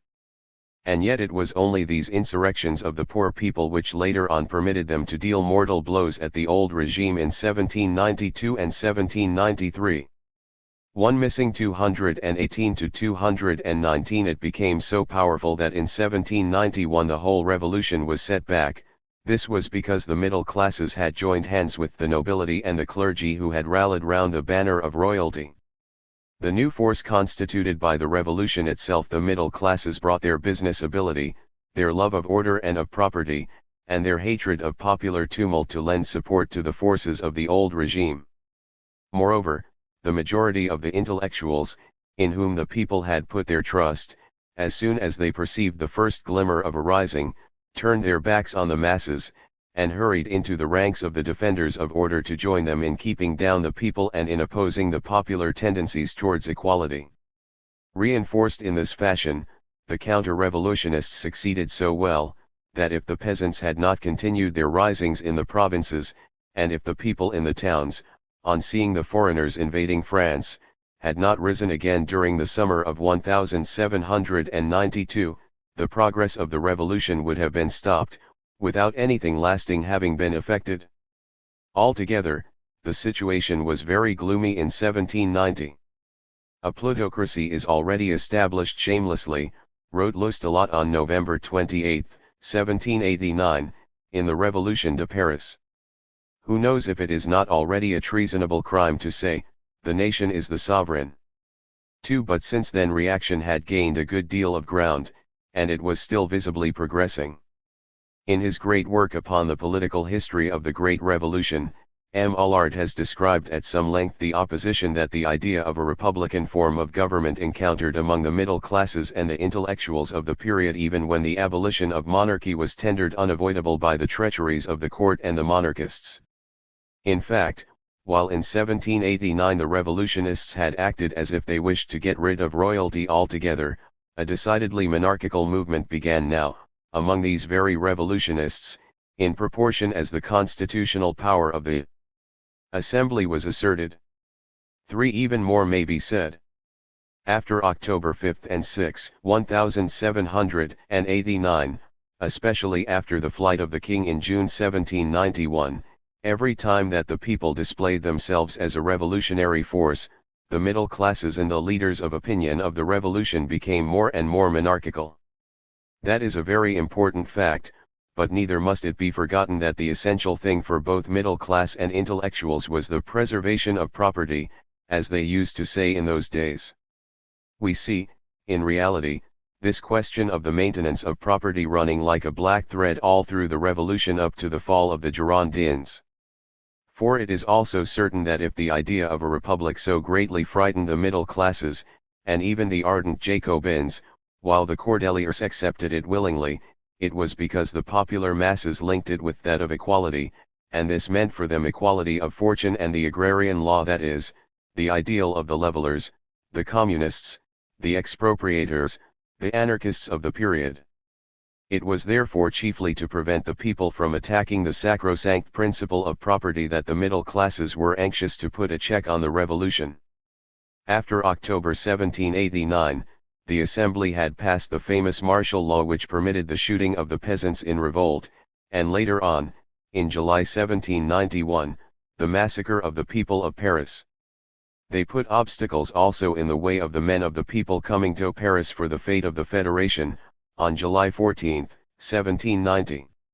And they took a series of measures against the local revolutionary societies which gave strength to the popular revolution, even at the risk of killing, in so doing, what had been the germ of their own power. Since the first outbreaks of the revolution, some thousands of political associations had sprung into being throughout France. It was not only the primary or electoral assemblies continuing to meet, it was not only the numerous Jacobin societies, branches of the parent society at Paris, it was the sections chiefly, the popular societies and the fraternal societies, which came into existence spontaneously and often without the least formality. It was the thousands of committees and local powers almost independent substituting themselves for the royal authority, which all helped to spread among the people the idea of social equality by means of a revolution. Therefore the middle classes eagerly applied themselves to the task of crushing, paralyzing, or at least demoralizing these thousands of local centers, and they succeeded so well that the monarchists, the clergy, and the nobles began once more to get the upper hand in the towns and boroughs of more than half of France. Presently they resorted to judicial prosecutions, and in January 1790, Necker obtained an order of arrest against Murat, who had openly espoused the cause of the people, the poorest classes. Fearing a popular outbreak, they dispatched both infantry and cavalry to arrest the People's Tribune. His printing press was smashed, and Murat, at the high tide of the revolution, was forced to take refuge in England. When he returned, 4 months after, he had to remain hidden all the time, and in December 1791 he had to cross the Channel once more. In short, the middle classes and the intellectuals, both defenders of property, did so much to crush the popular movement that they stopped the revolution itself. According as middle-class authority constituted itself, the authority of the king was seen to recover its youthful vigor. The true revolution, an enemy to license, grows stronger every day, wrote the monarchist, Mallet Dupin, in June 1790. And so it was. 3 months later, the counter-revolution felt itself already so powerful that it strewed the streets of Nancy with corpses. At first, the revolutionary spirit had touched the army but little, composed, as it then was, of mercenaries, partly foreign, either Germans or Swiss. But it penetrated by degrees. The fate of the Federation, to which delegates from the soldiers had been invited to take part as citizens, helped in this. And in the course of the month of August, a spirit of discontent began to show itself a little everywhere, but especially in the eastern garrisons, in a series of movements among the soldiers. They wanted to compel their officers to give an account of the sums which had passed through their hands, and to make restitution of what had been withheld from the soldiers. These sums were enormous. In the regiment of Beausy they amounted to more than 240,000 livres, and from 100,000 even to 2 millions in other garrisons. The ferment went on growing, but, as might be expected of men brutalized by long service, part of them remained faithful to the officers, and the counter-revolutionists took advantage of this to provoke conflicts and sanguinary quarrels between the soldiers themselves. Thus, at Lille, 4 regiments fought among themselves, royalists against patriots, and left 50 dead and wounded on the spot. It is highly probable that, the royalist plots having redoubled in activity since the end of 1789, especially among the officers of the Army of the East, commanded by Bull, it fell in with the plans of the conspirators to take advantage of the first outbreak of the soldiers by drowning it in blood, thus helping the royalist regiments to remain faithful to their commanders. The occasion was soon found at Nancy. The National Assembly, on hearing of the agitation among the soldiers, passed, on August 6, 1790, a law, which diminished the effectives in the army and forbade the deliberate associations of the soldiers in the service, but at the same time ordered also the money accounts to be rendered without delay by the officers to their respective regiments. As soon as this decree became known at Nancy on the 9th, the soldiers, chiefly the Swiss of the Châteauvieux regiment, made up mainly of men from the cantons of Vaud and Geneva, demanded the accounts from their officers. They carried off the pay chest of their regiment and placed it in the safekeeping of their own sentinels. They threatened their officers with violence, and sent 8 delegates to Paris to plead their cause before the National Assembly. The massing of Austrian troops on the frontier helped to increase the disturbance. The Assembly, meanwhile, acting on false reports sent from Nancy, and incited by the commandant of the National Guard, Lafayette, in whom the middle class had full confidence, voted on the 16th a decree condemning the soldiers for their breach of discipline, and ordering the garrisons of the National Guard of the Meurthe department to repress the authors of the rebellion.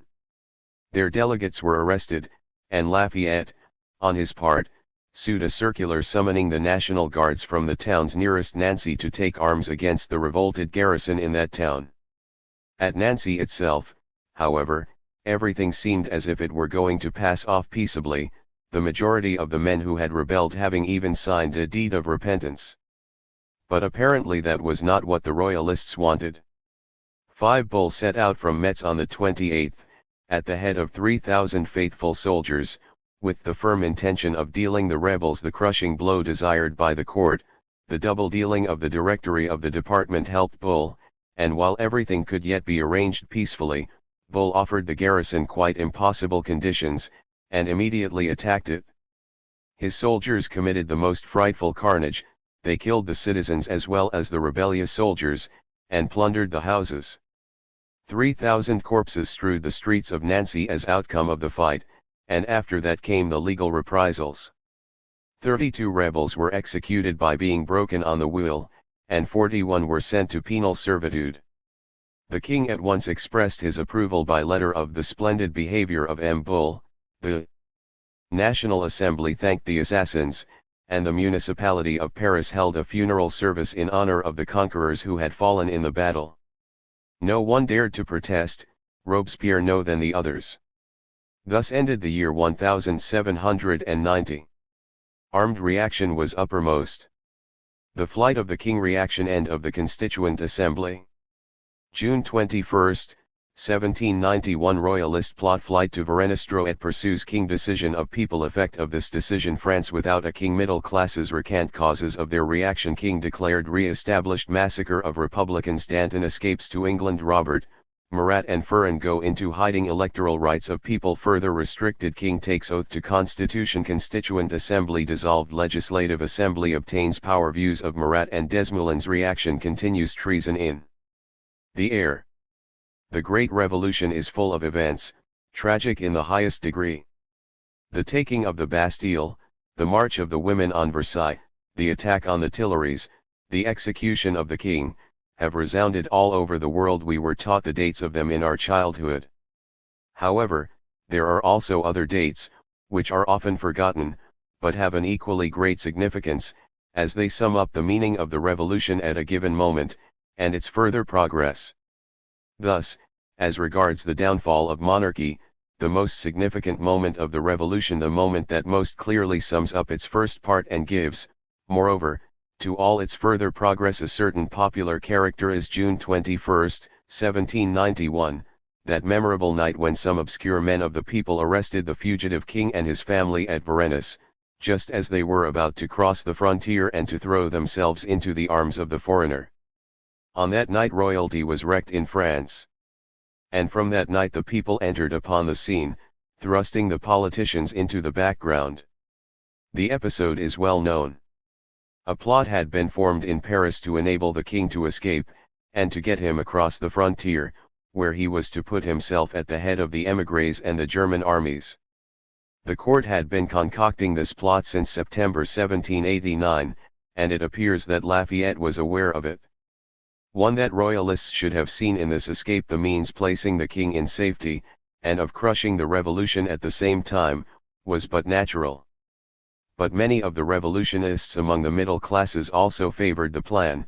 Once the Bourbons were out of France, they thought, Philippe, Duke of Orleans, would be put on the throne and he could be made to grant a middle-class constitution, without having any need of assistance from the always dangerous popular risings.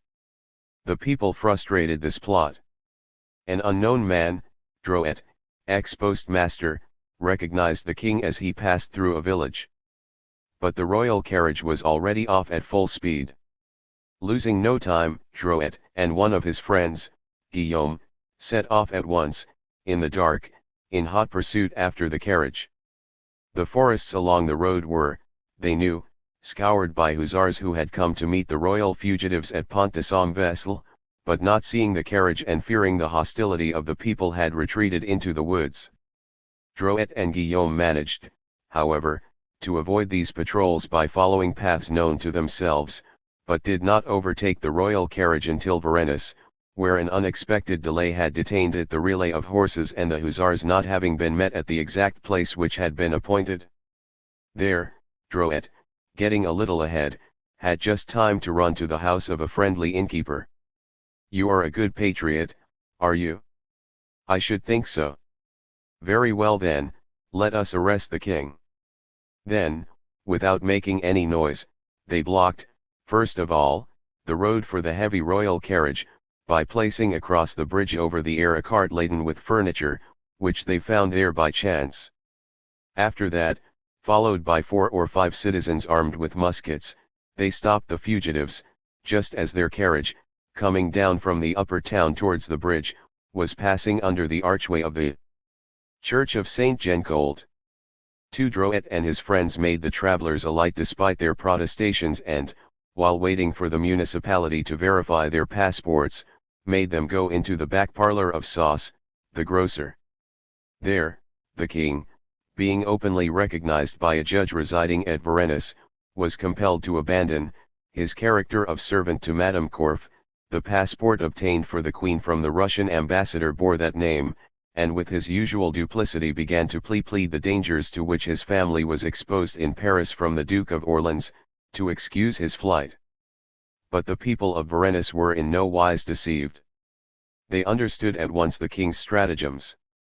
The tocsin was rung, and the alarm rapidly spread in the night from Varennes, all round to the country villages, whence there came flocking on every side peasants armed with hay-forks and sticks. They guarded the king until day broke, 2 peasants, hay-fork in hand, acting as sentinels. Thousands upon thousands of peasants from the neighboring villages flocked now on the road leading from Varennes to Paris, and these crowds entirely paralysed the hussars and dragoons of Bull, in whom the king had put his trust for escape. At Saint Menehould the tocsin was rung immediately after the departure of the royal carriage, and it was the same at Clermont and Argonne. At Saint Menehould the people even disarmed the dragoons, who had come to form an escort for the king, and then fraternized with them.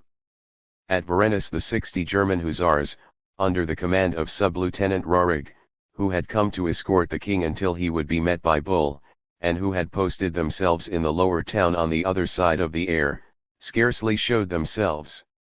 Their officer disappeared without anyone ever knowing what had become of him, and the men, after drinking all day with the inhabitants, who did not abuse them, but won them over to their cause in a brotherly way, took no further interest in the king. They were soon shouting "Vive la nation!" as they drank, while the whole town, roused by the tocsin, was crowding into the neighborhood of Sauce's shop. The approaches to Varennes were barricaded to prevent Bull's uhlans from entering the town. And as soon as day dawned, the cry of the crowd was "To Paris! To Paris!" These cries became even more menacing, when, about 10 o'clock in the morning, the 2 commissioners dispatched on the morning of the 21st, one by Lafayette and the other by the Assembly, to stop the king and his family arrived at Varennes. "Let them set out. They must set out. We shall drag them into the carriage by force," shouted the peasants, growing furious when they saw Louis XVI trying to gain time in expectation of the arrival of Bull and his uhlans. The king and his family had to obey, and after having destroyed the compromising papers which they carried with them in the carriage, they saw that there was nothing left to do but begin their return to Paris. The people took them back to Paris as prisoners. All was over with royalty. It was covered with opprobrium.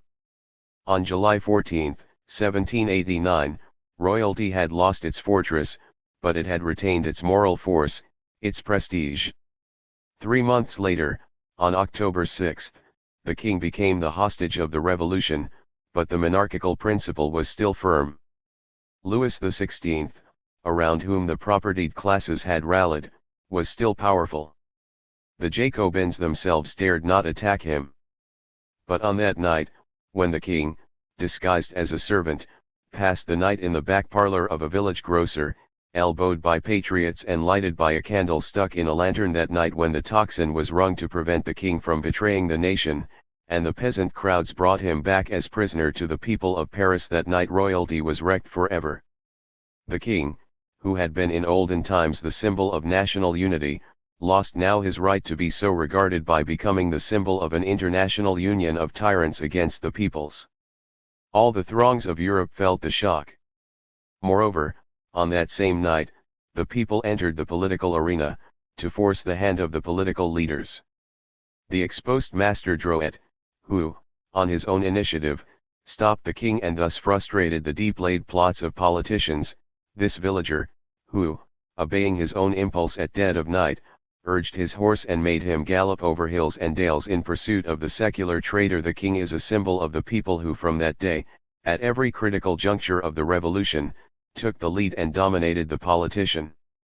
The invasion of the Tuileries by the people on June 20, 1792, the march of the Faubourgs of Paris against the Tuileries on August 10, 1792, the dethronement of Louis XVI. With all its consequences, all these great events were to follow each other now, as a historic necessity. The king's intention, when he tried to escape, was to put himself at the head of the army commanded by Bull, and supported by a German army, to march on Paris. Once the capital should be reconquered, we know exactly what the royalists intended to do. They were going to arrest all the patriots. The proscription lists were already drawn up. Some of them would have been executed, and the others deported or imprisoned. All the decrees voted by the Assembly for the establishment of the Constitution or against the clergy were going to be abolished. The ancient regime, with its orders and its classes, was to be re-established. The mailed fist would have been reintroduced, and, by means of summary executions, the tithes, the feudal laws, the game laws, and all the feudal rights of the old regime would have been reinstituted. Such was the plan of the royalists. They did not trouble to conceal it.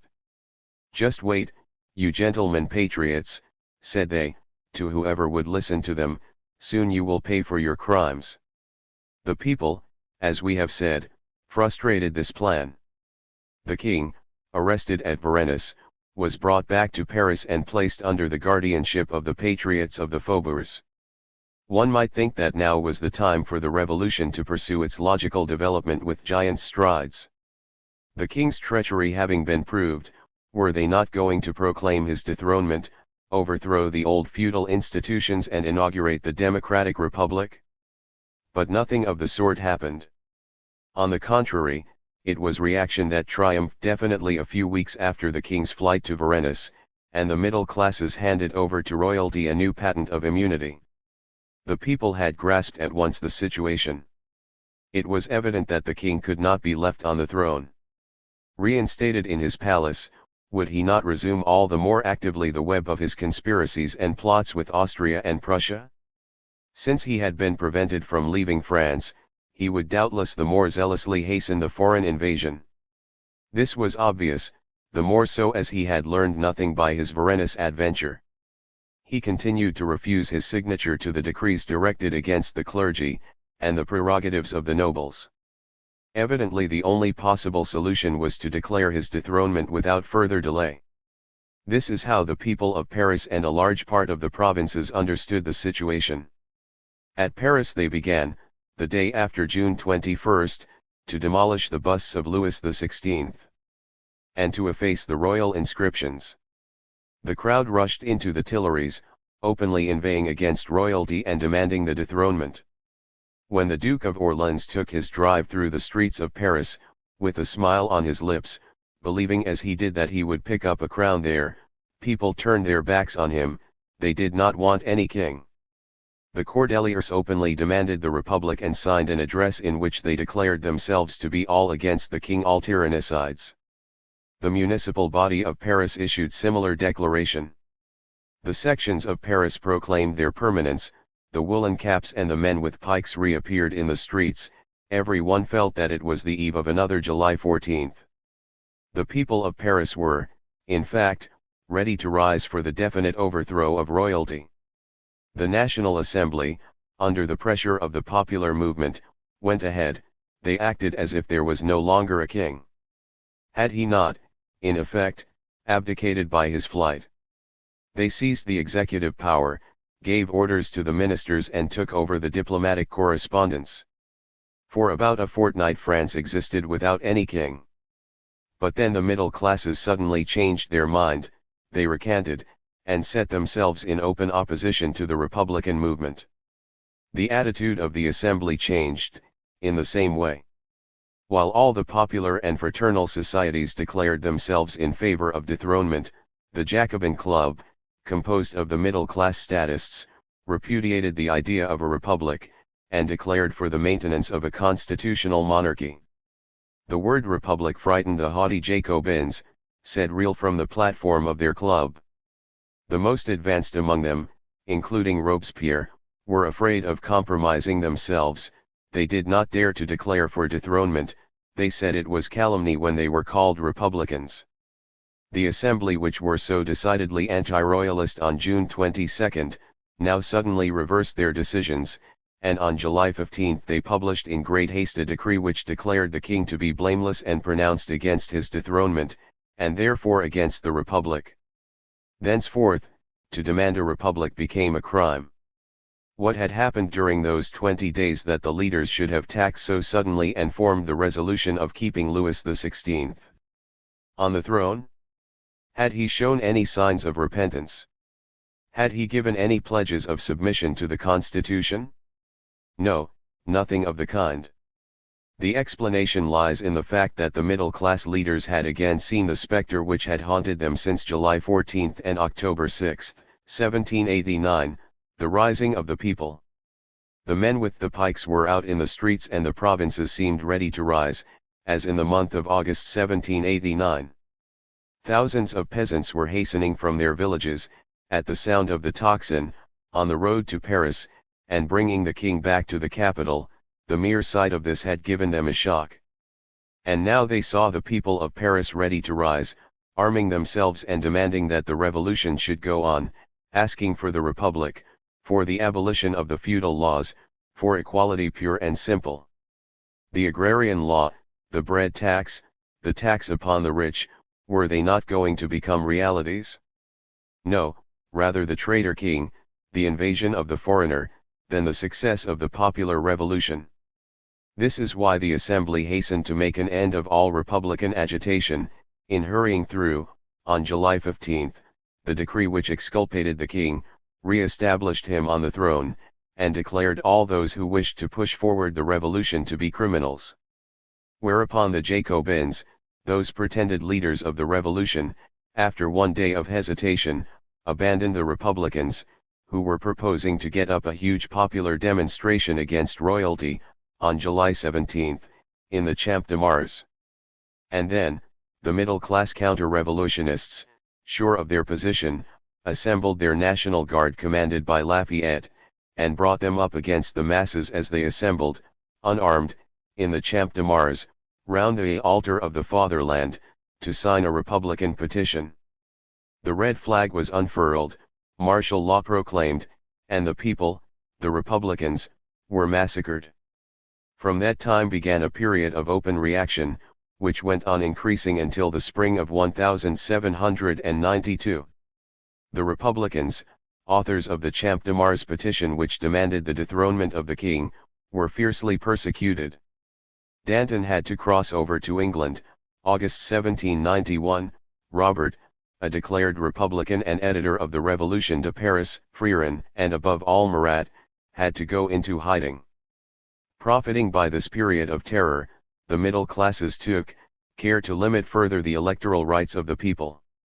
Henceforth, to be an elector, besides paying in direct contributions 10 days' labor, a man had to possess, either as owner, or in usufruct, property valued at 150 to 200 days' work, or to hold as a farmer property valued at 400 days' labor. The peasants, as we see, were deprived absolutely of all political rights. After July 17, 1791, it became dangerous to call oneself or, to be called a Republican, and soon some of the revolutionists, who had nothing to lose and everything to gain from disorder and anarchy, themselves began to treat as depraved men those who asked for a republic instead of a king. By degrees the middle classes became still bolder, and it was in the middle of a pronounced royalist movement, to the accompaniment of enthusiastic cheers for the king and queen from the Paris middle classes, that the king came on September 14, 1791, before the assembly to accept and solemnly swear fealty to the constitution which he betrayed the same day. 15 days later, the Constituent Assembly dissolved, and this was made another occasion for the constitutionalists to renew their manifestations of loyalty in honor of Louis XVI. The government then passed into the hands of the Legislative Assembly, elected on a restricted suffrage, and clearly even more middle class than the Constituent Assembly had been. And still the reaction grew. Towards the end of 1791 the best revolutionists completely despaired of the revolution. Marat believed all was lost. The revolution, he wrote in his Ami du Peuple, has failed. He demanded that an appeal should be made to the people, but the politicians did not listen to him. It was a handful of poor folk, he said in his journal, on July 21, who knocked down the walls of the Bastille. Only set them to work, and they will prove themselves as they did that first day. They ask nothing better than to fight against their tyrants, but then they were free to act, now they are chained. Chained by the leaders, be it understood. The patriots dare not show themselves, says Marat again on October 15, 1791, and the enemies of liberty fill the galleries of the Senate House, and are seen everywhere. Similar words of despair were uttered by Camille Desmoulins at the Jacobin Club, on October 24, 1791. The reactionaries have turned, he said, the popular movement of July and August 1789, to their advantage. The court favorites talk today about the sovereignty of the people and the rights of man, of equality among the citizens, to deceive the people, and they parade in the uniform of the National Guard to seize or even buy the posts of leaders. Around them gather the tools of the throne. The aristocratic devils have displayed an infernal cleverness.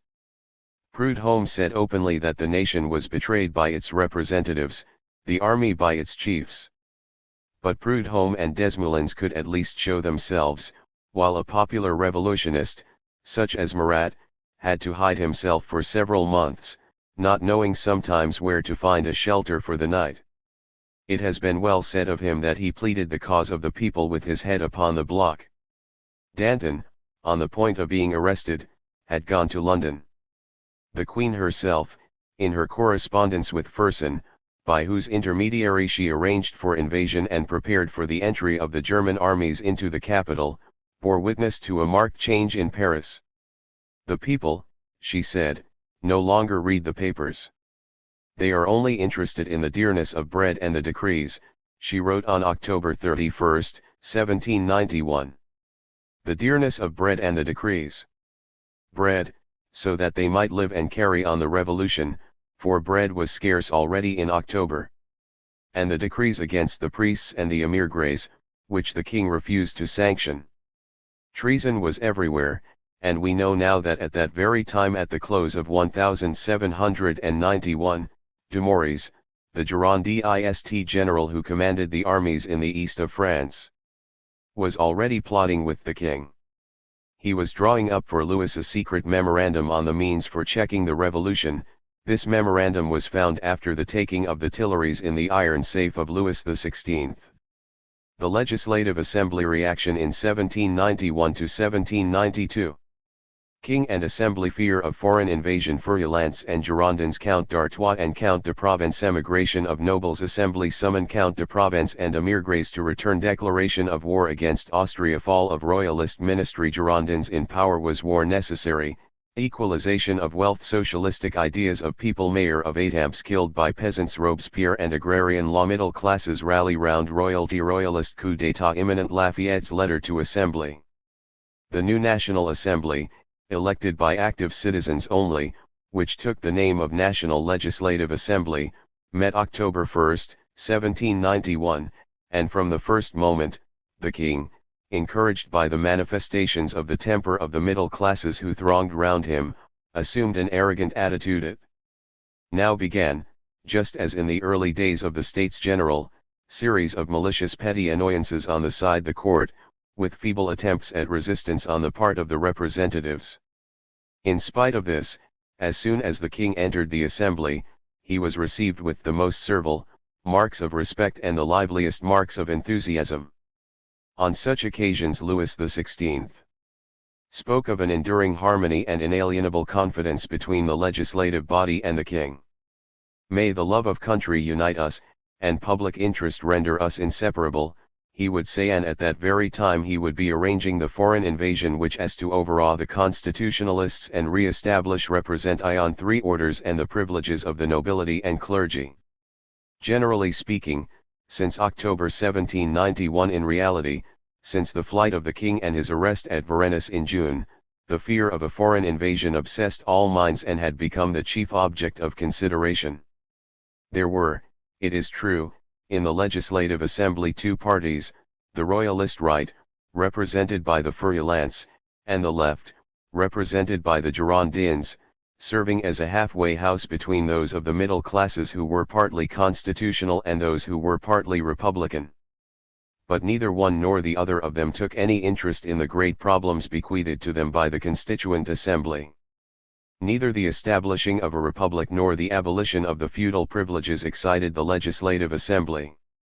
The Jacobins themselves and even the Cordeliers seemed to have agreed not to mention the republic, and it was about questions of secondary importance, such as who should be mayor of Paris, that the passions of the revolutionists and anti-revolutionists came into collision.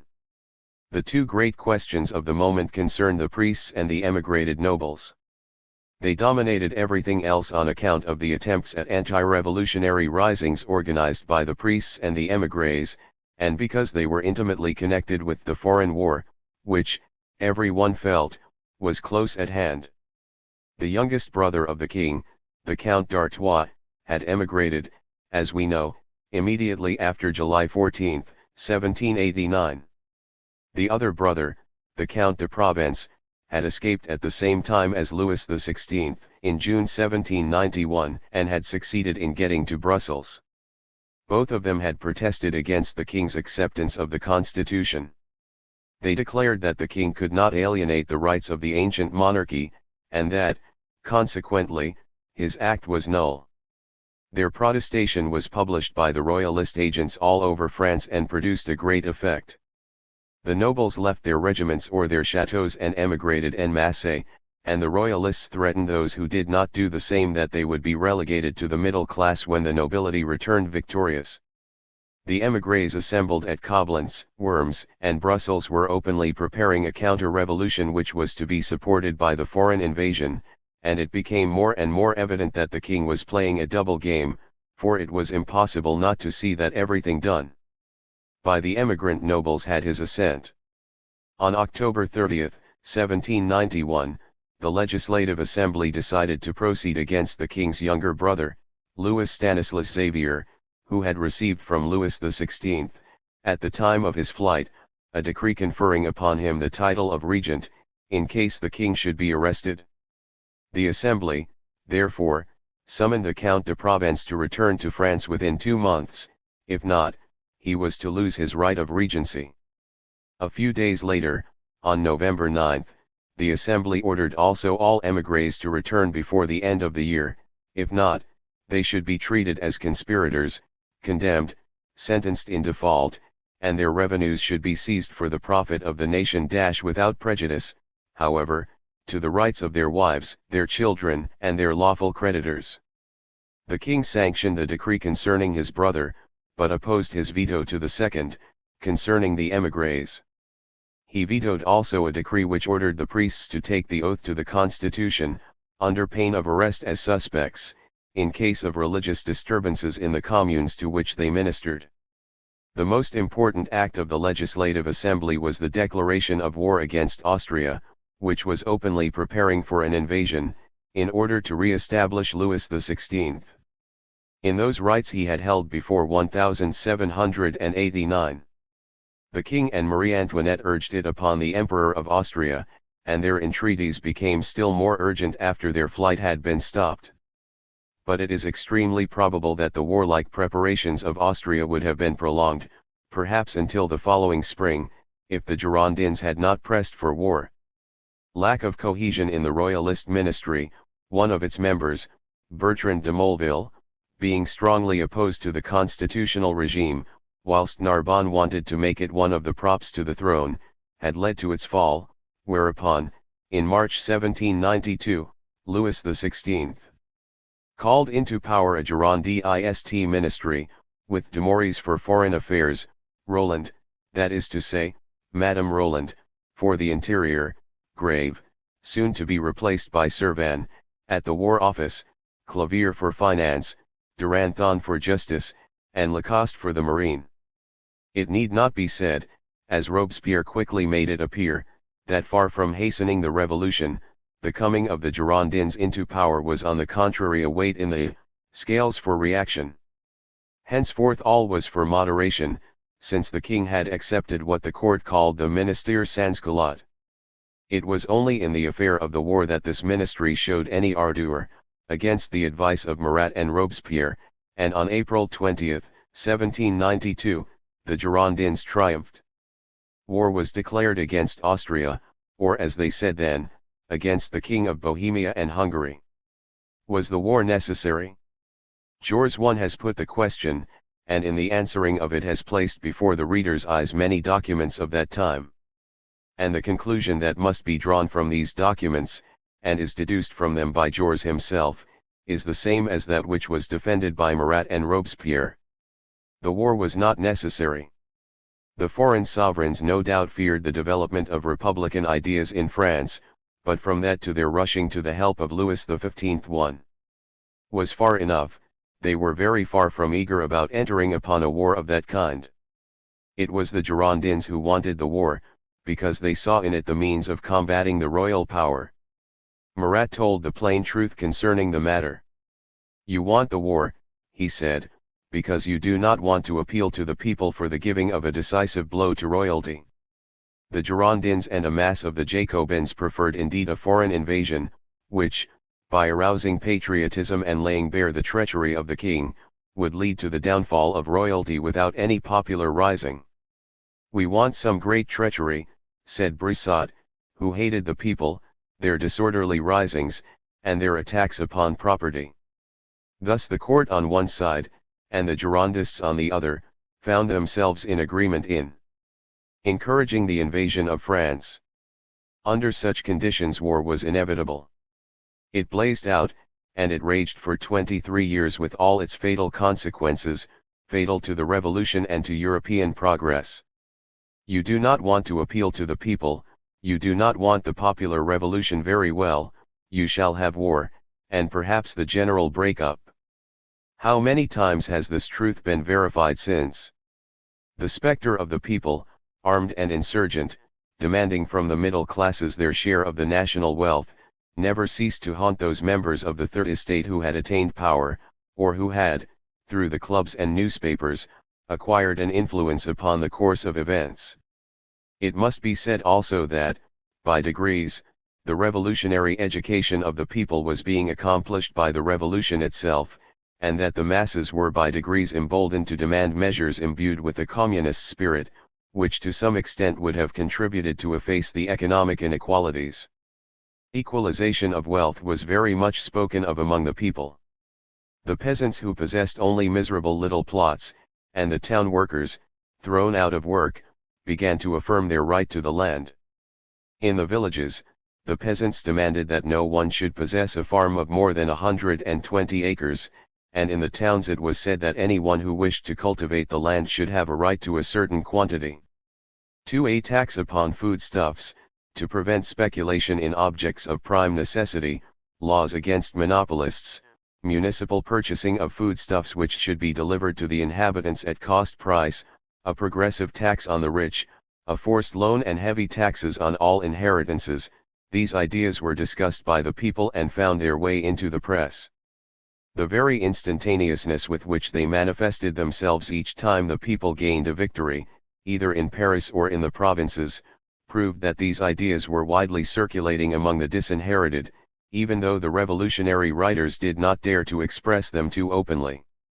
You do not then perceive, said Robert in his Revolutions de Paris, in May 1791, that the French Revolution, for which you are fighting, as you say, as a citizen, is a veritable agrarian law put in execution by the people.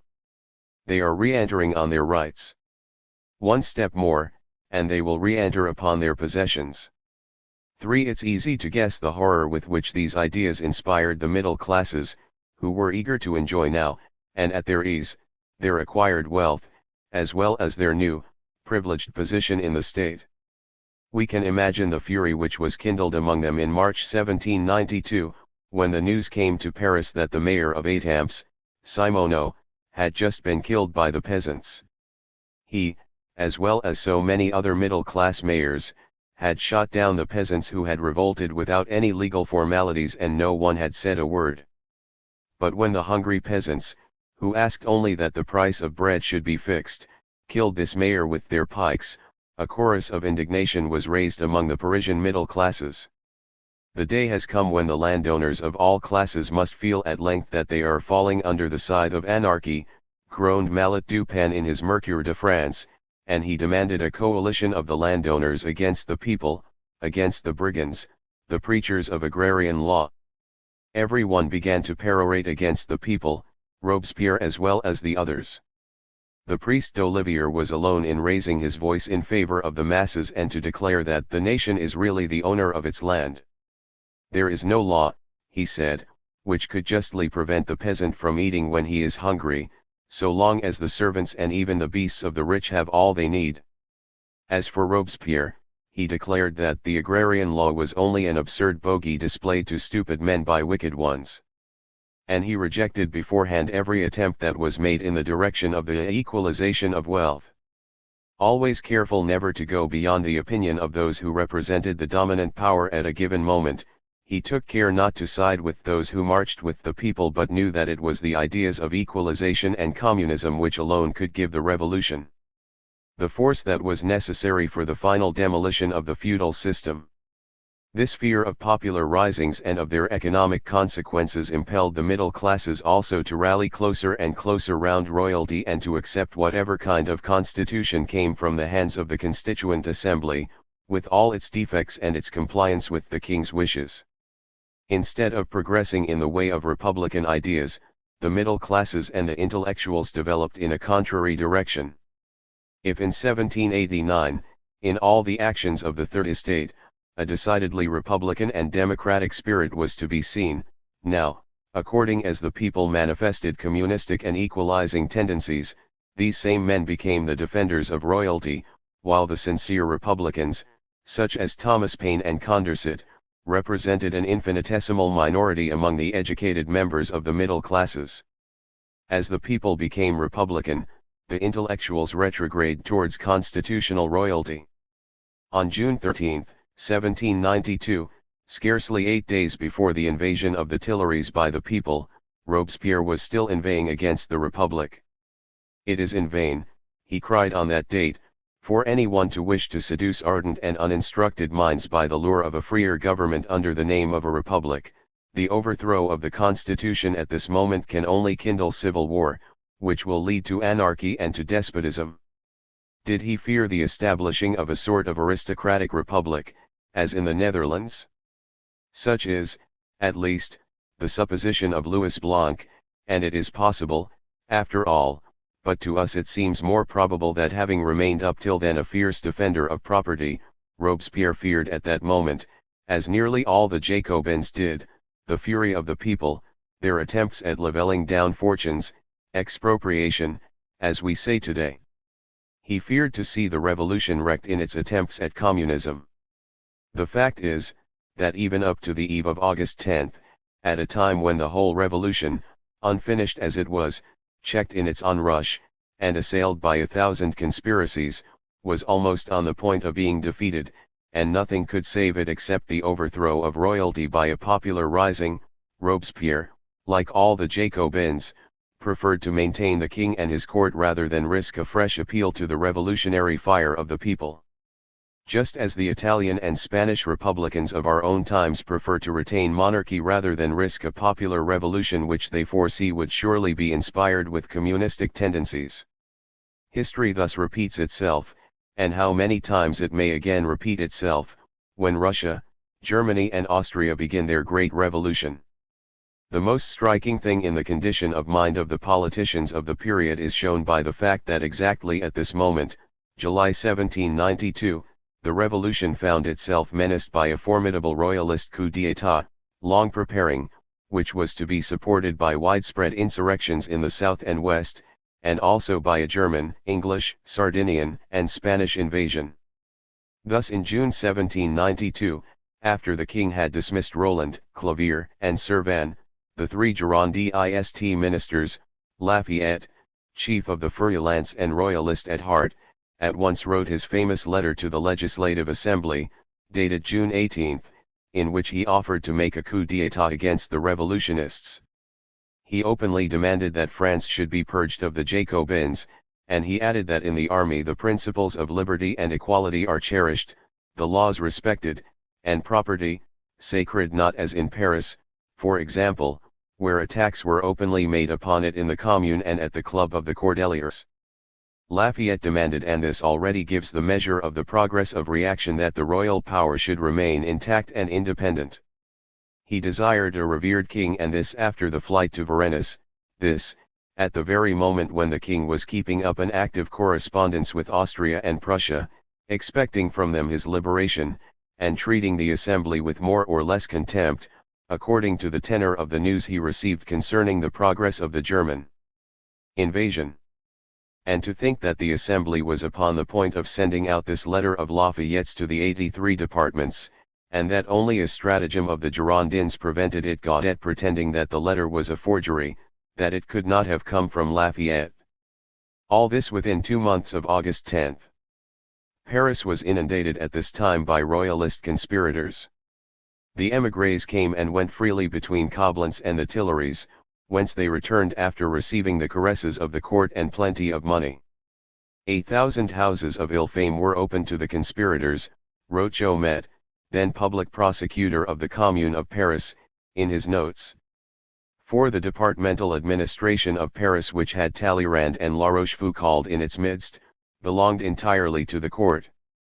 The municipality, a great many of the justices of the peace, the majority of the National Guard, and all its general staff, were for the court, serving it as an escort and as watchdogs in the frequent excursions that royalty were making in the streets and in the theatres. June 21 was then apparently forgotten. The semi-military household of the king, composed very largely of old bodyguards, returned émigrés, and some of those heroes of February 28, 1791, known under the name of Knights of the Dagger, Chevaliers du Poignard, irritated the people by their insolence, insulted the national representatives and loudly declared their liberticide intentions, continues Jomet. The monks, the nuns, and an immense majority of the priests stood on the counter-revolutionary side. 5. As to the assembly, this is how Jomet characterized, a national assembly, without force, without respect, divided against itself, lowering itself in the eyes of Europe by petty and vexatious debates, humiliated by an insolent court, and replying to insult only by redoubling its servility, without power, without any stability of purpose. In fact, this assembly, which used to discuss for hours in succession how many members should compose such and such a deputation to the king, and whether 1 or 2 wings of the folding doors should be open for them, which really spent its time, as Jomet wrote, in listening to declamatory speech, all ending in addressing some new message to the king. Such an assembly could inspire nothing but contempt in the court itself. Meanwhile, all through the west and the southeast France, up to the very gates of the revolutionary towns, such as Marseilles, secret royalist committees were at work, collecting arms in the chateaux, enrolling officers and men, and preparing for the levy of a powerful army, which was to march upon Paris, under the command of chiefs who would be sent from Coblentz. These movements in the south are so characteristic that it is necessary to give at least a general view of them. The counter-revolution in the south of France. Condition of provinces. Coblentz, center of royalist plots. Counter-revolutionary federation. Loyalist activity. Royalists receive money from Pitt, and help from other powers. Risings and counter-risings in provinces. When studying the Great Revolution, one is so much attracted the magnitude of the struggles which unfolded themselves in Paris, that one is tempted to neglect the condition of the provinces, and to overlook the power which the counter-revolution possessed there all the time. This power, however, was enormous. The counter-revolution had for it the support of the past centuries, and the interests of the present, and it is necessary to study it in order to understand how small is the power of a representative assembly during a revolution, even if its members could all be inspired with the very best intentions only.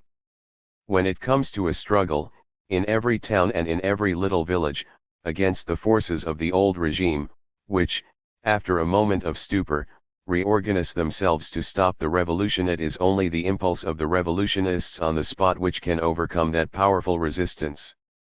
It would take years and years of study in the local archives to trace out all the doings of the Royalists during the Great Revolution. A few episodes will, however, allow us to gain an idea of them. The insurrection in the Vendée is more or less known. But we are only too much inclined to believe that there, in the midst of a half-savage population, inspired by religious fanaticism, is to be found the only real hotbed of the counter-revolution. Southern France represented a similar hotbed, all the more dangerous as there the country districts and cities had furnished some of the best contingents to the revolution. The direction of these various movements emanated from Koblenz, the little German town situated in the electorate of Treves, which had become the chief center of the Royalist emigration. Since the summer of 1791, when the Count d'Artois, followed by the ex-minister Calonne, and, later, by his brother, the Count de Provence, had settled in this town, it had become the head center of the Royalist plots. Thence came the emissaries who were organizing throughout the whole of France anti-revolutionary risings. Everywhere soldiers were being recruited for Koblenz, even in Paris, where the editor of the Gazette de Paris publicly offered 60 livres for each recruit. For some time these men were almost openly sent to Metz and afterwards to Koblenz. Society followed them, says Ernest Daudet, in his monograph, Les Conspirations Royalistes dans le Midi. The nobility imitated the princes, and many of the middle class and common people imitated the nobility. They emigrated for fashion, for poverty, or for fear. A young woman who was met in a diligence by a secret agent of the government, and questioned by him, replied, "I am a dressmaker, my customers are all gone off to Germany, so I have turned émigrante in order to go and find them." A complete court, with its ministers, its chamberlains, and its official receptions, and also its intrigues and its infamies, was evolved round the king's brothers, and the European sovereigns recognized this court, and treated and plotted with it. Meanwhile, they were expecting to see Louis XVI arrive and set himself at the head of the troops formed by the émigrés. He was expected in June 1791, when he fled to Varennes, and later, in November 1791, and in January 1792. Finally it was decided to prepare for a great stroke in July 1792, when the Royalist armies of western and southern France, supported by English, German, Sardinian and Spanish invasions, were to march on Paris, rousing Lyons and other large towns on the way, whilst the Royalists of Paris would strike their great blow, disperse the assembly and punish the hot-headed Jacobins.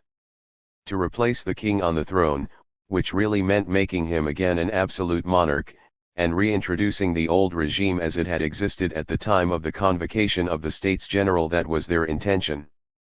And when the King of Prussia, more intelligent than those phantoms of Versailles, asked them, would it not be justice, as well as prudence, to make the nation the sacrifice of certain abuses of the old government? "Sire," they replied, "not a single change, not a single favor." 1. It is needless to add that all the cabals, all the tale-bearings, all the jealousies, which characterized Versailles were reproduced at Koblenz. The two brothers had each his court, his acknowledged mistress, his receptions, his circle, while the nobles indulged in court gossip which grew more and more malicious according as they grew poorer and poorer. Around this center gravitated, quite openly now, those fanatical priests who preferred civil war to the constitutional submission proposed by the new decrees, as well as those noble adventurers who chose to risk a conspiracy rather than resign themselves to the loss of their privileged position. They went to Koblenz, obtained the prince's sanction for their plots, and returned to the mountainous regions of the Svans or to the shores of the Vendée, to kindle the religious fanaticism of the peasants and to organize royalist risings. The historians who sympathize with the revolution pass, as a rule, too rapidly over these counter-revolutionary resistances, so that many readers may consider them as unimportant events, or as the work of but a few fanatics who could have been easily subdued by the revolution.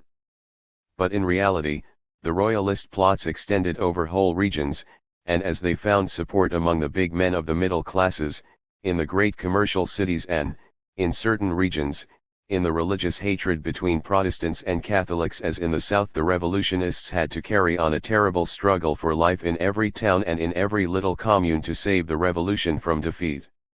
Thus, while the people of Paris were preparing for July 14, 1790, the great fete of the Federation, in which all France took part, and which was to give to the revolution a firm communal basis, the Royalists were preparing the federation of the counter-revolutionists in the southeast.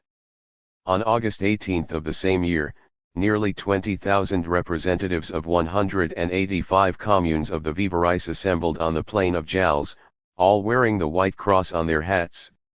Led by the nobles, they formed that day the nucleus of the Royalist Federation of the South, which was solemnly constituted in the month of February following.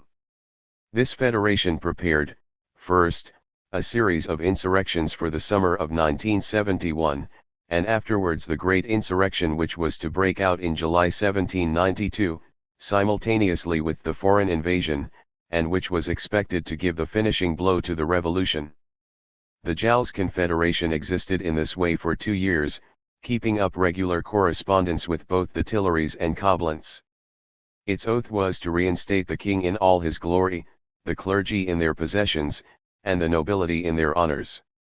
And when their first attempts failed, they organized, with the help of Claude Allier, the prior of Champigny, a widely spread conspiracy, which was to bring out more than 50,000 men. Led by a large number of priests, marching under the folds of the white flag, and supported by Sardinia, Spain, and Austria, this army would have gone to Paris to free the king, to dissolve the assembly, and to chastise the patriots. In the Lozère, Charrier, notary and ex-deputy to the National Assembly, whose wife belonged to the nobility, was invested with the supreme command by the Count d'Artois. He openly organized a counter-revolutionary militia, and even got together some artillery. Chambéry, at that time a town in the Kingdom of Sardinia, was another center of the émigrés.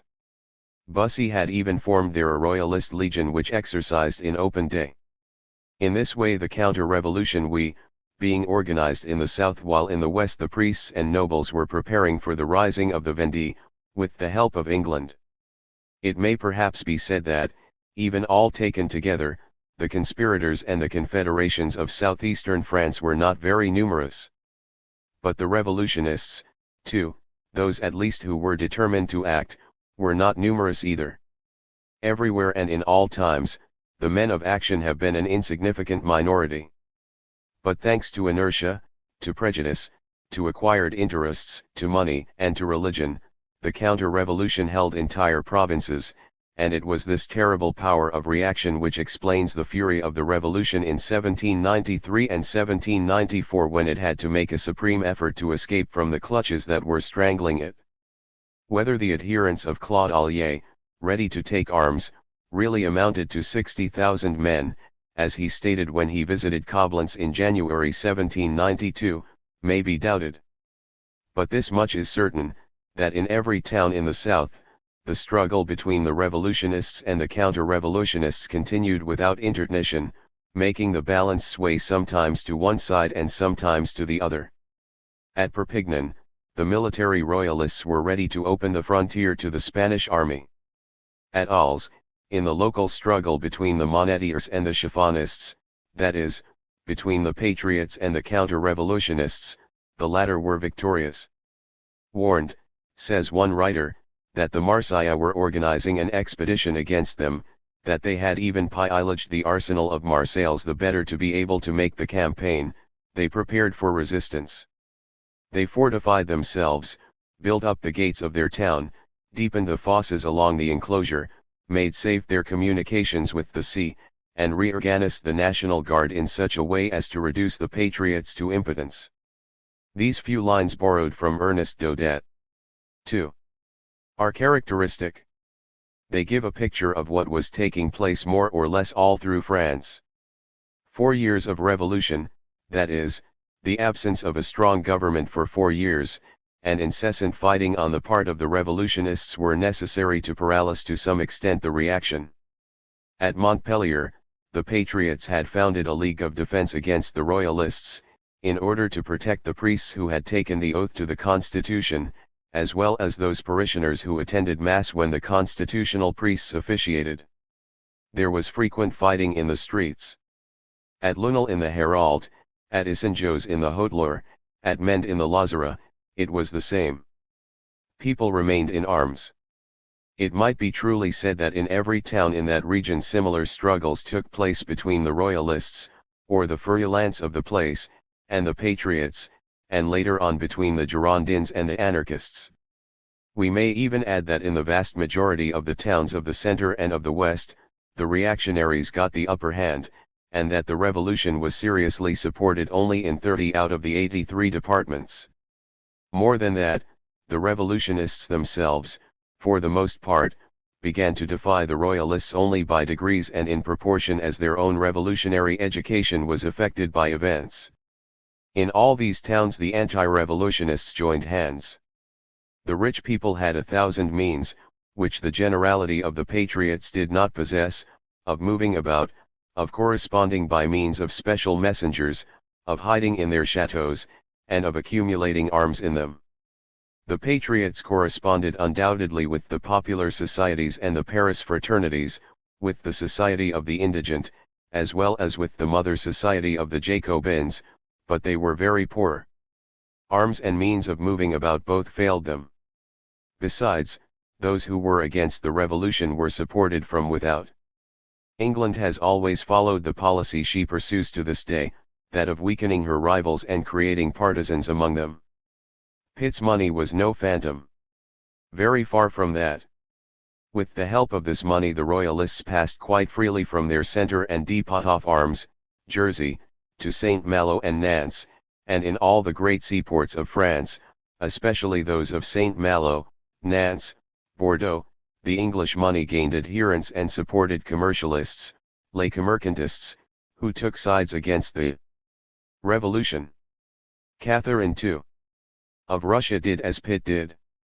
In reality, all the European monarchs took part in this. If in Britain, in the Vendée, at Bordeaux, and at Toulon the royalists counted upon England, in Alsace and Lorraine they counted on Germany, and in the south upon the armed help promised by Sardinia, as well as on the Spanish army which was to land at Aigues-Mortes. Even the Knights of Malta were going to help with 2 frigates in this expedition.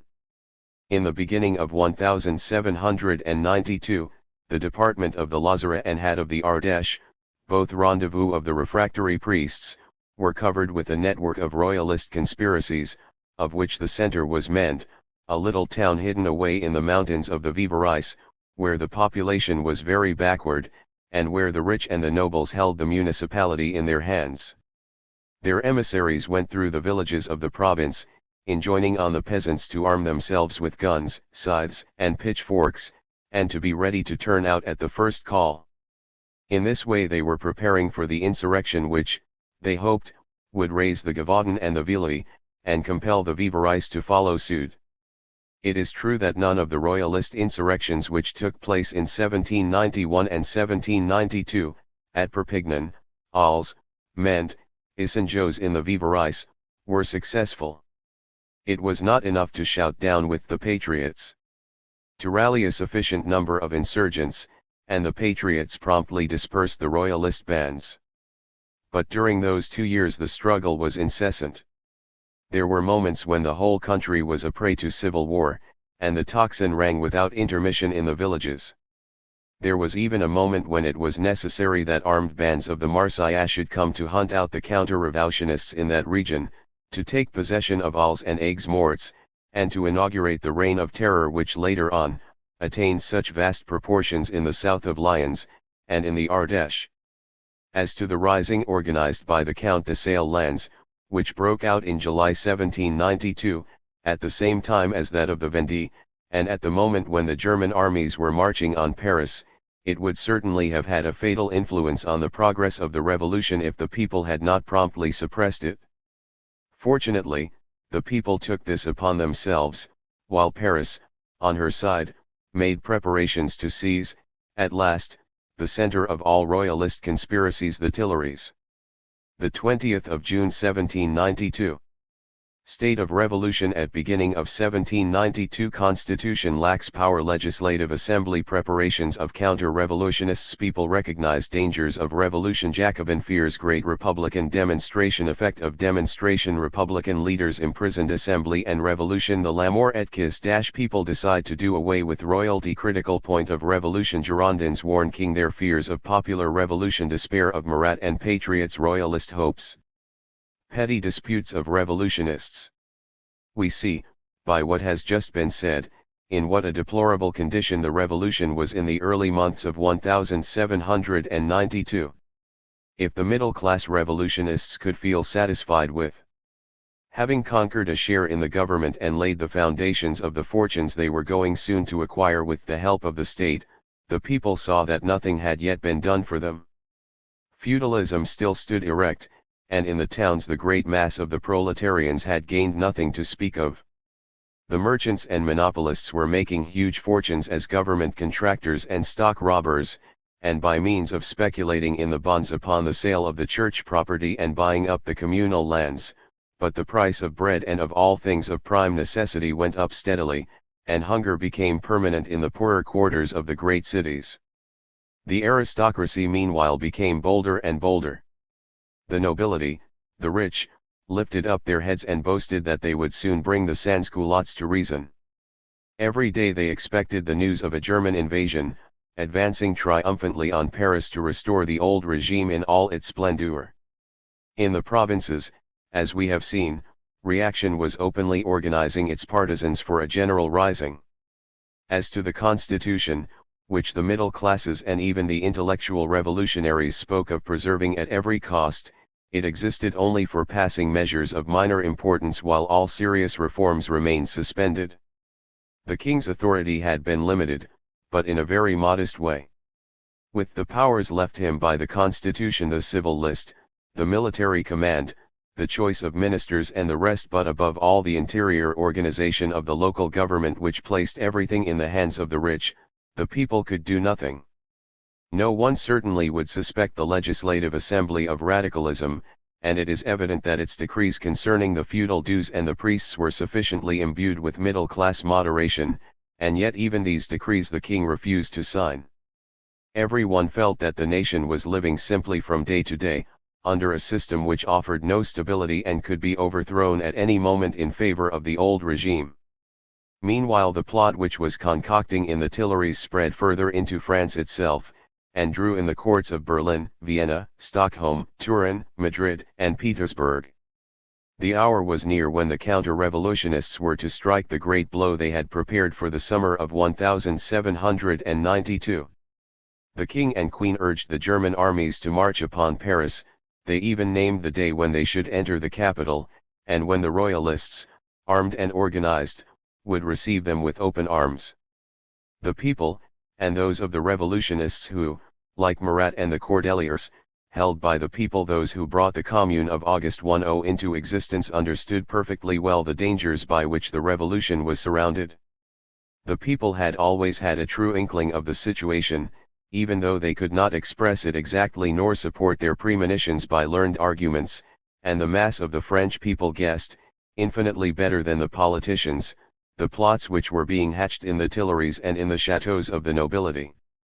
But they were disarmed, while the middle classes had organized their National Guard battalions, and what was worse, those of the intellectuals whom the revolution had pushed to the front, those who were held as the spokesmen of the revolution, among them honest men like Robespierre, had not the necessary confidence in the revolution, and still less in the people. Just like the parliamentary radicals of our own times, who dread to see the people come out into the streets, lest they should become masters of the situation, they did not dare to avow their dread of revolutionary equality. They explained their attitude as one of care to preserve, at least, the few liberties acquired by the Constitution. To the indeterminate chances of a new insurrection, they preferred, they said, a constitutional monarchy. Events of such an importance as the declaration of war, on April 21, 1792, and the German invasion were necessary to change the situation. Then only, seeing themselves betrayed on all sides, even by the leaders in whom they had put their trust, the people began to act for themselves, and to exercise pressure on the leaders of opinion.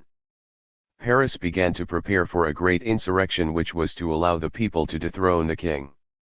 The sections, the popular societies, and the fraternal societies, that is, the unknown ones, the crowd, seconded by the club of the Cordeliers, set themselves this task. The keenest and most enlightened patriots, says Chaumet. 1. Assembled at the club of the Cordeliers, and there they used to pass the night, preparing the popular insurrection. There was among others, one committee which got up a red flag, bearing the inscription, Martial Law of the People against the Rebellion of the Court. Under this flag were to rally all free men, the true republicans, those who had to avenge a friend, a son, or some relative assassinated in the Champ de Mars on July 17, 1791. Most historians, paying a tribute to their authoritarian training, represent the Jacobin Club as the initiator and the head of all the revolutionary movements in Paris and the provinces, and for 2 generations everyone believed this, but now we know that such was not the case. The initiative of June 20 and August 10 did not come from the Jacobins. On the contrary, for a whole year they were opposed, even the most revolutionary of them, to appealing again to the people. Only when they saw themselves outflanked by the popular movement, they decided, and again only a section of them, to follow it. But with what timidity! They wished to see the people out in the street, combating the royalists, but they dared not wish for the consequences. What if the people were not satisfied with overthrowing the royal power? If popular wrath should turn against the rich, the powerful, the cunning ones, who saw in the revolution nothing but a means of enriching themselves? If the people should sweep away the Legislative Assembly, after the Tuileries? If the Commune of Paris, the extremists, the anarchists, those who Robespierre himself freely loaded with his invectives, those republicans who preached the equality of conditions, what if they should get the upper hand? This is why, in all the conferences which took place before June 20, we see so much hesitation on the part of the prominent revolutionists. This is why the Jacobins were so reluctant to approve the necessity of another popular rising. It was only in July, when the people, setting aside the constitutional laws, proclaimed the permanence of the sections, ordered the general armament, and forced the assembly to declare the country in danger. It was only then that the Robespierres, the Dantons and, at the very last moment, the Girondins decided to follow the people's lead and declare themselves more or less at one with the insurrection. It was quite natural that under these circumstances the movement of June 20 could not have either the spirit or the unity that was necessary to make of it a successful insurrection against the Tuileries. The people came out into the streets, but, uncertain as to the attitude of the middle classes, the masses did not dare to compromise themselves too much. They acted as if they wanted to find out first how far they could go in their attack of the palace, leaving the rest to the chances of all great popular demonstrations. If anything comes of this one, all the better; if not, they will at least have seen the Tuileries at close quarters and estimated its strength. This is, in fact, what happened. The demonstration was perfectly peaceful. Under the presence of petitioning the assembly to celebrate the anniversary of the oath in the tennis court, and to plant a tree of liberty at the door of the National Assembly, an immense multitude of people came out on this day. It soon filled all the streets leading from the Bastille to the Assembly, while the court filled with its adherents the Place du Carrousel, the great courtyard of the Tuileries and the outskirts of the palace. All the gates of the Tuileries were closed, cannon were trained on the people, cartridges were distributed to the soldiers, and a conflict between the two bodies seemed inevitable. However, the sight of the ever-increasing multitudes paralysed the defenders of the court. The outer gates were soon either opened or forced, and the Place du Carrousel as also the courtyards were inundated with people.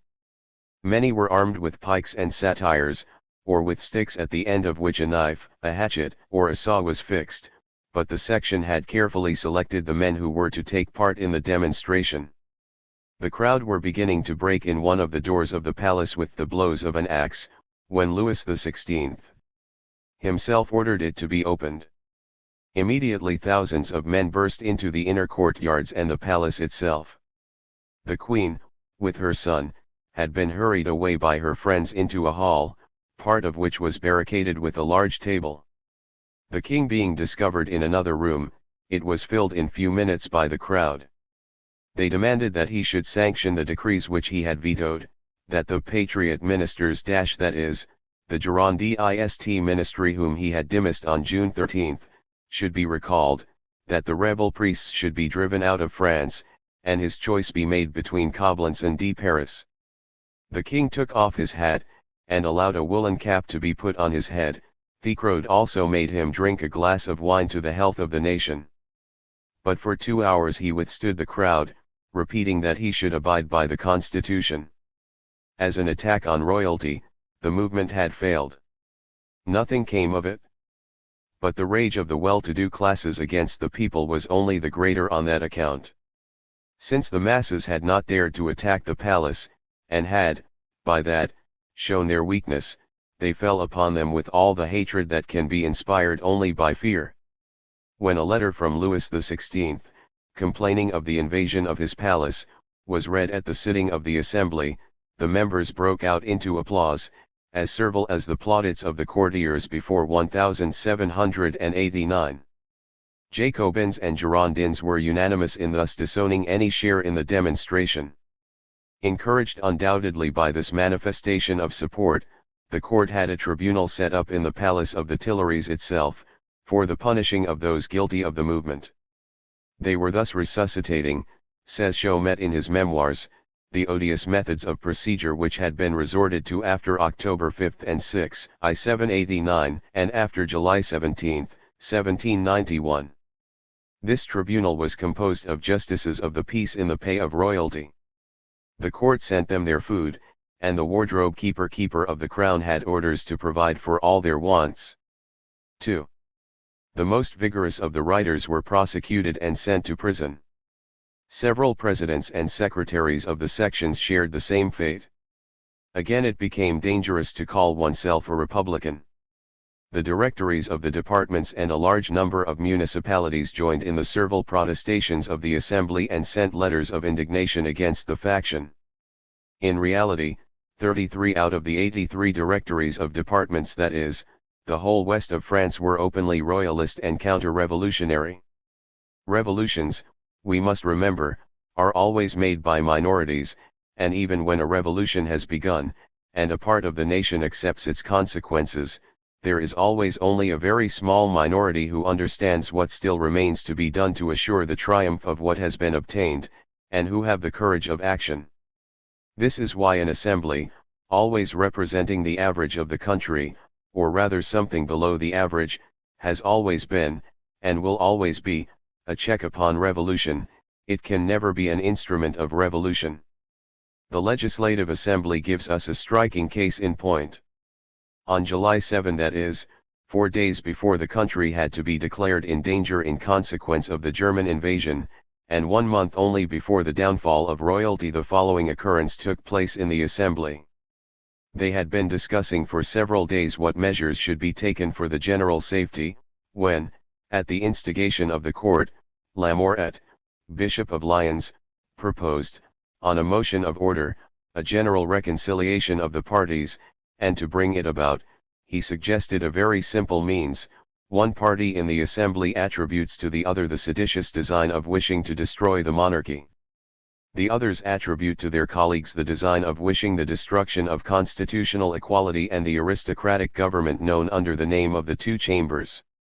Well, gentlemen, let us annihilate by a common execration, and by an irrevocable oath, let us annihilate both the Republic and the two chambers. Hats were thrown into the air, members embraced each other, the right fraternized with the left, and a deputation was sent at once to the king, who came to join in the general gaiety. This scene is known in history as the Lamourette kiss. Fortunately, public opinion was not captured by such scenes. The same evening Billaud at Varennes protested at the Jacobin Club against this hypocritical attempt at reconciliation, and it was decided to send his speech out to the affiliated societies. The court on its side had no intention of disarming. Pétion, mayor of Paris, had been suspended from his office that very day by the Royalist Directory of the Seine department, for his negligence on June 20. But then, the people of Paris took up the cause of their mayor passionately, so that 6 days later on July 13, the Assembly thought fit to rescind the suspension. The people had made up their minds. They understood that the moment had come when they must get rid of royalty, and that, if June 20 were not quickly followed by a popular rising, all would be over with the revolution. But the politicians in the assembly judged otherwise. Who could tell what would be the result of a rising? They asked themselves, and the result was that with but a few exceptions the legislators of the assembly were already arranging for a way out, in case the counter-revolution should be victorious.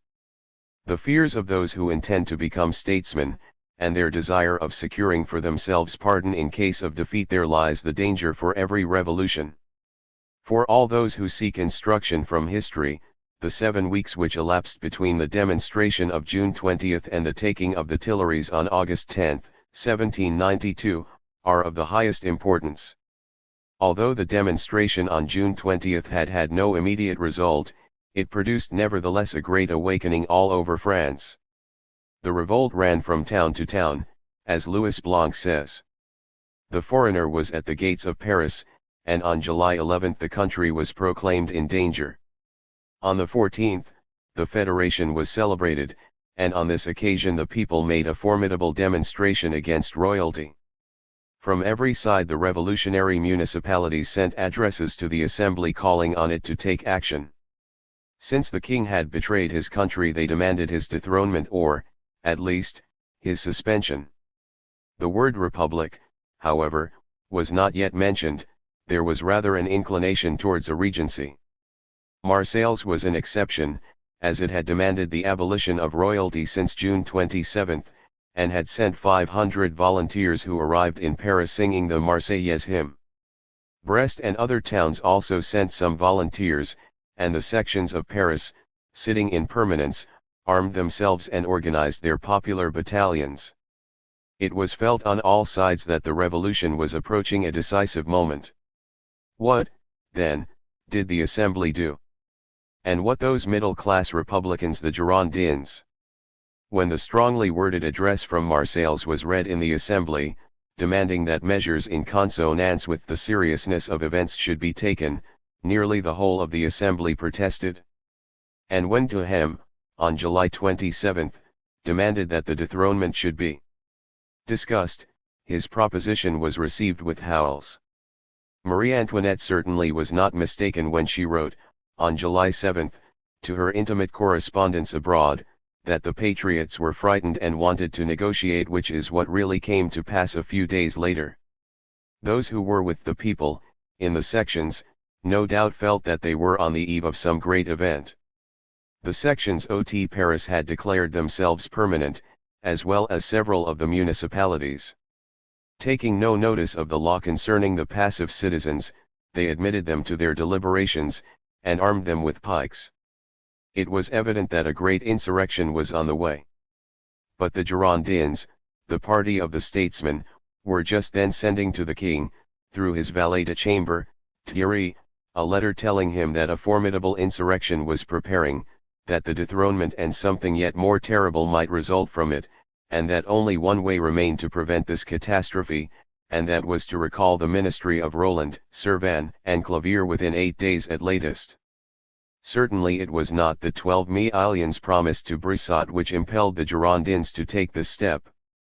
Neither was it, as Louis Blanc wrote, their ambition to regrasp the power. The cause was much deeper than that, and Brissot's pamphlet A Seul Combattant discloses clearly what the Girondins thought at this moment. It was their fear of a popular revolution, a revolution which would touch upon property, their fear and their contempt for the people, the mob of ragged wretches, who guided them, their fear of a system in which property and more than that, authoritarian training and the managing capacity, would lose the privileges they had conferred until then, the fear of seeing themselves reduced to the level of the great unwashed. This fear paralysed the Girondins as today it paralyzes all the parties who occupy in parliaments the same position, more or less governmental, which the Girondins occupied at that time. We can comprehend, therefore, the despair which seized upon the true patriots and expressed by Marat in these words. For 3 years, he wrote, we have striven to regain our liberty, and we are now as far off from it as ever. The revolution has turned against the people. For the court and its supporters it is an eternal motive for intrigue and corruption, for the legislators, an occasion for prevarication and trickery.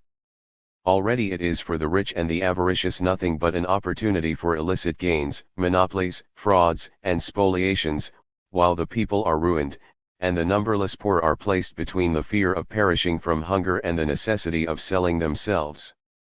Let us not be afraid to repeat, we are further from liberty than ever, for, not only are we slaves, but we are so legally. On the stage of the state, the scenery only has been changed, he writes further on. The same actors, the same intrigues, the same motives have remained. It was fatal, continues Marat, for the lower classes of the nation to be left alone to struggle against the highest class.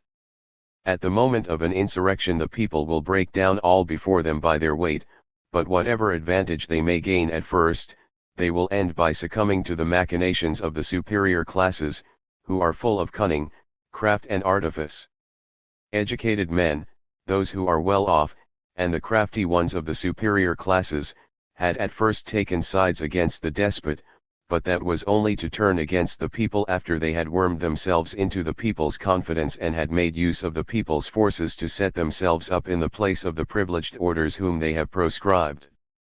Thus, continues Marat, and his words are of gold, since one might say they were written today, in the 20th century. Thus it is that the revolution has been made and maintained only by the lowest classes of society, by the workers, the artisans, the little tradesmen, the agriculturists, by the plebs, by those luckless ones whom the shameless rich call canaille, and whom Roman insolence called proletarians. But who would ever have imagined that it would be made only in favor of the small landowners, the men of law, the supporters of fraud? The day after the taking of the Bastille, it would have been easy for the representatives of the people to have suspended from their offices the despot and his agents, wrote Marat further on. But for doing that, they ought to have had perspicacity and virtue. As to the people, instead of arming themselves universally, they permitted one part only of the citizens to arm, meaning the National Guard composed of active citizens. And instead of attacking the enemies of the revolution without further delay, the people gave up the advantages of their victory by remaining merely in a state of defense. Today, says Marat, after 3 years of everlasting speeches from patriotic societies and a deluge of writings, the people are further from feeling what they ought to do in order to be able to resist their oppressors, than they were on the very first day of the revolution. At that time they followed their natural instincts, their simple good sense, which made them find the true way for subduing their implacable foes. Now, behold them chained in the name of the law, tyrannized over in the name of justice, they are constitutional slaves. This might have been written yesterday, but it is taken from number 657 of the Ami du Peuple. A profound discouragement took hold of Marat, and he could see only one exit, some fit of civic fury on the part of the people, as on July 13 and 14 and on October 5 and 6, 1789. Despair was devouring him, until the feed rates came from the departments to Paris. This filled him with new hope. The chances of the counter-revolution were so great at the end of July 1792, that Louis XVI curtly refused the proposition of the Girondins. Were not the Prussians already marching upon Paris? And Lafayette and Luckner too, were they not ready to turn their armies against the Jacobins, against Paris? Lafayette, who enjoyed great power in the north, and was the idol of the middle-class National Guards in Paris. In fact, the king had many reasons to expect a victory. The Jacobins dared not act. And when Marat, on July 18, after the treachery of Lafayette and Luckner became known, they had wanted to carry off the king on July 16, and to set him in the midst of their armies. When Marat proposed to take the king as a hostage for the nation against the foreign invasion, every one turned his back on him, and treated him as a madman. he had none but the sans-culottes in the hovels to approve him. Because he had dared to say at that moment what today we know to be the truth, because he had dared to denounce the plottings of the king with the foreigner, Marat was abandoned by everyone, even by those few patriotic Jacobins upon whom he, who is represented as so suspicious, had, however, depended. They refused even to give him an asylum when he was hunted down for arrest and knocked for shelter at their doors. As to the Girondins, after the king had refused their proposal, they again parleyed with him, through the intermediary of the painter, Bose. They sent him another message on July 25. 15 days only separated Paris from August 10. Revolutionary France was chafing the bit. It knew that the supreme moment had come. Either the finishing blow must be struck at royalty, or else the revolution would remain unaccomplished. How could they allow royalty to surround itself with troops, and to organize the great plot which was to deliver Paris to the Germans? Who knows how many years longer royalty, slightly rejuvenated, but still very nearly absolute, would have continued to rule France? And yet, at this supreme moment, the whole care of the politicians was to dispute among themselves as to whose hands the power should fall into if it should drop from the hands of the king. The Girondins wanted it to go to their Committee of 12, which should then become the executive power. Robespierre, for his part, demanded fresh elections, a renovated Assembly, a convention, which should give France a new republican constitution. As to acting, as to preparing the dethronement, nobody thought of that except the people. The Jacobins thought of it as little as all other politicians. It was once more the unknown men, the favorites of the people: Santerre, Fournier, the American, the Pole, Lazosli, Cara, Simon. 3. Westermann, at that time a simple law clerk who came together at the Soleil d'Or to plan the siege of the palace and the general rising, with the red flag at its head. It was the sections, the majority of the Paris sections, and a few here and there in the north of France, in the department of Maine-et-Loire, and in Marseilles, and finally, the volunteers from Marseilles and Brest, whom the people of Paris had enlisted in the cause of the insurrection. The people, always the people.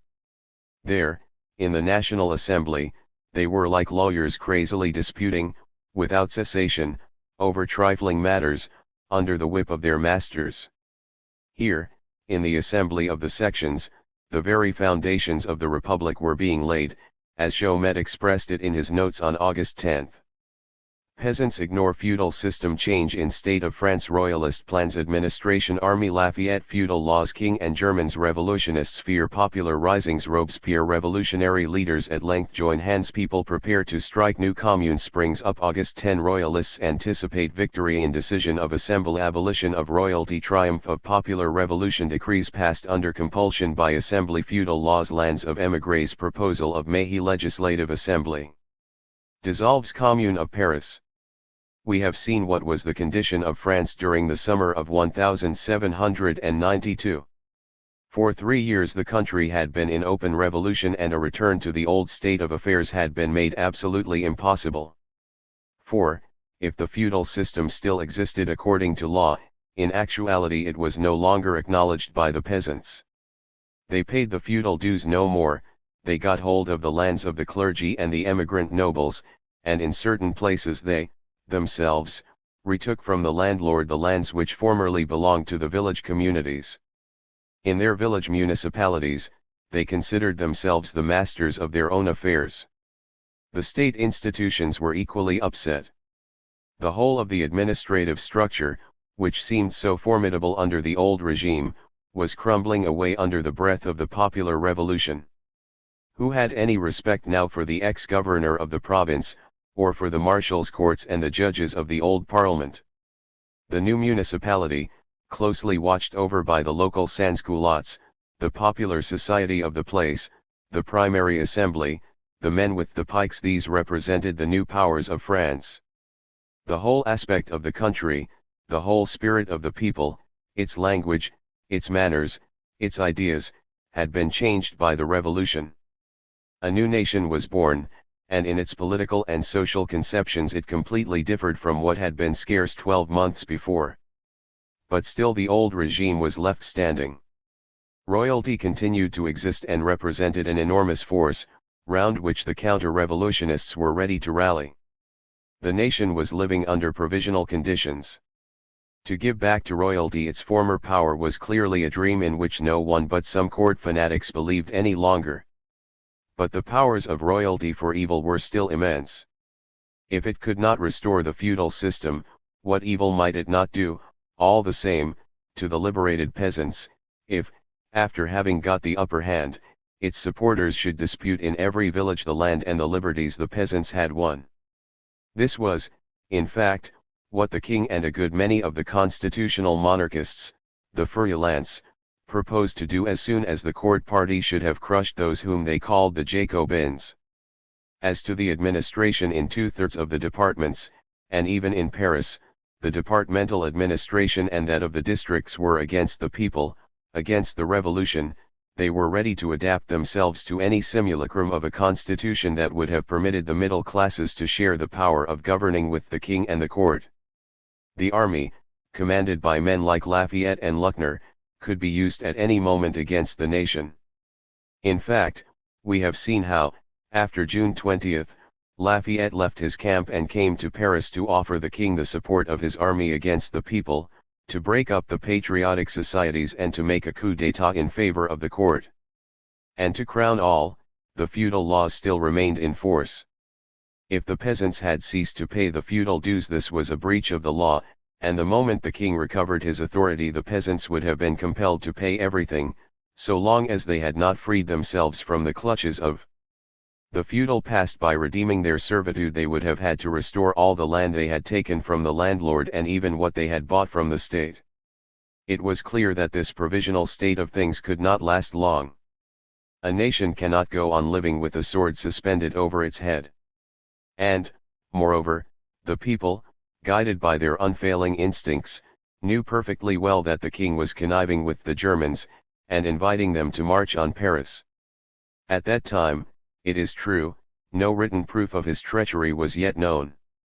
The correspondence of the king and Marie Antoinette had not been discovered, and it was not known how these two traitors were urging the Austrians and the Prussians to hasten their march on Paris, that they were keeping them informed as to all the movements of the French troops, transmitting to them all the military secrets, thus delivering up France to the invaders. All this was only learned later, and even then, rather vaguely, after the taking of the Tuileries, when certain papers of the king's were seized in a secret cupboard made for him by locksmith Gamain. But treason is not easily hidden, and by 1,000 indications, upon which the men and women of the people were quick to seize, they were convinced that the court had made an agreement with the Germans and that France was going to be delivered up to them. The idea gradually spread then, through Paris and the provinces, that it was necessary to strike a great blow against the Tuileries, that the old regime would remain a perpetual menace to France so long as Louis XVI remained on the throne. And in order to strike that blow, an appeal had to be made for a rising of the people of Paris to the men with the pikes, as had been done in 1789 before July 14. And this was what the middle classes refused to do, what they dreaded most. We find, indeed, in the writings of the period a kind of terror of the men with the pikes. Were they going to reappear, these men so terrible to the rich? The worst was that this fear was felt not only by the propertied classes, but also by the advanced politicians. Robespierre up to June 1792 also opposed the appeal for a popular rising. The overthrow of the constitution at this moment, he said, can only kindle civil war, which will lead to anarchy and despotism. He did not believe in the possibility of a republic. What, he exclaimed, is it in the midst of so many fatal dissensions that they want to leave us suddenly without a constitution? The republic, in his opinion, would be the arbitrary will of the few. He meant of the Girondins. This is the aim of all the intrigues which have agitated us this long while. And to baffle these intrigues he preferred to retain the king and the intrigues of the court. This was how he spoke as late as June, 2 months before August 10. To convince the revolutionary leaders of opinion of the necessity of striking a blow at the Tuileries and of making an appeal, therefore, For a popular rising, nothing less was required than that they should have visible testimony of the reaction which began after June 20. The comic of Lafayette to Paris to offer his army for a royalist coup d'état, the Germans making ready to march on Paris to deliver the king and to punish the Jacobins, and finally, the active military preparations made by the court for attacking Paris. Only then did they make up their minds, and understand the necessity of the rising. But once this was decided upon, the people undertook to do the rest. It is certain that Danton, Robespierre, Marat, Robert, and a few others came to a preliminary understanding. Robespierre detested everything about Marat, his military fervour, which he called exaggeration, his hatred of the rich, his absolute distrust of politicians, everything even to the poor and dirty clothing of the man, who since the revolution had broken out had eaten nothing but the food of the people, bread and water, and had entirely devoted himself to the people's cause. And yet the elegant and punctilious Robespierre, as well as Danton, approached Marat and his followers, approached the men of the Paris sections of the Commune, to come to an understanding with them as to the means of rousing the people again, as on July 14. They at last understood that if the provisional state of things lasted much longer the revolution would die out without having accomplished anything durable. Either an appeal should be made to the people, and then full liberty would have to be left to the poor to strike their enemies as it seemed best to them, and to levy what they could upon the property of the rich, or else the royal power would win in the struggle, and this would mean the triumph of the counter-revolution, the destruction of the little that had been obtained in the direction of equality. The White Terror of 1794 would have begun in 1792. An understanding was, therefore, arrived at between a small number of the more advanced Jacobins, and those of the people who wanted to strike a decisive blow at the Tuileries. But the moment they had come to this understanding, from the moment when the leaders of opinion, the Robespierres, the Dantons, and their followers promised to oppose no longer a popular insurrection, and declared their readiness to support it, the rest was left to the people, who understood, much better than the leaders of the parties, the necessity for common action when the revolution was on the point of striking such a decisive blow. The people, the great unknown, now began to prepare for the rising, and they created, spontaneously, for the needs of the moment, the kind of sectional organization which was judged the fittest to give the necessary cohesion to the movement. As to the details, they were left to the organizing spirit of the people of the faubourgs, and when the sun rose over Paris no one could have predicted how that great day would end. The 2 battalions of federals from Marseilles and Brest, well organized and armed, numbered only about 1,000 men. No one except those who had been working the preceding days and nights in the red-hot furnace of the faubourgs could say whether the faubourgs would rise in a body or not. And the ordinary leaders, where were they and what were they doing? Asks Louis Blanc. There is nothing to indicate, he replies, what action Robespierre took on this supreme night, or whether he did anything at all. Nor does Danton seem to have taken any active part in the preparations for the rising or in the fight itself on August 0. It is quite clear that, from the moment that the movement was decided, the people had no need of the politicians. What was necessary was to arm the people, to distribute weapons among those who knew how to use them, to organize the nucleus of each battalion, to form a column in each street of the faubourgs. For this work, the politicians would only have been in the way, and the men of the people told them to go to bed while the movement was being definitely organized on the night of August 9 and 10. That is what Danton did, and he slept peacefully, as we know from Lucille Desmoulins's journal. New men, unknown ones, came to the front in those days, when a new General Council, the Revolutionary Commune of August 10, was appointed by the sections.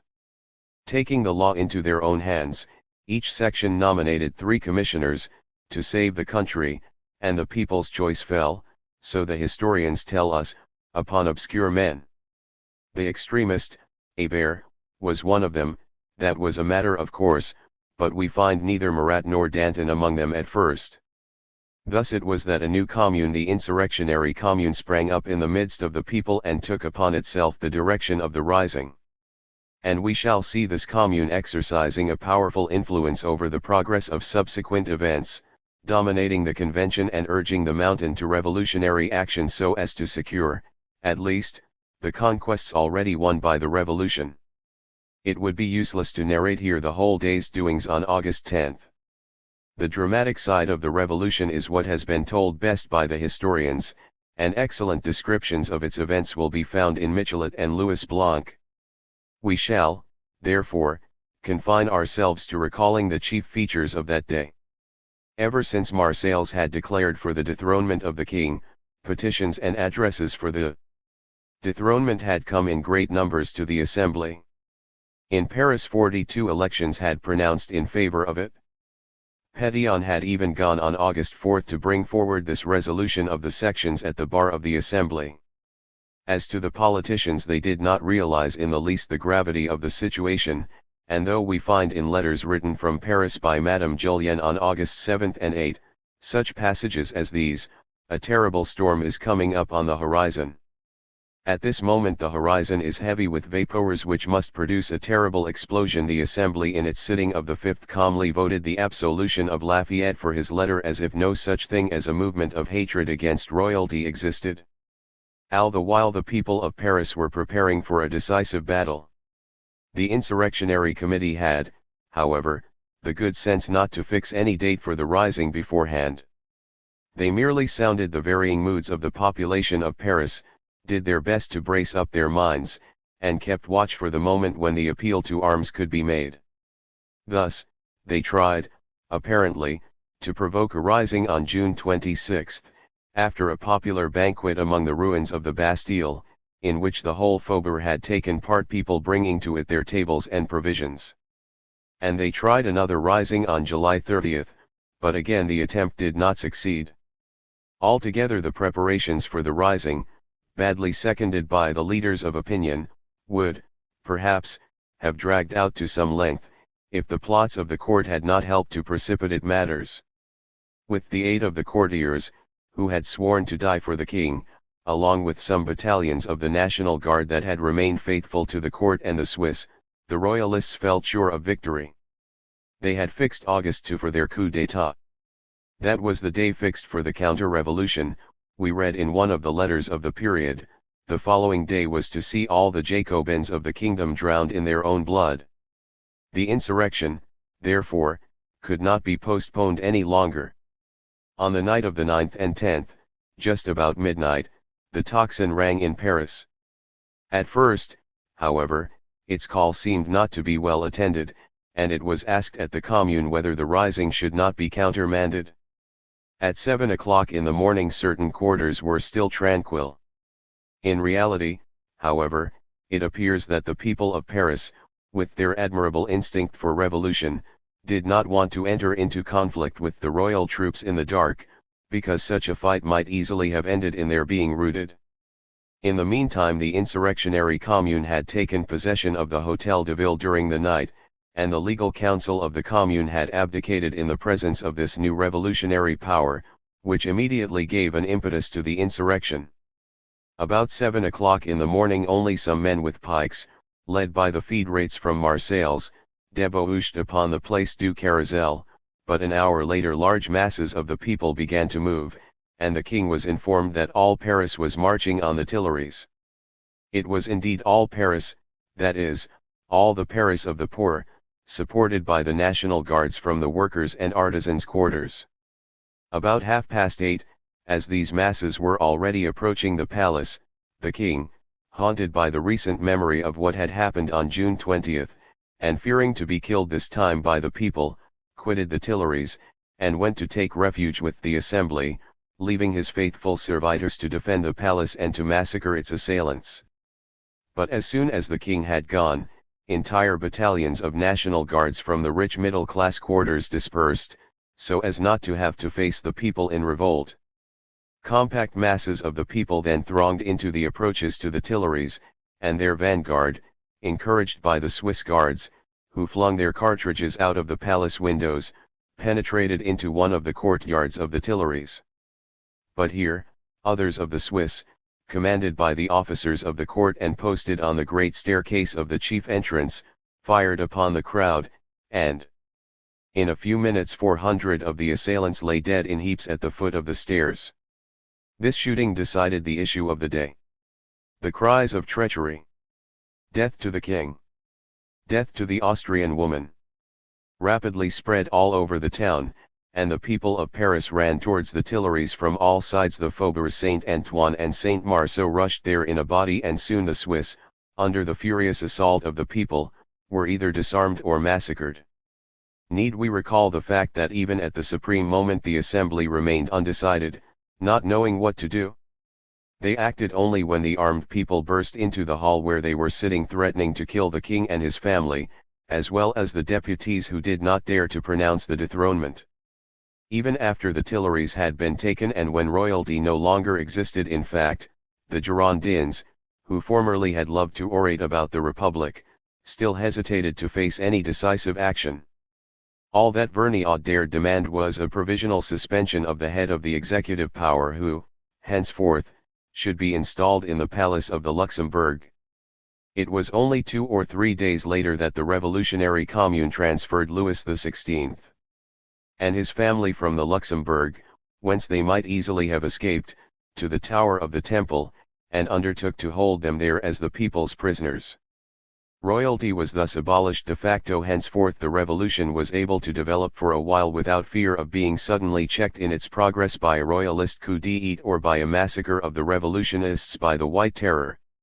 For the politicians, the chief interests of the revolution of August 10 lay in the blow it had struck at royalty.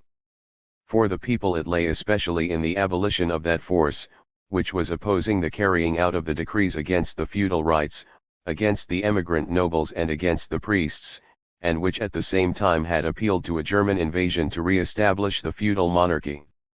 It lay in the triumph of a popular revolution, in a triumph of the masses, who could now push on the revolution towards equality, that dream and aim of the poor. Consequently, on the very day after August 10, the Legislative Assembly, reactionary as it was, had to pass, under pressure from without, some decrees which were to send the revolution a step forward. Every priest who had not yet taken the oath, so ran these decrees, and who, within the next fortnight, did not swear to obey the Constitution, and yet was found after that time upon French territory, should be transported to Cayenne. All the lands of the emigrant nobles, in France and in the colonies, were to be sequestrated, and put up for sale in small lots. All distinctions between passive citizen, the poor, and active citizens, the propertied classes, were abolished. Every one became an elector on attaining his 21st year, and was eligible for election at 25. As to the feudal laws, we have seen how the Constituent Assembly, on March 15, 1790, had made a decree, according to which the feudal dues were supposed to represent the price of a certain concession of land, made once upon a time by the landowner to the tenant, which was, of course, false, and, as such, all the feudal dues had to be paid so long as they were not redeemed by the tenant. This decree, by that confounding the personal dues, the outcome of rent, wiped out, de facto, the decree of August 4, 1789, which had declared the former to be abolished. By the decree of March 15, 1790, these decrees came up again under the fiction which represented them as payment for the possession of the land. This is what Couthon had made quite evident in his report, read before the Assembly on February 29, 1792.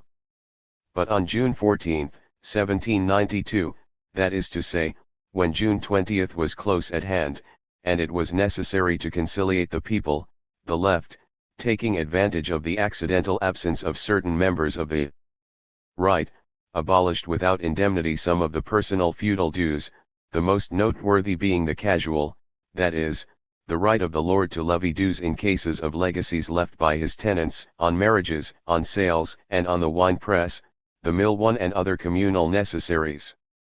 After 3 years of revolution, a parliamentary trick was thus necessary to obtain from the Assembly the abolition of these odious dues. In reality, even this decree did not finally abolish them. In certain cases they still had to be redeemed, but let us pass over that. As to the annual feudal levies, such as the quit rents, the field tax and so on, which were paid in addition to the rent and represented relics of the ancient servitude, they remained in full force. But now came August. The people had taken possession of the Tuileries, and the king was dethroned and imprisoned. And as soon as this news spread to the villages, petitions from the peasants flooded the assembly, demanding the total abolition of the feudal rights. These were the days before September 2, when the attitude of the people of Paris was not altogether reassuring for the Legislative Assembly, which was accused of plotting with royalty, and the Assembly, seeing itself compelled to take some steps forward, issued the decrees of August 16 to 25, 1792. In virtue of these decrees, all prosecution for non-payment of feudal dues was suspended.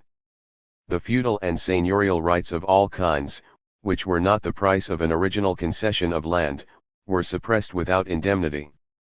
And by the decree of August 20, it was permitted to redeem separately, either the casual rights, or the annual rights, the legitimacy of which could be proved by presenting the original title of the concession of land.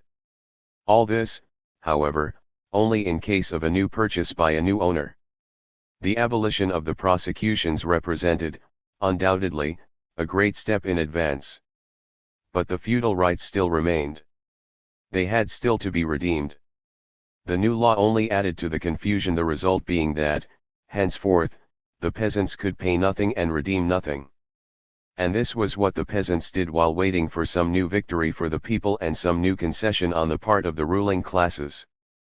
At the same time, all tithes and presentations, or obligatory unpaid labor for the clergy, which had been retained from the days of serfdom or mortmain, were suppressed without indemnity.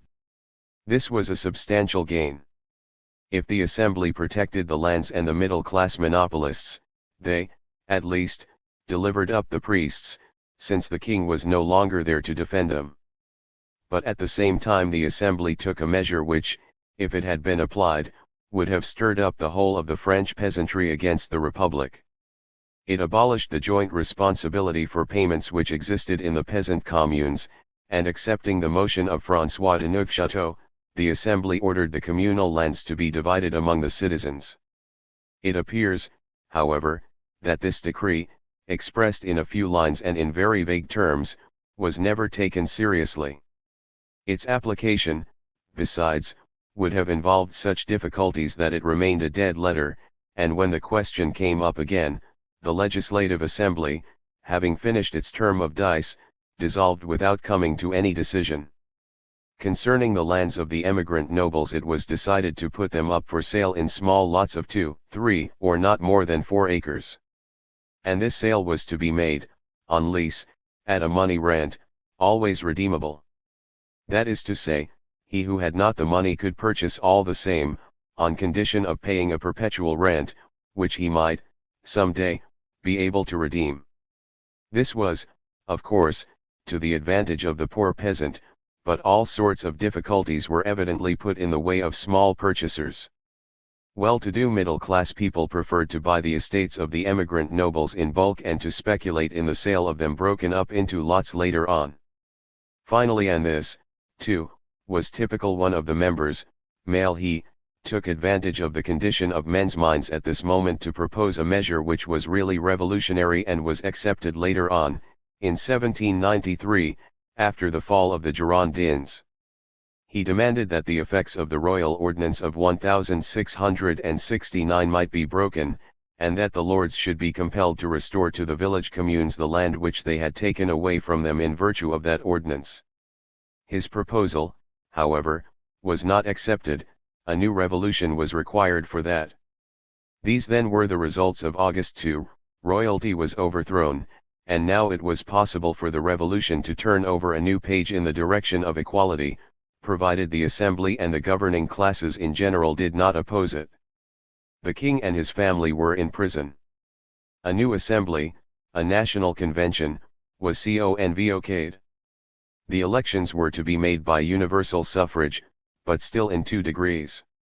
Some measures were taken against the priests who refused to recognize the constitution, and against the emigrant notes. Orders were given to put up for sale the lands of the émigrés which had been sequestrated in accordance with the decree of March 30, 1792. The war against the invaders was to be pushed on vigorously by the Sans-Culotte volunteers. But the great question what was to be done with the traitor king, and that other great question, which was so vital for 15 million peasants, the question of the feudal rights, remained in suspense. It was still necessary to redeem those rights in order to do away with them. And the new law concerning the partition of the communal lands threw the villages into alarm.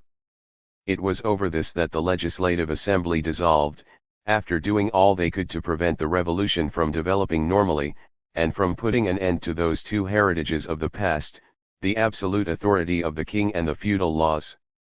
But by the side of the Legislative Assembly there had grown up, since August 10, a new power, the Commune of Paris, which took into its hands the revolutionary initiative and, as we shall see presently, managed to retain it for nearly 2 years. The interregnum, the betrayals. People demand justice, suspension of king, danger of German invasion, heroism of people, royalists and Germans, despair of people, popularity of Lafayette, position of middle-class landowners, royalist plots for king's escape, activity of commune, evolutionary army, organized character of revolution, changes, struggle between assembly and commune, surrender of Longwy, exultation of royalists, royalist conspirators acquitted, royalist houses searched, nearly 2,000 arrests, assembly orders great council of Commune to dissolve, Commune refuses to obey, royalist plan disclosed, siege of Verdun, indignation of revolutionists. The people of Paris wept for their dead, and loudly demanded justice and punishment on those who had provoked the massacre round the Tuileries. 1,100 men, says Michelet, 3,000 according to public rumor, had been slain by the defenders of the palace. It was chiefly the men with the pikes, the extremely poor folk of the faubourgs who had suffered. They had rushed in crowds on the Tuileries, and had fallen under the bullets of the SVNSS and the nobles protected by the strong walls of the palace. Tumbrils laden with corpses wended their way to the faubourgs, says Michelet, and there they laid out the dead, so that they might be identified. The crowd gathered round them, and the men's cries for vengeance mingled with the sobs of the women. On the evening of August 10 and the following day the popular fury was turned chic fly on the Swiss. Had not some of the Swiss thrown their cartridges out of the windows, thereby inviting the crowd to enter the palace? Were not the people trying to fraternize with the Swiss, who were posted on the great staircase at the entrance, when at close quarters they opened a steady and murderous fire on the crowd?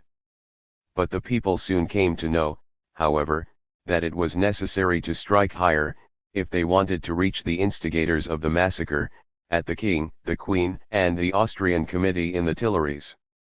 Now, it was just the king, the queen, and their faithful adherents whom the assembly protected with their authority.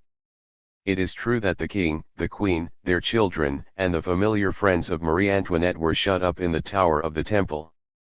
The Commune had obtained their transference to this tower from the assembly, by declining all responsibility if they remained in THC Luxembourg. But in reality there was nothing done. Nothing was done until September 4. On August 10 the Assembly had refused even to proclaim the dethronement of Louis XVI. Under the inspiration of the Girondins they had only declared the suspension of the king, and they were careful to nominate a governor for the Dauphin.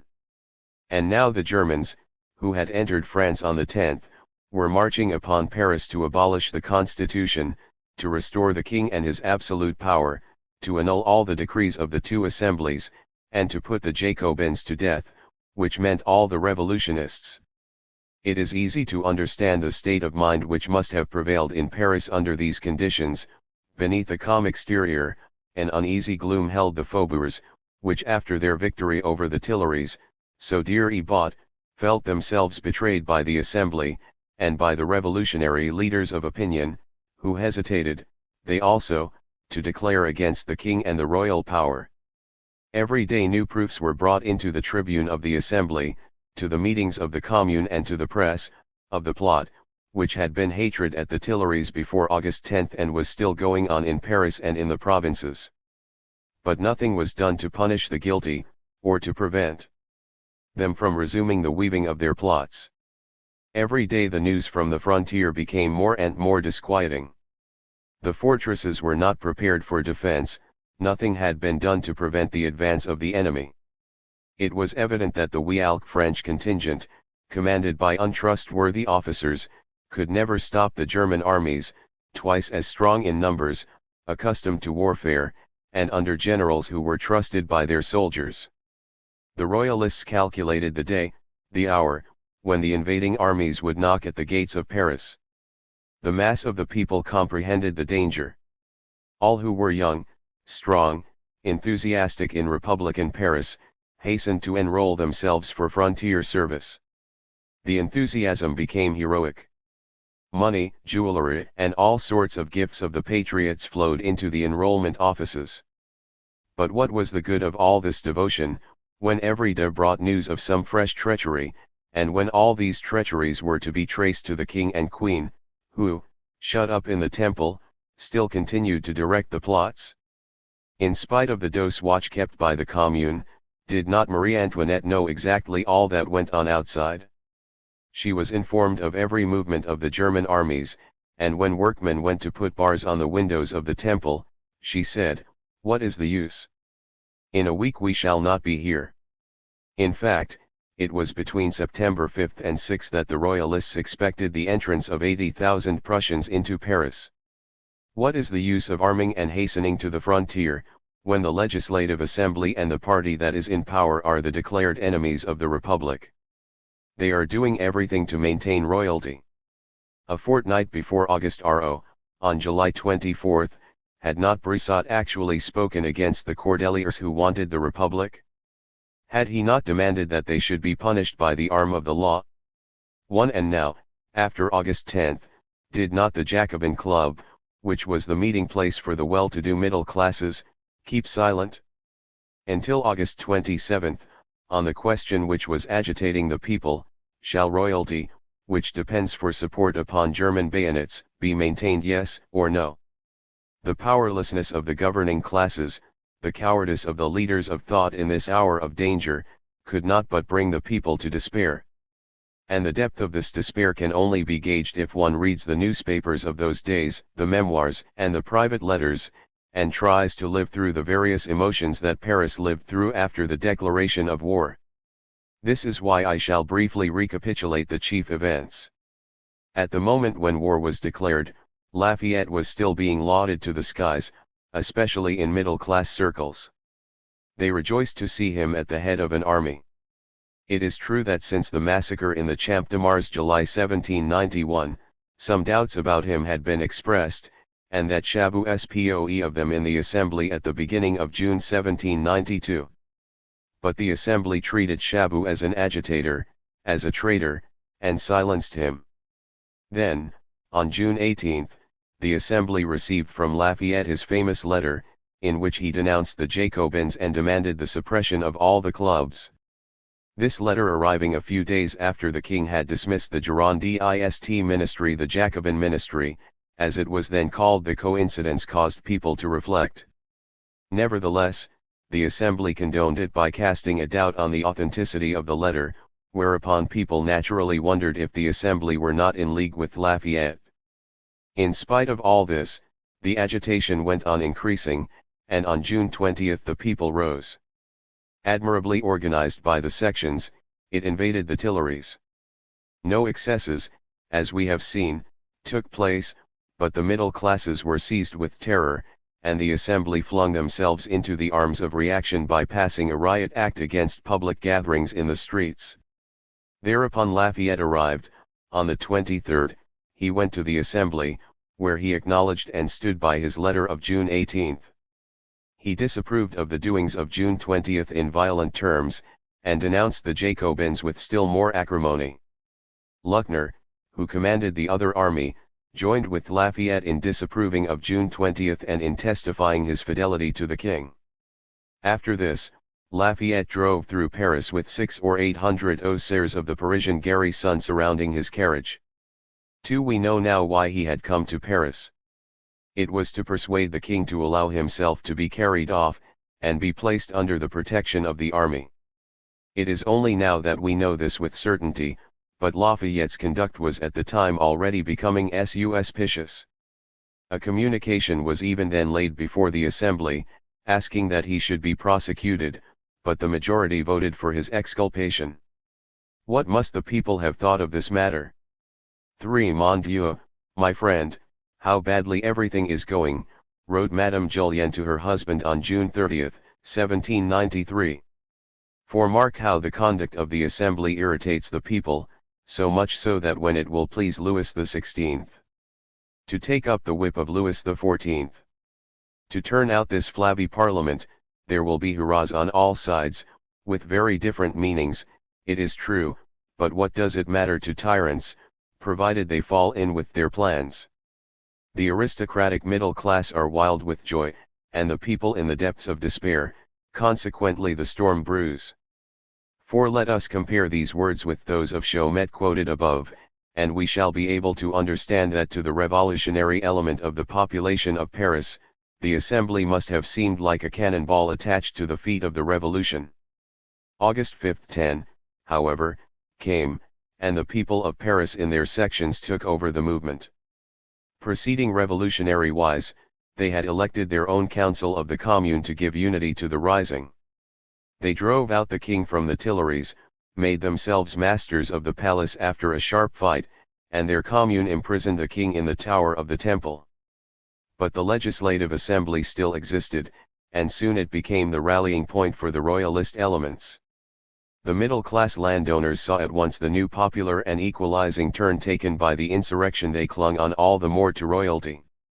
1,000 plans were set on foot for the transference of the crown, either to the Dauphin, which would have been done if the regency of Marie Antoinette had not been generally regarded with so much disgust, or to some other candidate, either French or foreign. There was, as after the flight to Varennes, a recrudescence of sentiment in favor of royalty, and when the people loudly demanded that they should pronounce plainly against royalty, the Assembly, like all assemblies of parliamentarian politicians, being uncertain which side should get the upper hand, took good care not to compromise itself. It inclined rather towards royalty and tried to condone the past crimes of Louis XVI. It was opposed to their being brought to light by any serious prosecutions of his accomplices. The Commune had to threaten to ring the tocsin, and the sections had to talk of a massacre of all the royalists before the Assembly decided to give in. At last it ordered, on August 17, the formation of a criminal tribunal, composed of 8 judges and 8 jurors, who were to be elected by the representatives of the section. But still, they tried to limit the powers of the tribunal. It was not to try and fathom the conspiracy which had been planned in the Tuileries Cedar August 10, it was to confine itself to inquiring who was responsible for what took place on the 10th. Proofs of the conspiracy, however, were forthcoming. Every day they became more definite. Among the papers found after the taking of the Tuileries in the desk belonging to Montmorin, keeper of the civil list, were many compromising documents. There was, among others, a letter from the princes, proving they were acting in agreement with Louis XVI. When they sent out the Austrian and Prussian army against France and organized a corps of cavalry from among the émigrés, who were marching with those armies on Paris. There was also found a long list of pamphlets and libels directed against the National Assembly and the Jacobins, libels paid for out of the civil list, including those which were meant to provoke a riot on the arrival of the Marseillais Fédérés, and inciting the National Guard to slaughter them. 7. And finally, there was proof that the constitutional minority of the Assembly had promised to follow the king in the case of his leaving Paris, without, however, exceeding the distance prescribed by the Constitution. There were very many other things besides, but they were concealed, lest the popular fury might be directed on the prisoners in the Temple. Probably also on the Assembly, we may add. At length the betrayals, so long foreseen, brawls out in the army. On August 22 the treason of Lafayette became known. He had tried to force his army to follow him and to march on Paris. In reality, his plan had been arranged 2 months before, when he had come to see how the land lay in Paris after June 20. Now he threw off the mask. He ordered the arrest of 3 commissioners who were sent to him by the Assembly to announce the revolution of August 2, and the old fox Luckner approved of his action. Fortunately, Lafayette's army did not follow its general, and on the 10th, accompanied by his staff, he had to cross the frontier, hoping to make his way to Holland. But he fell into the hands of the Austrians and was clapped into prison by them and treated very rigorously, which shows how the Austrians intended to treat every revolutionist who should have had the misfortune to fall into their power. They executed on the spot those municipal officers who were patriots, and whom they succeeded in capturing, and some of them had their ears cut off and nailed to their foreheads by the Uhlans. The next day after Lafayette's treason, the news came to Paris that Longwy, which had been invested on the 20th, had yielded at once, and among the papers of the commandant, Laverne, a letter was found containing offers of betrayal on behalf of Louis XVI. And the Duke of Brunswick. Unless a miracle happen, no further dependence can be placed on the army, was now the general opinion. As to Paris, it was full of noirs. A crowd of émigrés had returned, and the military man was often recognized disguised in a priest's soutane. All kinds of plots, the indications of which the people, who anxiously watched the royal prison, were quick to seize upon, were woven round the temple. The royalists intended to free the king and queen, either by an escape or by a sudden attack on the prison, and they were getting up a general rising for the DAV either September 5 or 6, when the Prussians would be on the outskirts of Paris. They made no attempt to conceal it. The 700 Swiss remaining in Paris were to serve as the military framework for the rising. They were to march upon the temple, set the king at liberty, and place him at the head of the movement. All the prisons were to be opened, and the prisoners were to be sent out to plunder the city, and so add to the confusion, curing which Paris was to be set on fire. 9. So, at least, ran public rumor, spread by the royalists themselves. And when Curzant read the report upon August 10, that report confirmed the rumor. In the words of a contemporary, it made one tremble. So well and so thickly were the nets spread round the revolutionists. And yet the whole truth was not told. In the midst of all these difficulties, there was only the activity of the Commune and its sections that responded to the gravity of the situation. They alone, seconded by the Cordeliers Club, acted with a view to rousing the people, and obtaining from them a supreme effort to save the revolution and the country, the cause of both being at that moment identical.